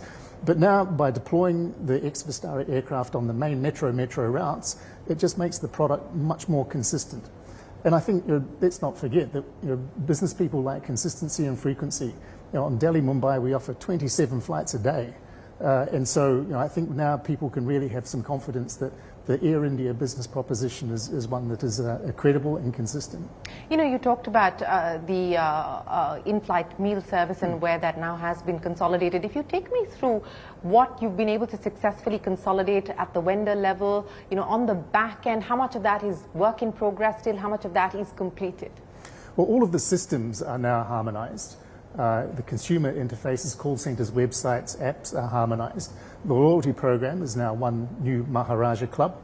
And so all of the Vistara members now have access to a much, much larger network than they previously had.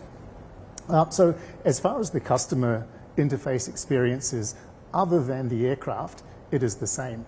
Now, the aircraft are going to be made progressively the same. A third of Air India's legacy narrow-body fleet has been upgraded, and by the middle of 2025, it will be fully upgraded so that everything is of a similar standard. We still have work to do with the wide-body aircraft. About a third of those aircraft have been upgraded. It will take another couple of years to complete that process because of the supply chain and regulatory requirements of seats and the installation of them. But I think we're making good progress. So what is the delay that we're talking about, especially on the wide body, because that impacts your international operations? I mean, is it a year or longer in terms of a delay that we're going to see as far as the retrofits are concerned? So we committed more than 400 million to the retrofit program back in 2022. We also selected the seats back in 2022. There is a regulatory design, certification, and then subsequently manufacturing process that we need to go through. And that is where the supply chain constraint has hit us. Two different manufacturers came back to us and said, look, we just cannot deliver to the time frame that we had committed. There's going to be a delay. In one case, it was 6 months. In the other case, it was a little longer. So the program that actually should have physically started on the aircraft already will now not start until next year. The 787 aircraft, the first of the retrofit ship sets, will come in April. It'll take a few months to install and be certified. First aircraft hopefully in service by October next year. The 777s will have a refresh next year, but then go for a full retrofit starting in 2026. So that 400 million that you spoke of, that was committed as far as the retrofit program was concerned. Do you believe you may need to now allocate more capital towards the retrofit exercise? Well, the sad fact is yes. In one case, we've had to change seat vendors. This refresh I talk about, which is an interim step on the 777s, is something that we hadn't provisioned for originally and is only necessary because of the delay to the seat deliveries. But look, we've made this decision to invest more because we realize that this is, we can change everything else about the airline, and we nearly have changed everything else about the airline. But until we change the last 40 of our legacy wide-body aircraft to the standard that we expect of ourselves, let alone what customers expect of us, I think people will not consider the job complete, and we won't consider the job complete. So how much more are you going to have to spend over and above the 400 million which have already been committed? Well, I won't say, but it's in the tens of millions. In the tens of millions. You know, in terms of capital allocation to ensure that you deliver on the promise and the service that you have outlined as far as creating a global airline with an Indian heart is concerned, what are we talking about now outside of the retrofit, you know, in terms of annual sort of capital outlay, you know, what kind of numbers are we talking about? Well, we don't reveal, but I think we've previously said, you know, the 470 aircraft that we've committed to have a list value of 70 billion US. The 400 million we've talked about, with a little bit of addition now for the retrofit, the 200 million odd that we've spent on completely revamping the IT landscape. The investment that we're making in turning around Air India is significant. It will take some time to turn around the airline from a financial perspective, but I think if you look at our reports, we are making very, very good progress. And so I think we always said that this would be at least a 5-year turnaround. There was a reason why we said that it would be a 5-year turnaround. There was a reason why the economists said that it was the Everest of corporate turnarounds. You know, I think what we've achieved in a little over 2 years is significant. It's certainly not finished. We are as impatient as anyone to bring it to closure, but I think progress is occurring. Yes, progress is being made, and as you point out, there is a long distance to go, and not everything is in your control at this point in time. But do you believe that that 5-year transformation plan under Bihan that you'd put together, and we're now in the climb phase, as you call it, are you going to have to stretch this out further, given the fact that there are delays both in terms of possibly aircraft arrival as well as on the retrofit side? At this juncture, no. Things that are in our control, I think we've done almost exactly on time. At this juncture, we don't think we would need to stretch it out for things that are not under our control, but look, things that are not under your control are not under your control. So, let me ask you about the issues that customers seem to be facing, and you know, we've seen headlines over the past few weeks in terms of delays on the 80-hour passengers being stranded at Phuket and so on and so forth. I mean, what do you attribute? I mean, an 80-hour delay is a long time.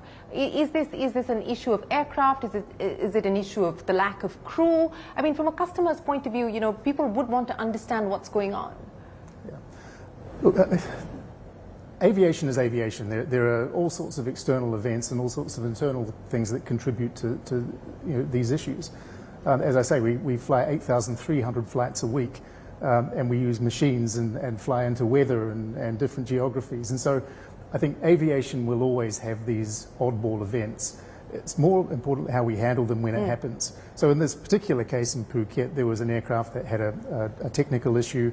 We believed it had been fixed by the local engineers. It turned out that it hadn't been fixed. And then as we tried to disperse the passengers on other flights back to India, there was a shortage of capacity because it was a holiday season.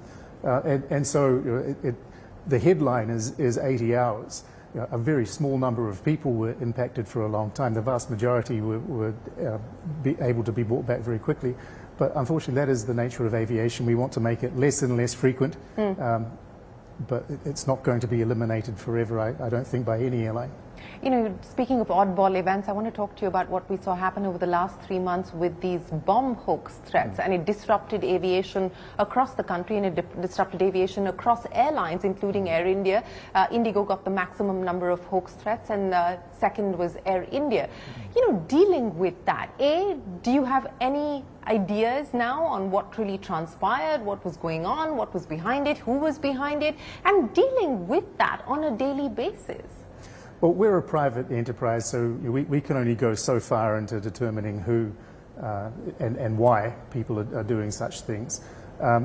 There's obviously very clear guidance, both internal and regulatory, of what we do when we do receive such a threat. It is disruptive to the operation. It's clearly disruptive to customers. I think during the course of this spate of events, which was unprecedented, I think, globally in terms of number and duration, I think we all learned a little bit about how we can handle such things more consistently, and by that I mean also the regulatory environment. Look, it's just malicious and it's frustrating, but thankfully now we seem to be through it. You know, the government has responded in Parliament today saying that they have, of course, been in conversation, the regulator, with airlines and the government and so on and so forth. Is there a new SOP that's been put in place, you know, to deal with this kind of a situation? Hopefully it doesn't come to pass again, but if it were to, is there a new SOP that's been put in place on how to handle it? Well, the airline SOP remains the same. We take everything seriously. We've got an assessment committee. We have reporting obligations to the regulator, and there's certain actions that we're required to take if there's a threat that's deemed sufficiently serious.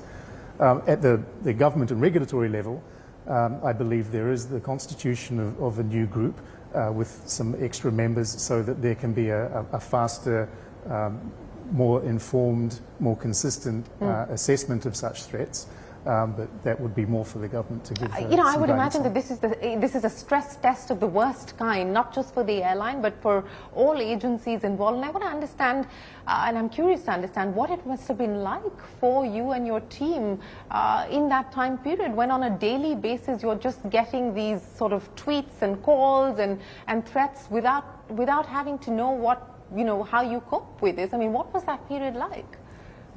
Again, I hate to say it, but that is aviation. It's a 24/7 business. I mean, in this particular case, it was hoax threats, but you've got weather events, snowstorms in New York, you've got labour strikes in Paris.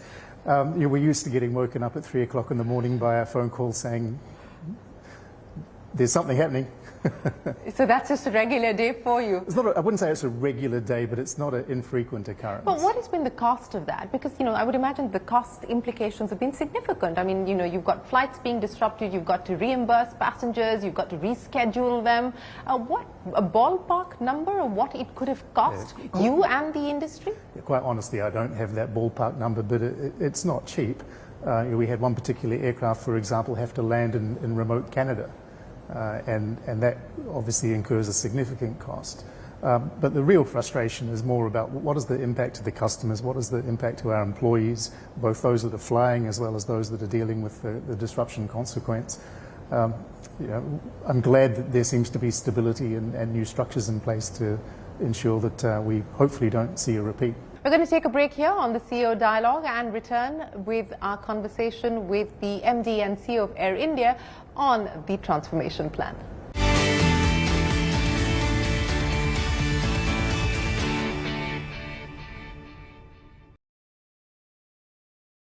I am a big believer in the capability of the group.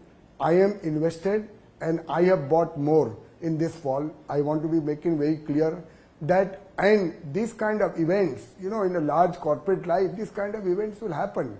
And I frankly do not see the reason for this level of panic because of the case which is being pointed out.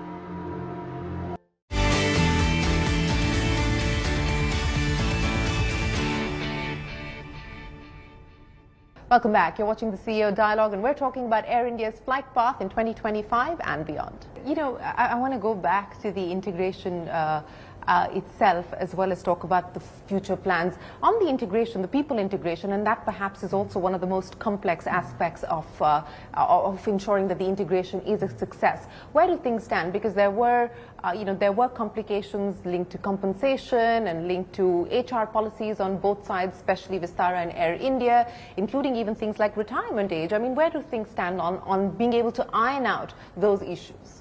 I think almost entirely there. There's a couple of things that we've parked for the time being, retirement age being one. But look, we bought 4 airlines, really 5 if you consider Indian Airlines unfinished business. We bought those together, and in all such combinations, it's not just you pick all the lowest or all the highest denominator.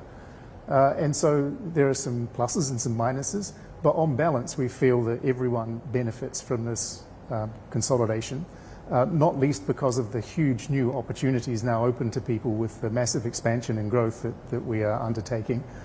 So, you know, if you look at things in isolation, perhaps some people have some positives or negatives to comment about individual things, but on balance, I think that this is a hugely beneficial for all involved. You know, on the expansion and growth plans that you alluded to at this point in time, I think one of the questions being asked is that as your supply side issues continue to work themselves out, as you wait for the seats to be refurbished, retrofitted, all of that, does it make sense then to look at perhaps pausing and taking stock of operations, not expanding beyond a certain point, so that you can give the customers what they truly deserve in terms of experience, so that you don't have customers getting to the airport and being told you don't get a reclinable chair and so on and so forth? Is there thinking at this point in time to not spread yourselves too wide, to focus on the routes that you currently operate so that customers can get the experience that they are looking for? Well, absolutely, both by design and also by circumstance. We won't be receiving a huge number of aircraft over the next 12 months by virtue of the fact that those that we leased in early or were able to acquire that had already been made but never delivered to others, you know, most of those have now arrived. The aircraft that come off the production line come towards the end of the next calendar or early next financial year. So there is this 11-month window that exactly does allow us to do that. We've added 100 aircraft at the group level over the last 18 months, 24 months. And so I think it is an appropriate time to consolidate, take stock, get the refit programs underway. As I say, the narrow body refit will be complete by the middle of 25. The wide body refit will be underway in 2025. And we're rolling out Wi-Fi, we're rolling out entertainment to people's own devices, we're upgrading serviceware and meals, the crew uniform rebranding is coming, the lounges are opening. So the A350 is now flying to Heathrow in New York. So there's a lot that we've introduced, and yes, now is the time to stabilize, make things consistent, and ensure that the customer proposition is what people expect. So are you looking at reviewing the number of connections that you offer today? Are you looking at any route rationalization at all at this point in time? So there is, I wouldn't say route rationalization, there is deployment rationalization. So as I've mentioned, on the metro routes in India, it's going to be the Vistara aircraft that are operating. Likewise, Frankfurt, both of the double daily flights that we put into Frankfurt are going to be offered with the Vistara 787. Every flight from Delhi to Heathrow is our A350. Every flight from Mumbai to Heathrow is our modern generation 777. Both New York flights from Delhi are going to be the A350. So at Singapore, Dubai, we're going to be progressively deploying the best aircraft on what we would consider the flagship routes. And as we upgrade those aircraft, then obviously the rest of the network will benefit over time. So it's certainly part of the plan. You know, we're talking about growth at this point in time. Let me ask you about the competitive landscape in India. It's largely now between Air India, the group, and of course Indigo. And Indigo has also now just introduced its business class service offering on the Delhi-Mumbai routes. How do you look at the competitive landscape? It seems like it's a monopoly of two.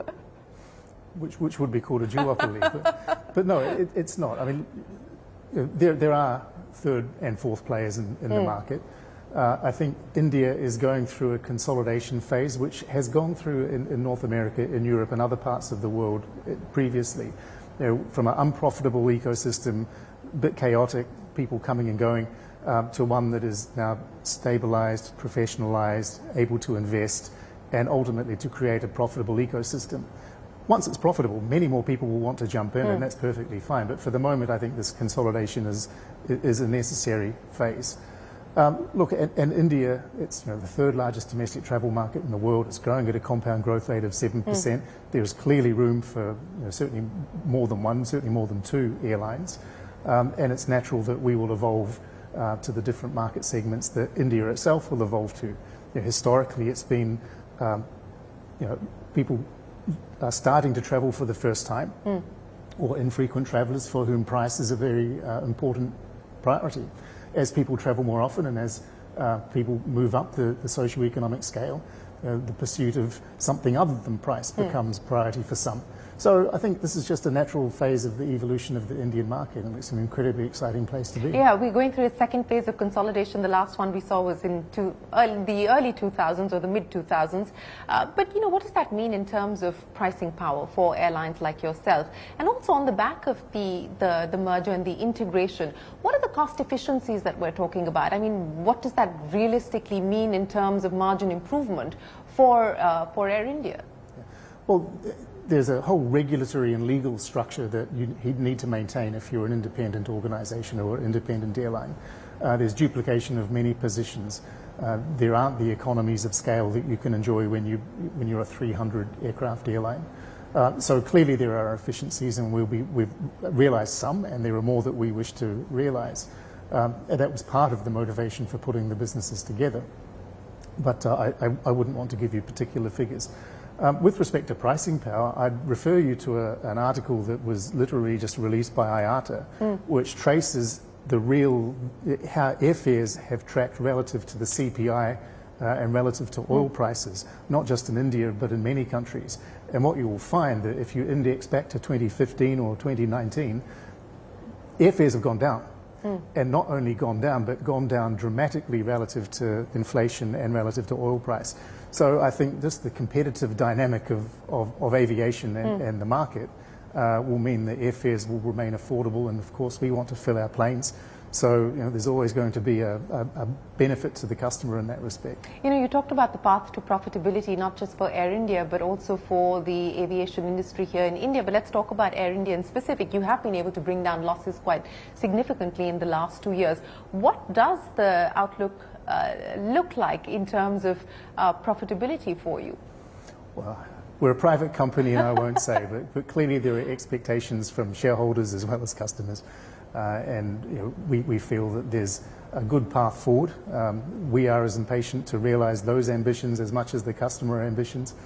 So still work in progress. But is it a 5-year plan? Is it a 2-year plan? Is it a 3-year plan? What are we talking about? No, I think best not to reveal. Best not to reveal because you don't have... No, because 40% of our cost is fuel. Yeah. And which has been relatively stable. Yes, but it could not be. Next year it might be a very different story. So, well, given where fuel is today, if I were to ask you, given where fuel is today, what could the path to profitability look like? There is a path to profitability, and that's as far as I'll go. Okay, that's as far as you go. 2025, the priorities that you've set out for yourself and the team? Well, I think I covered them before: consistency, quality, efficiency, improved profitability. Really starting to put together the future Air India now that so many of the transformation ingredients have come to some form of landing.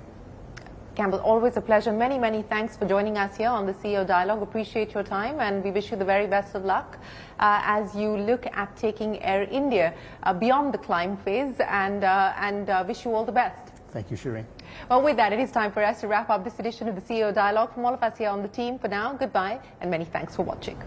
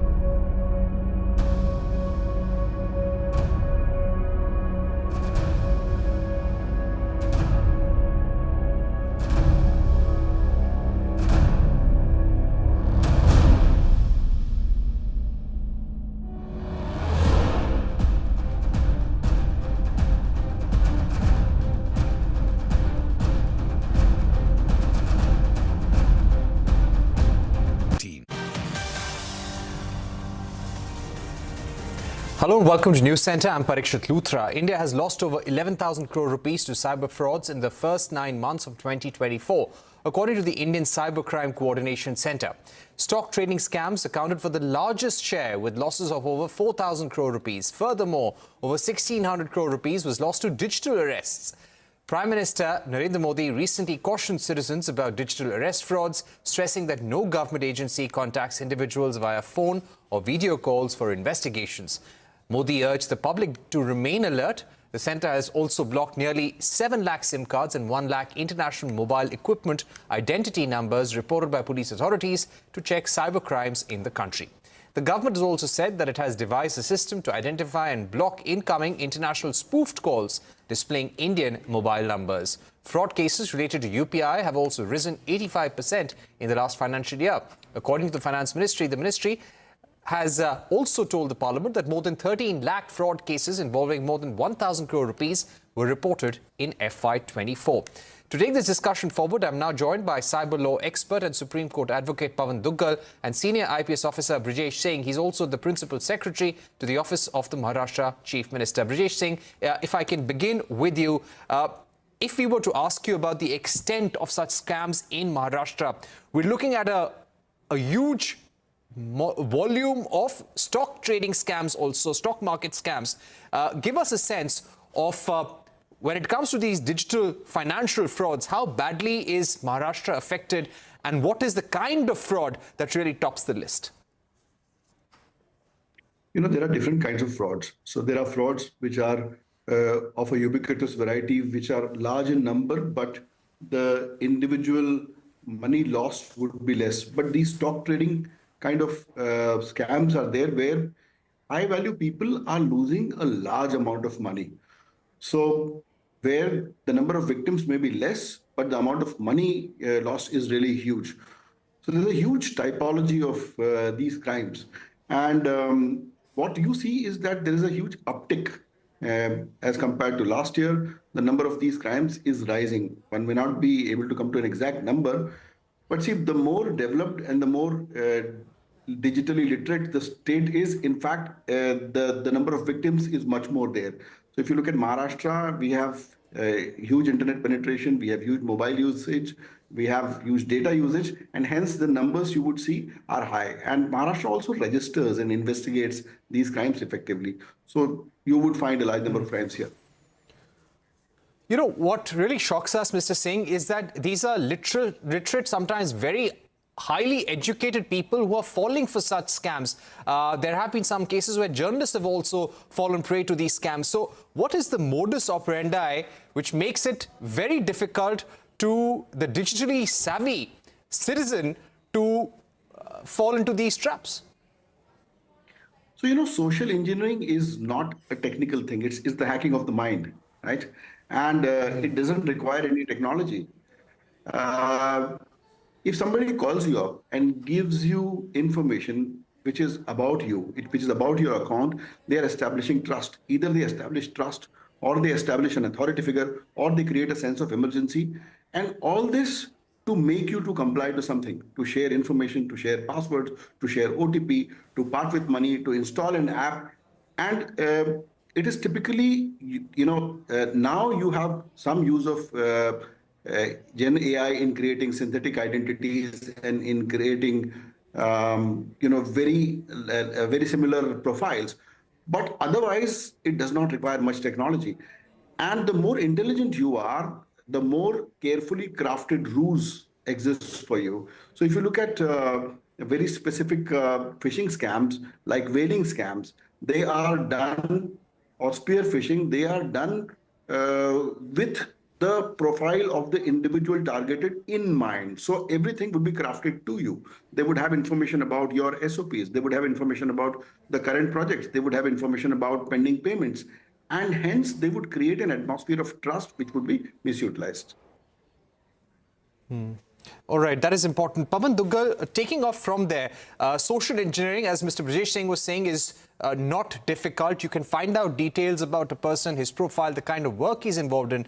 But this is dangerous, isn't it? Somebody knows what are my credit card spending patterns, where I have invested, in which project.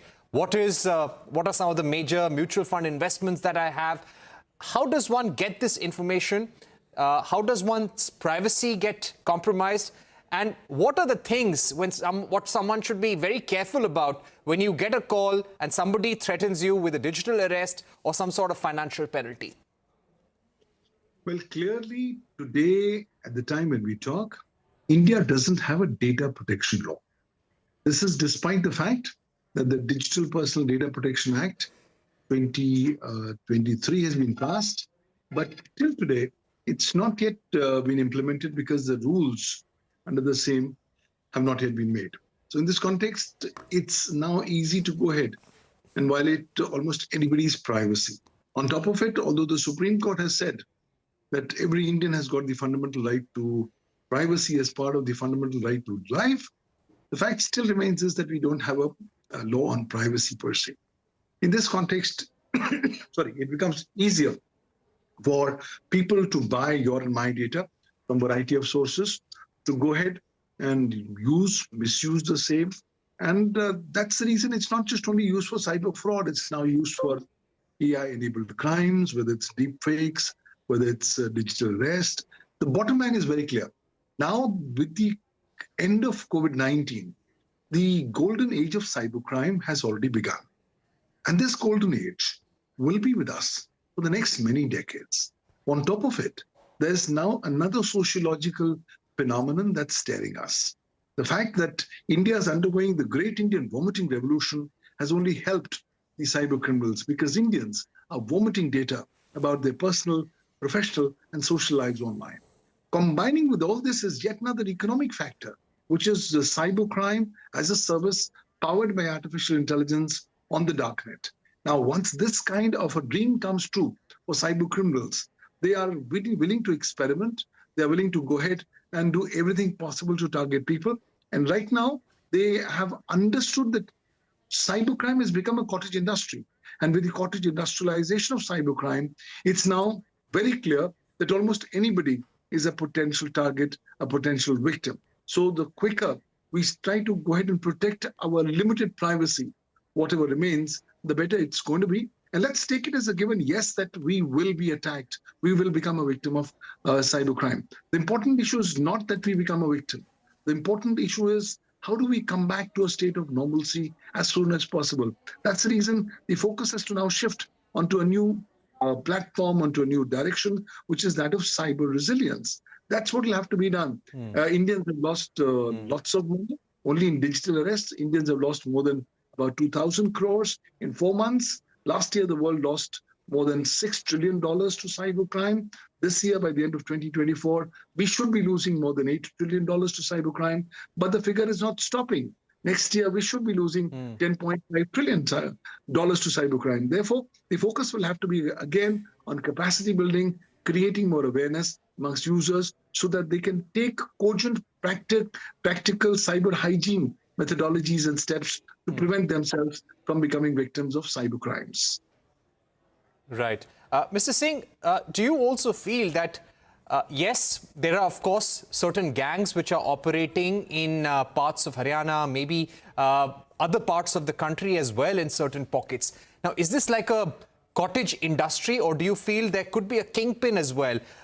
In the past, we've also seen some trafficking, people leaving from India to places in Cambodia. These are Chinese-controlled SEZs. They go there thinking they're going to be working in a call center or they'll be working in some sort of a software company, but they get caught up in a phishing sort of a scam, or they are made to carry out crimes or financial crimes against Indian nationals. So is there a larger cross-border aspect to it, or these are just people in different pockets of the country carrying out such frauds? But Ikshit, in fact, you've brought forward a very important issue. Cybercrime is today acquiring proportions of organized crime. So it's becoming cyber organized crime. And this concern about these SEZ compounds in Myanmar, in Laos, in Cambodia is very real. And there are thousands of Indians who are utilized to do this. And moreover, these people are educated. They are basically even IT professionals who are lured under the rules of getting good jobs. And then these are the people who know everything. They know your language. They can talk to you in an authoritative manner. And if you see the spate in digital arrest scams, I think it's mostly happening from there. The irony is that law enforcement in these countries, the whole legal framework and constitutional framework in these countries is weak. And that is why it is difficult to bring them down. A lot of wonderful work has been done in India about bringing these organized groups down. And you see every some days that there's a huge law enforcement raid on one of these huge call centers. One more trend I'm seeing is that there are certain call centers which mix legit and illegit work. So it would be a legit call center, but probably a small section of that is running these illegit operations. See, but most of these things ultimately come down to our practices, like, for example, KYC, because these monies then go to money mule accounts, which basically have been secured using bad KYC. If we secure the KYC, I think a lot of the flight money will stop. Parikshit? Okay, we've run out of time, but Brijesh Singh and Mr. Pavan Duggal, thank you very much for joining us on the program. This has been an interesting discussion and we'll keep coming back to you in future for these topics. We're taking a break on that note, but when we return, we will be speaking about these issues that are there in the India-Bangladesh relations. Don't go anywhere. We get you that debate on the other side.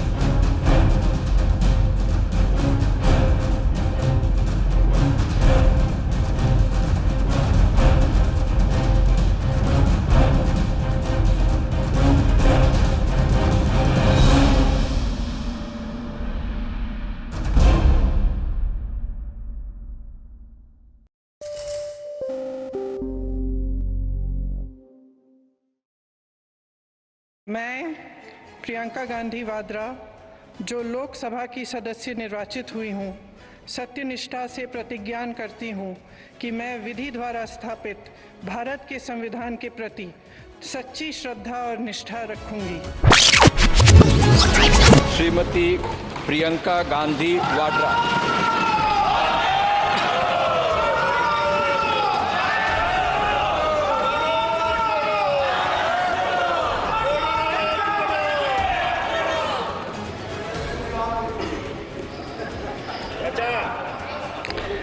मैं प्रियंका गांधी वाड्रा जो लोकसभा की सदस्य निर्वाचित हुई हूँ सत्यनिष्ठा से प्रतिज्ञा करती हूँ कि मैं विधि द्वारा स्थापित भारत के संविधान के प्रति सच्ची श्रद्धा और निष्ठा रखूंगी। मैं भारत की प्रभुता और अखंडता अक्षुण्ण रखूंगी तथा जिस पद को मैं ग्रहण करने वाली हूँ उसके कर्तव्यों का श्रद्धापूर्वक निर्वहन करूंगी। जय Hind.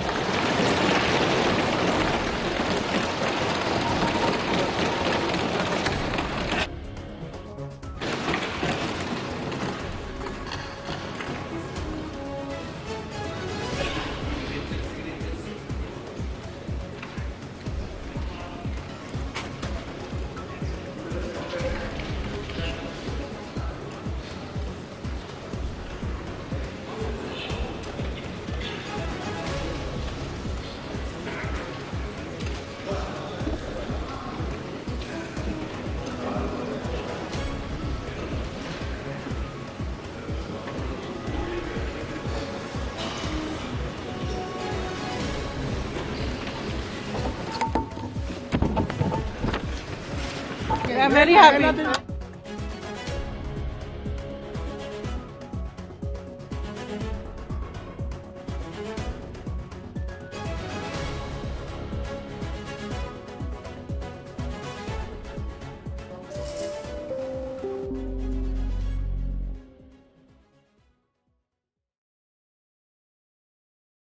each company has their own strategy, so I cannot comment into what others are doing in. But we are very sure that after the launch, we will definitely take again the feedback of the customers who gave the feedback initially in terms of what kind of product they are looking at from us. And after the... Welcome back. You're watching News Center. Welcome back. You're watching News Center. The arrest of a Hindu monk in Bangladesh has ruffled feathers in the New Delhi, Dhaka diplomatic channels. Chinmoy Krishna Das, the spokesperson of a Hindu outfit, was arrested earlier this week over sedition charges. His arrest and subsequent bail denial led to clashes between protesters and security forces in Chittagong. A lawyer was allegedly killed in the clashes. There are reports that some temples were vandalized in Bangladesh too. Spiritual organization ISKCON has distanced itself from Chinmoy Krishna Das. General Secretary of ISKCON in Bangladesh said he was removed from all positions within the organization long ago due to disciplinary issues. External Affairs Minister Jaishankar held talks with PM Modi on concerns over rising attacks against religious minorities in Bangladesh. The Indian External Affairs Ministry has already expressed its concern over Chinmoy Das's arrest. The Bangladesh government said that while they are committed to upholding communal harmony, it does not interfere in the work of the judiciary. Remember, the terse exchange comes amid Bangladesh government's efforts to repatriate former Prime Minister Sheikh Hasina, who is taking refuge in India at an undisclosed location since her ouster. To take this forward, we are joined by Ambassador Veena Sikri, former Indian ambassador to Bangladesh, and Salahuddin Shoaib Chaudhry, editor of Bangladeshi newspaper Blitz. Ambassador Sikri, how do you see what's happening between India and Bangladesh right now, especially over Chinmoy Das's arrest? India has expressed concern, saying that the safety of Hindu minorities in Bangladesh must be ensured, but Dhaka, in return, has said that don't interfere in our internal affairs.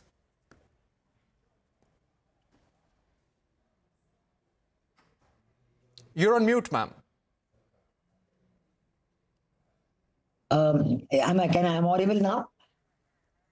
Yeah. Am I audible now? Yes. Okay. Well, all I can say is, yes, it is the primary responsibility of the government of Bangladesh to ensure law and order, to ensure the respect for each person's life and legacy, and that he's able to observe and follow his religion.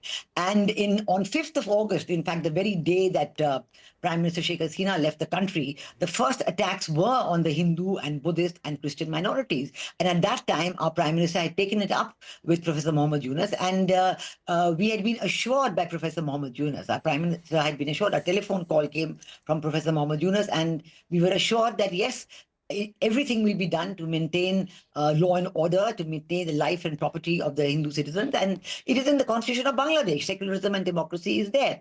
But since then, the situation hasn't improved at all. And now what you are talking about, even during Durga Puja, even though Durga Puja was held, but there were occasions when the mandaps were attacked. There were occasions when the Jeshwari Kali temple in Jeshore, the murti, the idol was stolen. So it's not, and those attacks have continued. And now we have seen that when there was a peaceful meeting being held by Chinmoy Prabhu in Rangapur, 300 kilometers north of Dhaka, the meeting was prevented. It was not allowed to be held. And instead of taking action on those people who were attacking the meeting, the government has taken action by arresting Chinmoy Prabhu and charging him with sedition and putting him in jail without bail. And yesterday, as we know, the government of Bangladesh, the Attorney General even made a plea in court to ban ISKCON. But this has been turned down now by the High Court of Bangladesh. So ISKCON is not going to be banned. And as you said, yes, Mr. Chinmoy Prabhu, he was at one time with ISKCON. Now he's with another organization, Samalito Sanatani Jagran Jyot. So it is a question of the minorities and what their rights are under the constitution. As you can see from your visuals, it is the young people, the younger generation among the minorities who are taking this in their hands and saying that we are citizens of this country. We want to stay here, we want our rights. And they've made an 8-point demand to the government for a law on protection of minorities, for a ministry for protection of minorities, for action against all those who have committed the attacks against the minorities, against their temples. There were attacks on Buddhist temples and priests in Khagrachari a few weeks ago. So this is a very disturbing aspect of what is happening in Bangladesh. The law and order does not seem to be under control at all. And there's great unrest and concern in India about what is happening to the minorities in Bangladesh. All right. Let me also get in a view from Bangladesh right now, from Salahuddin Shoaib Chaudhry. Salahuddin Shoaib Chaudhry, we have been seeing a deterioration of ties between India and Bangladesh.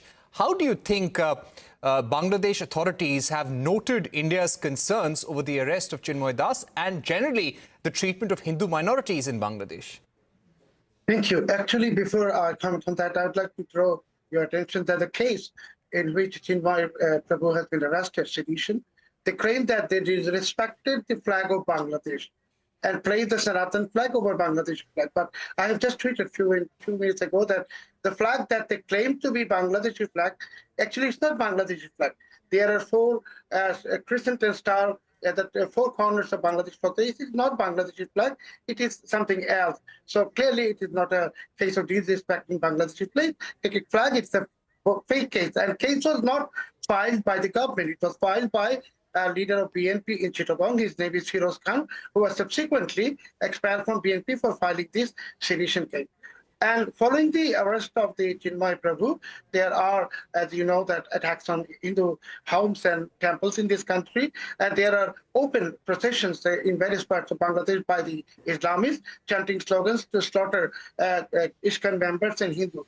At the same time, in Bangladesh, if you have also noticed that in various educational institutions and pathways, they are placing Indian flags so that people can step on Indian flags. So this is the massive display of anti-India sentiment growing in Bangladesh under direct patronization of this revolutionary regime led by Trump hater Mohammed Yunus. Right.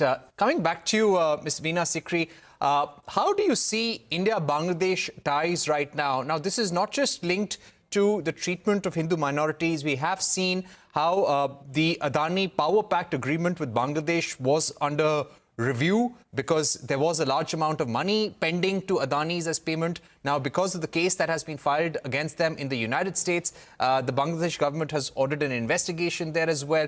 On the whole, how do you see the relationship deteriorating and what could make things better in the days to come? Well, right from the first day, the 8th of August, when Professor Mohammed Yunus was sworn in as the chief advisor to the interim government, right from that day, the government of India said, yes, we are prepared to deal with the interim government. We are prepared to talk to them. And we do know that there is a vast complex of coordination, cooperation, connectivity projects between India and Bangladesh, including in the power sector, including in the infrastructure sector, including in many socio-economic sectors. And we are prepared to follow up on them. So now it is up to the government of Bangladesh. They have not yet given any indication as to how they would like the relationship to be pursued. Perhaps there will be bilateral consultations in a few weeks. Perhaps that will give some indication. But at the moment, we do not know because we have, our colleague from Bangladesh has spoken about an anti-India sentiment. Now, this is being deliberately created. This is being deliberately created so that, to link that anything that was done by the former government, this is because of India.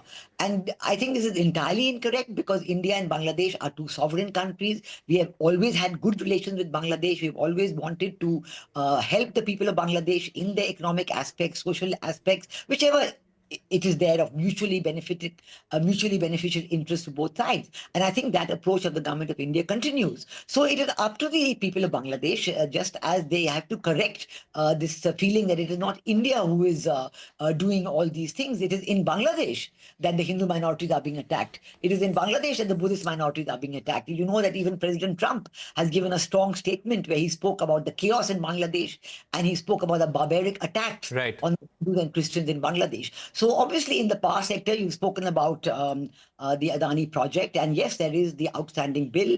And whether the court case that Bangladesh says or the governmental inquiry that they want to have, if it will bring an end to the supply of power by the Adani group, then that will be a great problem because Bangladesh needs that power.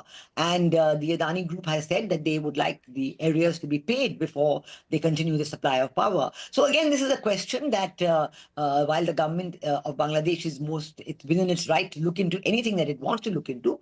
But, for an ongoing project, you can't stop it in the middle without accepting that this could damage your own interest, which is to receive electricity from India. We have very vast of supply for electricity, and one hopes very much that in the interest, mutually beneficial interest of both people of India and Bangladesh, these will be continued. But certainly these attacks on the minorities does not help at all because it is harming the law and order situation in Bangladesh. It is creating, as our colleague from Bangladesh has said, it is creating this deliberately created anti-India sentiment, which is trying to be worsened and made more severe at every moment. It does not help anybody at all, and everybody knows it's being deliberately created. And finally, that the government of Bangladesh benefits of its own people. Yeah. Right. I've completely run out of time, but thank you very much, Ambassador Sikri and Salahuddin Chaudhary, for joining us on the program. That's all we have time for on this special edition. Thank you for watching. Goodbye.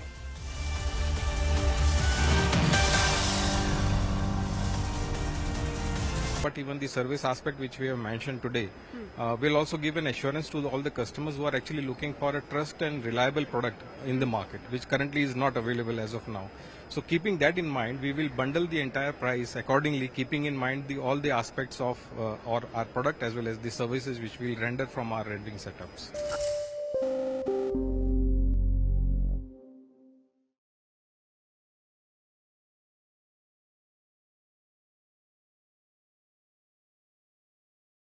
FY27, we will have the 19 gigawatt commissioned capacity, means 19,000 megawatt. So 65 lakhs is translating to around 11,000 to 12,000 crores of the EBITDA. So this is, and going forward, the growth rate is going to go on increasing. We will be accelerating our growth rather than only getting flat.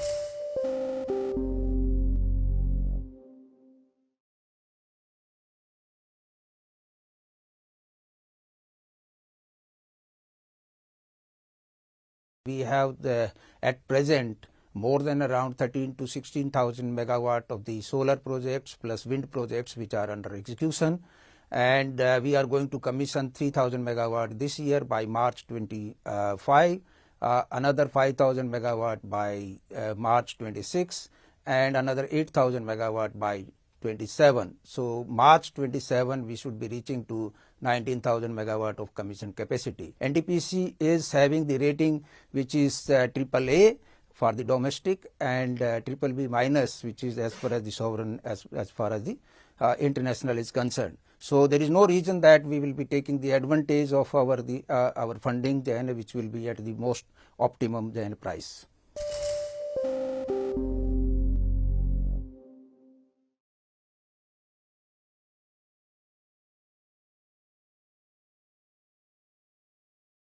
As far as resources are concerned, I think we have an extensive R&D facility which is working in Japan, and the entire R&D really works in terms of creating a product which is really good for the Indian market. And we have done extensive research not only from the customer's perspective but even from the suppliers, from the dealers' perspective as well, in terms of what kind of product they are looking at. And basis on that research only, we have created these two nice products today, for which we are introducing today in Activa E as well as QC1.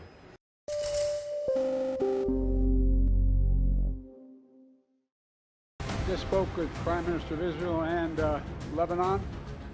I'm pleased to announce that the governments have accepted the United States proposal to end the devastating conflict between Israel and Hezbollah.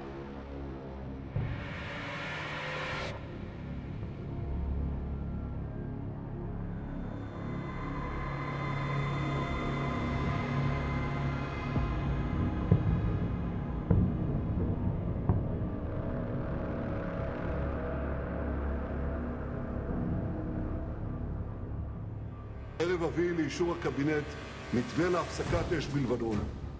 משך הפסקת האש תלוי במה שיתרחש בלבנון. בהבנה מלאה עם ארצות הברית, אנחנו שומרים על חופש פעולה צבאי מלא.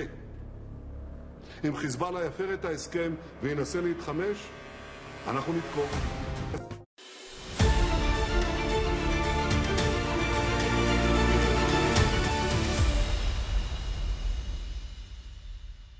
Mr. Jindal, thank you very much for joining us here on the CNBC-TV18 25th anniversary. It's great to have you. And what we are discussing tonight, ladies and gentlemen, is whether we are at a breakout moment as far as India's manufacturing sector is concerned. So straight up, Mr. Jindal, we had Uday Kotak here this morning saying that India needs to up its game as far as competitiveness is concerned. We can no longer be protectionist on trade. We need to be far more liberal. How do you respond? So just before coming here, I heard this comment and I said, Uday is not in manufacturing. So he can make that comment freely, is it? So I wish he was in manufacturing, then he wouldn't say this. So I was saying that, we are not yet the factory of the world. Let us first become the factory of the world, and then we should open up our doors for competition. Let there be no tariffs, nothing. I mean, United States, even after, let's say, 100 years or 150 years of developed nation status, even today they have tariffs. Europe is putting tariffs, right? And we are saying that we should open up. Then we will kill our manufacturing here. We are not a great manufacturing country in any case. Today, our manufacturing GDP is only 17% of our GDP, right? And we must get to 25–30%, what China is. But if you open up and we become liberal, then we will kill our industry. So you talked about tariffs. Donald Trump says tariffs is the favorite word that he has in the dictionary, and he has promised that he is going to go full throttle as far as tariffs are concerned. What is that going to mean? We don't know the quantum, we don't know what finally will happen, but given the threat and what he's done in his previous term, what will it mean? No, what Donald Trump is, in my opinion, he's very clear. He is a very clear-headed guy, whether right or wrong, but he has a clarity of thought. And he says that, for me, America is first. I want to build America. I don't care about the world. For me, America is the world. And therefore, I want my industry to grow. I want America to grow, American industry to produce goods. It's not that Chinese should supply to me and then I will consume. I don't want to become only a consuming country. I want to produce and consume. So therefore, I want to put tariffs.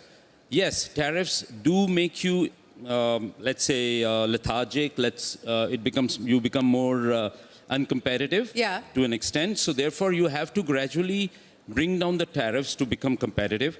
But you have to allow the kid to grow up. Before you start running the race. So let me throw that argument back to you. You said you have to allow the kid to grow up. So where are we, sir? Haven't we adulted yet as far as Indian manufacturing is concerned? Not at all. Not at all. That's what Teenager or preteen? Preteen. Preteen? Yeah, we are just kind of 4–5 year old. Really? Yeah, absolutely. In manufacturing. Yeah. Because you see, China, if you open up the records and see, China in 1990, what kind of protectionist China were? In 2000, what was their protection levels? And what they are today? Today they are opened up because they become the factory of the world. I wanted to export steel in 98, 99 to China. I was not permitted to do that because China had tariffs. They removed the tariffs, but now today we have 0 tariffs on steel. Chinese steel, which is surplus, they are nearly 60% of their capacity is surplus capacity. Yeah.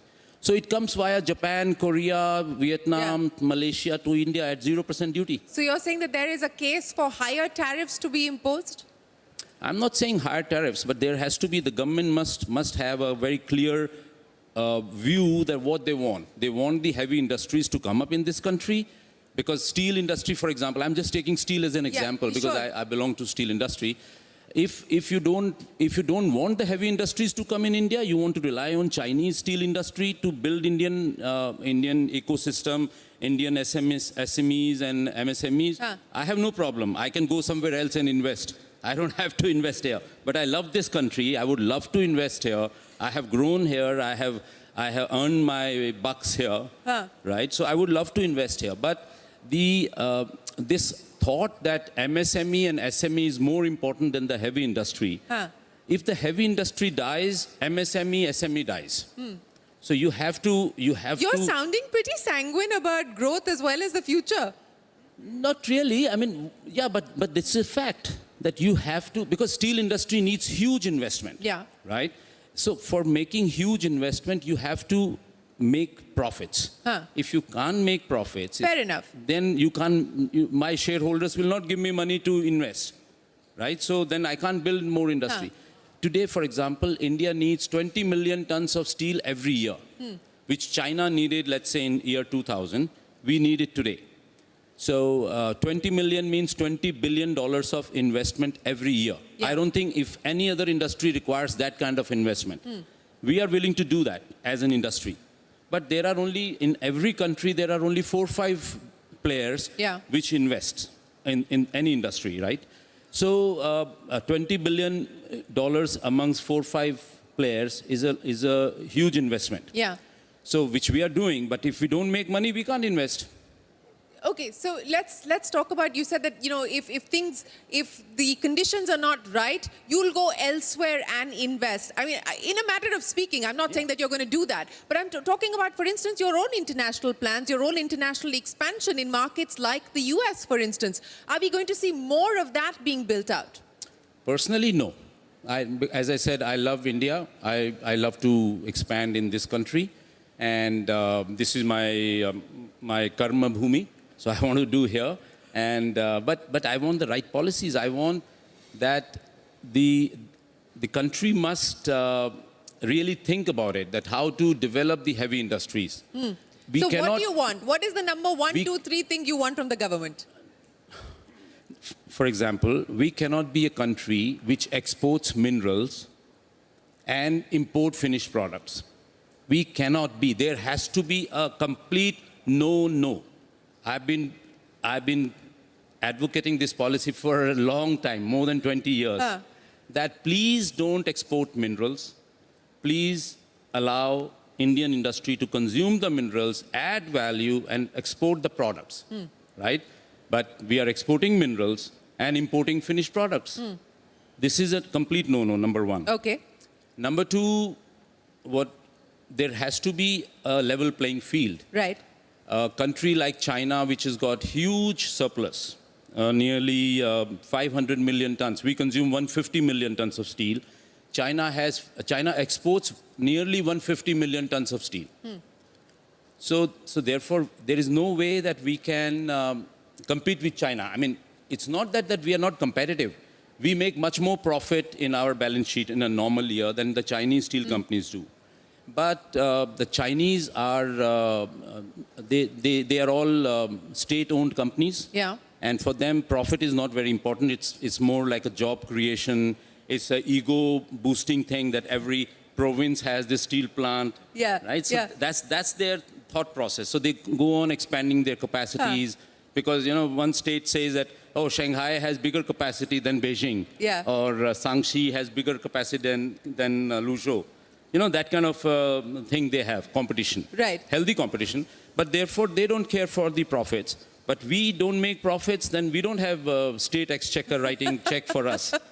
Then we don't get money. Yeah, that is one of the aspects of Mr. Jindal. It's almost a blow-cold relationship with China, isn't it? I mean, you just talked about all the reasons why we should not do business with China. And through the COVID period, you were very clear we shouldn't do any business with China. But now you're doing business with China. You've been to joint venture for the electric mobility space with a Chinese company. So do you believe that there is a need to be pragmatic on how we engage with China?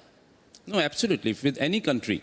In fact, even Pakistan, for that matter, we should be pragmatic. To deal with Pakistan? We should be pragmatic. Yeah. We should not say that no, nothing doing. So when I said we should not do business with China when Galwan happened, because I was very clear that we cannot deal with an enemy state. Pakistan, for that matter, is an enemy state. Yeah. But still, if we work properly, with a control mechanism, we should open up and do business. Because with Pakistan? Even with Pakistan. Okay. Because a very poor neighbor will always hurt us. So therefore, we should think, we should have a long term, but this is not a foreign policy discussion that we are having. But my point is that with China, we should, because China has already developed this technology on electric vehicles. Today, 60% of their new car sales are electric or new energy. India, we have 2%. And this is the way forward. We import all our fuel for the cars. All petroleum products are imported, 85, 90% is imported. So it's in our interest that we transition ourselves to a technology which is domestic, which is local technology, local. So bring the raw material. technology in from China, but manufacture in India. Exactly, absolutely. Because technology exists in China. We must develop it over time in India, but we must bring the technology and develop the products in India. I want to understand from you, what is the aspiration now on the EV side? I mean, you've got this joint venture that you've inked with MG. Take me through what we should expect in the next 5 to 10 years as far as JSW's EV ambition is concerned. So the idea is that to give the consumers a very good product, very good quality at affordable price in the EV spectrum. And I believe that JSW can do it extremely well. Okay, so that's the proposition, but what does the roadmap look like? What are the numbers that you're targeting? Numbers is in next 5 years, I would like to, idea is to produce 1 million cars. And 1 million cars in the next 5 years? Next 5 to 7 years, yeah. By 2030, let's say, 1 million cars should be on the road of JSW, whether it is MG or not MG, but under the JSW umbrella. Okay, that's a headline that you're giving us, Mr. Jindal. But, you know, on manufacturing, you said we're not even a pre-teen yet. And everyone is at this point in time saying that this is the opportunity. It's the big Make in India moment. You rightly pointed out we're still about 16% share of GDP. When do we get to that 20-25%, which has been the target and the aspiration? How do we get from pre-teen to teen to adulthood? I mean, it's a matter of time. We were discussing recently that India is not spending enough money on innovation, on R&D. Indian industry is not spending enough money. Though the government is trying to help or trying to nudge the industry to invest more in R&D, but we are not doing it because, as they say, that if you are hungry, first you would like to eat, and then you want to do puja, or then you want to worship, or then you want to do something. So right now the industry, I think, is still growing, investing in the growth, and then it will go into the R&D, because it's the most important thing. Somebody was asking me why we can't have an NVIDIA from India, why we can't have Microsoft from India. Yeah. But the point is that because we are not spending enough in R&D. Why aren't you spending? Because we don't have enough money as a country. It's a capital problem. It's a capital problem. It's a mindset problem, because you know the mindset when you are investing, so you have a limited amount of cash available. Either you invest in expansion, which is needed for the nation, for the country's requirement, or you invest in your R&D and your growth and your, R&D, technology. Yeah. So you feel that which is giving you better ROI, and straightforward answer in the boardrooms are that let's go for expansion. Because if you invest in R&D, whether that would be successful or not, we don't know. And there are so many people investing in China, in US. And so you prefer to buy the technology as opposed to investing in it yourself? As of now, yes. As of now. Yes. So let me end then by asking you, Mr. Jindal, over the next 5 years, by 2030, you talked about how very few players are actually investing. There's a private capex challenge. How much is JSW across the group going to be investing in India? How much will you invest outside of India? In terms of numbers? Yes. So, it's not very easy, but given the demand visibility. Yeah, so we have made a very ballpark number that between now and 2030-31, fiscal 30-31, we would be investing close to $70 billion in India, and maybe $2 billion outside India. 70 billion in India, 2 billion outside of India. Any more IPOs on the anvil? I'm not sure about it. Not for the moment. Not for the moment. Any new areas of opportunity? Any new businesses like electric mobility? You decided to get into that? Anything else on the anvil? Not yet. No, nothing at the moment. The plate is full? More than full. More than full. Sajjan Jindal, many thanks for joining us. Ladies and gentlemen, a big round of applause for Sajjan Jindal here, talking about India's manufacturing moment. Appreciate you joining us here this evening, sir. Thank you very much. Thank you.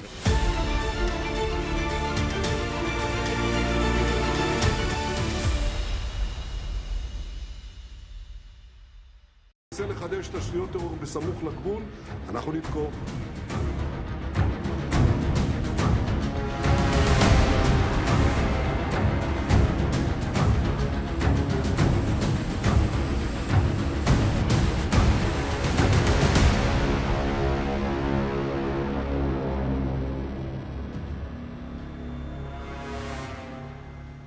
Just spoke with the Prime Minister of Israel and Lebanon.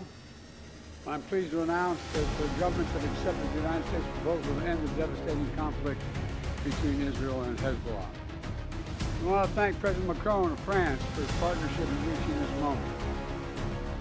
Effective at 4 a.m. tomorrow local time, the fighting across the Lebanese-Israeli border will end. Will end.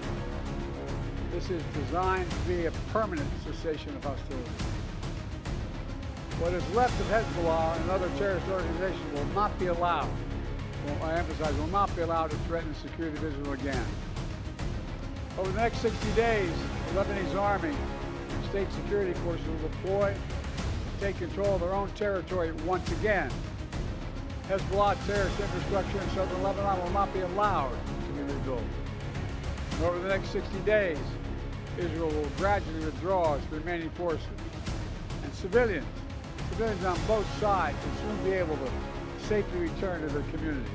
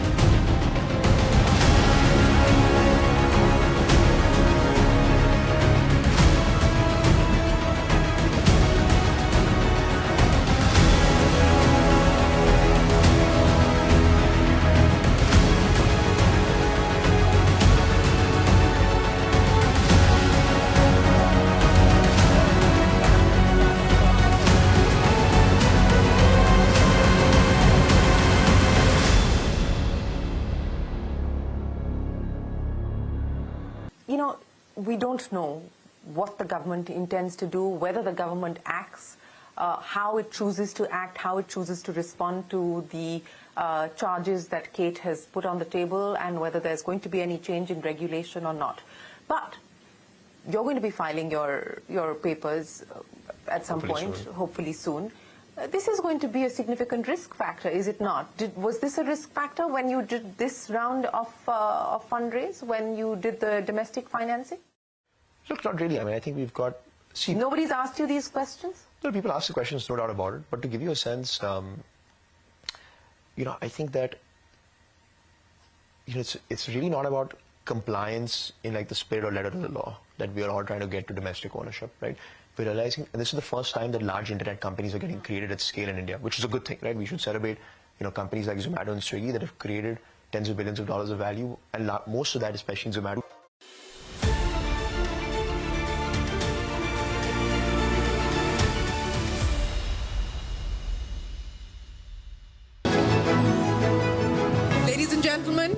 It is our privilege to welcome Falguni Nair and Anisha on the Global Leadership Summit stage. Thank you to the both of you for joining us here today. What we are now talking about is India's right to win. And Falguni, I'll start by asking you, because through the course of the day, we've heard many speakers here talk about why don't we have an answer to the US companies like Facebook and so on and so forth. With what you've been able to do with Nykaa, really creating an Indian-born platform, tech platform, what's your take on that? Are we on the cusp of being able to do that? Are we on the cusp of being able to move from an arbitrage economy to a product economy?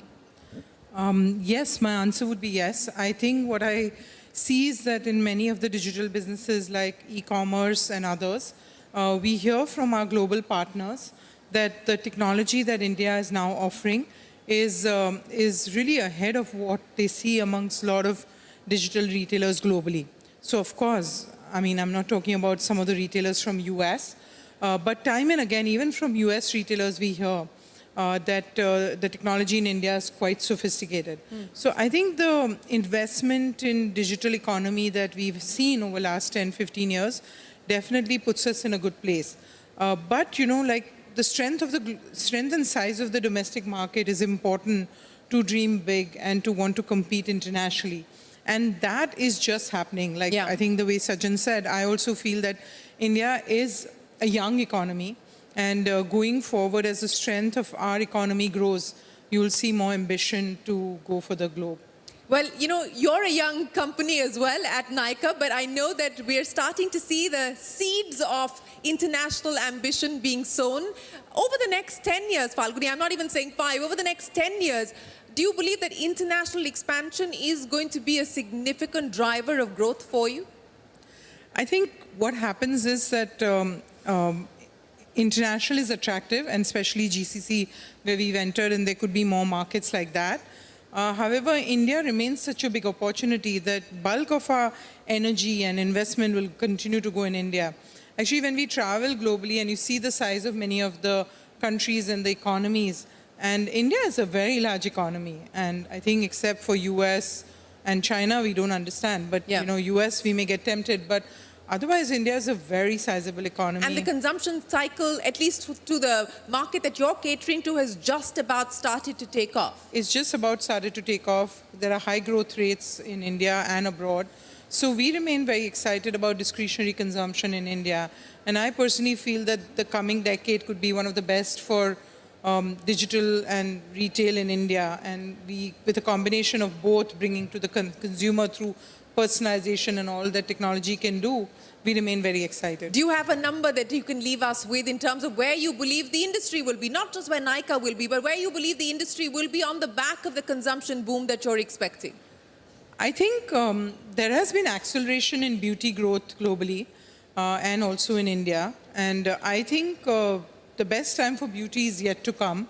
And similarly, while in the really near term, it seems like physical retail is also moving ahead as strongly as digital, but the advantages of digital remain very strong, and I remain convinced about it. Convinced about digital? She didn't give me a number. I'm going to come back and try my luck again. But Anish, let's talk about India's right to win. From a Mahindra Group standpoint, and you operate across different jurisdictions, you operate across different companies and different products as well as services. What will it take for India to truly start to eke out niches in the global market? Shireen, I would argue that that has started to happen already. But for it to happen consistently and at scale, it starts with ambition.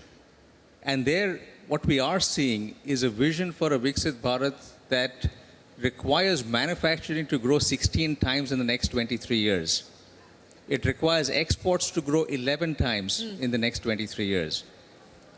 In order to make that happen, we need quality, ease of doing business, and a lower cost of doing business. And there are a number of initiatives that at FICCI we have been working with the government in terms of helping outline what will it take for industry to get there. And in terms of the progress we are seeing, the efforts we are seeing, they're all there, and we are very bullish, if I can represent the industry from a FICCI standpoint, as well as from a Mahindra standpoint, in terms of where we see India today and where it's headed. Okay, so confident about where we see India today, but those are also fairly audacious targets, growing 16 times, growing 11 times. You know, we just had Sajjan Jindal speak before the two of you, and his point is that as far as Indian manufacturing is concerned, he said we're not even pre-teen. We're still below pre-teen, far distance to go as to adulthood. I want to understand from you, what continue to be the key constraints on the manufacturing side, Anish? Let me share some facts first, Shireen. If you look at the automotive industry, we are competing with all the global majors in India. Some have exited, some continue to stay, and Indian companies are actually doing extremely well. At Mahindra, we have tripled capacity in the last 4 years, and we still cannot keep up with demand. So I would argue that we are actually in a much better place than we were. Yeah. If you look at the tractor industry, Indian companies make up 80% market share despite all the global companies being in India for the last 20 years. And therefore there is something that's out there for Indian companies. There's a lot more R&D that's being done. We are developing our vehicles in India, and we are developing vehicles that, from a quality standpoint, compete with the best in the world. And I would just say, wait for our electric vehicles. Well, I think the wait for your electric vehicle is the anticipation. I think it is coming closer to the 26th of November when we'll hear more from you on the electric vehicles that you're launching. That is right. So we will reveal them at that point in time, and we are very confident that they will stack up in quality versus anyone else in the world. You know, that's what I want to talk to you about. I think what we're also picking up at this point in time, and there's two different points of view, that one, India should open up, the other, that look, we need to protect Indian industry. What is your view? Do we need to impose import tariffs on the likes of Tesla as they look at entering the Indian market? So first is that the Indian industry needs no protection. We've had no protection for the last 20 years, and that's made us better. If we had protection, we would not be having the quality that we have today. With regard to duties, there's a completely separate set of questions that needs to be asked, because the questions are around non-tariff barriers, along with tariff barriers, the inverted duty structures, and all of that need to be addressed together. And frankly, they should, because that will make Indian manufacturing a much stronger place. So yes or no to tariffs? I would say that it has to be done together, because if it is cheaper to manufacture cars outside India, then Indian companies will look at it and say, can we go outside India, put up a plant there, and then import into India? So it's a more complex topic from that standpoint, and therefore it is something that needs to be addressed, because we want to export to the world. And for that to happen, we need FTAs around the world. FTAs is one thing, but what's the export ambition? I know when you and I spoke, you said that this is going to be one of the focus areas. It is going to be a key growth driver for the Mahindra Group over the next 5 to 10 years. What's the export ambition for you? Very significant. In South Africa and Australia today, we have a 6 and 10% market share already. And there we hope to get to 20% and then go beyond that to ASEAN countries, to Europe and the US as well. So how much will come in from exports as a percentage of revenue over the next 5 to 10 years? Over the next 5 to 10 years, from a percentage standpoint, still smaller, because as Falguni said, the Indian opportunity is huge. And we are seeing just tremendous demand in India for our vehicles, which also in some ways constrains what we can send outside, because we are building capacity as fast as we can, and it's being used up, which is a great problem to have. So therefore, percentages-wise, next 5 years would still be lower, but as we look at a 10, 15-year horizon, I'd start expecting a much higher percentage of exports. Ladies and gentlemen, a big round of applause for Falguni Nair and Anisha. Thank you very, very much. We hope that you do take the right to win global, and we look forward to hearing more from you on that story. Appreciate you joining us here.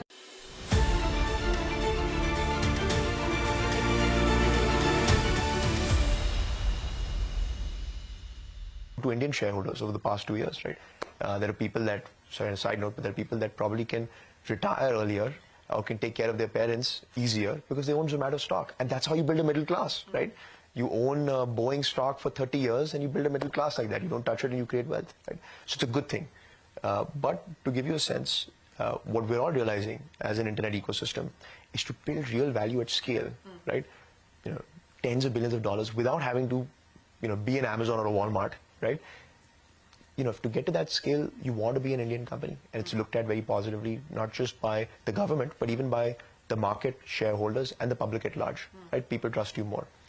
So, you know, it's not really, to answer your question, it's not really about FDI compliance, FDI regulation, right? We've had a decade of e-commerce that's been built at scale in this country, and, you know, we're just a small part of that today, and so are our competitors in this industry.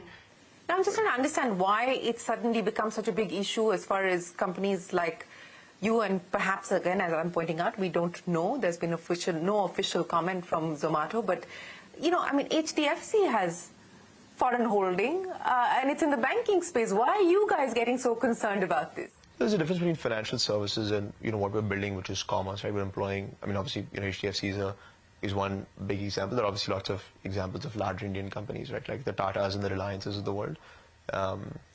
But I mean, that's the feedback that we've gotten, right? In general, if you look at companies, you know, in the Nifty 50, right? Most of them are, you know, Indian owned, and most of them have, you know, that's been the broad example. Obviously, there are exceptions, no doubt about that.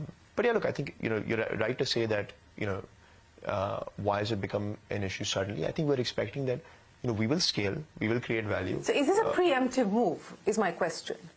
Yeah, look, candidly speaking, I don't think raising this financing is going to change one thing or the other, right? I don't think that it's going to change something for tomorrow morning. It's more a long-term track, right, where over the next 6, 9, 12, 15 months, we keep building Indian ownership.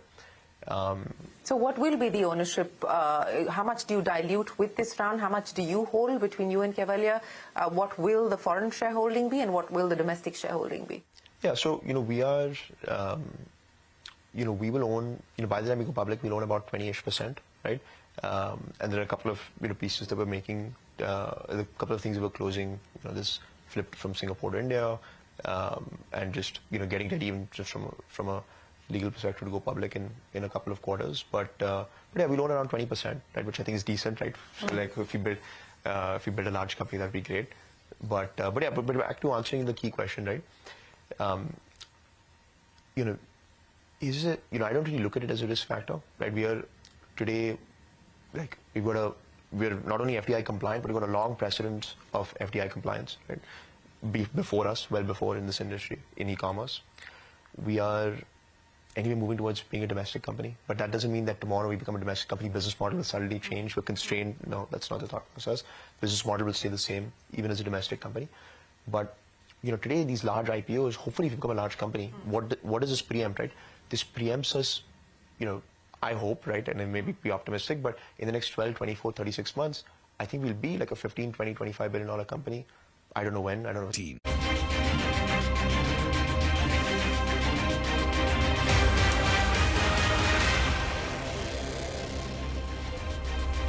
Hello and welcome to Business 360. I'm Shireen Bhan. The headlines that we're tracking for you this evening. Indian equities take a beating on worries that the American Central Bank may slow down on rate cuts.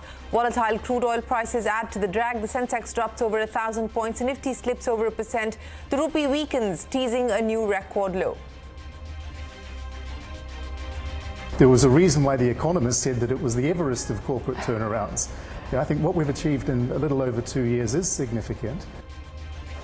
Air India CEO Campbell Wilson says Air India's revival will be the Everest of corporate turnarounds, but seeks patience. Says the ambitious plan to upgrade legacy fleet will take more time and cost more than the budgeted $400 million.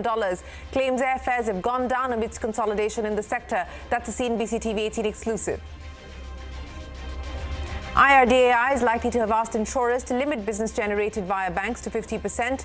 This is merely a discussion at this stage. Insurance stocks decline in trade. Both Finance Minister and the IRDA Chairman have expressed concerns over mis-selling of insurance policies through the bancassurance route. That's an exclusive. Hezbollah says its hands are still on the trigger as it monitors Israel's withdrawal from Lebanon after the ceasefire comes into effect. Israeli strikes continue in Gaza. Reports suggest that the U.S. is pushing ahead with a $680 million arms package to Tel Aviv. At least 1 million people are without power supply across Ukraine after Russia's overnight missile attacks on energy infrastructure. Moscow claims to have destroyed 25 Ukrainian drones overnight. President Zelensky is likely to sign Ukraine's budget today. The document calls for the country's first wartime tax increases. The winter session of Parliament is disrupted for the third day as opposition continues to demand a discussion on the Adani controversy. Both houses adjourned after new MPs, including Priyanka Gandhi, were sworn in. The Maharashtra suspense continues even after Eknath Shinde dropped hints that he will accept the BJP Chief Minister Shinde, Fadnavis and Ajit Pawar to meet Home Minister Amit Shah in Delhi tonight.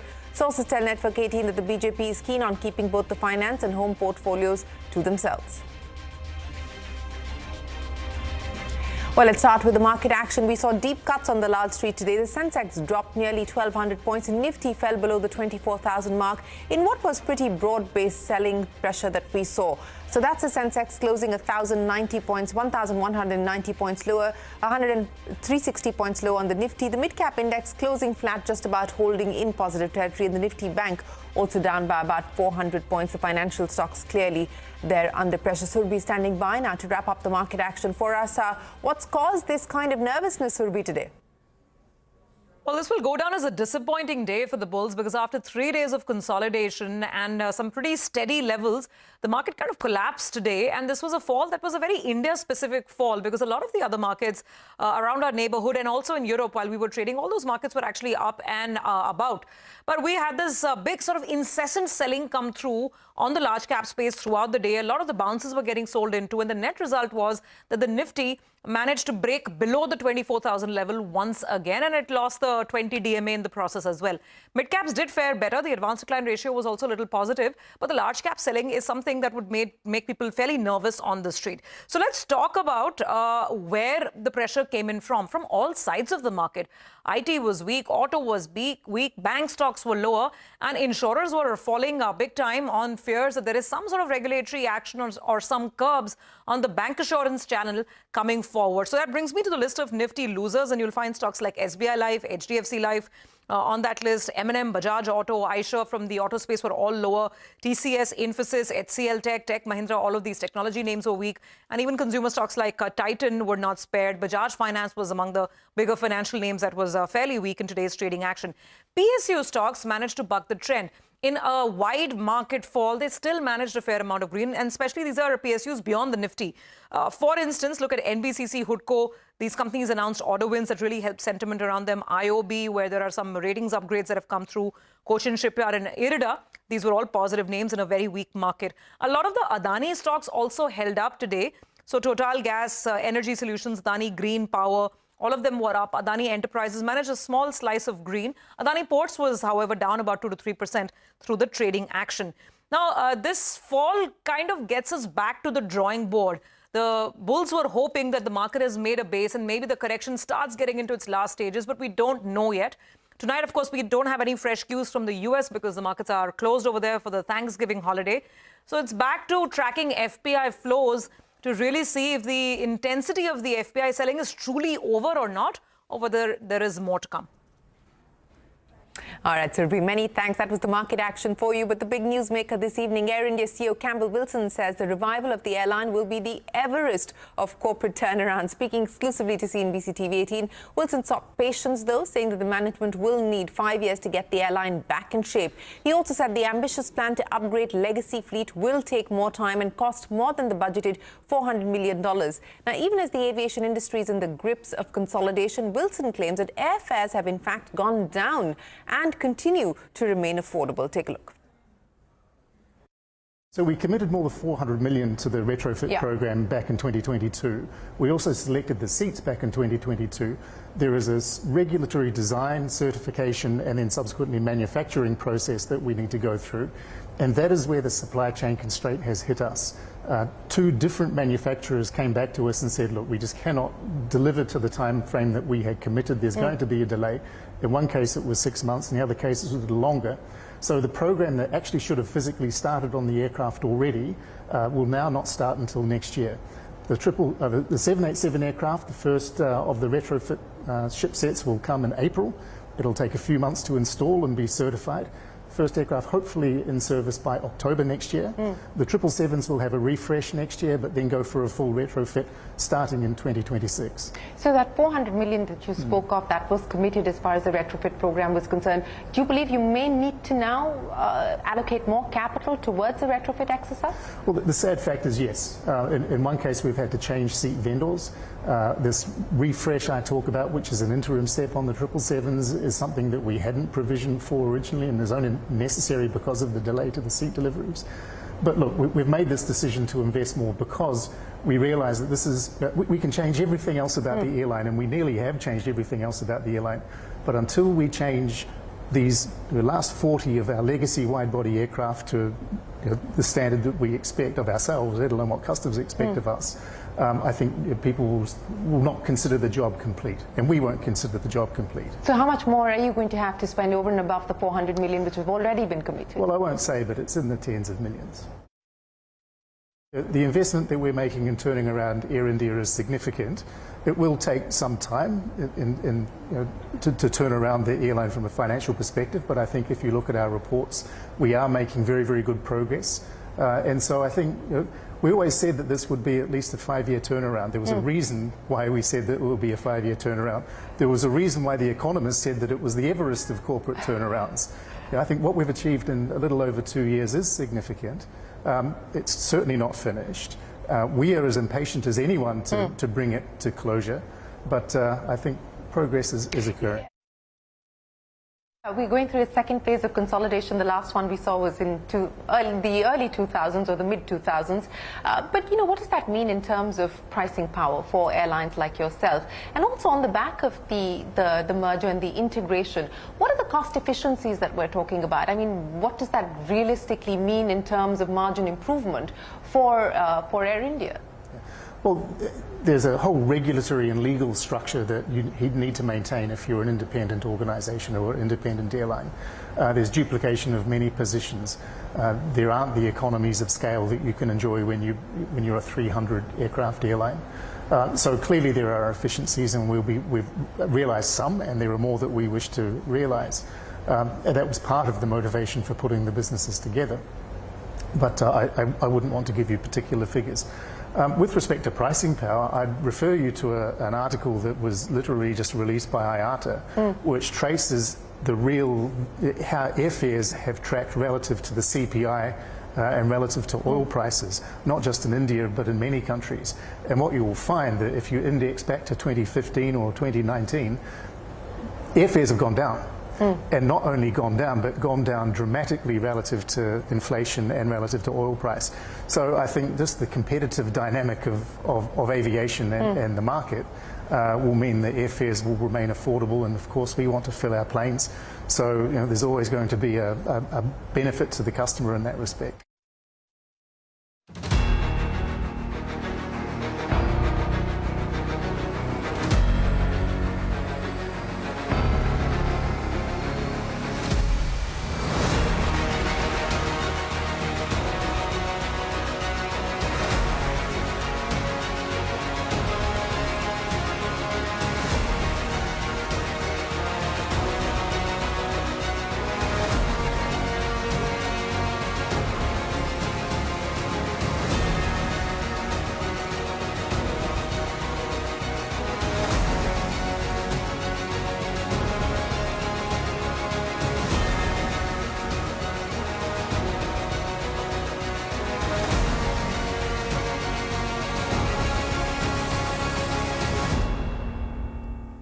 And you can catch my special conversation with the CEO of Air India, Campbell Wilson, only on CNBC-TV18. In global news, thousands of civilians displaced from southern Lebanon have begun returning home after a ceasefire deal between Israel and Hezbollah came into effect. Highways packed with vehicles as families, along with belongings, drove towards their homes, towns and villages. The Israeli army placed a curfew on southern Lebanon and warned people against entering forbidden areas.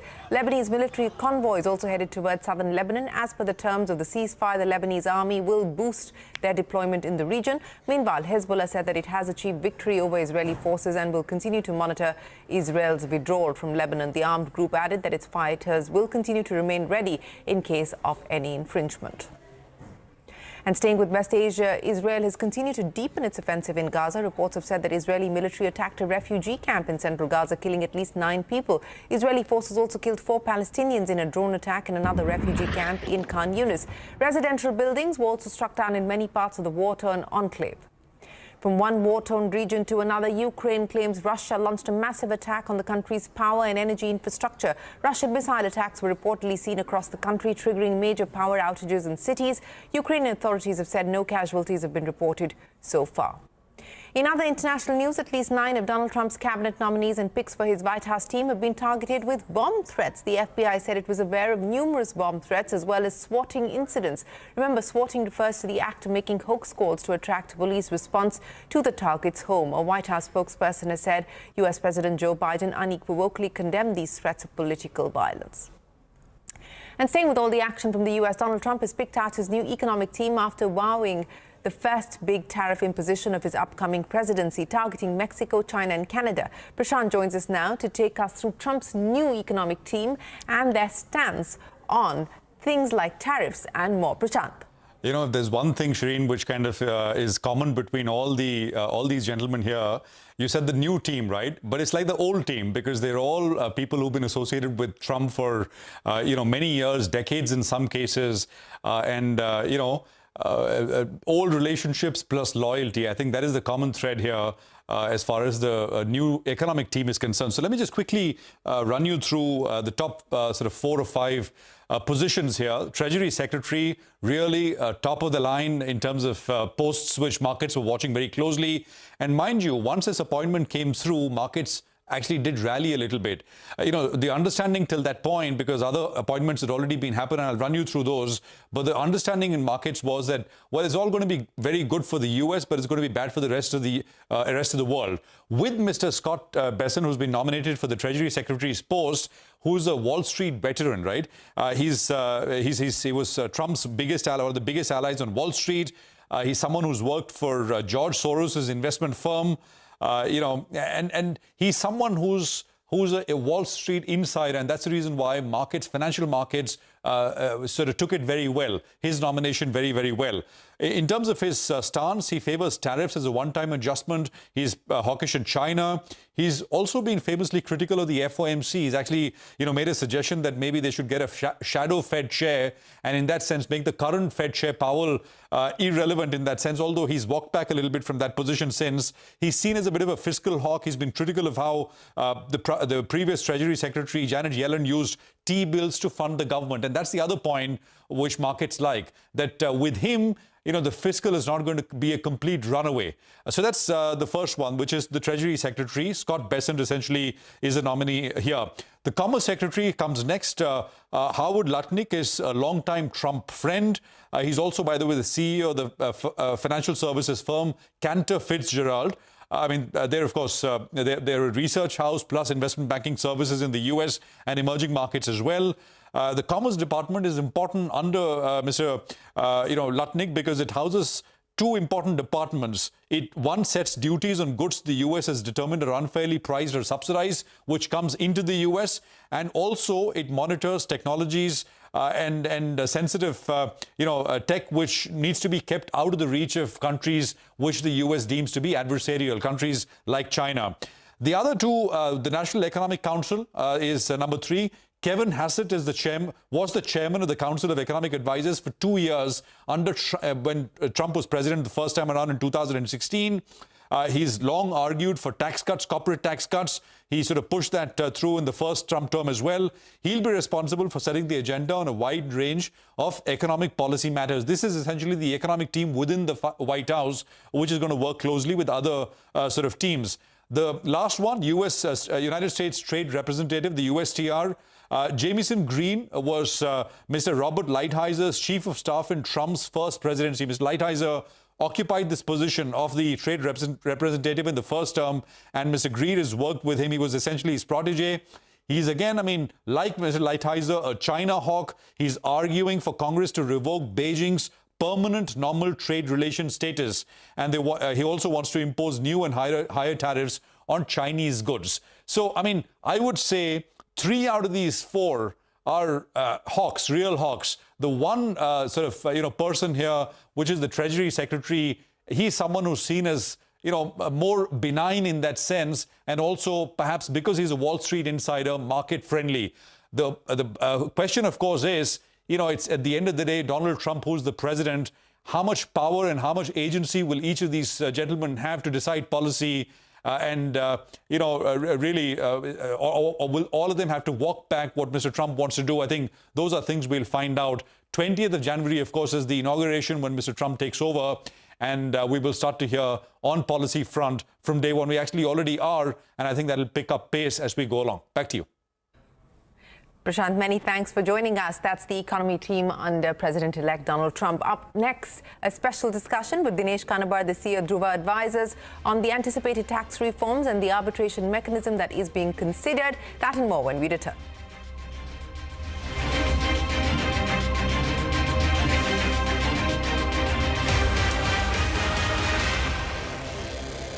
Maybe longer, but it seems like that scale is going to come, and that's what we're preempting. Right?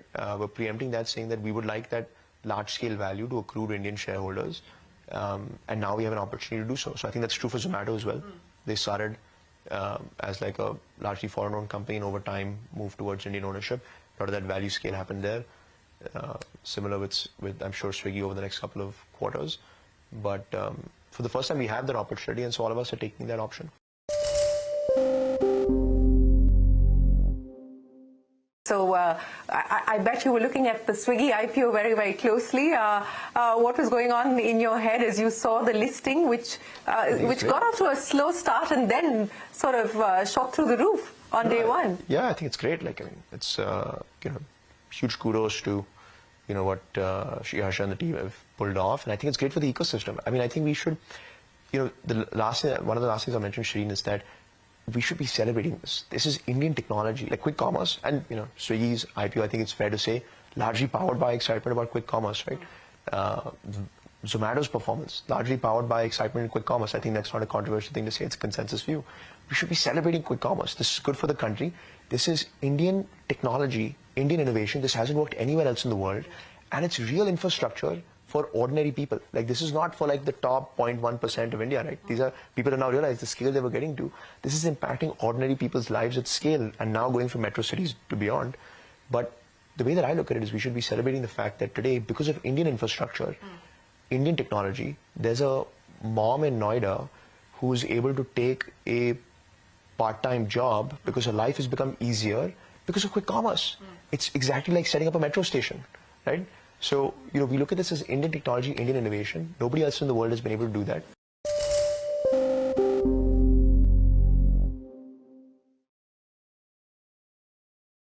It's a very special week for us this week. I'm here celebrating our 20th anniversary in India. India is such an important part of AMD. When we look across our, all of our, global portfolio, every aspect of our product line goes through our design center here in India. And so I had a great time this morning with our team. And when I look back at the last 10 years, it's kind of interesting that we had met each other 10 years ago. It's been a remarkable experience. I mean, if you think about all of the things that have changed over the last 10 years, I say that, semiconductors have now gone from, something that was, kind of behind the scenes, under the covers, to today. Everybody's talking about semiconductors, and semiconductors are essential to, every business, every country, every profession. So I think that feels very good. And then from an AMD standpoint, I think we've also had a very good 10 years in terms of, taking our business from what was, in 2015, we were about a $4 billion company, and this year we'll be north of $25 billion. So there's been a lot of growth in there. There has been a lot of growth, and I'll address the growth in just a second. But I want to double down on your bet on India. And you have committed $400 million to 2028, and you've just been here to inaugurate the last phase of this campus. Why the decision to make India the home for your largest R&D facility? Well, we actually look at it in a very logical way. When you think about our business, it's all about having the most talented people around the globe. We run a very global team, and we did make a bet on India. We made a bet that we could build an end-to-end design capability here. So hardware, software, systems. It's an extremely talented team, and with the investments, nothing comes overnight. It comes after literally 20 years. I think 20 years ago we started with maybe 100 people. Yeah. Now we have 8,000 people in India across all of our product portfolio, and I think the bet has really paid off. We wanted to have a major site in India, and we wanted to grow that skill set across the board. And I'm very happy to say that this is our largest team outside of the U.S. This is our largest design center here in Bangalore.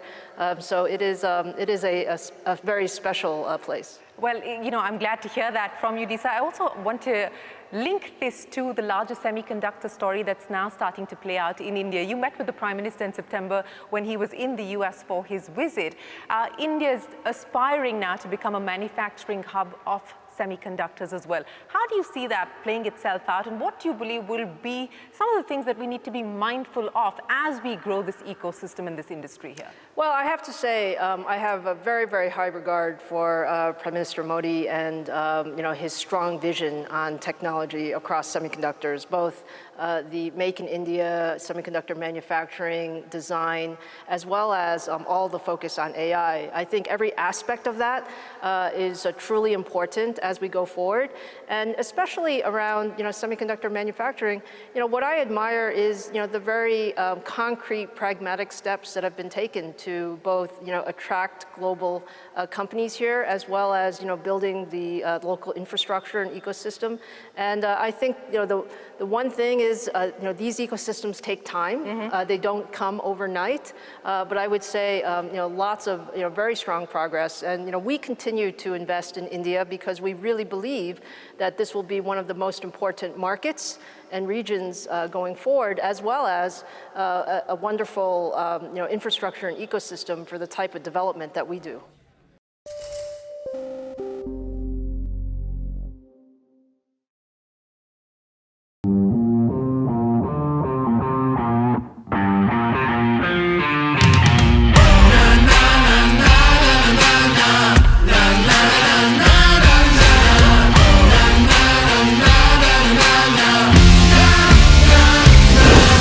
Make informed decisions with comprehensive analysis on the go. Strengthen your portfolio with real-time market updates on the go. Create effective strategies with insightful expert opinions on the go. Grow on the go with CNBC-TV18, now streaming live 24/7 on YouTube. How about listening to global market maestros before crafting your investment strategy? How about getting deep insights into their businesses from top Indian honchos before putting your money on the line? How about making every trading day profitable with strategies from the market masters, macro pundits and chart wizards? Only one show gives you a head start to your trading day. Get ready to profit. Get ready for business with Bajar at these times on CNBC-TV18 and CNBC-TV18.in.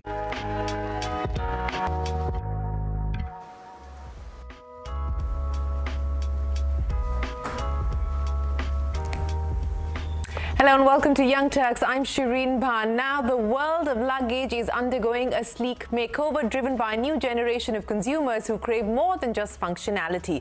Modern buyers demand style, tech, innovation and a touch of luxury in every journey. Once a staid accessory, luggage has evolved into a bold, vibrant and indispensable lifestyle statement. From AI-powered suitcases that shadow their owners to trolleys with TSA locks, built-in power banks and striking designs, the market is buzzing with products that blend practicality with flair. India's luggage market, valued at about 15,000 crore rupees by 2023 by CRISIL, is on track to grow at a 10 to 15% annually, fueled by rising aspirations, increased travel and booming e-commerce. Now the demand is evident. October alone saw over 138 lakh domestic air travelers, while giants like VIP Industries, Samsonite and Safari dominate with over 40% of the organized sector. Startups like Mokobara, Assembly, Uppercase, Yumi and Nasha Miles are shaking things up. With over $100 million raised in the past 3 years, nearly half in 2024, investors are betting big on these likely disruptors. According to Venture Intelligence,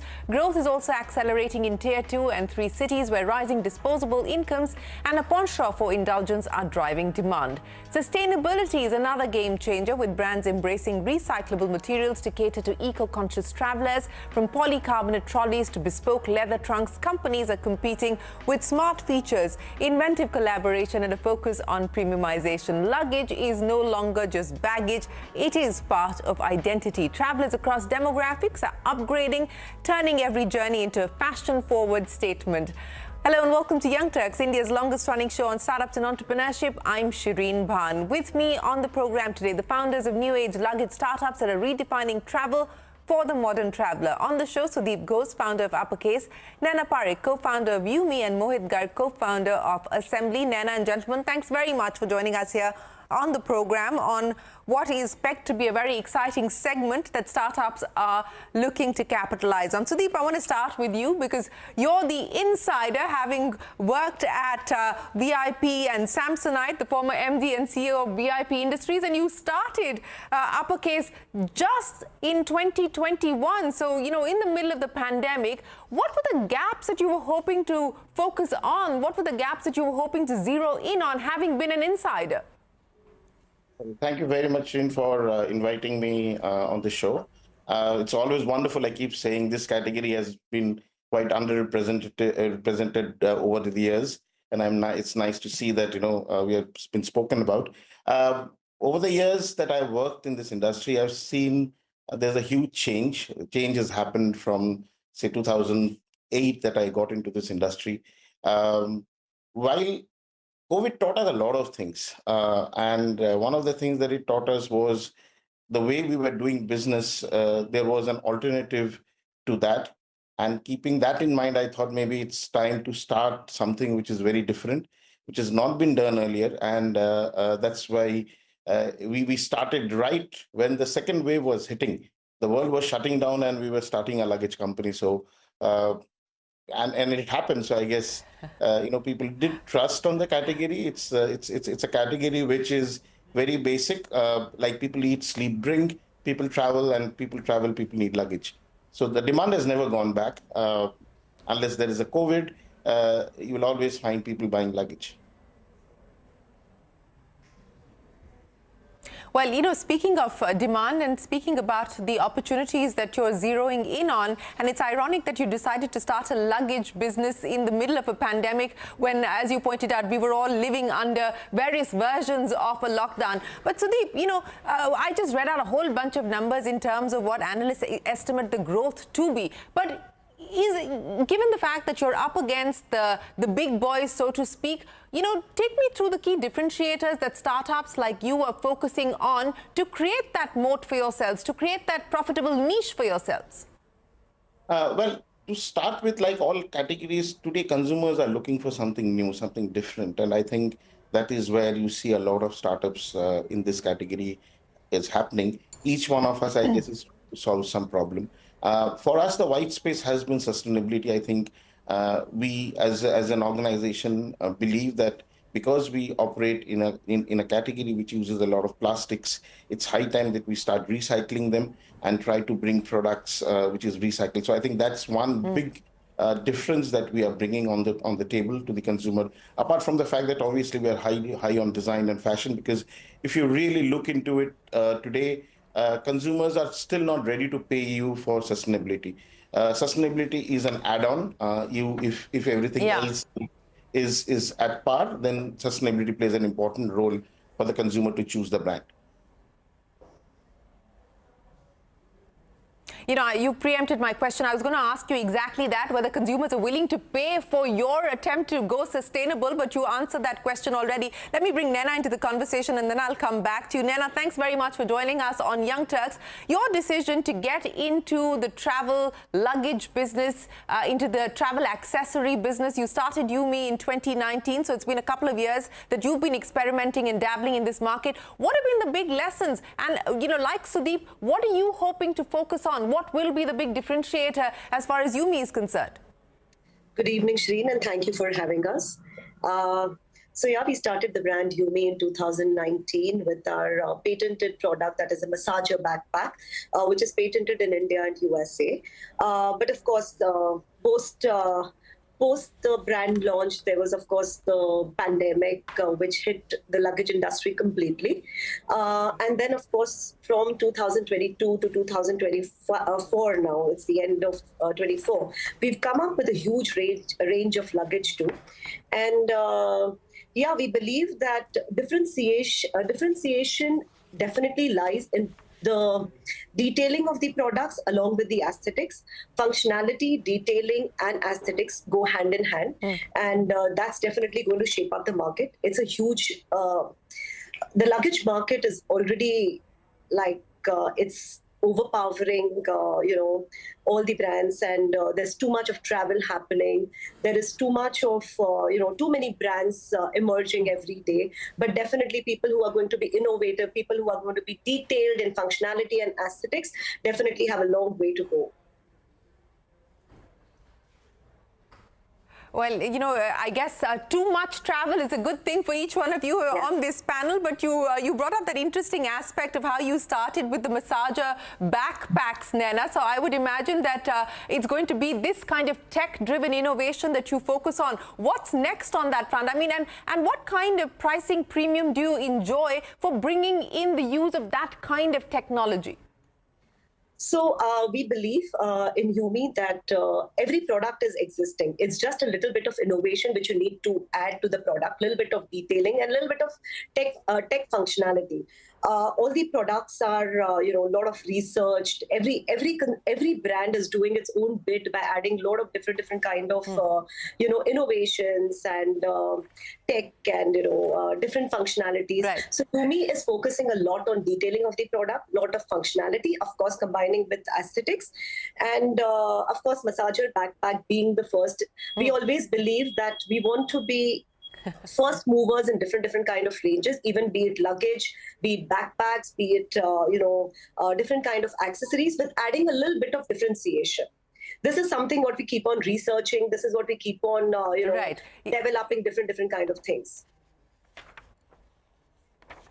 So smart integration. Yes, differentiation is going to be key in what is turning out to be a fairly competitive market. But let me bring Mohit into the conversation and I'll come back to you, Naina. Mohit, thanks very much for joining us. Let's talk about your plans as far as Assembly is concerned. That's the company you founded in 2019. You've managed to raise almost 18 crore rupees so far, monthly average net revenue of about 3.5 crores.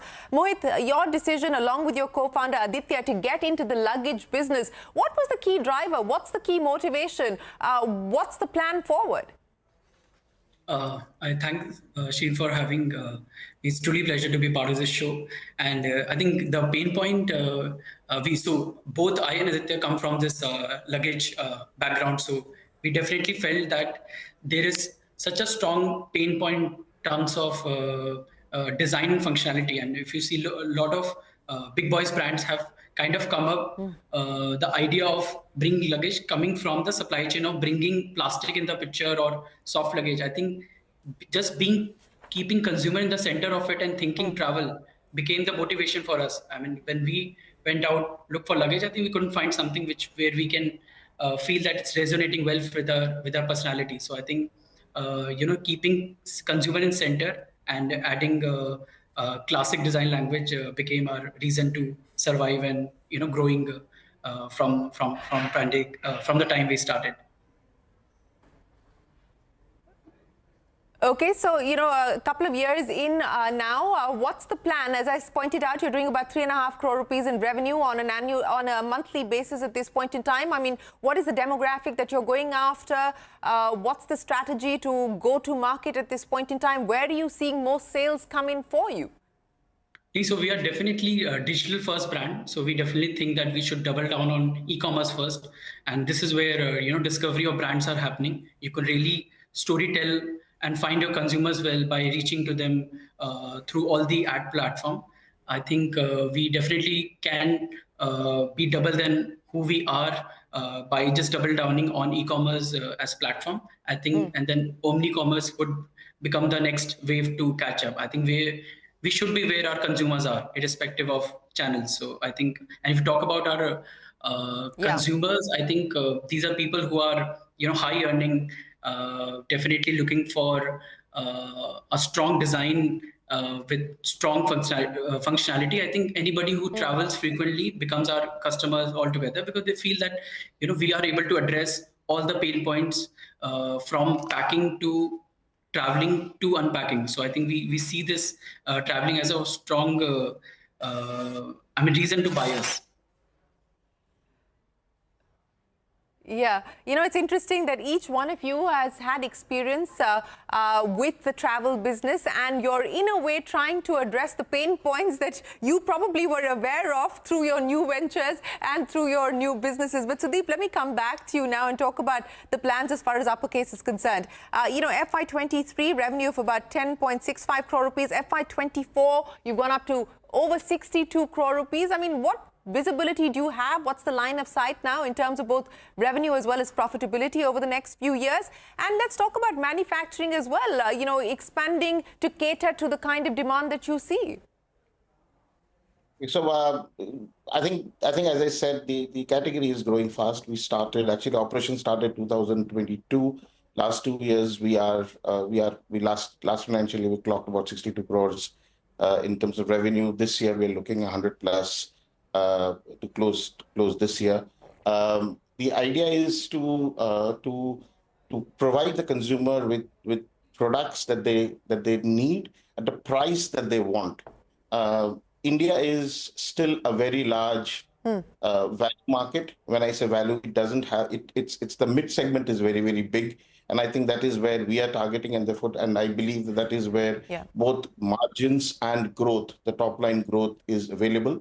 The other thing which is very important over the years I've realized is luggage. As I said, sales has never been a problem. The problem is always the back end. We are a 100% Indian company. We are the only company possibly in this category which designs, develops, produces 100% in India. Not a thread we get from outside the country. I am aware of what the other organizations do, but we are very proud to be an Indian company, and we are building our own factory now to ensure that our supply chain is managed well within our span. Apart from the fact that obviously we're going to provide 100%. I mean, the sustainability. All our products have to be. For instance, we have still not been able to crack sustainability on PP, and therefore we do not do PP. We always do PC.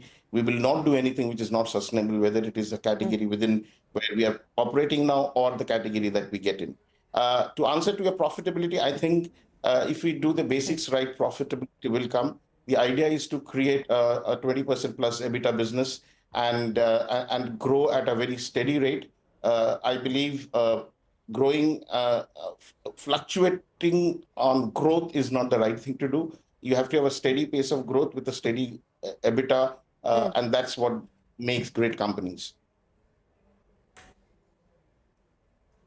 So, you know, again, I come back to the point that you're up against large legacy incumbents, and so you've decided to play in the mid-market, so to speak, and that, I would imagine, is a strategy that both Assembly as well as Yumi are also likely to pursue. But Sudeep, you know, I want to come back to this digital-first brand creation strategy that each one of you has followed.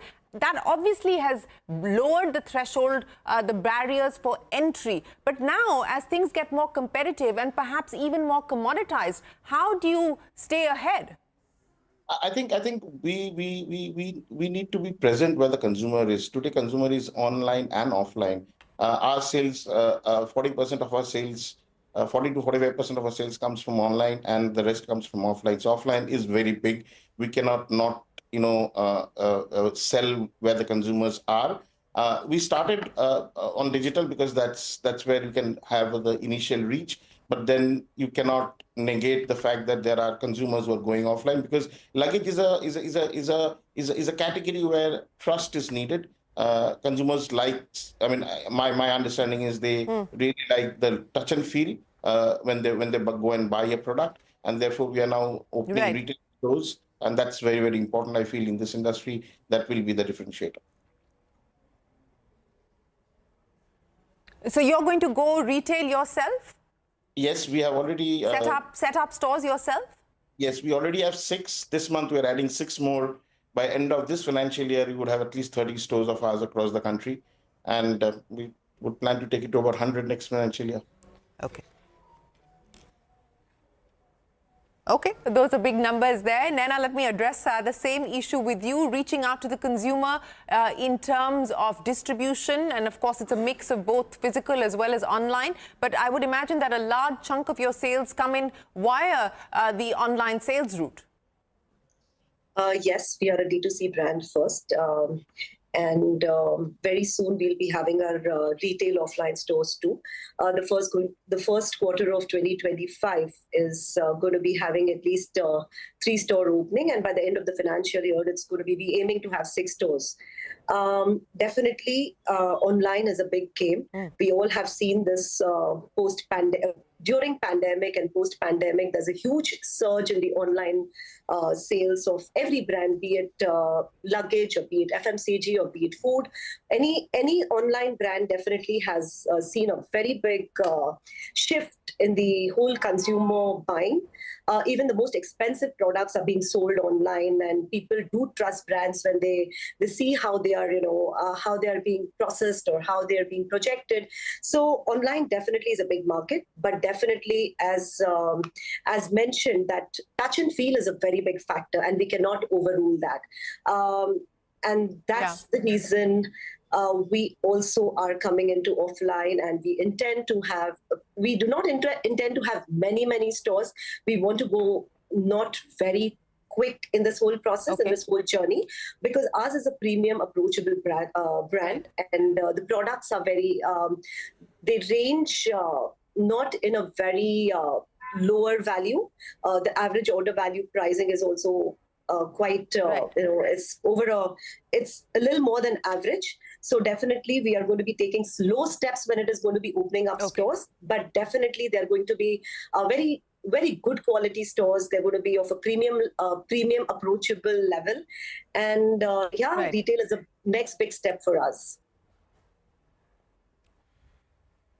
Next big step is retail. What about fundraising? Are you in the market looking to raise funds given the expansion plans that you're working with?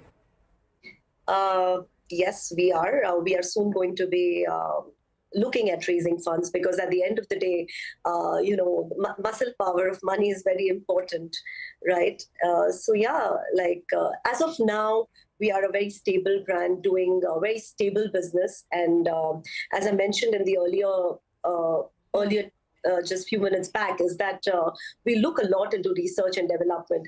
We do come up with products a little slowly, but once you come there, we are completely ready for that.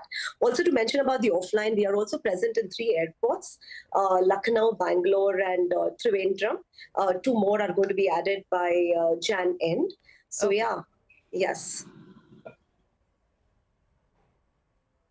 Well, more offline expansion on the cards. But Mohit, let me address the issue of R&D with you, because you and Aditya call yourself luggage geeks.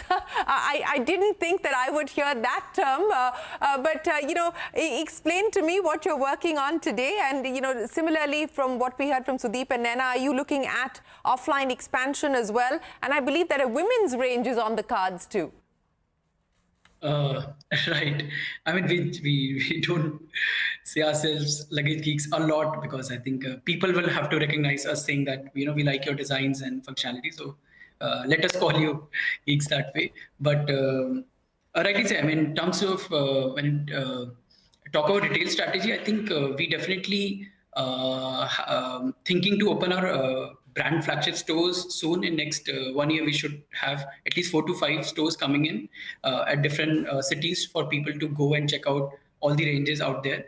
But definitely not looking forward to open 100 of stores out there. But I think for us, it would be a combination of premium retailers out there in our general trade, and then modern retail, and a combination of EBO. Because I think we definitely feel that there is convenience of buying luggage through online and quick commerce. So I think opening few stores around your audience could really take care of it. I mean, that's a sustainable model for us.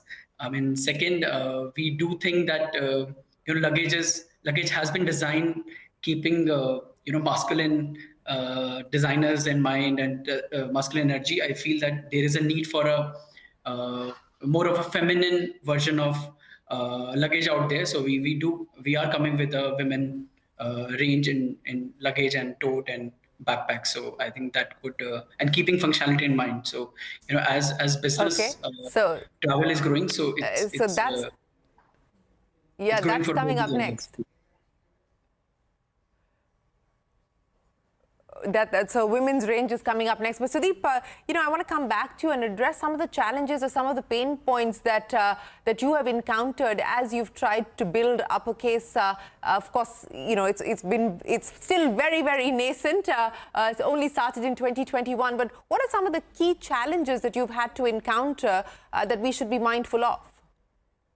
One of the biggest challenge in any startup is how to manage the working capital, which means how to manage your outstandings in the market, how to manage your inventory.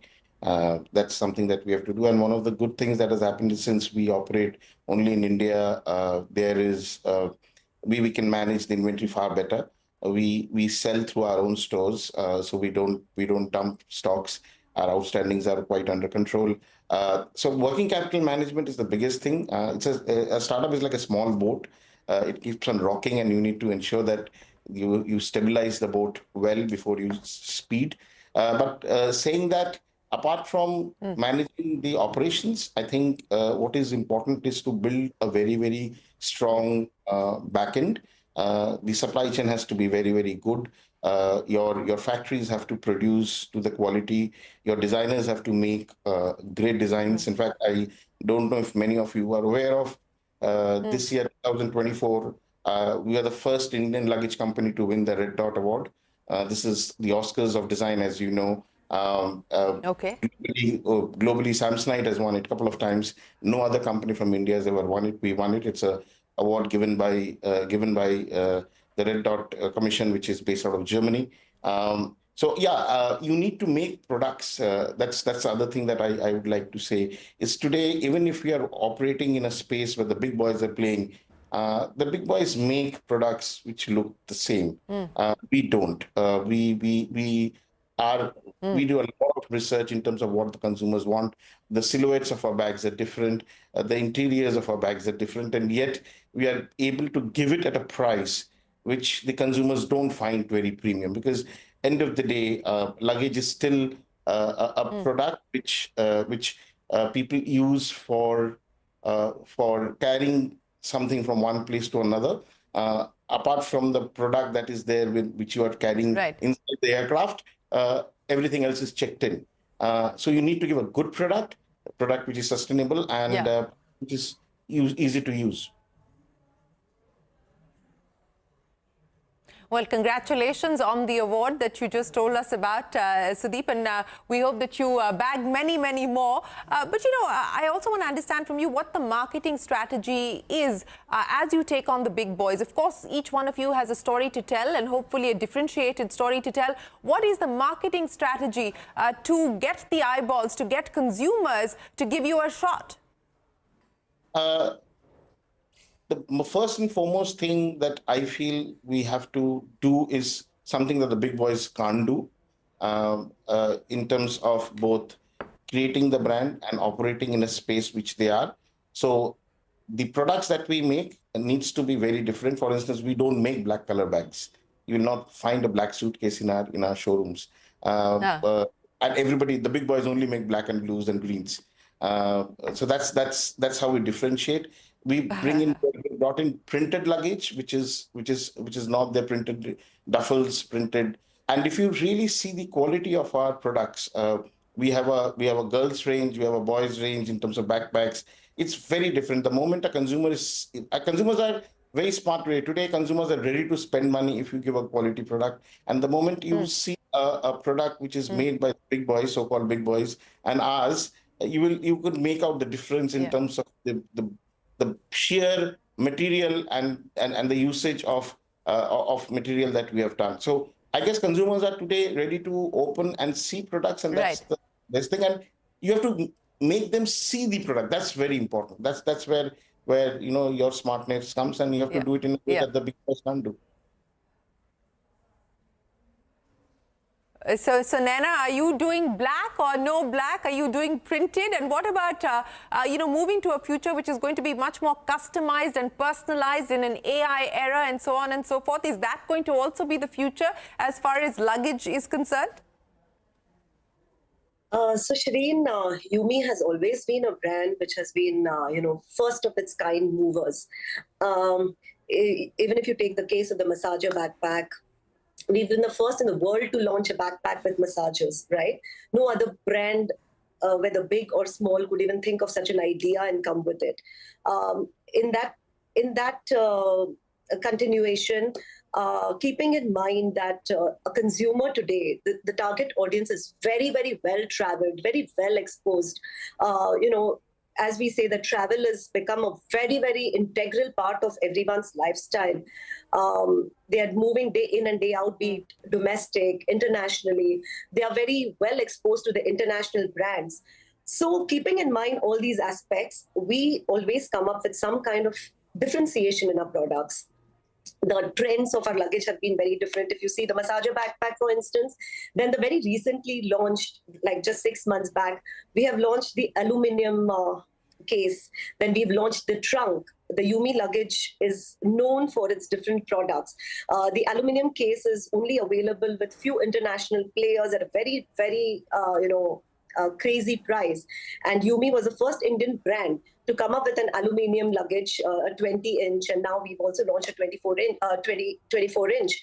So yeah, we try to make a brand, give it a premium feel at a good pricing. We want the consumer to feel that they are having international look and feel of products. Today, with the lovely government setup, whatever we have, the Indian startups are given a lot of respect by the consumers. They're more than willing to try the products which the brands are introducing. In that case, Yumi has really been fortunate to gain a lot of traction when it launches newer products, be it an aluminum case, which is priced at 20,000. The trunk, which we were the first one to launch again in the trunk, trunk size, like of a 26-inch, which was never launched before, at a 10,000. So the massager backpack again, which is a newer product. So people, the consumer is very, very intelligent today. Along with aesthetics, they also understand what they want at what price. And they are very, they're amazing when it comes to the newer Indian brands. So brands like us, which want to do a little different, want to give them something different, we feel more excited and we are ready to take the risk of it. Right. Well, the Indian consumer is willing to experiment, and here are brands that are trying to deliver on the changing aspirations and expectations of the Indian consumer in the luggage market, which clearly has taken off, no pun intended. Sudeep Ghosh, Nana Parikh and Mohit Garg, appreciate you joining us here on this edition of Young Turks. We wish each one of you the very best of luck, and thanks very much for your time today. With that, it is time for us to wrap up this edition of Young Turks. From all of us here on the team, for now, goodbye. Many thanks for watching.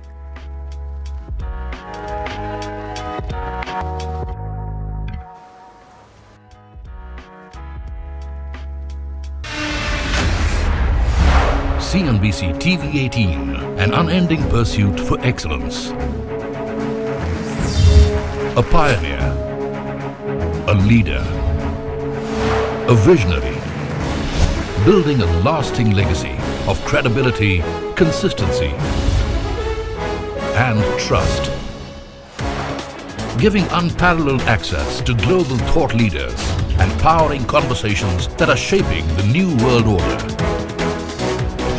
Setting the highest standards through exemplary leadership. It is this unrivaled reputation for the most comprehensive coverage, actionable intelligence, and in-depth reporting that makes CNBC-TV18 India's #1 business news brand.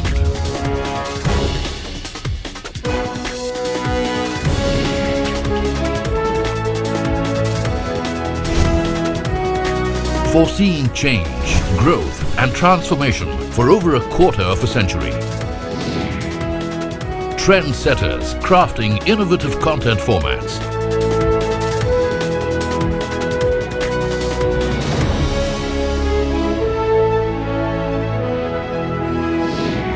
And award-winning business journalism.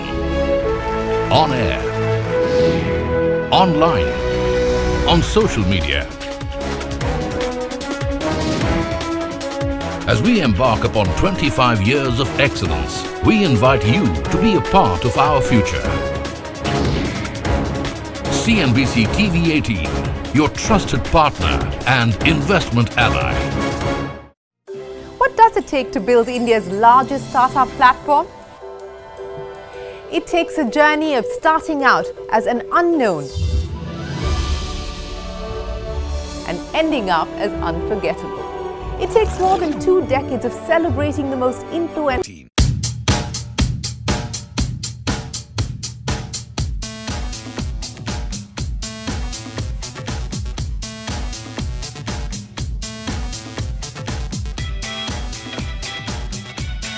How did this idea of naming your company Noise come about? Normally, you just get guided by the people, you know, aisa karna chahiye, waisa karna chahiye, you should do try that and not this. So I think there's a lot of noise there. So ultimately, when you do things that you really love, gets you to the heights. You don't come from a business family. You have no sort of entrepreneurial background. What made both of you start up? In India, you look at it, there was only cheap Chinese knockoffs or brands like Apple, and I think BlackBerry was there. And that's when we started thinking about why don't we get into a space which is more Indianized, yet premium, yet aspirational, and give that value to the consumer and give that experience of a global brand. You know, around you, everybody is raising $1 billion or, you know, crazy amounts of money. Was there never a temptation? For us, color of money is important. Maybe when Bose came in, actually. So maybe we could. How did that happen? Bose has never made such investments in the past. So we are the first consumer investment in the history of Bose also. The other big trend that we're seeing in the startup ecosystem are companies IPOing. Any plans, any thoughts? IPO is a milestone for any company, but I think we enjoy our freedom also.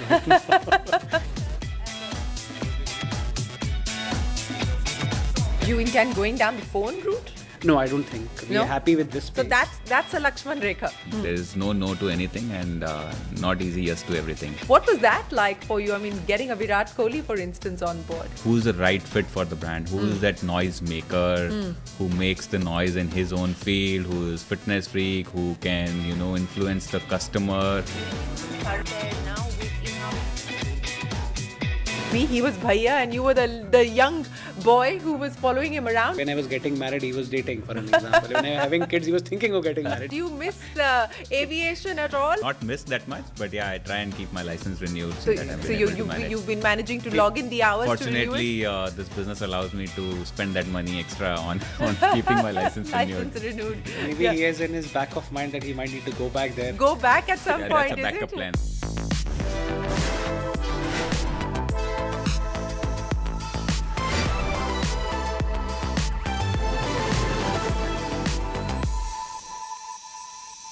Hello and welcome to Young Turks Reloaded. I'm Shireen Bhan. My guests on the show today have an unusual story. Unusual, why? Because they're not your typical tech startup.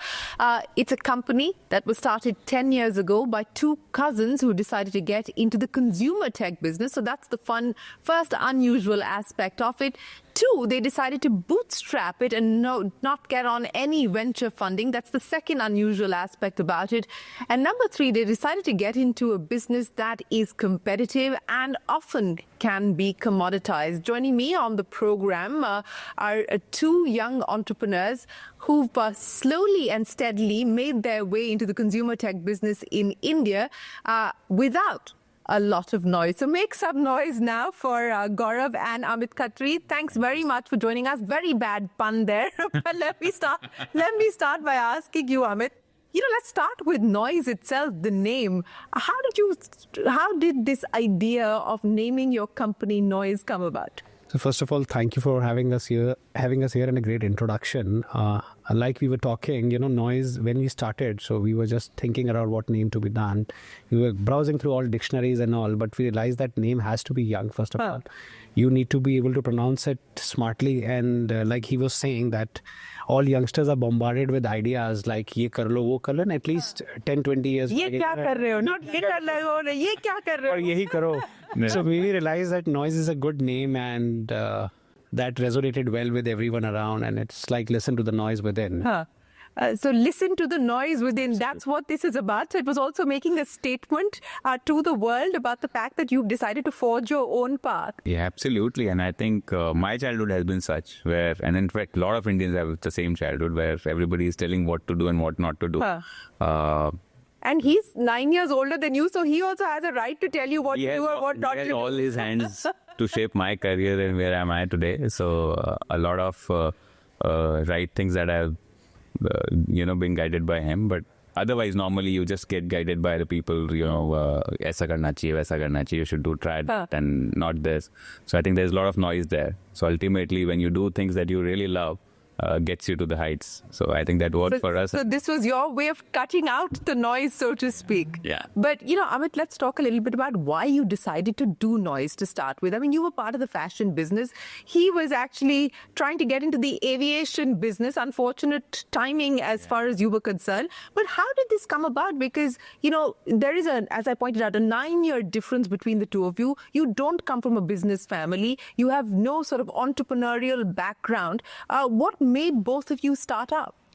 So I think when I was doing my first business, that was in fashion. I used to work. I was a B2B partner to brands like H&M, Zara. So I was working very closely with them. But I realized that first, businesses are good because these are lifestyle businesses. Yeah. They're talking to a set of users who are willing to pay you a little more for a good stuff. But definitely we had a craving for talking to the consumers directly because in B2B businesses, nobody knew you well.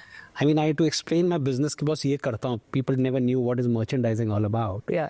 And I was traveling also a lot that time. So I realized that internationally there are so much stuff available. And when in India you look at it, there was only cheap Chinese knockoffs or brands like Apple, and I think BlackBerry was there. Yes, BlackBerry was there. I can vouch for that. Yeah, you're a big fan of that brand actually.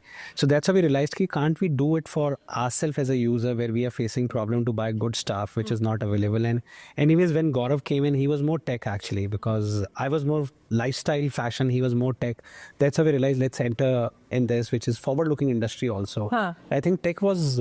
I think one of common interest, I would say, was tech, because me being younger, always trying to figure out what is happening in the world, reading all those magazines, going on internet and understanding what is happening on the personal gadget space. And asking the elder brother to get that thing from outside whenever he's traveling for his work. Achha, that's how it started, ki ye leke aana mere liye. And then when things start working out, what you'd realize is there's a huge potential of trying these things out in the country. And fortunately or unfortunately, India has been that market where we have not seen very, very aspirational brands coming out of India in this space specifically, right? And not Indian brands. Yeah, that's what. So at least when we were growing up in a small town, you had to always either latch on a non-branded stuff or you get these global brands, like you said.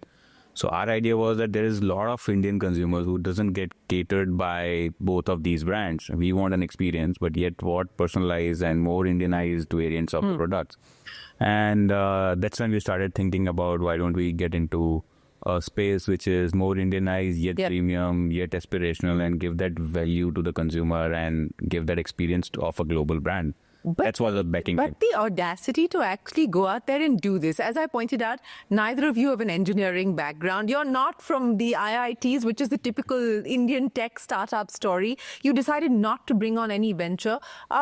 What gave you the confidence of saying that, hey, we're going to go into a market and we're going to try and take on the Apples and Samsungs, which are at the aspirational end, and the Chinese brand, which are at the mass and the volume end? So I think we never thought, first of all, like that we're entering in that space. We started very small. We started with covers, essentially. Doing accessories, basically. Accessories was, we realized that let them play their game, let us be on the other side. And when we slowly started growing up, we realized that there are other spaces we should move on. And definitely we thought that let's go to spaces where there is less competition. It's a little tough to enter. Maybe these kind of businesses would be a small businesses for bigger companies. That's how the idea came in, and it was honestly very tough for us because we neither come from tech. So we have to take help from our friends, family, partners to whom we knew who could help us around. Gradually we pivoted into it. Maybe I would say it was just a courage in us that we like it, we love it, we'll keep going, whatever it takes. And when we started, I think we were very small. I think we never had any recognition also.